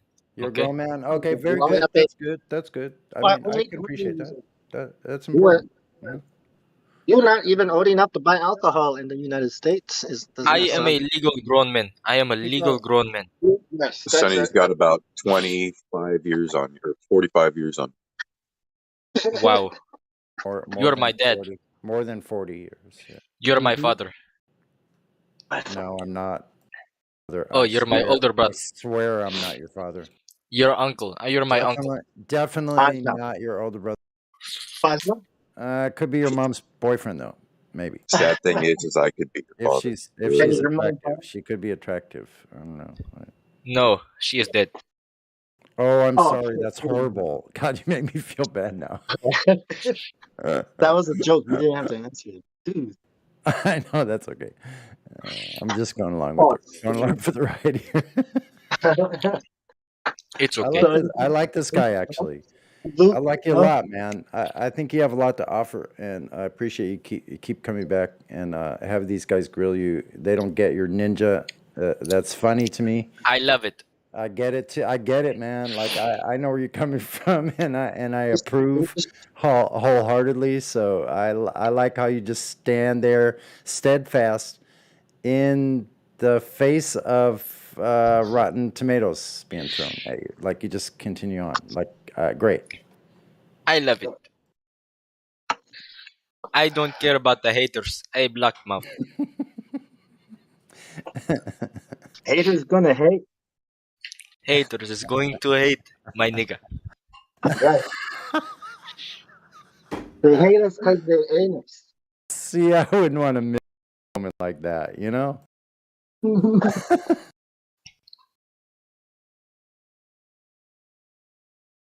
And players are gonna play.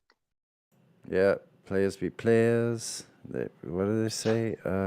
It's called a game. Something about if you don't play, it's the same as forfeiting. pimps and hoes. I know there's a pimps and hoes joke out there somewhere. If you don't play, you can't win. Derp check. That sounds like something. By the way, guys, I made a drawing, a very crafty one. Players only and in the argument with the satellites, satellite dishes, all we have to tell them is that the transmitter is above the ground, but not as far as high as they say it is. Satellites. It's just antennas on ground level. Sure is. 100 meter, 200 meter tall antennas. Shoots out a signal. Boom. Like triangulates it out. And it goes over the flat Earth, those radio waves angle will always be at that angle, no matter how far they propagate. Yeah, it doesn't matter. They could probably, like pointing straight up, they could probably get something from 45 degrees over to one side and 45 degrees in every angle in between. Like any signal coming in there. If they can tune to it then they can pick it up. If they're Okay, boxed, so get you're saying that satellite dishes are not directional? No. Okay. There's the signal. They are not like microwaves. no. It's more. Yeah. Like what kind of receiver would be direction? Like a receiver. It's a receiver. It has to be able to receive from all. Like as much as all without. It's trying to focus. The area, the signal coming in, right? But Right, receivers are non-directional, but the dishes behind them can focus it so that You see them something like a laser, Matthew, right? Yeah, so like microwave dishes are. Yeah, they're not. They're not like that. And microwave antennas, they have to be like precisely pointed one to the transmitter to the receiver. And Right, radio. and so do satellite dishes, right? Radio They direction. need straight line of sight. Radio direction finders are used on both aircraft and in ships, and they use a horizontal plane, and they don't work on a globe. Not a satellite expert, but I did work with satellites in the military, and it's not we're not transmitting to space, man. We're transmitting it to another location so they can transmit it to space, but you never transmit to space. Like, come on, man. Like, what kind of craziness is that? I mean, why hasn't it been hacked then? Like, that's Next, that video. next, you're gonna tell us you're shining something off the moon. You should sound better. Like from up, you should have a better signal, right? Like, Yeah. you know how cell One phone going to tower. the moon. Wait, Bong. What about the one going to the moon? They should have a really good signal. What's up with that? Yeah. Well, I know, right? It's nothing there to. No matter how the Earth turned all the way around during all those times, the spaceships were supposed to be out in space. They never lost signal the whole time. Or they only did they didn't when the Earth turned all the way 360 and they were on the wrong side from where the. Yeah, they're like, oh, we're gonna have to go That didn't on. affect it at all. Well, it just went around the Earth. Whoop. Oh, now it's back behind us. Whoop. Just goes back. Okay. Then it comes back around. Whoop. How long does it take for them sunrise, sunsets, whatever they say? The ISS. So when they went around the backside of the moon, that's the only time it got blocked, but not when the Earth turned all the way around the other way. What the hell kind of stupid? What kind of stupid shit is that? Like what dark side? Think about that. The moon is going around the right Earth. there. It's always getting hit by the sun. What do you mean? The dark side of the moon is the side facing you when you see an eclipse, you idiots. Oh, No, and said your that the whole entire Earth was in the way of their communication, and they said they still had communication until the Apollo went behind the dark side of the moon, which sure they did. Fish, that's a fish story. I'm with Jim Carrey on that one, man. The sun doesn't shine. That side. They're The ass of the moon. No, you're right. The dark side of the moon is a misnomer. If you're speaking more precisely, they should have said the far side of the moon. Oh, now you're going to start talking about the red herring. Oh, okay. No, the backside of the moon. Because it's the backs of the moon. Man. And just slips right in. Talks about something we weren't just one little. You were talking about the dark side of the moon. I was and explaining what communication. the better term is the far side. How did they maintain communications when the Earth was all the way 180 degrees in between the communication tower and the Apollo capsule? The Earth, the communication tower from Dallas or wherever Houston was on the other side of a whole gigantic Earth, was in the way. Yeah, that's why they had communications antennas in Australia and other places. Could I see that specification sheet, please? You can't science it, right? Like if you can't figure it out, then it didn't happen. Do you have that technical specification data? Think about it. How can any engineer technical manuals for how they ping pong that signal until the bang bang bang bang bang, and then all the way out to space, 250,000 miles away? Do you have that information, please? I'd love to see it. I used to read blueprints for a living. Gotta figure out how it's a ball. And manufacture parts. I'm gonna try to make something up. Like, why are you gonna try to make something Some of up? the most complex devices that known to man. Why don't you just stick to the explanation? That's a gift. Why do you try to? But last time you were idea. here, like, I should have I should have put your face in the dirt for that one. Hey. Last time you accused me of not knowing what I was talking about, man. I don't even know how you can show your face. Oh, no wonder why Sonny's so angry at you, man. Shit. Yeah, Matthew. Hey, it's a full moon tonight. I'm feeling itchy. Thanks for telling me that. I'll tone it down. Matthew, are you feeling itchy? No. Why? I mean, it's a full moon. Oh. No, but it is an interesting observation that the full moon stays the same size all night. That's interesting. Why don't you move? Why don't you change elevation and see what happens? It wouldn't change. I'm not talking about climbing your roof. Well, maybe. How does it stay the same phase all day, any day, if there's so much motion going on? If it's supposed to be related to the position of the sun and the moon, like, why isn't it changing in phase for any conditions? Like, it's the same phase for everyone on the same day. Every day that it's a phase of the moon is the same phase for everyone all over Earth. How does that work on a globe? Because it's so far away that we're looking at it from the same angle. It's so far away. Can you show us that specification? No, I was answering your question. I know, but how did you come up with that? How does it being so far away explain globe model? Can I see the model? Yeah. Where is the parallax? Could I see it so I could do so I could look at the numbers, the data, and go through the numbers myself? 238,000 miles, you mean? Yeah, about 238 plus or minus. So how is it that big in detail? That 238,000 miles. Hey, relax. It's only his radius, guys. I know. When you have 40,000 miles, it's a terrible thing to lose. I think it looks electric. Moon. I don't know. Out of everything I've lost, the thing that the most is the radius. I only thought it was terrain because I was told it was a ball. You know what I mean? But do you think it's a physical object, or do you think it's something else? Well, it looks electric to me. But the only reason why I ever thought it was terrain like the Earth is because I thought the Earth was a ball, all that shit.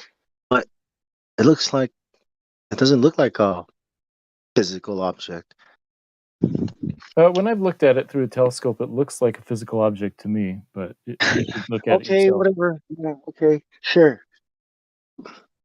So I've looked at the telescope. Question is, do you think it can follow the law of perspective or not? Yeah. Okay. Is it emitting light? Is it? It's reflecting light. Yes. Oh yeah. What does that mean? Does that mean dirt reflects light? Like all the 238,000 miles? With that resolution, right? With the details that you can see? I don't think it's that detailed. It's just that the mountain ranges are huge. It's not that detailed. There's a freaking rabbit on it. You know what I mean? But there's freaking telescope. They did that, Bong. They did that like a slingshot. They didn't know where they're going because they didn't have a radius value. So they just slingshot that sucker out there and they nailed it. I don't know what it is. I have no idea. I've always looked at it. Need to follow the laws. Bible says when you look at the moon, don't be fooled. Don't get by its splendor. Don't look at it and then try to worship it like it's some kind of opposite to the sun. You say, no, this is daytime, right? Govern the day, and this is to govern the night. These lights, mm-hmm. You know what I mean, and the stars included. Stars can only be seen at night, and they're like arranged in a certain way. There was light before there was the sun. Yeah. So I don't. Because you believe the Bible, that's why I'm bringing that up. But I mean, if it's a thing, then you know more than God. I mean, God is kind of like doesn't know what he's talking about anymore. Yeah, I know. If the earth is a ball, then the Bible is going to be saying anything. Do you know more than God, Matthew? So you think that God said the moon is not an object? He said it's a light. And that's what I'm Yeah, he asking. didn't say it's an Lights can be object. objects. You're saying God it's a said it reflecting light. is Go ahead, a Miguel. luminary. Sure, but lights can be objects. Yeah. No, But it's not a not light. objects. It's not an object. It's a light source. Can't it be both? My light bulb is both. No, it's not. You No, need a God, container. listen, to be a light bulb. about the sun, did God say it's a giant burning ball of gas? No, but he didn't say it wasn't either. No, he didn't say that. He said it's a light. Right, it's a light. For day, yeah? Right, that's its purpose, to give daylight. In nature, show me a process where you can have, yeah, a perpetual light source.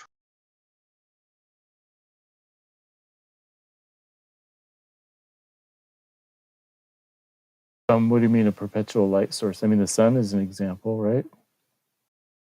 Well, show me a sun here down on Earth. Yeah, there aren't many things on Earth that are perpetual lights. Even fires go out. Bong, was that you? Bong, Fire? Are you the one that muted Fire. -1? If you have like these drill oil, you know, in Iraq when they burn them. Sorry, get. Yeah.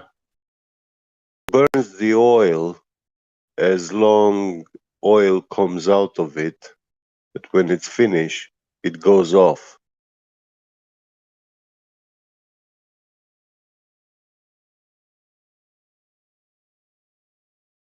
So, show me a perpetual fire that burns like for thousands of years.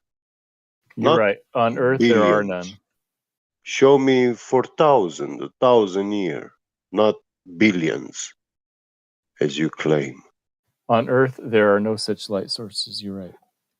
Yeah, if you do the math, yeah, to get an output, an energetic output of 100 petawatts, yeah, how much stuff do you need to burn?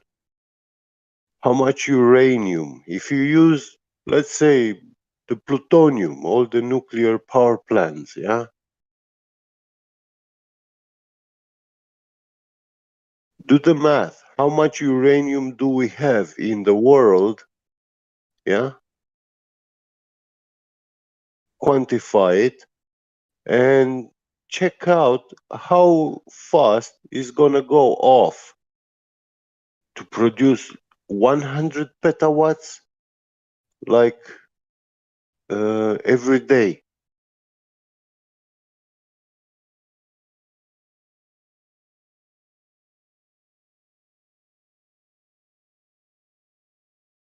Well,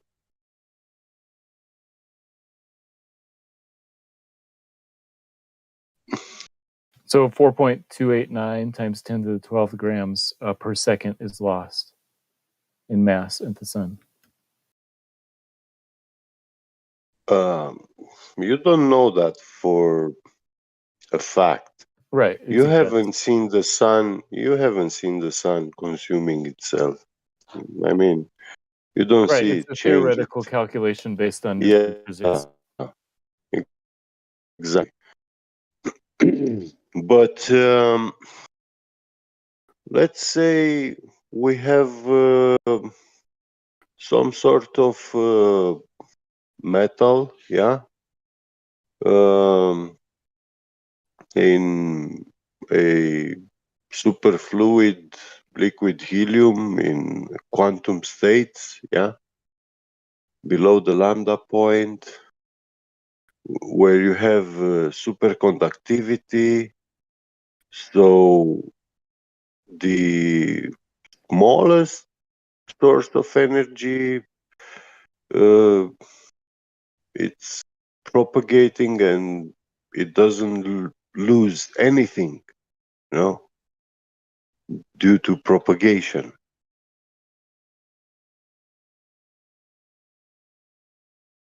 So the smallest input, you will still have those perpetual vortices in the liquid helium. They spin forever.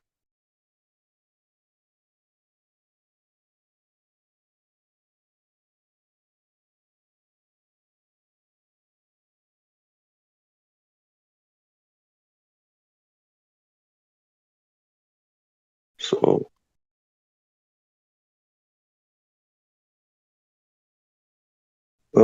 we see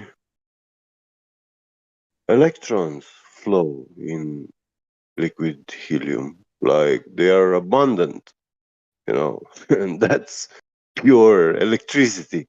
It's like liquid electricity.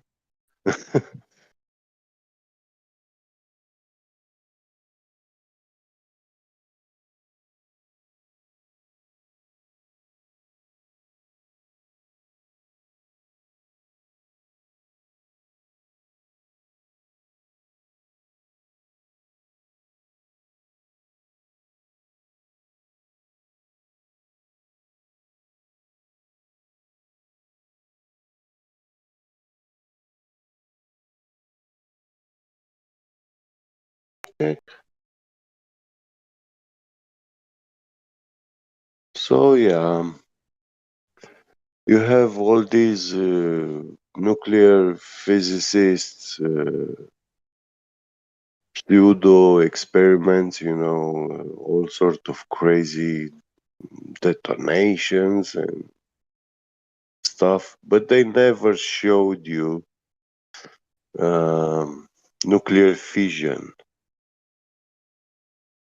It doesn't exist. It doesn't work. Not for the hydrogen atom, not for the helium, not for the plutonium, not for the uranium, for no element. Nuclear fusion is bullshit. Nobody has it. If it existed, today you wouldn't be paying money for electricity. It should be free. Yeah, but transmission lines cost money, so even if energy were free, you'd have to pay money to transmit it. They don't cost money, transmission lines. They're free? Who's going to put them up if they don't cost money? It costs to build them, yeah? Yes, that's what I'm saying. It did cost to build them, yeah? Right. But you paid 10 times the price for them to be built. Yeah, because it takes money and manpower to maintain them.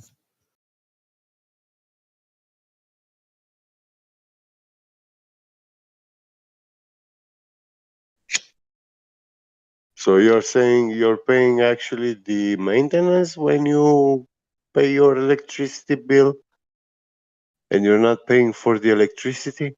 The electricity is free? No, electricity is not free, but even if it were, we'd still have to pay. Yeah, but in comparison, these prices, yeah?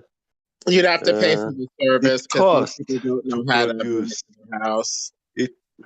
You either burn coal, yeah, or you have a dam or a nuclear power plant. Well, a good analogy is water. You still have to pay a water bill, even though they're getting the water for free. You're paying for the transmission of water to your house. If nuclear fusion was real and we have unlimited electricity energy, yeah, we can build our motors and pumps, yeah. We can use the damn turbines, yeah, as those generators. We can use them as motors instead of generators, yeah, to actually pump the water where we need it. It would open up other sectors. You pay for the service, and people don't know how to do everything. So sometimes they just pay for the service and to free up their time. Same with the water, like you say, it's to bring it to your house, the pipes, to desalinate it, to put the chemicals in it. That's what you're Yeah. ultimately paying for. So if we get free energy, another sector will open up where people will pay for that service instead. Probably like how to service your Jetsons car, service the teleporter, or something like that, or teleporter maintenance or something like that.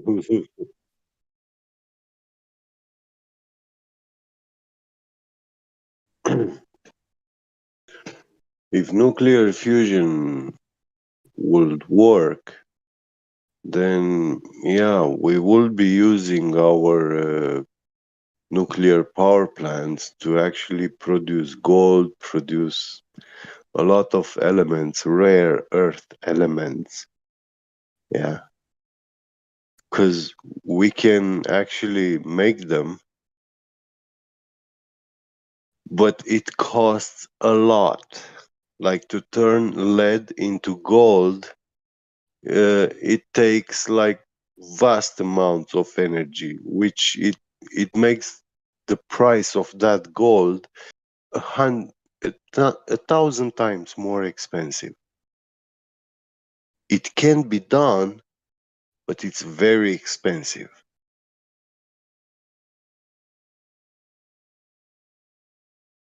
So if we had unlimited energy source, then yeah, we could do all this stuff. You know? I think we do have unlimited energy, right? It's just, are we going to tap into it, right? So you can make ground generators, also known as ground batteries, and that might light, a small room in your house, maybe a few rooms in your house, right? So then you can make geothermal radiation from, what is it, compost, right? And then you can make your vacuum contained hot water heater. Well, you see, these are methods to tap into the nature's energetic system, this dynamic system.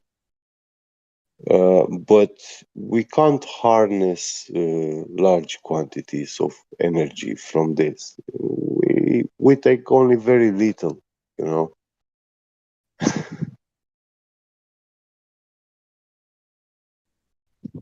Well, Even then you for can take the geothermal heating or even electricity producing using this geothermal temperature difference. No, actually, those are heat pumps. Yeah. So you can use them for heating in your house, but it's not like if you want to make like 60 degrees in your rooms. No, it won't work that way. If you want to use it to boil water, probably you can boil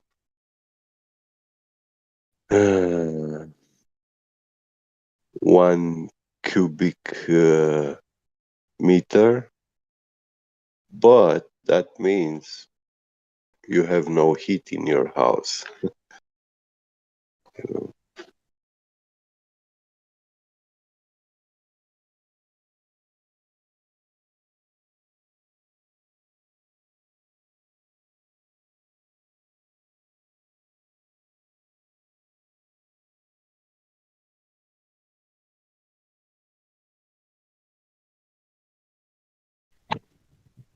What about using solar panels to crack water?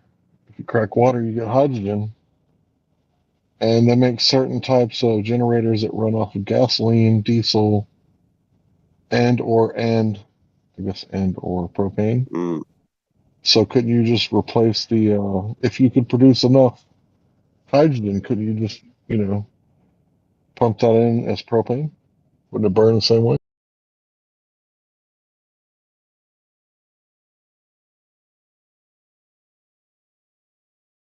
Hydrogen is good fuel.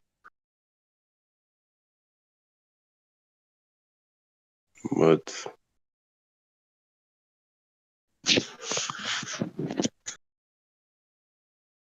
you'll need to match the voltage per elements, cathodes, anodes, to have the most efficient electrolysis. You don't want to heat that water. You want all the electricity to be used for the breaking of the molecule, not for heating the water. And this here is a matter of voltage per surface area of that element. I saw a guy an old American man, who made a very, very efficient HHO installation machine. And he said that at one point he was just keep upgrading his car, you know. And he said he got to the point where his car was running exclusively only on distilled water, you know. Yeah. Who's that guy? Is that Stanley Meyer or a different guy? I don't remember his name. I saw the video 2015 or before 2013. I think Well, I before mean, 2013. I think my On YouTube. HHO chamber or reactor, I call it, would make you proud. Yeah. So I like it. And in his YouTube video, he sends you to the US patent because he patented this discovery. And yeah. Okay, it's not electrolysis. Different method. Electrolysis, yeah. Okay.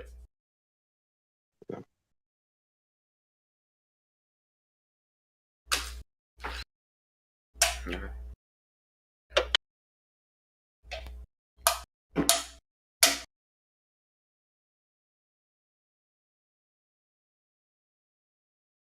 HHO is pretty cool. Been chasing that. Not fairy tale because it's been we haven't been like I don't know. Stanley Meyer.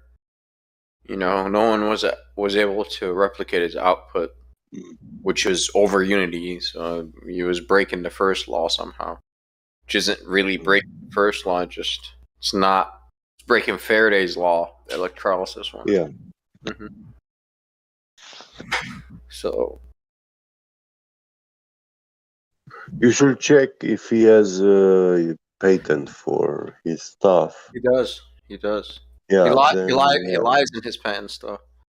And I remember he was saying that you need to have 1.2 volts per element, you know. I know about the Joe Cell, old dude. Yeah. I have like what is it called? The Free Energy something handbook. It's like a 3,000 page book. They got all types of it's an archive of all the cells. The best one for HFO is Ravi. Ravi is the best duplicator of Stanley Meyer to ever exist on the internet. Yeah.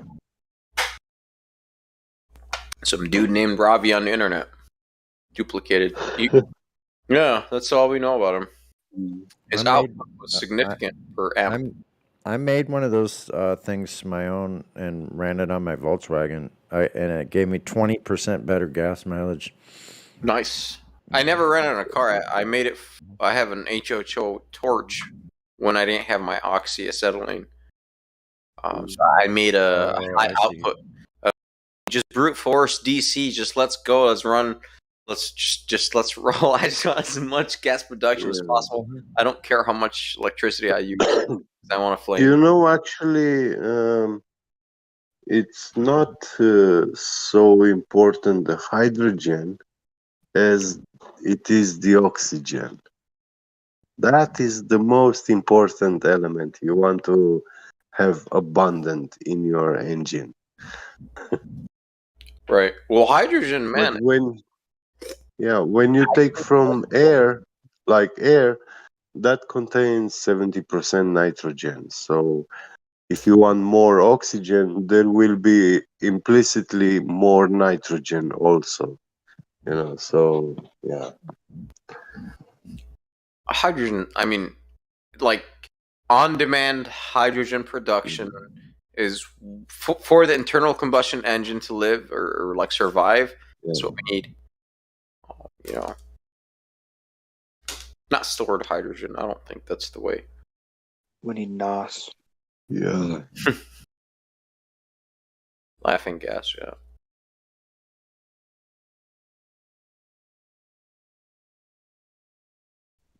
I could go for some laughing gas right now. Do you guys have any idea how much time I've spent on these roads?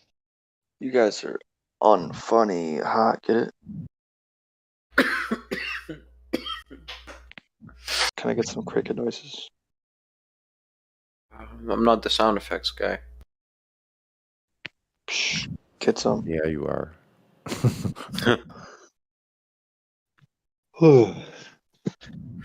Yeah, man. HHO, man. I think that's the way. I think that's the way to go. Yeah, dude. The first like HHO cell I made. How old? Man, I was a teenager. I love that stuff. Electrolysis, you know, it's pretty cool. Electroplated stuff when I was like 14. I was electroplating, I think, my house key, I remember. And I learned a lot. Just you know. Can I electroplate the entirety of my undercarriage so it doesn't rust? We have to, yeah, if you can submerge, if you got a tank that big, of course. You want to chrome plate it? Sure. Chrome plate everything. Spray it, dude. Spray it, man. Nah, I don't know if the Krylon and chrome's gonna cut it. You can actually do electrolysis like with a towel. So you can actually, yes. You don't have to dip it, no. You just gotta be smart. I need some Really love to make a vehicle that zinc. just ran on HHO only, or some other form of secondarily to the HHO, burning it and running a steam turbine or something like that. What? When you mean HHO, do you mean H2O? HHO2 steam turbine. Yeah. HHO is it's disassociated water. The steam engine? So it has the perfect amount of, it has the perfect oxidizer with it. Yeah, because you can burn this HHO very efficiently at very low volumes and create a huge amount of combustion, like or steam. Like You know what your byproduct is from that reaction? The pressure availability is like phenomenal. So you could run you could run little mini efficient steam turbines. Zzz, can you imagine? Like a little tiny race car with a steam turbine. It'd be rad. What's the byproduct of combusting hydrogen? H. Can someone tell me? Water. Water. No. Oh yeah, it's the cleanest fuel, man. You drink the exhaust. The Toyota Mira, something, whatever, is a hydrogen car that spits out water. Oh shit! I think it even has a little button on the interior that leaks out water, like a party trick. It's the same type of technology, right? Toyota. Yeah, it's a hydrogen cell. Oh, fuel cell? No, those are different. That's different. The Toyota Mirai. Garbage. So we're talking about actually making our own HHO and then running a that. Even are you familiar with Eric Dollarton? I've heard the name. Yeah. Actually, okay. If you haven't, it's been a long time though since I've looked into all of that. That was one of the first things. Well, he doesn't believe in free energy, sort of like where I kind of ended up. However, yeah, his opinions were like, if he was to to start working on something like in that avenue, he said it would be HHO or like, you know, the water disassociation, because there has been like demos in the past that superseded Faraday's relationship that he found. You could only get this many liters of HHO per amp or whatnot, you know, so a lot of people danced around that with patents. So, however, they all lie in their pants. So it's like, okay, we don't really know how this shit works. You might know about the other patents, but I can't forget the guy's first name. I keep forgetting the guy's first name, but the last name is Pogue, Pogue, and he invented, this is like 1942 or 3 or something like that, in the 40s, I'm pretty sure. He invented an over 100 mile an hour carburetor. Like, so I had that information and how to make it and everything. I still remember in my mind how to make it. Like after They had ads for it, bro. You know? Yeah, isn't that a trip? So 100 mpg plus carburetor. Yeah, all man. you have to do is atomize the fuel with partially using the exhaust heat. Exhaust vapor, right? And recycle that. Yeah. Making a nice little homogeneous mixture. The funny thing is, bro, I studied mechanical engineering only to get to internal combustion engines, which is a last year course. It's a last year elective. So you have to study a lot of shit to get to that level. I finally did, man. And I aced the fuck out of it. And I was like, dude, is there a part 2 to this? He's like, nah, man. I'm sorry, there isn't. That's it. That's what this entire fucking book. You know, like in the Navy, I learned the machinery trade. So the machine tool trade. It's actually, we learned all about, it's a machinery repairman. So we learned about all the types of machinery. From automotive to like everything, locomotives, like the whole thing, mostly dealing with ships and turbines. I'm a hobby machinist, like stuff like I that. machine for myself. But like the fuel atomization thing, it doesn't add up chemically. Like if you balance it out, it just doesn't work. Like you need 14.7 units of air per unit, I think for volume wise, of gasoline to burn, right? So, you know, it's like, okay, if we're using vapor, that's still the same ratio. You're not. So how the fuck are we getting 100 miles to the gallon on this shit? You know what I mean? It's like, what the fuck's going on? Yeah, listen, there is something weird. There is something weird about that. Think about people that do cold injection of engines. Like, how does that work too? That doesn't make sense either. Like, I haven't ran an engine because, like, the way I want to do it, man, I'm gonna hook up a dyno to the fucking engine. Gasoline consumption, like I'm gonna be a scientist about it because I'm interested. I'm so interested here. It was like, okay, we know the thermodynamics, we know the calorific value, we know how much heat is in fuel. You know, so how the fuck is this working? Listen, I think there's amazing things that could be done with the technology we already have, and things like spinning flywheel technology and spring, like let's say like high tension but very very high tech spring and flywheel technology, precision. You know what I'm talking about? Like clockwork. Yeah, I don't believe in any of that. That's the problem. I'm yet to see a perpetual motion machine of the mechanical kind. No, I'm not saying perpetual motion. I'm just saying something that goes fast using these simple technologies. Have you heard of free valve technology? Like it replaces valve springs just with solenoids that open and close. Yeah, sure. It's still a valve. Springs and flywheels could store a lot of energy, but they're super heavy, so it doesn't work for putting them in cars or something. Well, Maybe that's probably, it's a capacitor. That probably is one of the problems with that. But think about what you could do in small, small areas and spaces. Like you could make something compact that could be very powerful. But it depends on what kind of technology that you're attaching it to. Like I talked before about HHO and having a steam turbine.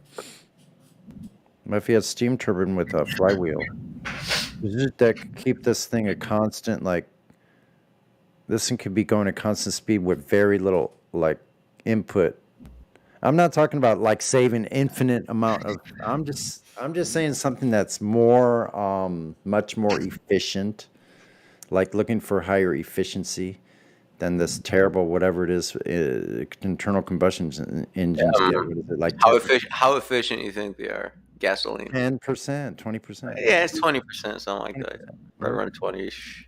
And once it gets older, it'll decrease. Yep, like 15. 30, yeah, just don't even. I almost said it'll increase excrementally. Dude, 80% of your dollars are getting pissed out like as heat, just leaking out of your fucking engine. I know. Damn, man. What a waste. Yeah, I mean, turbines though. When you get up to, you want speed. You need the speed. So turbines. Study those two. They achieve up to like 40% efficiency, and maybe today even better. Or high compression diesel. I think Mitsubishi made a 40-to-1 compression diesel that's just a fucking wicked fucking machine. 40-to-1 compression is insane, which is pretty cool. But well, you almost have to start going with exotic materials like Inconel and things that. Sure, yeah, but why not? More efficient. Exactly. At least for your home. Well, if you're not building it to like be obsolete, like at a certain time. Since I was young, man, somehow it's the creator. I always knew free energy. Well, however, I didn't have the education to understand that it's not really free, but free energy was the way out of the system. And, as I grew older, I discovered that money was just created to limit your access to energy.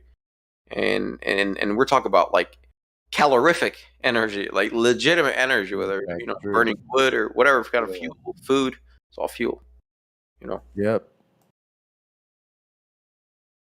Yeah, man. True. So chase that. To keep us limited so we can't go as far as we might be able to. Yeah, it's the best way is just conventional. Diesel engines are great, and you just buy some acreage and you grow some oil crop, something for oil, and you squeeze it. There's your diesel. Make a couple acres of hemp or something. Yeah, hemp, industrial hemp is the way to go. Yeah, because you can get a lot of byproducts. You could have your little medicinal garden off to the side, just Yeah, they look the same. Have the whole thing. You could have the whole thing. It'd be cool. It'd be great. That's what we need. It's a grassroots industry with the resources we have that have been stolen from us. Oh, you can't have a plant. Interesting. Well, you can't burn wood to heat yourself. You can, yeah. Because you can't catch rain. Wood is highly used in industry and constructions. Yeah, but the problem is in the fireplaces. 80% of the heat goes out the chimney. That's the problem, and they create draft. It doesn't matter. Oh, it does.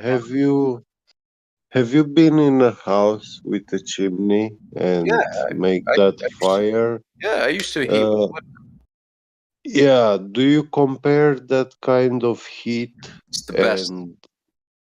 Best with it's electrical for some reason. Just central heating, you can't compare it with central heating. Wood is better, in my opinion. What do you think? You think central heating is better? No. Okay, wood? Okay, cool. Central heating is unnatural. Well, you can make a wood fire. Is natural, yeah. Well, that's how, I haven't built it yet, but hopefully before the next winter, I'll have it built. So it's pretty much a wood stove modified. What with a heat exchanger and the first 3 feet of the exhaust, a dense heat exchanger with an air to water, so I would get hot water out. The whole idea is this: the exhaust temperature, either gasoline, diesel, whatever it is, you want your exhaust temperature to be as low as possible, meaning the heat got consumed into the apparatus itself, and thus you got your dollars out of it. So you want you put a thermometer up top or your chimney or whatever, You want that to be ambient, exiting your you know what I mean? But that's you're not gonna do that. It's gonna be hot as fuck. That's you're losing most of your heat up the chimney. Hey Cyrus, did you see these guys that go adventuring through these like 17th, 16th, and 17th century French castles and things like this? And they're finding like some of these mansions. Like, have you ever seen any of those I have things not. where they find like these 15th, 16th, 17th century carriages, like 100 of them in a garage, in a mansion, in these estates? Well, anyway, the reason I mentioned this is because in one of these mansions, a 17th century French, whatever you call it, an estate, I guess. They had radiators in the rooms, and they had pipes going all out. It was like artwork, but there were pipes going out from all the radiators. Wow. 17th century. So damn, yeah. Check that's it out, man. Dude, that's the ultimate way to go. You do radiant floor heating that uses wood-fired, very efficient stove, and we have those today. Actually, we have them. So it's like an outdoor thing. You put it, and you can feed it pellets and automated. You can have conveyor. boilers. Like they had boilers in the Chicago when I was a little kid, because I spent a lot of time Wood-fired from the ages of from like 5 years old to like 10 years old in Chicago in the winters a lot of times, and like the big buildings and stuff had boilers in the basements. Yeah. The And event everybody had radiator heating, and it was from steam. in downtown, you get the steam fucking plumes out of the sewers, out of the manholes. Yeah, they're not sewers, they're manholes. Right?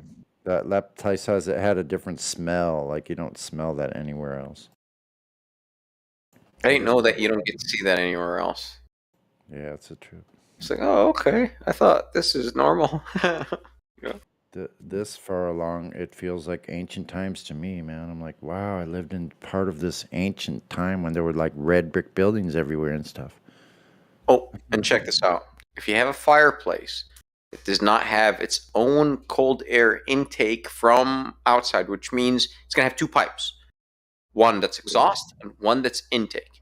If your intake is from your room, which means like you have an open face and you just toss wood in there, it sucks out the hot air from your house through the exhaust. Why? Because conservation of mass has to be maintained, meaning mass airflow out of the chimney equals mass airflow into your house from all the fucking cracks. Doesn't matter which crack, because that law has to be conserved no matter what you do. Just conservation of just mass flow rate. So you have mass that's flowing, well, it has to be entering from somewhere else. Or otherwise, if it's sealed, then you're creating a vacuum and your fire is going to die. But, it doesn't happen because it just sucks it in. So you gotta drill, you gotta customize your own. Be like, these guys don't know how to design this. Idiots. And you just drill a hole to the outside and you put a flute there. Control how much cold air you want flowing. That way the cold air coming in from outside flows directly into the fire, and then whatever, it goes up to the exhaust. And of course, you want to toss some kind of coil in your fire, water to extract most of the heat, not going straight up. You know what I mean? Well, that air which comes from the outside, you want it to form a vortex around the fire. Yeah, sure. You can. I mean, you're sophisticated. You just need the oxygen. That's sophisticated, man. Yeah, you can do that, man. The vortex airflow increases the burn. Yeah. Also the quality of the burn. It makes more efficient. I hope I made burn. sense, man. With the draft thing, in and out. Mm.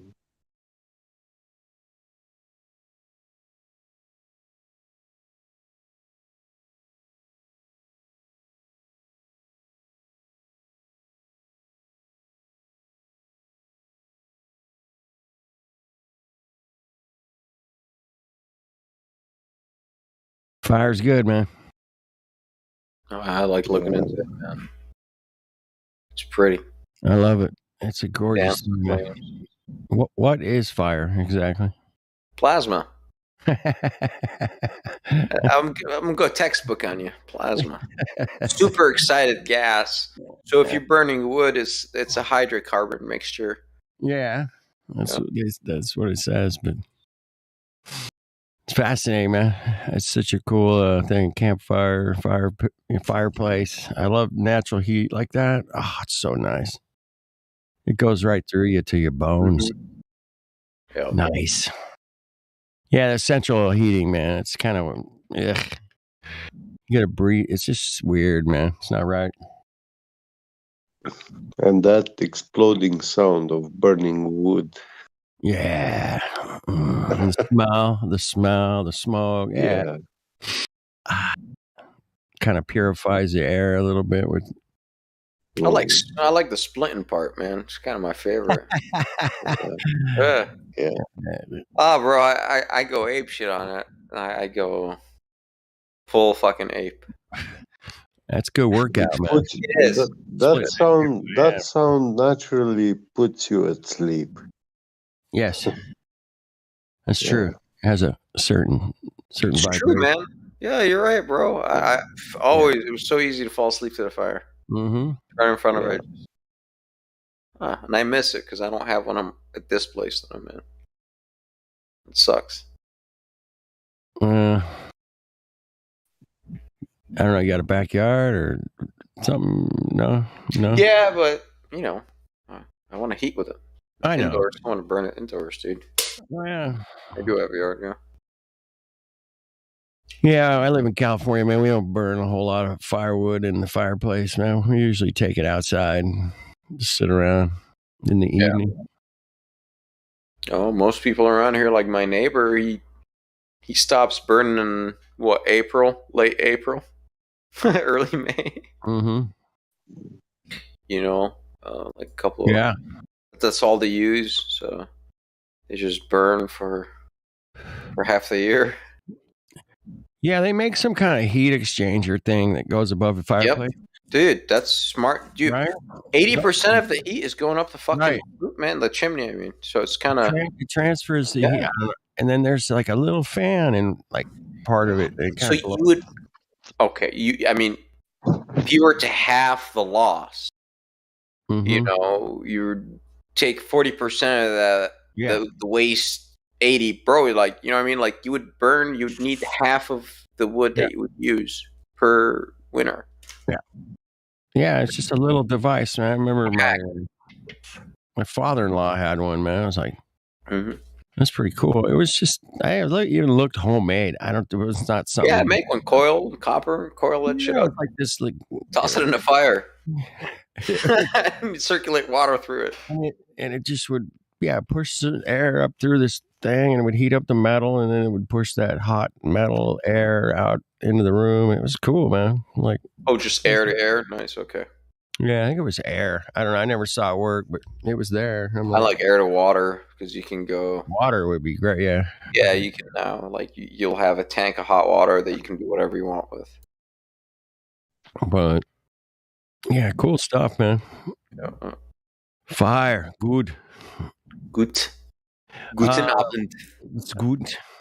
Flat Earth's good too, man. Globe bad. No,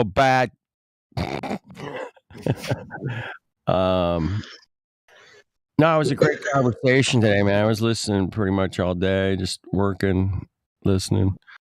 I chimed in a couple times, but there was some great conversation. I also found fascinating these water vacuum pumps. Yes. Well, water vacuum pump. Yeah.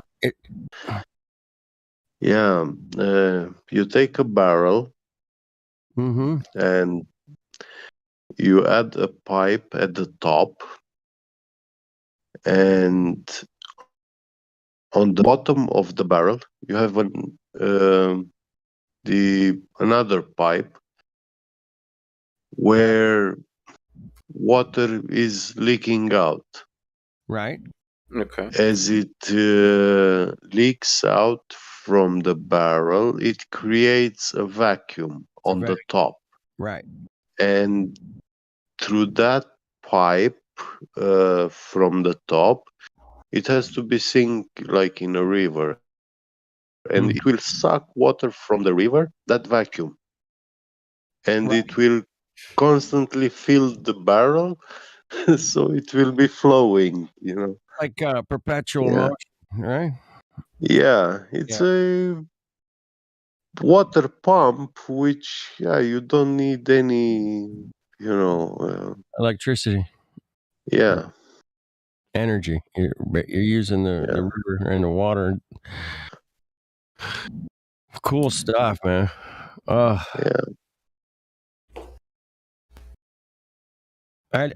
really. If you had a small river by your house and had a little turbine, just a little turbine wheel, man. That would be great, man.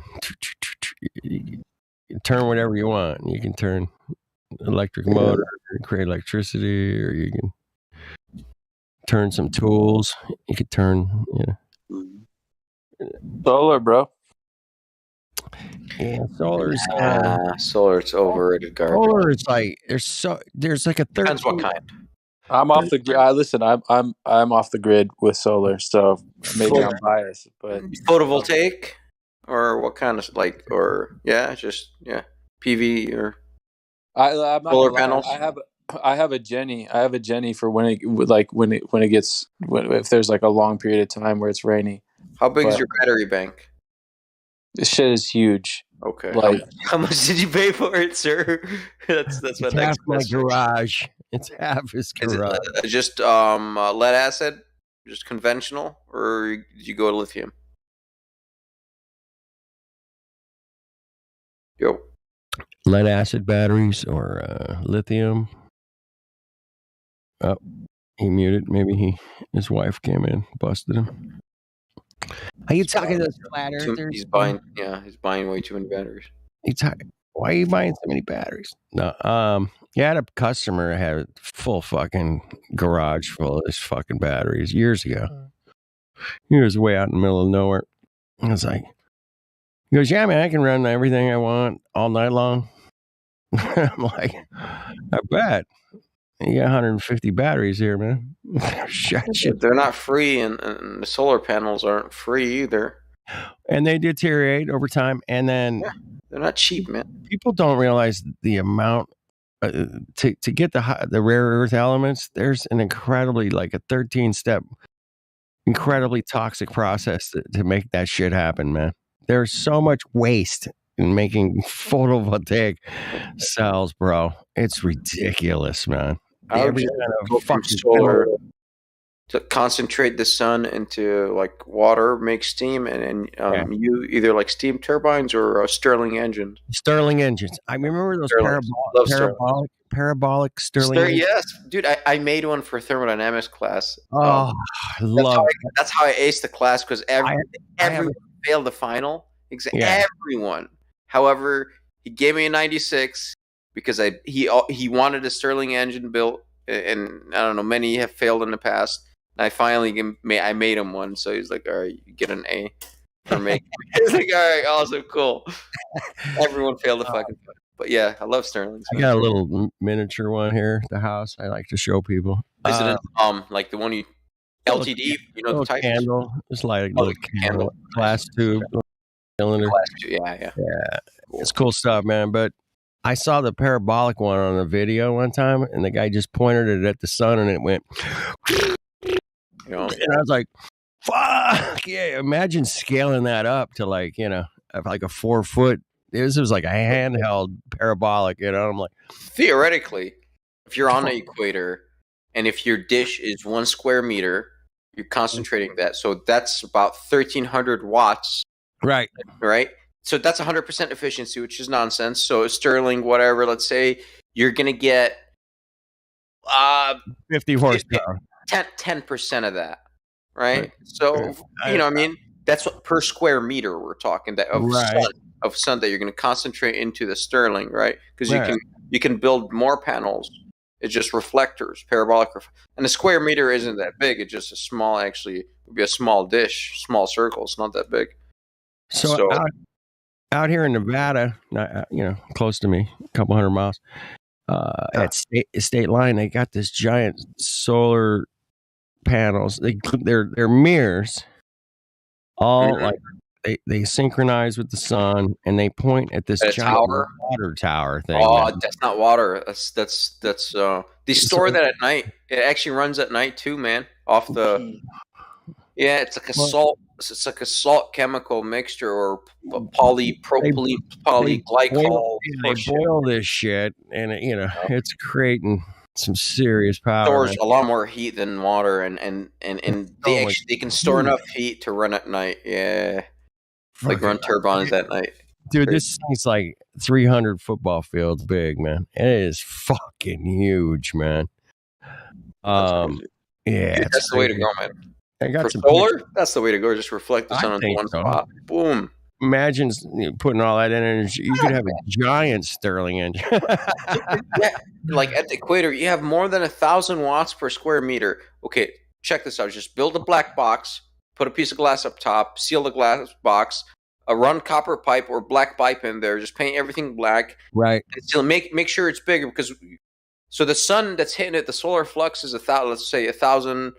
For easy numbers, 1,000 watts per square meter. Dude, you can easily build a 10 square meter thing where you have 10,000 watts of sun hitting it. Now, how much of that you can extract is how efficient your system is. Right. But just by running simple pipe, lots of turns in there, you'll have steam at the other end, man, if you have a long enough run.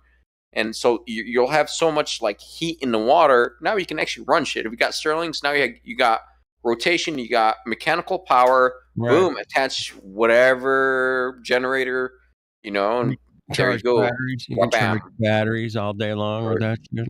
That's way better than mining all that shit from the earth and way batteries. Well, you still need the batteries though. However, still gotta have lead acid batteries. It's fine. I'm okay with lead acid batteries. If you're efficient, actually, if you're smart enough, if you can store some of that water, if you have enough storage. And if you're not running water on those pipes, where you can store it at a lot hotter temperature safely, you can run at night. And you're boiling water, and you'll run at night. You just make your tank big enough, and your reflectors big enough, and that's what they do now. Like there's one in Spain or something. I'll post it. There's several of that type. The tower and all the reflectors looking at it. I wonder if you could use tungsten pipes as the heaters, because tungsten you can heat it at very high temperatures. It doesn't melt like copper or soft metals. That's the light bulb filament right there, baby. Yeah, it's you don't need You can go like 2,000, 3,000 Celsius, like how many with your watts? eyes closed. Bro, this is a fucking gangster ass. Like you can run cities, like you can run shit off of that. Look at that thing. That's a lot like the one out here, man. That's the one out here. They got like 3 of those towers like this. Yeah, and they're lined up like Orion's belt. By the way, they're exactly aligned to Orion's fucking belt. Sorry, guys, I got cut off. Hey. But this is the world's first 24/7. This is the one here. I'm posting it in Spain. It runs 24/7. This one, 24/7 around the clock. This power plant runs. Those are only mirrors. Just mirrors. Somebody had asked me about my battery bank. Yes, we did. Yeah, it's a 68. 68, and it cost me 27,000. 68, yeah. Damn. So what's your whatchamacallit? Shit. Your break even point. When do you get back your investment? Did you calculate it? Did you run it out? Yeah. I did. Yeah, 15 years from now, or 10, or what? What's your 9 years, but I'm in a sunny state. Yeah, 10 was pretty close, wasn't that? Because I already know that's about 10. I'm going big because it's going to take more. It's 12 years, man. 12, yeah, you're right on actually. Hey, Because remember the efficiency, the loss. That's why. Well, there's You gotta keep it clean. It gets dirty.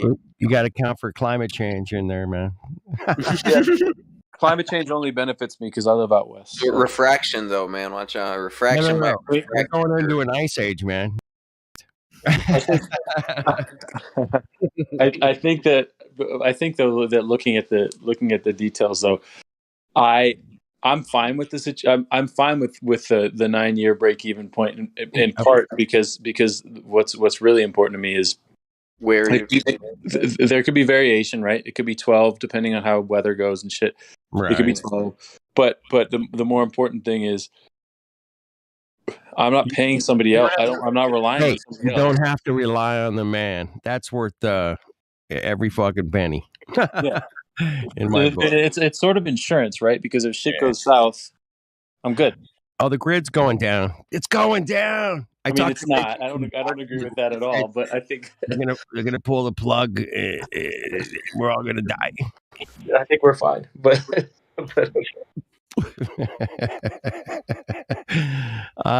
no, you're great, man. Congratulations, man. That must feel good. You feel good. Yeah, it's a good feeling. I mean, it's nice just to, because irrespective of whether or not you think the grid's going down or whatever, energy is one of those things where I'm not really a fan of there even being a profit incentive. So energy and health both are places where I feel like as humanity, those aren't things we shouldn't have to. We shouldn't have a situation where people a complete break-even situation there. Energy shouldn't be capped, I think, but it should be okay to make money off of it. Like, hey man, if I'm selling you firewood to heat yourself, like, yeah, bro, it's okay. I chopped it up. You know, same thing. If I drilled for oil, same thing, man. So I'm never against making a buck.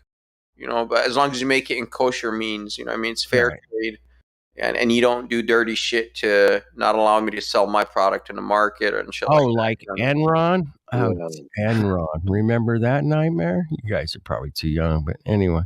No, I'm not too young. I mean, I'm young. I'm not too young though. I remember Enron. I'm 35, so I'm old enough to remember, but young enough for it to not have been a huge part of my. Yeah, I mean, I wasn't. My prefrontal cortex wasn't developed enough. Right, exactly. my free frontal.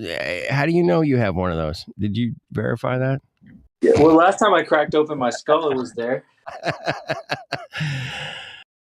There's no test to determine whether somebody has a chemical imbalance in their head. Oh, that solar plant. It's a 20 megawatt plant, by the way. That's 20 million watts that it produces. What do you think? It's like about like 10 acres, you think? Oh, no, a lot more than that. It actually sits on 185 hectares, which is, I think, 2.6 acres. Oh, fuck. Something like that. My goodness, dude. Yeah, no, it's enormous. But it can run, hold on, how many? It can run 25,000 homes, man. It has 2,650 mirrors. So, yeah, no, it's a beast. It's a machine. However, fuck, man, it's the future, dude. I'm gonna post my power my battery source in the. Go for it. All right, man, go for it, dude. Yeah, hold up. Oh, you know, I can't. I don't have the permissions. Oh, all right. I'll give you the perms. Just don't let me down. Don't let me down. Don't let me down. Gotta find it though. Hold on. I don't think I have. I can't give you shit. Once I find a role, I shall grant it. No, I love power. I love that we can do things with power. I'm a power tool guy. I love power tools. I think they're incredibly amazing. What's your name? Dexter? Dexter Gordon. Never heard of that name. He's a great saxophone player from. No, I'm kidding, dude. Years ago. I'm in the music business, dude. I know jazz. I like Dexter. Miles Davis, we can go. Damn, he's great. Dexter Oh, was 68 kilowatt hour. Okay, cool. Wasn't Dexter a heroin addict? He was a heroin addict, right? Or am I thinking of Coleman? It was Coleman. My I bad. don't know. I just listened to his And music. what's the battery chemistry there? VRLA, AGM, what's that? Dude, I don't fucking know. Okay, I quick All right, Googling. you Wow, got- so you paid.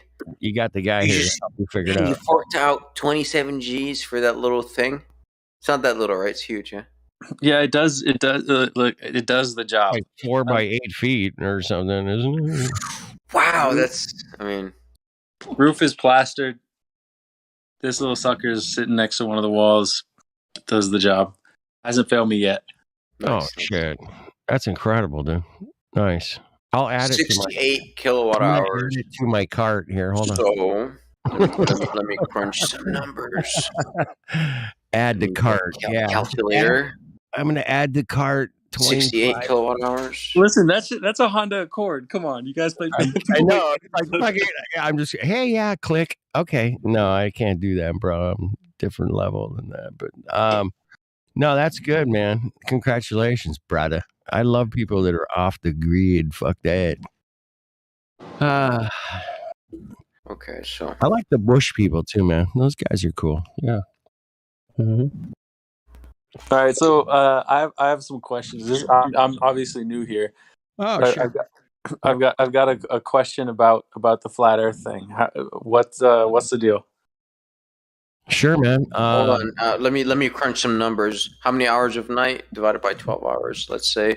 So you can run. Wow, that's a nice battery pack. You can run 5.6 or 5.6 kilowatt device with 5,600 watts for 12 hours to drain that. Shit, dude, you That's could not run bad, your dude. conditioner, Really you could fucking run your good. fucking dishwasher, your fridge. You can run the whole thing, man. Yeah, you run the I'm saying whole- at night. So okay, night, let's say yeah, you got 12 hours at night to. Oh, I don't use AC at night. Come on now. You can for 12 hours, no problem, Yeah, as long as it's you like could, under but 5,000 watts. you don't Yeah, I have mean to. the point of this is it's way bigger than necessary. So in times where It's over. where the sun is shit, I'm still good. Nice, dude. So let's say it's completely drained. How long did it take to charge up completely? That's a hard question to answer. Right. No, I got you. Just tell me how many panels you got on the power of your panels. I'll crunch some numbers. No, I got you. Just tell me. I have a shitload of panels, dude. I have 28 panels. All right, you got 28 panels, and how many watts a panel? 45. Buck 50 or what kind of? I don't even remember. Oh, that's the number I really need. Let's just go. 28 of them. Watermills are a great source of electricity. Let me look through my emails. 45 watt. They're 45 each. I'm gonna guess. That's my guess. Yeah, 45 ain't bad. So that's theoretical 100% efficiency capacity. It's not going to happen. Let's just run that. So 28. My Take your time, man. oh no, I do this on the fly, bro. It's arithmetic. It's not even mathematics. Dude, you're shit in your head. And then multiplication, division, bro, which is additions. There's nothing but addition. All right, 28 times 45. 27. So I got 27 of them. If they're 45 watts running at 100% efficiency, 100% capacity, 28 of them, you'll get 1,260 watts out. Okay, so that's 1.2 kilowatts out, and that battery is 68,000 watt hours. So you just multiply that across to get how many hours you need. Let me crunch that. Who's making that? Is that you, Sasha? Fuck you, man. Sasha, you stop get it. muted. You're done. You're Thank done, you. son. You're getting banned next time you do that. That was weird, man. I know. Just jerking off or something. Fuck, man. Second time doing it on the mic. We're close. We're close to a number here. All right, hold on. All right. It's like what? Like 10 days to charge? You think? Oh, hold on. And that's the second time Sasha did that in like the past few hours. Yeah. That's why I told him. So if he does it again, he's just getting banned. Hey, how you doing, brother? All I know is I've had this set up for 2 years now, and I've drawn from the grid once for 12 hours. All right. Okay. Well, do you have any specs on your solar panels? Any like how much? Yeah. Let me hold on. I gotta look through my email. I'll look through my emails and I'll figure it out. Just the panel spec, really.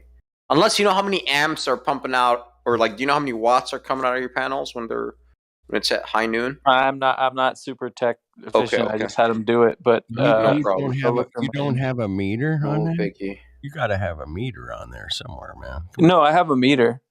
Right. Yeah, but what do is you it want me? at high noon? High noon, guess. Yeah, how many watts are coming out at high noon out of your panels? No fucking idea, to be honest. All right. No problem. They set it up and it works. I like your attitude, man. Yeah, I would be the same way, but it's fascinating to kind of break it down a little bit and say, hey, man, if it was high noon, I'm getting 1,200 watts. If it's 45 watts a panel, it might be more. I don't know. I'm going on some old numbers that typical solar panel would put out about 45 watts, I think, which is pretty good, man. Yeah, I'll tell you. Hold on 1 second. We got 27 of them, so that's pretty easy. I think we missed the first new guy of the day. He said he wanted to know about the flat Earth. Oh, he did. We went into solar panel discussion. Hey, sorry, Hank. Dexter, do you play saxophone by chance? I do. Yeah. Oh, dude. All right. That's why you like Dexter Gordon. Shit. That's right. Ask us a flat Earth question. Go ahead. I guess the question is, how do you believe that? Belief. Belief. I'm going to say this one time, man. Belief is the enemy of knowing. All right. That's right. Yeah. And that is accredited to a guy named Crow 777. Right. If I'm not mistaken, if somebody double check me out there, okay, if the panels are pumping out 1,260 watts, just we're gonna fix that 100% all the time. That would take 53 hours. Right. That's if you drain the batteries fully 0%. That's a big battery bank. And I think his panels are a little bit better than 45 watts. I would say they are because just pulled up the email. It said that I should expect on average 230. 230 watts. 230 per panel? Yeah. Wow. Oh, no. Bro, what can you put? What kind of fucking panel you got? Damn. How much is that panel? Fuck. I think I spent 50,000 on the panels. All right, dude. Okay, all right. Baller in the house. Okay, I see. My God, bro, that's expensive. Dude, do the breakdown though. Over the course of a year, you got a 3,000 square foot house. Like it's not. Yeah. Okay. Yeah. 9 years until you get your money back. But you it's cool, man. Good shit. Good shit. Is it 230 watts a panel? Let's just that's the email. That's the email. Okay, so we could probably cut about 10% at least off of that. That's high noon though, man. That's like super sunlight. No, bro, I'm a half that number actually. I'm gonna slice it in half. I'm not gonna play any games. Yeah, I'm gonna slice it in half. You gotta slice it down because there's gonna be 230 divided by 2. So oops. That's maximum output. That's like saying I can get 300 miles on my really Tesla. Good. Yeah, but not if you're flooring it around town. You ain't gonna get 300. Fuck off. So that's it's not gonna happen. So what was my number? So I'm just gonna divide my pretty much 54 hours divided by 3.22. Hold on. 54 divided by 3.22. Yeah, 16 hours to fill up. So yeah. That's awesome. Yeah, if you fully drained it, just. That's 2 days because 16 hours running 100%. Incredible. That calc is at 115 watts a panel. If they can actually do 230 watts, you can fill. Yeah, in a day, bro. You're 8, 9 hours, 10 hours. You're at full cap. That's insane. That's insane. Yeah. If you get 230 watt panels, it's like woo, bro. All right, Dexter. Welcome to Flat Earth, Dexter Gordon, you solar panel motherfucker. Just kidding, man. How did we get to flat Earth, man? Well, we were just like you, man, looking into things, going, well, what do I experience every day? How far can I see? How do these celestial things reset every year up in the sky? And we started looking into a lot of this stuff. NASA. What is NASA actually doing? You know, how can I verify what they're doing? How can I verify where I live? Well, the coolest thing about verifying where you live is that you live there. And it's cool, man, because we're standing on it and sitting on it and swimming in it. We love swimming in the water too. I love it. It's almost like being in space swimming. You're kind of weightless a little bit, you know? Yeah. It's cool. Anyway, water is an amazing thing, man. Do you know they use water levels, spirit levels, to build buildings and roads and shit? Do I know that they use water levels to build buildings and roads? What do you mean? Well, they use a level, man. Like, hey, well, man. Yeah. Is that board level, man? Is that table level? They put a level on it, and there's a little thing in there, bubble. Spirit level. Well, the reason we use that is because it's very predictable substance, man. Water will always find its level, right? Right. If you look out there, you've been to the ocean, the lake, really, really far on some water, man, there's no curvature. Yeah, so I guess the question that I have is this: how do you reconcile? Because I've looked at the models look, I'll be 100% honest with you. I don't really have any doubt about the spherical nature of the Earth. But I've looked at the models of the sort of flat Earth theory, and it doesn't make sense. One of the quickest things, one of the things that I noticed the fastest is the nature of the poles, specifically sunlight and nighttime at the poles, as well as temperatures at the poles and how they shift. And it doesn't align with the models that I've seen from people who believe in flat Earth, as far as the rotation of the sun around this flat disk. It's impossible. It doesn't work. Even just like a basic, looking at it at a very basic level, it doesn't make any sense. We were talking about fire earlier, right? And that's the coolest thing, man, I've ever learned in my life is that fire's hot. If you're close to it, it gets hotter. If you're farther away from it, it gets colder. I mean, that's a simple thing we can all test right there in our kitchen. Yeah. Okay. So, if the sun's, what does that do with the change over the course? So, let me put it this way: why is it that for part of the year, the North Pole gets? Are you in the North? You been up there? I have. Yeah. You have? Okay, cool. Yeah. Gets essentially perpetual sunlight, but also remains cold. And why is it that the South Pole, at that time that the North Pole is getting essentially perpetual sunlight, is getting no sunlight and is dark? Right. So why is that happening? Let me see if I get this straight, man. So, yeah, we're just this time of year up north, man, it's pretty dark. Yeah. Well, right. Yeah.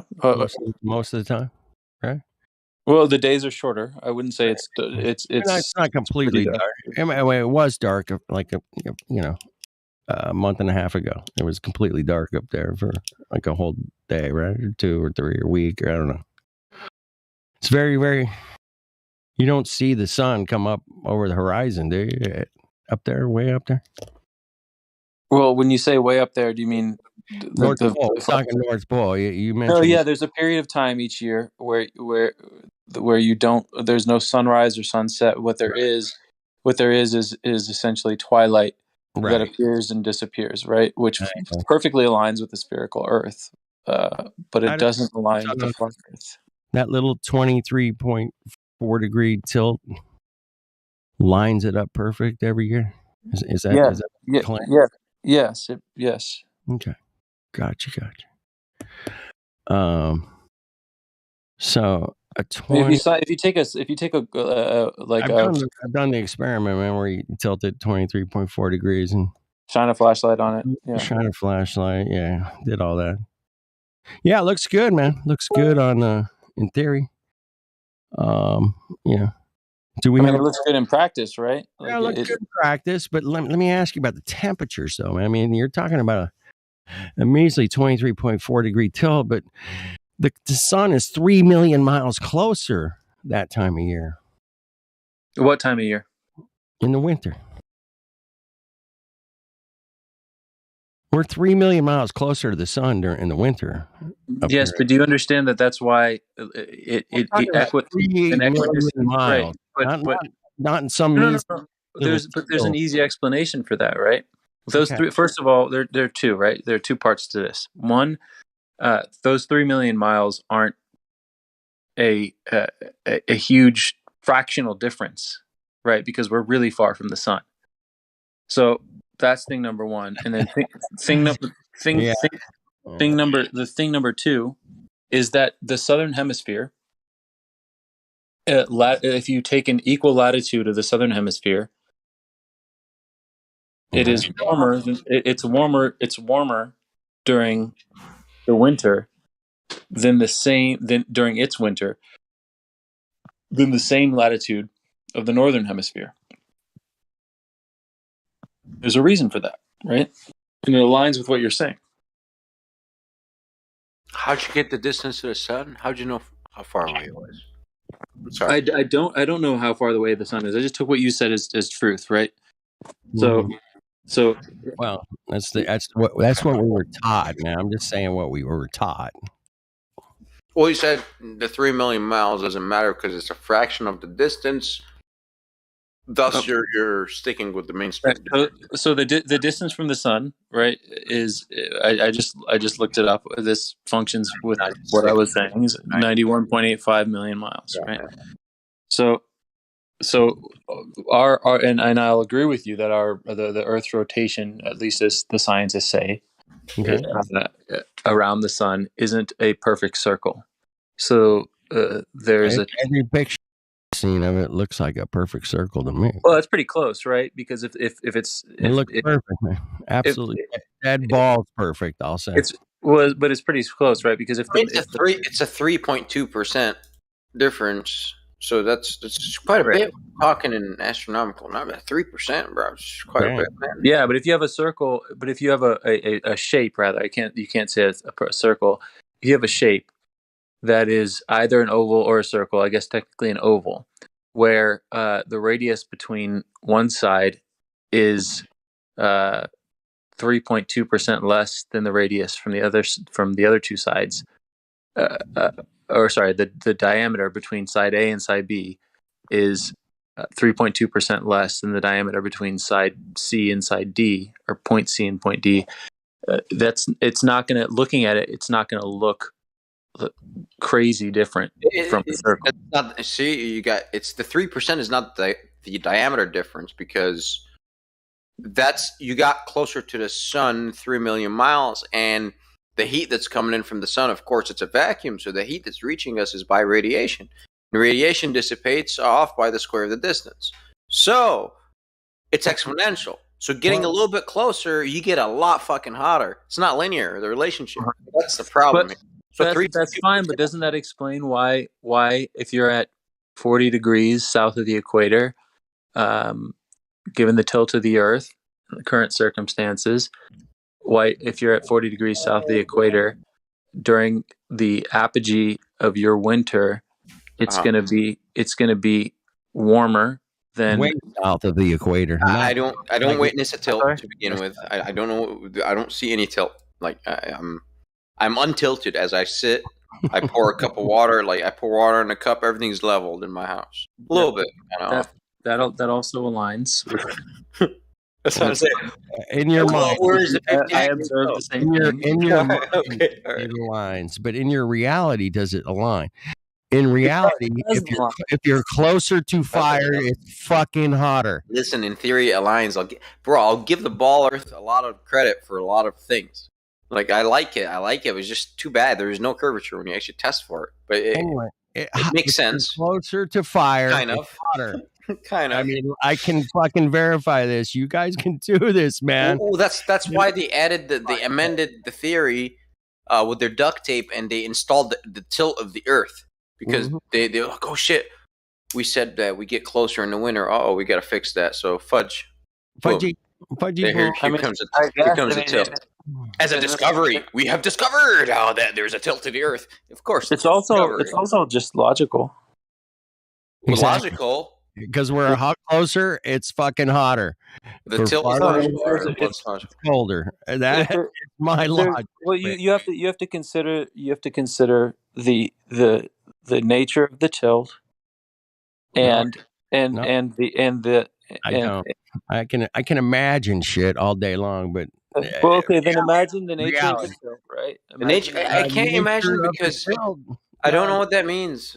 Things are level, water is level, the ocean is like you can do an experiment yourself, right? Like you can take a flashlight, for instance, or you can take if you have the ability to measure temperature at a microcosmic degree, a laser pointer temperature. Yeah, bro. Okay. So it dissipates by the square of the distance. Like somebody pointed one of those at my head recently, man, and said, "Hey, I'm gonna take your temperature." I was like, anyways, okay. So how big is this anyway, bro? You get into. I don't want to drift off into Narnia and space and the sun. Microcosm degree. It's full of holes.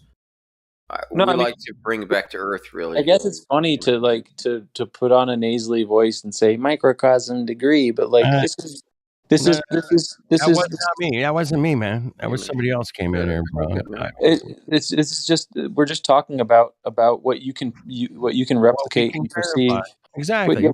And you can replicate and perceive that there's no fault. You can replicate and perceive that there's no fault in the logic. Here's what I'm gonna do, Dexter. Here's what I'm gonna do. I'm gonna take a fucking like a 4-foot metal ball, something that's metal, right? And add some serious fucking heat to this bitch. I'm gonna heat this thing up on my bench, and I'm gonna tilt it 23.4 degrees, and I'm going to measure the temperature down, where versus right dead center. You know what I mean? Yeah. What you should do if you're going to do that I'm going to definitely get some variance in the heat, but to what degree we'll find out. And it's hard to replicate an experiment like that, man. It's not going to be. Because you're gonna have a couple of days of planning and buying this and getting the fucking heat. And you're gonna have air and ambient temperature, but at the end of the day, if you do the experiment, if you do that experiment 100 times, right, and then you'll probably control for those variances, and if you do it in a way where you what experiment? Rotating a ball or rotisserie? We cook chicken this way. We do, man. That's true, man. Heat on one side, rotate the chicken so it doesn't burn. Well, no, right? Because but the heat is even on all sides with the rotisserie chicken. Seriously, not the glass side. No, it's not. At least maybe on 3 sides or. I suppose it depends on what you're cooking it in. The way that I cook a rotisserie chicken is in something that has equal heat on all sides. Convection is that convection rotisserie? That's the idea, right? Because you have all right. I was talking about radiation rotisserie. I'm just fucking with you. Gotta get scientific with you, man. Now this is like science hangout. On 24/7. 24/7 master's class here. We're just hanging out. But we're all enrolled in like the high level fucking physics class, and we're just hanging out having a beer at the bar. We're not like trying to disprove anybody or prove anything Well, wrong. look, I also think that We're just we've pissing, come to man. the Come on. conclusion. We've come to the conclusion of the questions about flat Earth. I think we've had a good conversation about it, and I'm not gonna like drill you guys on it anymore. We were Man, talking no, dude. You can drill us all night long, man. That's not. It's. You're just having. You can drill, man, all night, 24/7, bro. And we're gonna be here, and we're gonna say, hey, man, reality is reality. When I'm closer to fire, it's hot. Hey, man, and I'm gonna say the same thing. I'm gonna say reality is reality, and this shit makes sense. When I'm closer to fire, it's hot too, which is why I think the Earth is Yep, around. Perception, perceived. So when did you perceive curvature? Let's start there and work our way up to the sky. I think the first time I flew in a plane. You saw curvature. You got any pictures of that? Huh. I've been up many times, and there are Neil deGrasse Tyson disagrees with you. Neil deGrasse Tyson, the physicist, the Hollywood actor physicist guy. So how high up, bro, do you think you have to be to see a curvature? How high up do you think you have to be? Hey guys, hold on one second. What altitude do you see curvature at? Hold on. He said, hold on. He said, hold on, man. Hold on. He's a serious dude. I could hear him. No. He's got something in his. He might have a kid. He might have a kid. Just hang on. Hold them horses, boys and girls. Come on. No, we like reality and physics. We like all that shit. Science. The scientific method, especially. But, I want to hear if he goes against Neil deGrasse Tyson. Well, he might. He might want to check out what Neil deGrasse Tyson. I think he will. Might want to check out what his priest says first. Yeah, maybe. Shit, or that stuff this is shit flat. is flat, man. You wouldn't expect to see curvature at that distance. You can't see it at that distance. Bang, bang, bang. There you go, brother. Roger posted it for you. Can you check out that last video, man? Just real quick. We're gonna scare this guy away. We're gonna scare him. Dexter's badass, man. He's cool. Dexter Gordon is going to play sax for us here shortly, man. So just chill, man. Hold on. Maybe not today, but maybe tomorrow or something. Yo, Dex, check out the Neil deGrasse Tyson video. That stuff is flat. That's hilarious, man. Check that out.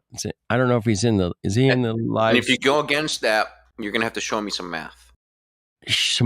I'll show you all the solar math I crunched. We crunched it, bro. We crunched. Sorry, fellas. No, Dexter, you're good, bro. You're good. Hey, man, in the live stream voice text, there's the Neil deGrasse Tyson quote from, I don't know, right from his mouth. And now he's the physicist, bro. Yeah, no, I hear what you're saying. If you're asking me about seeing the curvature of the Earth as a function of like actually seeing the curve, no. But if you're talking about if I've been in an airplane and have seen the sun rise and set at a much faster rate. No, they asked It's not the same thing, man. It's not the same. Well, wait. So why did you say you saw curvature if you haven't seen it? Because isn't that a perception of curvature if you're seeing the sun rise? So you haven't seen it then?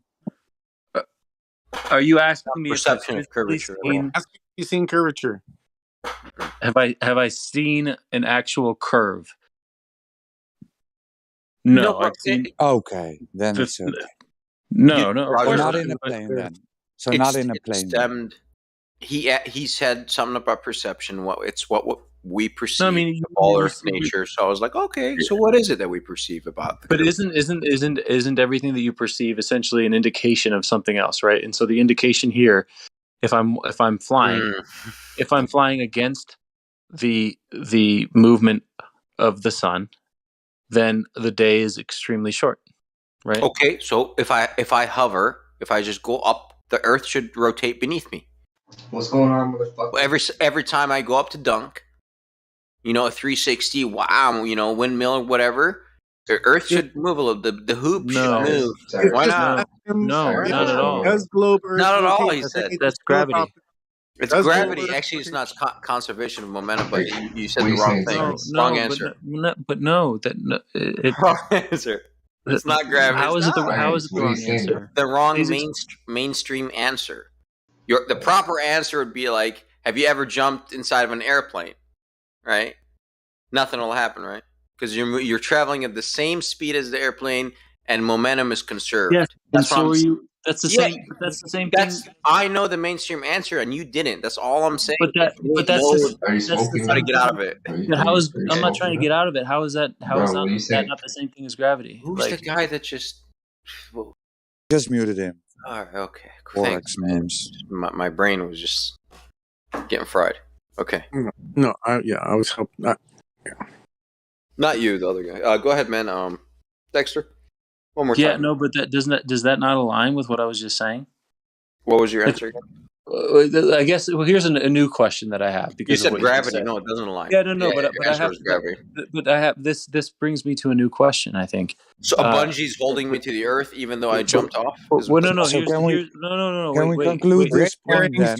Wait, just can I ask the question? Dexter, can we conclude this point then? So you haven't seen curvature from a plane, okay? Yeah, good point, Raj. So. And then we can move to the next one. You're asking me if the question about whether or not I've seen curvature is whether or not I've actually seen a curve, then no, of course not. All right, then we can move to your next question. All right. Now we can move on. We can move on. Now we can. I brought up the Coriolis horse shit, but you don't have to go there if you want. It is part of the flat Earth theory also that you don't believe that the Earth is moving at all? Absolutely not. Can you prove that it's moving? This is my favorite subject. This is just a yes or no question. You don't believe it's absolutely no stationary. However, myself, I'll give you the absolute fairest answer as a scientist. You need a stationary place that's neither like the sky or the Earth to stand to see what's moving. Because yes, if you aren't moving at constant velocity, you will not be able to feel it. However, so it's a 50-50 split like the train thing. It's either your train is moving or the other train is moving. So it's either the sky is moving or the Earth is moving. However, there are other reasons why you can conclude the Earth is not moving. But just by looking up or down, I see rotation above, who is moving, me or the sky? What do you think is outside of the Earth? I don't know. Never been. I'm just talking about rotation of the heavens. We're going to be stuck on movement here for a minute. No, we're not. Well, you look up. I hear what you're saying. I'm just trying to figure out. Now what? Hey, what I'm trying to figure out is what you think. What do you think is going on beyond the Earth? How about we just discuss what they taught us? One step at a time. Do you want to discuss this, or we can neglect this topic and move on? No, I'll listen. Go ahead. No, I was just talking about I want to go into my fair stance. I think on what's moving. If just by looking up, it's like, oh wow, look at that. Well, you're going to say the stars are moving, right? And then the other guy, some asshole, was like, no, bro. You know what? The stars are not moving, and you're the one that's moving. You know. Well, I think that. I actually don't. On that. I don't think anyone's saying that, right? Like, I think what everyone is saying is that. No, I think that what everyone's saying, what I certainly believe, is that we're all moving, right? The stars are moving, and the Earth is moving. You guys are dipping into my wheelhouse. Yeah. We're all moving. The sun is moving, and everything is rotating. Yeah. The great attractor, and sure. I know the alibi, but yeah, we know the alibi. We're keeping it kind of close to Earth. Keeping it close. We don't want to drift off to space yet. We can, but we'll bring it back. So, but your idea is that maybe everything else is moving, but relative to Earth, all right, it's not. And Earth isn't moving. So I will take the stance. I'll be like, all right, it appears as the sky is moving, all right, and I need a third place to stand to actually prove it to myself. And if you claim that, nah, brah, we are moving, the stars are fixed, well, then you have to provide me proof. Well, I think from our certainly, I'll that anything that's really far away that might be moving if we're seeing it move on a daily basis, our perception of the movement is actually our perception of our movement. But I won't disagree with you that the stars are also moving, right? And the sun is also moving. But I think we're sort of moving in unison, at least with the sun. We're moving in unison with the sun, right? More or less in unison. I think there's some variance there, but no, because if you're moving in unison with the sun, then it would never set. It would just always be high not noon. at all. Of course, that's Why? not true. Because of very easy explanation. How does the sun set? Tell me. I'll tell you. All right. The answer is if we're let's say that the Earth is just ride with me for a second. The Earth is a globe. If we assume, no, just hear me. If The Earth is a globe and it's spinning on an axis, and the sun. Rotate. Yeah, okay. Just ride with me for a second. The Earth is a globe and it's spinning on an axis.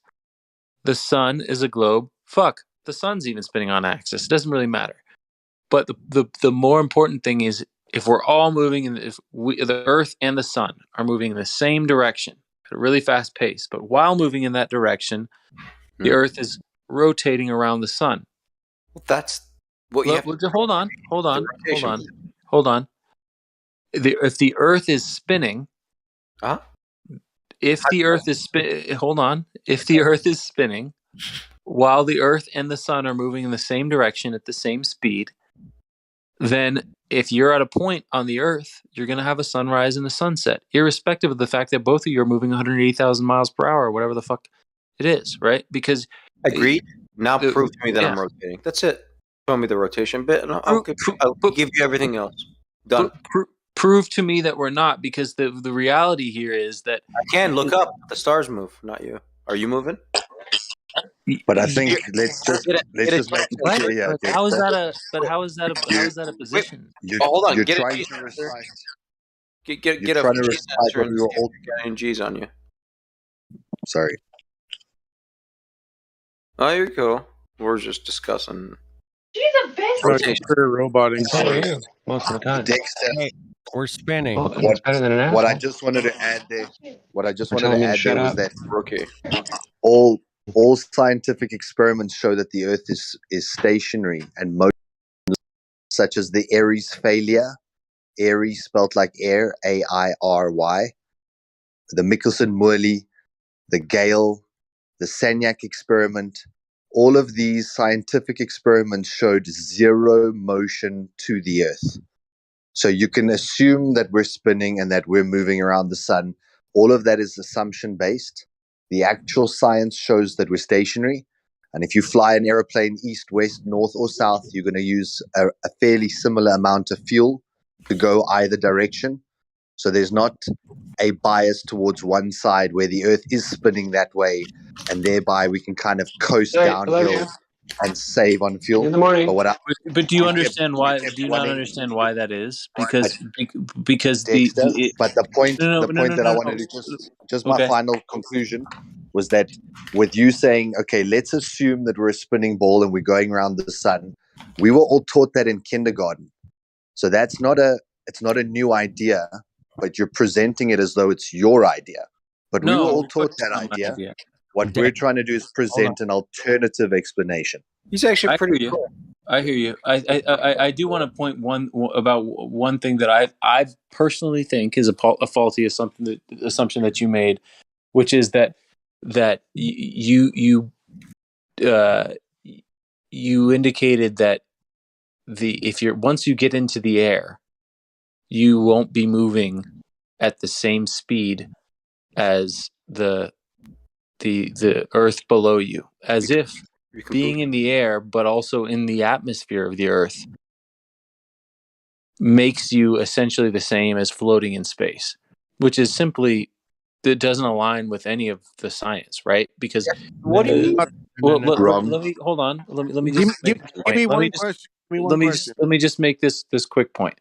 If let's just assume, right, that everything between the thing you can stand on and 10 miles above it moves rotates at the same speed.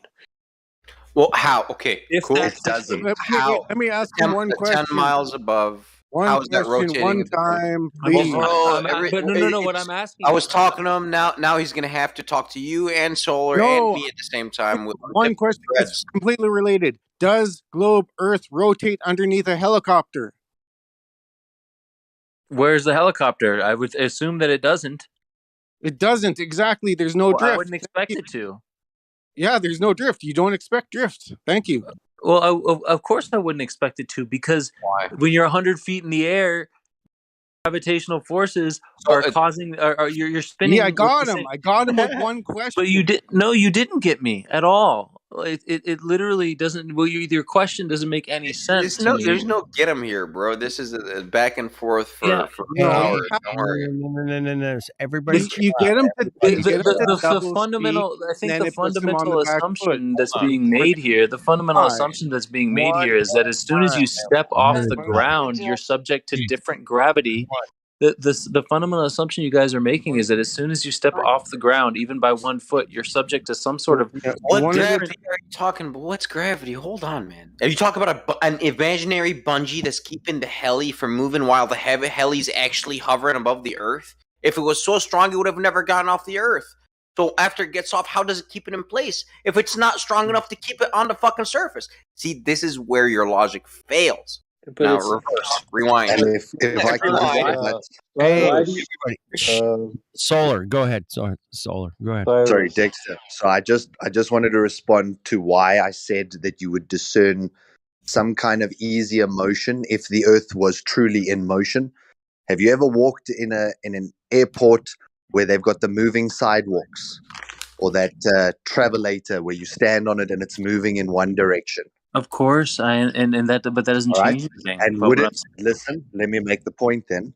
So is it easier to walk with the travelator, with the moving sidewalk, or is it easier to walk against the moving sidewalk? Obviously, much easier to walk with it. All right. And that's because there's motion. And when there is motion, you will notice that it is easier going in the same direction as the motion versus against the motion. Right. It would be discernible whether you're on the Earth or in the atmosphere. It's regardless of whether you're actually and it is discernible. The further you get away from the Earth, the further you get away from the Earth. How far away from Earth? So that's why I just said it's irrelevant whether you're off the Earth or on the Earth. No. Being on the travelator, you will notice the movement. Go fly a drone on a travelator and see if the ground stays below the drone. No, the travelator is going to continue to move underneath the drone. And if you then set the drone down on the travelator, it's going to continue to move in the direction that the travelator was moving. So it's very simple, like a treadmill. You can do this experiment 1,000 ways to show that if the ground was in motion, we would easily be able to discern it, and we are unable to. In fact, every scientific experiment shows that we're stationary, as in not budging any direction, not rotating, and not moving around the sun either.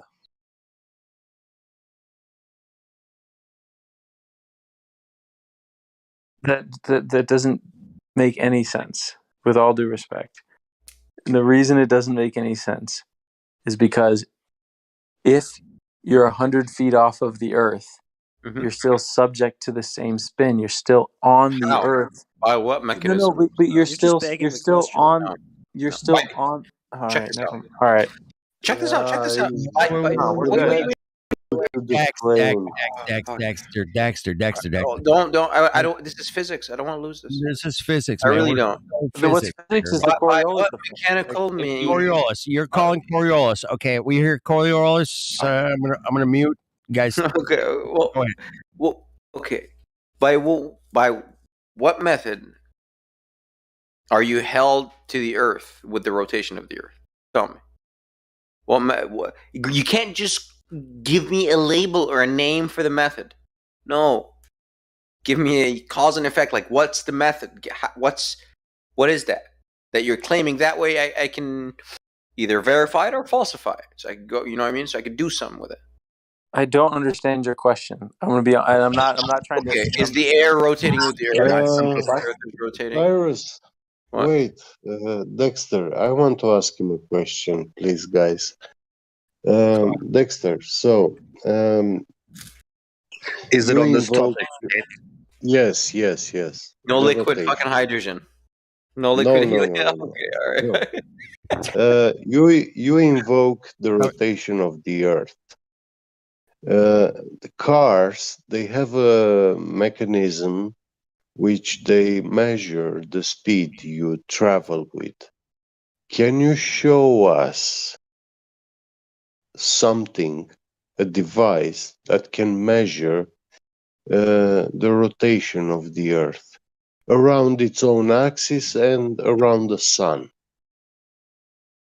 Can I show you a device that can Yeah, measure? which a speed measuring device instrument which can show us the speed which the Earth rotates and around its axis and around the sun.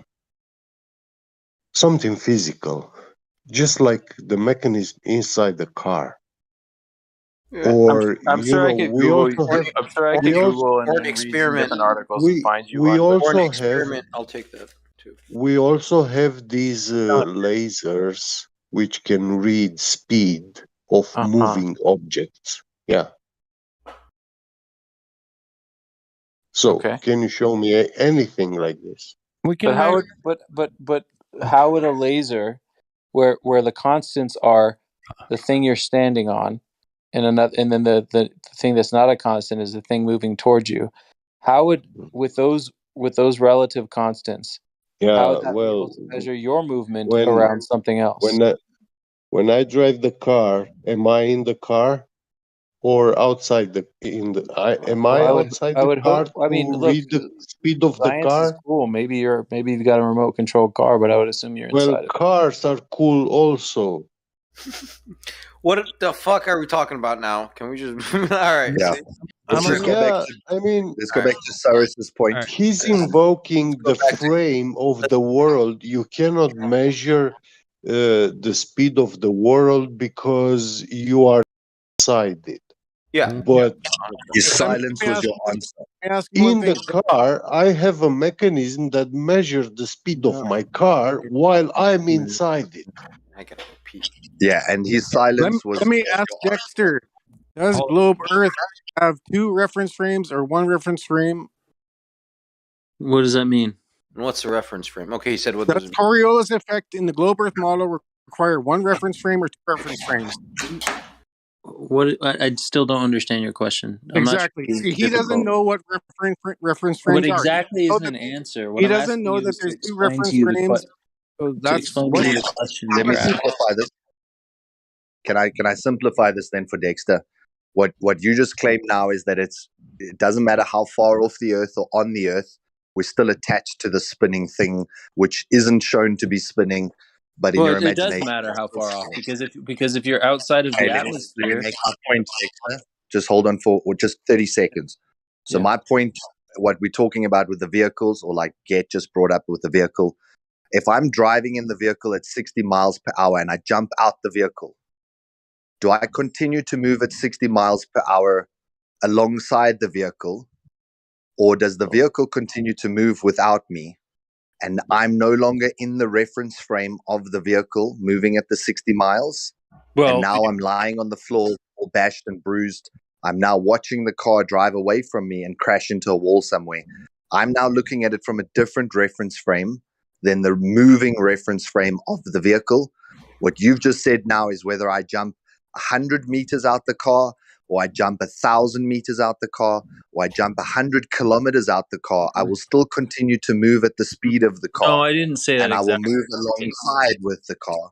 No, That's I what you're didn't. assuming when you leave No. the Earth's surface. But it's and not. assert that you're still continuing to spin while But no that's- longer being attached to the Earth's surface. But that's not what I'm saying, right? Because if you go up 300 miles, then or whatever the distance is to get outside. If I jump 300 miles out the car, am I still moving at the same speed as the car if I jump 300 If miles? you are you going 300 miles up, or are you going 300 miles laterally? Am I still moving at the same speed as the car if I jump 300 miles out the car? That question, the answer is probably not if you're jumping straight up. The answer is no. You're right. The answer is no, because once I'm no longer attached to the car, I cannot be moving at the speed of the car. Which is once two I'm no Let longer me ask you a really easy question once in I'm no response to this. longer No. Hold attached to the on. earth, I cannot It's be my turn. moving It's at my the turn. speed It's of the my earth. turn. It's my turn. Hold on. But did you hear Hold my on. point? But I Just do, be and honest. I do. Let me ask you a really easy question. You're in that car, right? And let's say the car is a big van, and it has a big back seat. It's a big truck. Am I 300 miles? Let me finish. Let me finish the question. Am I 300 miles outside the car, or am I in I've the got a car? question that I'm just trying to ask. I'm just gaining clarity. He doesn't understand that globe Earth Coriolis requires two reference frames. Let him finish. It's over. Let him Over. finish his example. It's over. Go ahead, man. You're in the back of an 18-wheeler. You jump. Are you going to smash against the back of the 18-wheeler, or are you going to land? Am I jumping 300 miles up, or do you say that I must jump like a couple of millimeters so that I'm actually my hang time is Jump as high as you can. Okay, Flutter Solar, can I explain you what he's trying to explain to you? Bro, momentum will be trying to conserved say- and you'll land in the same spot. What's up? What's good? Right. I know. Yeah. What's good? What's next? The He's captain. trying That's if you to take say air you resistance cannot- out. Yeah, there's All no. right, but this explains this the question the question that he was asking me, the one that was like, well, if I'm jumping way further up when I go further back, that aligns with what I'm saying and with the globe Earth, right? Because No, it doesn't. Because it certainly does. Because So are you claiming that we're in a container enclosed and we're moving? Then okay, fine, cool. No, what I'm within a ball, done. I'll give you that because that means though. That's the same That's analogous to you jumping inside of the train car or whatever semi trailer container, whatever it is. Earth is a closed. Analogous. You don't get it. You don't get it. But What he's saying is that open container. No, sorry, dude. what he's saying is that you cannot jump out of the car or off the truck because of the seat belt. Gravity is the seat belt. But in a car, the seat belt and the is atmosphere. you can put it on and you can remove it. So why does hydrogen go up if it's belted with? No, I want him to show us how can he remove this gravity, yeah, so we can measure the damn speed. Bro, he doesn't even know what gravity is. Yeah, we haven't really. We didn't really take him there. Yeah. You know, We we've haven't been gone beating around the bush. Stay away from gravity right now. So if what your example was true, Dexter, then no human being has ever jumped from a moving vehicle, because every time you jump, you would automatically come back exactly where you started from, and there'd be no way to leave the vehicle because you would always just have to conserve the momentum, and that you would always be moving at the same speed as the vehicle. Even if you jumped 100 miles off the vehicle, you'd still be moving at the vehicle speed and you'd come back to exactly the same location. And that's ludicrous, because if you jumped, call it 100 meters in the air while the vehicle's traveling at 60 miles down a highway, you're certainly not coming back in the same space. You're not landing on the same vehicle that you just jumped from. He thinks globe Earth Coriolis requires one reference frame. That's the problem. Correct, but I'm trying to make it simple so that he can understand No, what that reference frame means. Yeah. So okay, is the air rotating with the Earth in your model, or is it not rotating with the Earth? What is the air? The spinning air, bro. The air that you breathe, man. The spinning, yes, but the air that you breathe is different. Molecules. atmosphere, It's okay. Atmos. It's a fluid. It's a fluid. Is the It's a atmosphere fluid medium, right?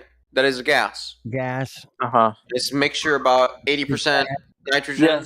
Yes. It is essentially Cool. it is essentially moving with the Earth, but the further out you get, there is drag. Oh, so when you go up, there's drag, but really far up outside of the atmosphere. Essentially, it should be strongest towards the rotating surface. No, that's where the drag is the strongest. But not away. No, it's not true. So where air should be stuck to the ball is towards the surface, the rotating sphere, like the Magnus effect. Have you seen that? So not the air that's close. That's the stuff that's going to rotate with the rotating surface. You know what I mean? And of course, we don't want to witness that shit, and you already know, and you figured out where I'm going with it. I know. I know. So it's like because we have wind, so obviously that's false. Well, of course we have wind. Yeah, and in all directions at any given point in time. So nothing is being dragged with the rotate because there's no rotation. Well, because at this level, there are lots of inputs and outputs, right? There's wind. Hold on. So at which level then does your inputs and outputs, equal drag? How high up? What are you talking about? I mean, because gravity is the strongest towards the surface, right? There's drag further up that the wind, the air is being dragged. There's at a higher altitude. From my understanding, there's not really a huge difference in gravity until you get outside of the atmosphere. What the fuck? Assumption. But what I just want to say about the drag, Cyrus is 100% right. The drag effect is, imagine putting an oar into water. You're rowing a boat. As you put the oar into water and you push that water, is the water moving faster right next to the oar that caused the friction? Or is the water further away from the oar actually causing the friction? Now, the logical answer is that the water that's in contact with the oar is the one that's experiencing the friction, and then it slowly ripples out, losing its momentum. So exactly like you were saying, the air that's the closest to the earth would have the friction of the earth turning, and therefore, as you go higher, it should lose that momentum. Listen. As far as oars and water, I would assume yes that the most resistance I would experience from a friction pushing oar through water would be from the water that's touching the oar. Do you know how your air would rotate with the earth? Through something called friction layers in fluid. That's how it'd be attached together, and guess what? It would heat up because the rotating apparatus is putting energy into it. Yeah, it's different fucking dude. You don't even want to go there. Different can of worms. That's how we measure viscosity, actually, or a viscometer. It's like a rotating apparatus, like your ball earth. And it does drag, of course, the fluid. That's the whole idea, of course, man. Depending on that resistance, we will figure it out. Viscosity. Anyways, so your air is being dragged or not being dragged? I forgot, man. Remind me.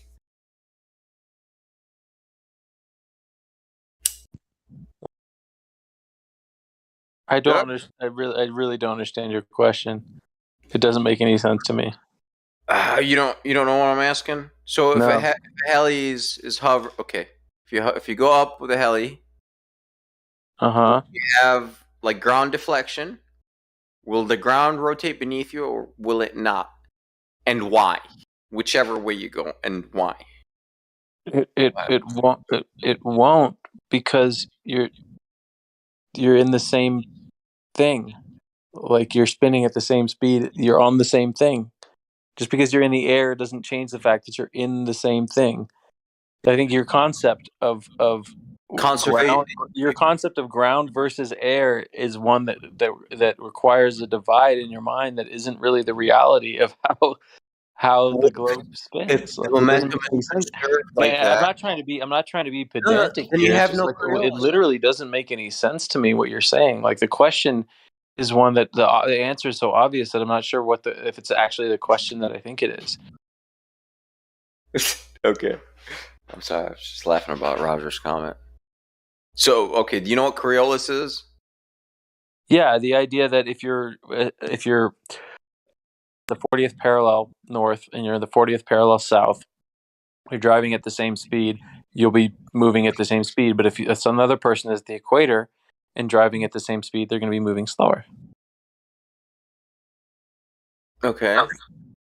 And because if you were to travel north, will the ground rotate beneath you or will it not? If I were to drive north, will the ground rotate beneath me? Not No, fuck east and west. no, of course not. What? All right, then it should. It has to. What? Hey, because it's not traveling at the same speed. It doesn't make any sense at all. Of course it wouldn't. Conservation of momentum, right? So, what's your initial velocity at the 40th parallel is x, and you said it's greater than x at the equator. Cool. I said fly north, motherfucker, towards the equator. You're approaching something that's greater than x, and your conserved momentum is only x. What? Right? Ground will deflect. Will it not? No, Yeah, it has to. Well, no, you don't get there's a simple. I'm sorry, you don't get it, bro. I mean, I do. If you're driving 40 miles an hour east to west at the 40th parallel, not east and west, and north you're and driving, south. and you're driving, You gotta go and north. you're driving, You gotta go north south. And you're driving 40 miles an hour east to west at the equator, dude. You will get fully around the globe and back to your initial position if you're at the 40th parallel at a faster in over fewer miles than you will if you're at the equator. You're talking about circumnavigation. We're not. What the fuck? Hey, what? Serious. Hold on. My brain's melting. That's why we're talking about Coriolis, man. Demonstrate any of that bullshit that you just said. No. I'm gonna drop in. I gotta drop in on this one, man. All right, I'm at the North Pole. I'm in an airplane, right? I take off. North Pole, right? What's our? What are we spinning at the North Pole?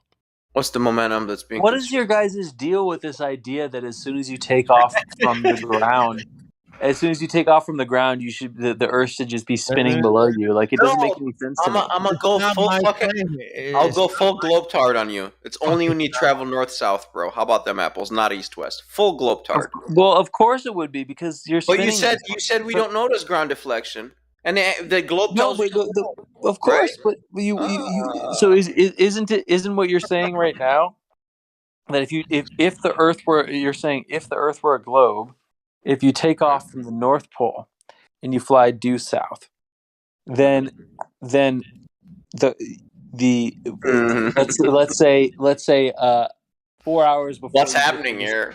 The 4 hours before you get to the South Pole, you're not going to be. No. We're talking south on the same latitude line that you would. No. Isn't that what you're saying? Yeah, exactly. If the Earth would have spun below you.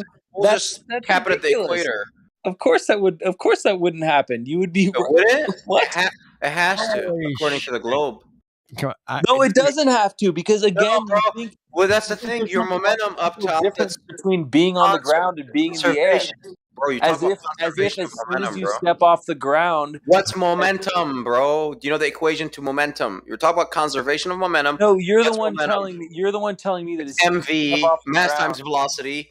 Your velocity at the North Pole is not the same as the equator. That's all that I'm saying. That's why on the globe model they stick the east to west. There is no noticeable deflection. So they say north and south. Yes, there has to be. Because there's different speeds, different velocities. Come on, man. That's what I'm saying. So if at the North Pole, going south to the equator, ground has to move beneath you. Because it's speeding up as you're going south. Regardless of the speed of the plane. And plus the initial velocity. So you got the velocity of the plane plus the conserved velocity, which is velocity VI, and that is the surface speed of the Earth. Correct or incorrect? Correct. Physics. This is physics. If you don't know your physics, say, I do not know. Don't grill me, Cyrus. And I will give you a pass. All right. Need a cricket sound effect. Hey, Dexter Gordon. You got any saxophone for us, bro? That'd be cool. That would be cool. Hey, man, I love physics. I love me too. Physicality of where we live. and the physicality of where we live has been discussed for millennial. Okay, this is not a new subject, and I'm so glad to be part of the discussion in today's world. You know, I don't have to tell you guys what kind of world we're living in. Yeah. I hope I was clear with my point, man. It's incredible. We live on this incredible place, and we get to explore it and measure it and test it and discuss it, just like they did fucking 1,000 years ago. Okay, they ain't no fucking different. They sat around a fucking fire, going, "Hey man, I fucking watched the star go over here, and the Earth is spinning, and the sun and the moon." Fuck, they just sat here and looked at it and said, "Hey man, this is what I think it is. This is what I perceive it to be. This is what I perceive it to be. This is no different than 1,000 years ago, man. I guarantee you, man. We're having the same fucking discussions they had 1,000 years ago. And Dexter, what you'll find is that why we keep talking about leaving the surface of the Earth is that the Coriolis effect describes when you leave the rotating reference frame, meaning the ground that's said to be rotating, and you move into the non-rotating atmosphere. That is what then creates an apparent deviation that you start to see the ground moving independently of you. This is what the globe calls the Coriolis effect. Now, either the air is attached to the ground and there's no Coriolis effect, or the air is the second reference frame that when you enter it, you can observe the ground moving independently underneath you. And to understand the question going from the North Pole to another latitude is the same as if you were standing on the roof of a stationary vehicle. So you're at the North Pole, there's actually no rotational velocity. You're standing on a stationary vehicle. Now at the equator, vehicles are moving at 1,000 miles per hour. Can I ask you a simple question? You jump from a stationary vehicle, observing that momentum, which is stationary, but somehow you accelerate up to 1,000 miles per hour to catch up to another vehicle that's moving at 1,000 miles per hour on the equator. And it's while you're in the air that you would see, obviously, apparent, meaning appears, you can see it with your own eye, you would see that the ground would be moving quicker. And you wouldn't be able to make up that momentum. Can you hear? I'm mid-sentence. I know that you've got a question. You've been holding it for 5 minutes, so you've probably not listened to anything that I've just explained. But the point of the Coriolis is once you're airborne, you would see the Earth rotating underneath you, independent of you being in the air. And as you change your latitude, you would either have to gain momentum or lose momentum to be able to catch up to the rotating speed of the ground below you. Yeah, that's not the point of it. But let's just set that aside for a second. Can I just ask you? Can't set that aside. That's what we've been talking about. That's the point. Yeah. No. Let me just ask you a simple. All right. Well, let me just set your question. Whose mic Whatever is you're going to say now, I'm just going to set it aside. Hold on, Dex. Hold on, baby. Hold on. The simple question is, if you go to what the Globers call the 40th parallel, and no, it doesn't matter to me. Well, okay. I live on the 47th. I'm on the 33rd. I'm on that's fine. Let me just ask the question real quick. If you go to that parallel, and you use a compass, Polaris. Here, look at Polaris from the 33rd. Damn it! Let me just ask the question, please. Yeah, bro. Go ahead, finish, please. Go ahead. Just drive in the direction that is either due east or due west. Okay. And or use a vehicle. This may be a hypothetical because maybe nobody has the money to do this, but I certainly don't. But just move in the direction that is due east or due west, and measure the amount of distance that it takes you to get back to where you started, and then do the same thing once more. but do it at the equator. Start. How could you do it again at the equator? What do you mean? How could you do it again? Distance measured by your tachometer is measured in rotations of the wheel that you figure out from the circumference of the wheel. Great. Come on, bro. Okay. So that's exactly. So 1,000 meters. Yeah, It's going to give you 1,000 meters equals this many rotations on any surface, a ball, pyramid, it won't matter. This isn't a place where I can talk, right? Because I'm just trying to ask a question and give you two things that I'm asking you to do. Hold on.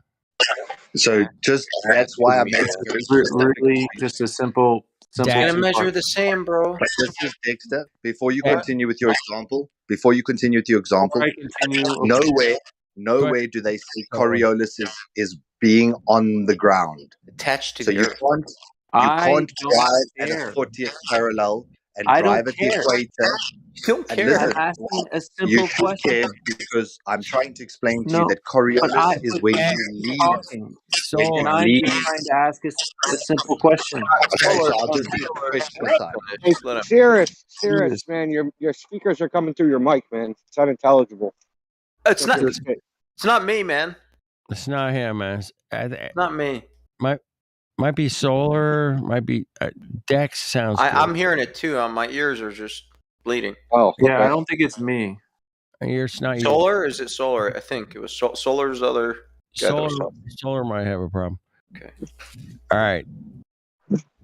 Carry on, gentlemen. Carry on. Your question. Finish your question, bro. Sorry for the. All I'm asking you to do. Okay. Is I guess I shouldn't say all I'm asking you to do because the amount of money it would take to do this is not insignificant. Yeah.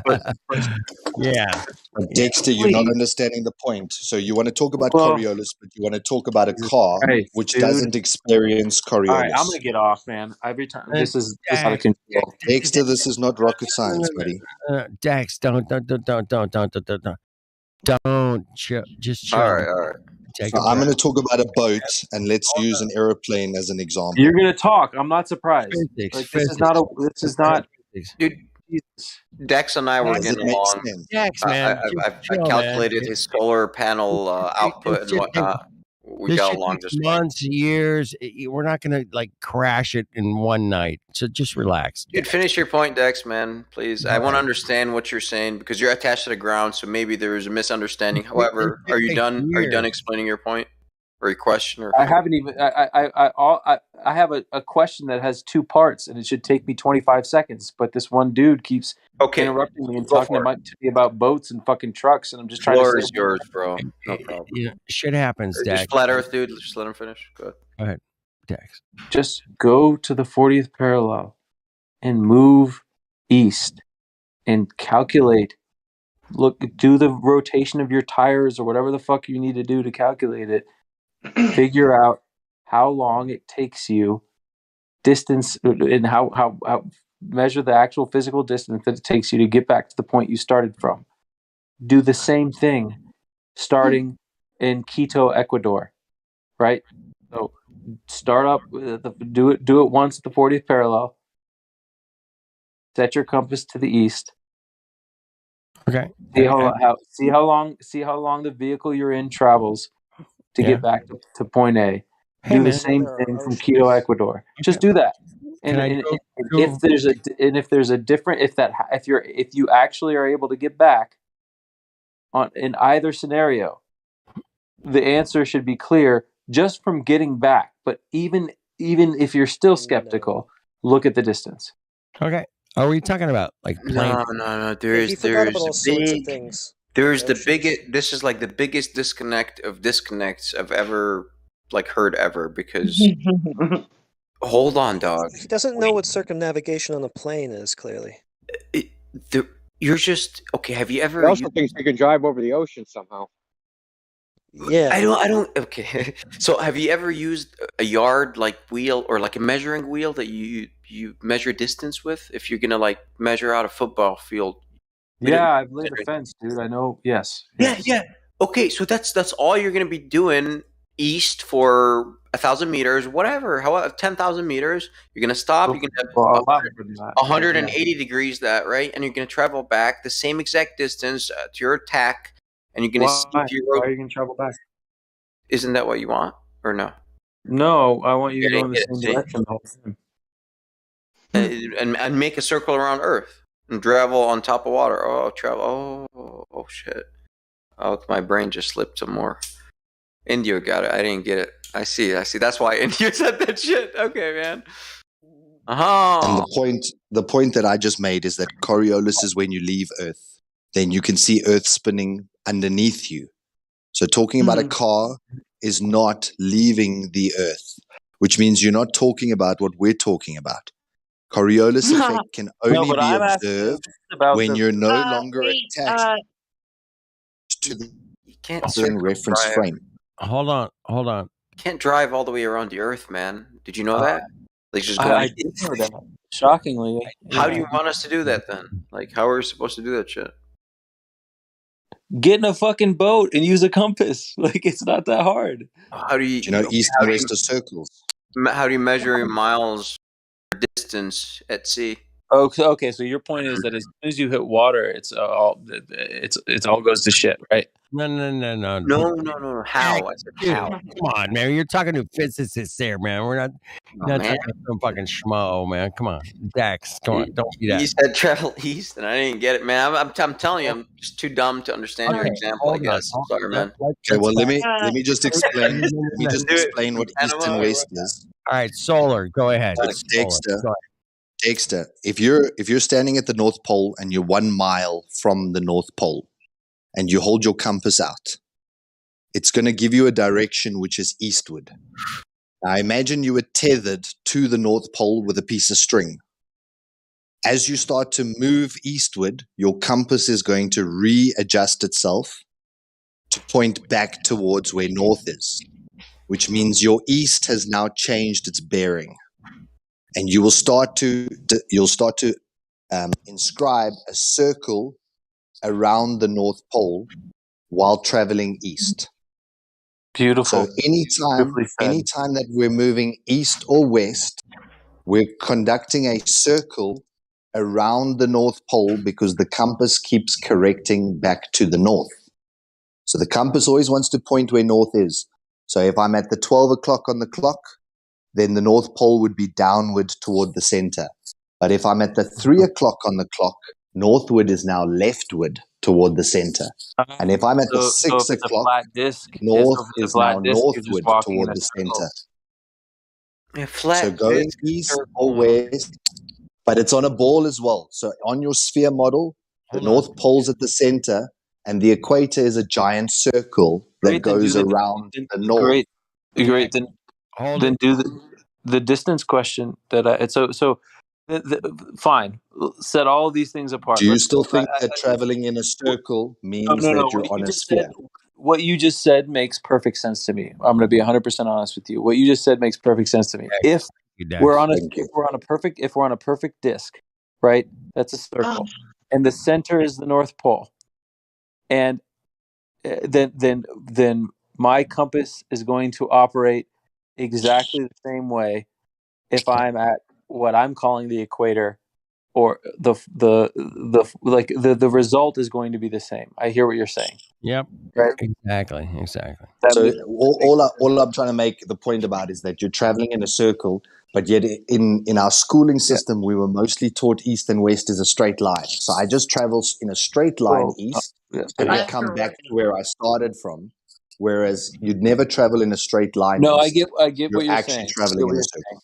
You're always adjusting. You're never ever on Earth. If you're sailing or whatever, however your method of travel is, you're always adjusting your heading, man, towards wherever you want to go, right? No. What you're saying is that the hypothetical scenario that I just proposed would not do anything to prove or disprove your theory because you're attached to Earth. If you're on a disc in the North Pole. No. We were talking about Coriolis. Had nothing to do with this. No, but the hypothetical that I just gave, where you go to the 40th parallel or you go to the equator, I understand how you're saying that the operation, the outcome would be the same even in the world that you believe, which is a flat disc. That makes sense. No, that's not what I believe. I don't believe in a flat disc. That's in your mind. I never said that. Flat disc, man. The flat disc thing, man. Have you been hanging out over there at Where'd the you Flat Earth Society or something? No one said that here. How you believe then? Never said flat disc here anywhere ever. By the way. Okay. Well, great. All right. No, tell me what you Well, believe. large bodies of water don't curve, man. The first thing I said to you, Dex, was belief is the enemy of knowing. Okay. How many miles out? Beautiful thing, man. Come on. Do large bodies of water start curving? That's it. Yes. That's where we remember. Large Now back to bodies of water. Back to Earth again. All right, man. Let's hammer this one home. Hopefully. Let's go bendy water. So how far out? Bendy water. So the water bends pretty much. 1.2. The tub ain't big enough. A swimming pool ain't big enough. 1 point. I'm game. It's 1 How far out then? fucking miles. Look, it's a sphere. At some point, shit better start curving. It's always curving in all directions, but at some point, from a fixed datum, I should have deviation or deflection, or whatever, drop, whatever you want to call it. Hey, the boats go behind the curve. How far out is that? On the Bill Nye. How much should I expect? On his Bill Nye, the science guy, said boats go over the curve. I saw with my own 2 eyes. Anything, Dex, bro? The Earth begins to curve at about 3 miles. It doesn't. That's not a drop off point, but that's where it starts to curve. It starts from your perspective. If you're as I am, 6 foot 6 foot 3 miles. Okay, You talk about the horizon, not the curve, right? Well, that's the same thing. That's when the curve. That's when the visibility of the curve begins. Oh, really? No. Yes. So no. Okay, it's not the same thing because curvature is given at a rate. There Something yes, that's what. But do you understand? The 3 miles is not a rate. Do you understand that? No, but do you understand the difference between visibility and curvature? Sure, absolutely, yes. When something becomes perceptible, right? Has nothing to do with it. Has nothing to do with that shit.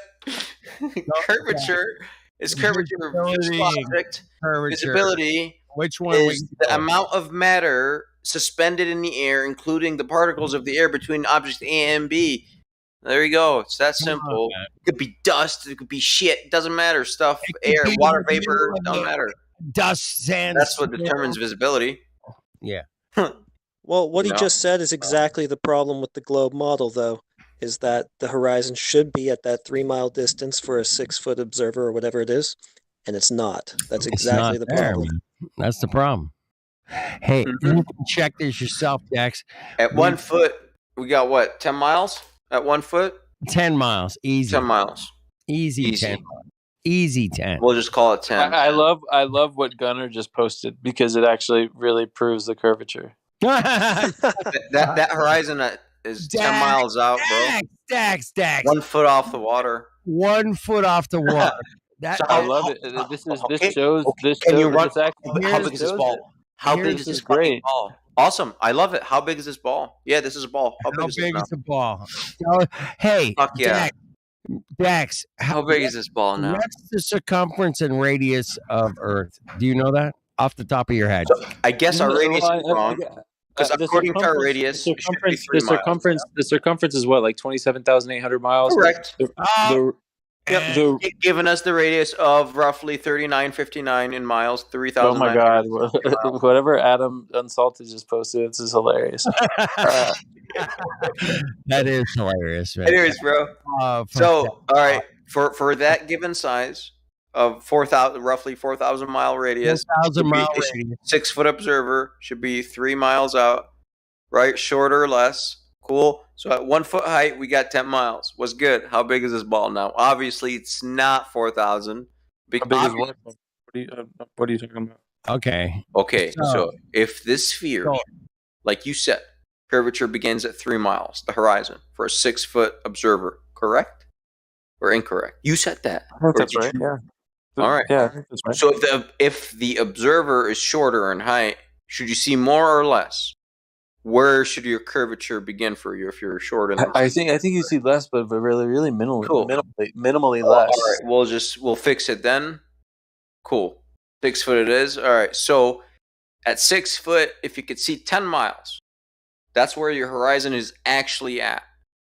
Is this sphere now bigger or smaller, the same? What's up here? What's wrong? Because numbers don't match up. Because it's not at 3 miles. You're verified, oh no, my horizon is at 10 miles. And according to the math, well, the sphere is much bigger. How much bigger is the sphere now? Wait, ask me the question again. Okay. You said for a 6-foot observer for a given radius of 4,000 miles, your horizon, aka curvature, should begin at 3 miles. Yes, roughly. Yes, plus or minus. Yeah. I think that's when you start to lose sight. Yeah. Okay, I'm with you. But that's not a point at which you lose everything. It's just... if your horizon turned out to actually be at 10 miles, not 3, so you could see all the way to 10 miles, where your curvature actually begins at 10 miles, what happened here? It's not 3. How could you see 10? Because there's less curvature, right? The Earth is less curved because it's much bigger, yeah? Wait, I'm not sure if this is a joke question. It's not. It's not a trick question, man. No, I don't think it's a trick question. I'm just not sure. Maybe it is. Can I put it in the dudeology for you real quick, bro? Maybe my English isn't very good, man. You're great. You're great, man. Seriously. Go ahead, Flat. Dudeology said, "Hey, man, if the model says, hey, man, I should at 6-foot observer height. If I'm standing on the beach, I can only see 3 miles. The boat should start to disappear at like 3 miles, right? 3 freaking miles. You start to see this curvature of your beautiful spinny globe, right? Now, 10 miles, man. Yeah, 10 miles is much farther. So how could you see on a ball? 10 miles. Yeah, 10 thinking miles, not 3. Visibility will make you see less than your 3. And then really to get past these smaller distances, what do you think the longest distance of photography on the Earth is? Do you think it's 100 miles? Or no 200 idea. miles? Right. 300 miles? So I'll answer. It's 274 miles. Whatever. Is the world's longest photograph taken by not a flat earther. Not a flat earther. A Guinness Book World Record holder. That's 275 miles when the horizon should be at 3. Makes sense to you? Okay, great. Anyway, the point is, man, can't happen on a ball, man. That's the point. Dude, Dax, bro, you got to go out and see how far you can see, man. From 1 foot, 2 foot, 3 foot. Dude, I can see. So I live on a mountain, right? Okay. I can see about 90 to 100 miles on a clear day. What's your elevation? Let's plug that in. 2,800 feet. All right. Let's see how far you should see actually on the ball. To be clear, what I can see that is 90 miles away is a 11,000 foot mountain. Hey, I was Don't worry, we'll plug it in. Hey, last week I was. Is that all you can see? Last week, that's the farthest thing I can see. It's pretty big though. I mean, it's not like huge, but I can see it in the distance. I can see I can see that it's a mountain. Hey, last week I was at Death Valley. I was at 5,200 feet. I could see 110 miles straight across. 110 miles. Well, there you go, bro. I mean, listen at 5,200 feet. So listen, man. I live in Malibu, and I can see San Gorgonio. Cool. Yeah. Hey, have you known this guy named Jay Tolan? You've ever heard of this guy? Oh no. Shit. Okay. Let me see if I can pull up some of his shit. I'll Did you understand the radius and the horizon thing, though? Dude, I'm going to give you his YouTube channel, man. Watch this guy's observation from Malibu to San Gorgonio. Well, you got the Three Sisters, right? There's Mount San Antonio, which is Mount Baldy. Then you got San Gorgonio, and you've got San Jacinto. San Jacinto is the one that's right outside of Palm Springs. 250,000 I can see all miles. three. That I is can some see all fire. three of them. Oh, dude, you got I got photographs of San Jacinto from Malibu. George State Malibu. Park. 123 miles. 123 miles. From 50 feet above sea level. You can see the entire mountain of San Jacinto. You can see right down to the fucking 1060 freeway, whatever it is, 10 or 60. Bro, if you look up, are you looking at the text chat? I'm gonna give this guy. If you look, India posted something cool. Dex, this the is horizon calculator. So you can see that we got 1 foot off the ground. We got about 10 miles to the horizon. You know, it's a bit further, but let's just call it 10. You know, and that would give you the radius of 250,000 miles for Earth. You see, that's the problem here. The numbers don't match up. If it's a ball, then it's that big, and that's enormous. If it's a ball, man, remember that. Think about that when you go to bed tonight, man. We went to space, and your satellites aren't based off of that number. They're based off of the 4,000 mile radius, right? We have to have those numbers. I'm not going to use this website. It says that. Use something else. Use whatever you want. Use whatever you want. Yeah, exactly. Whatever you want. It's not a flat earther website. No. That's a globe earther website. I don't have an issue with going to right. Look, just go through the website. You can see. No. You're not hearing me. The website, my computer is telling me that the security permissions are invalid. So He didn't post a website. That was a picture, bro. Like what? No, website? I posted a picture. No, Indio at 42 minutes after the hour. If you scroll up, he posted a picture, dude. Yeah, it's like what? It's like screenshot. Yeah. There's no link. Shows what the horizon distance that the Earth. It shows you the size the ball would have to be to have a horizon 10 miles away from 1 foot above the ground. Dude, we're busting balls here, Dex, man. Busting balls. We are busting fucking balls because Google you being a baller, you have to live on a ball. And if you live on a ball, that fucking ball can be measured, man. That ball can be fucking validated. It can be fucking proven a ball. And if you can't prove a ball, man, fuck off. And you know, not to be rude. I'm not being rude. I'm just saying, fucking, you know. But I want to talk about the fucking ball that you live on, and that's where I'll stay there all day long, man. Did we lose? I think we lost. Did you check? Maybe, yeah. You ejected for real? I ejected yeah, he's him. not here anymore. Maybe he'll come back. I hope he does. He couldn't handle the truth because the truth is the ball don't stand up. Well, when it's this far off, it's off by what is that? 1, 2, 2 orders of magnitude. Hey, that's not a measurement error. Hey, that's a problem of 1 plus 128 zeros behind it. Okay. And it's, you know, him trying to say that 3 miles is where the horizon should be. And then a long distance photography that shows 270 miles. He says no problem there. So it's like walking into a store and the person on the sign says $3 for this thing.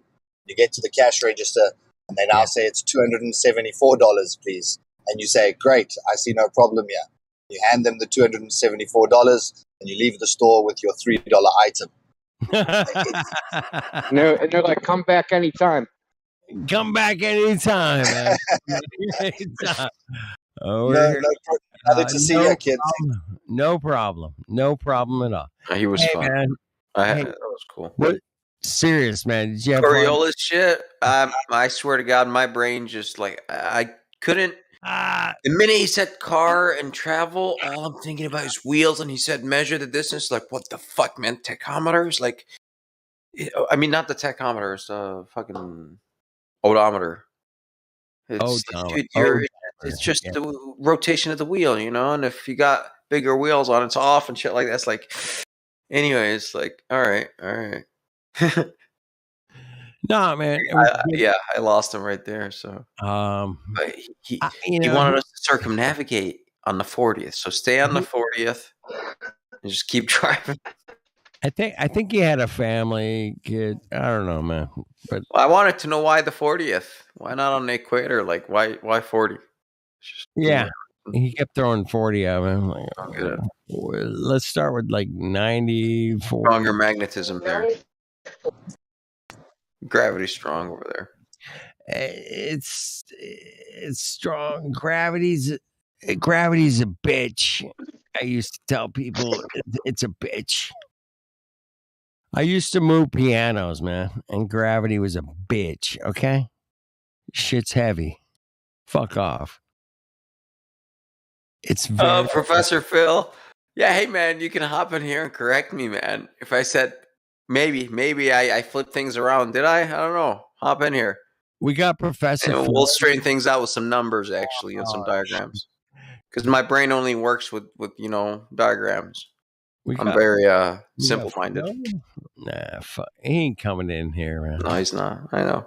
Fucking. He hit me up. He told me like, "Did you really describe that the wrong way around?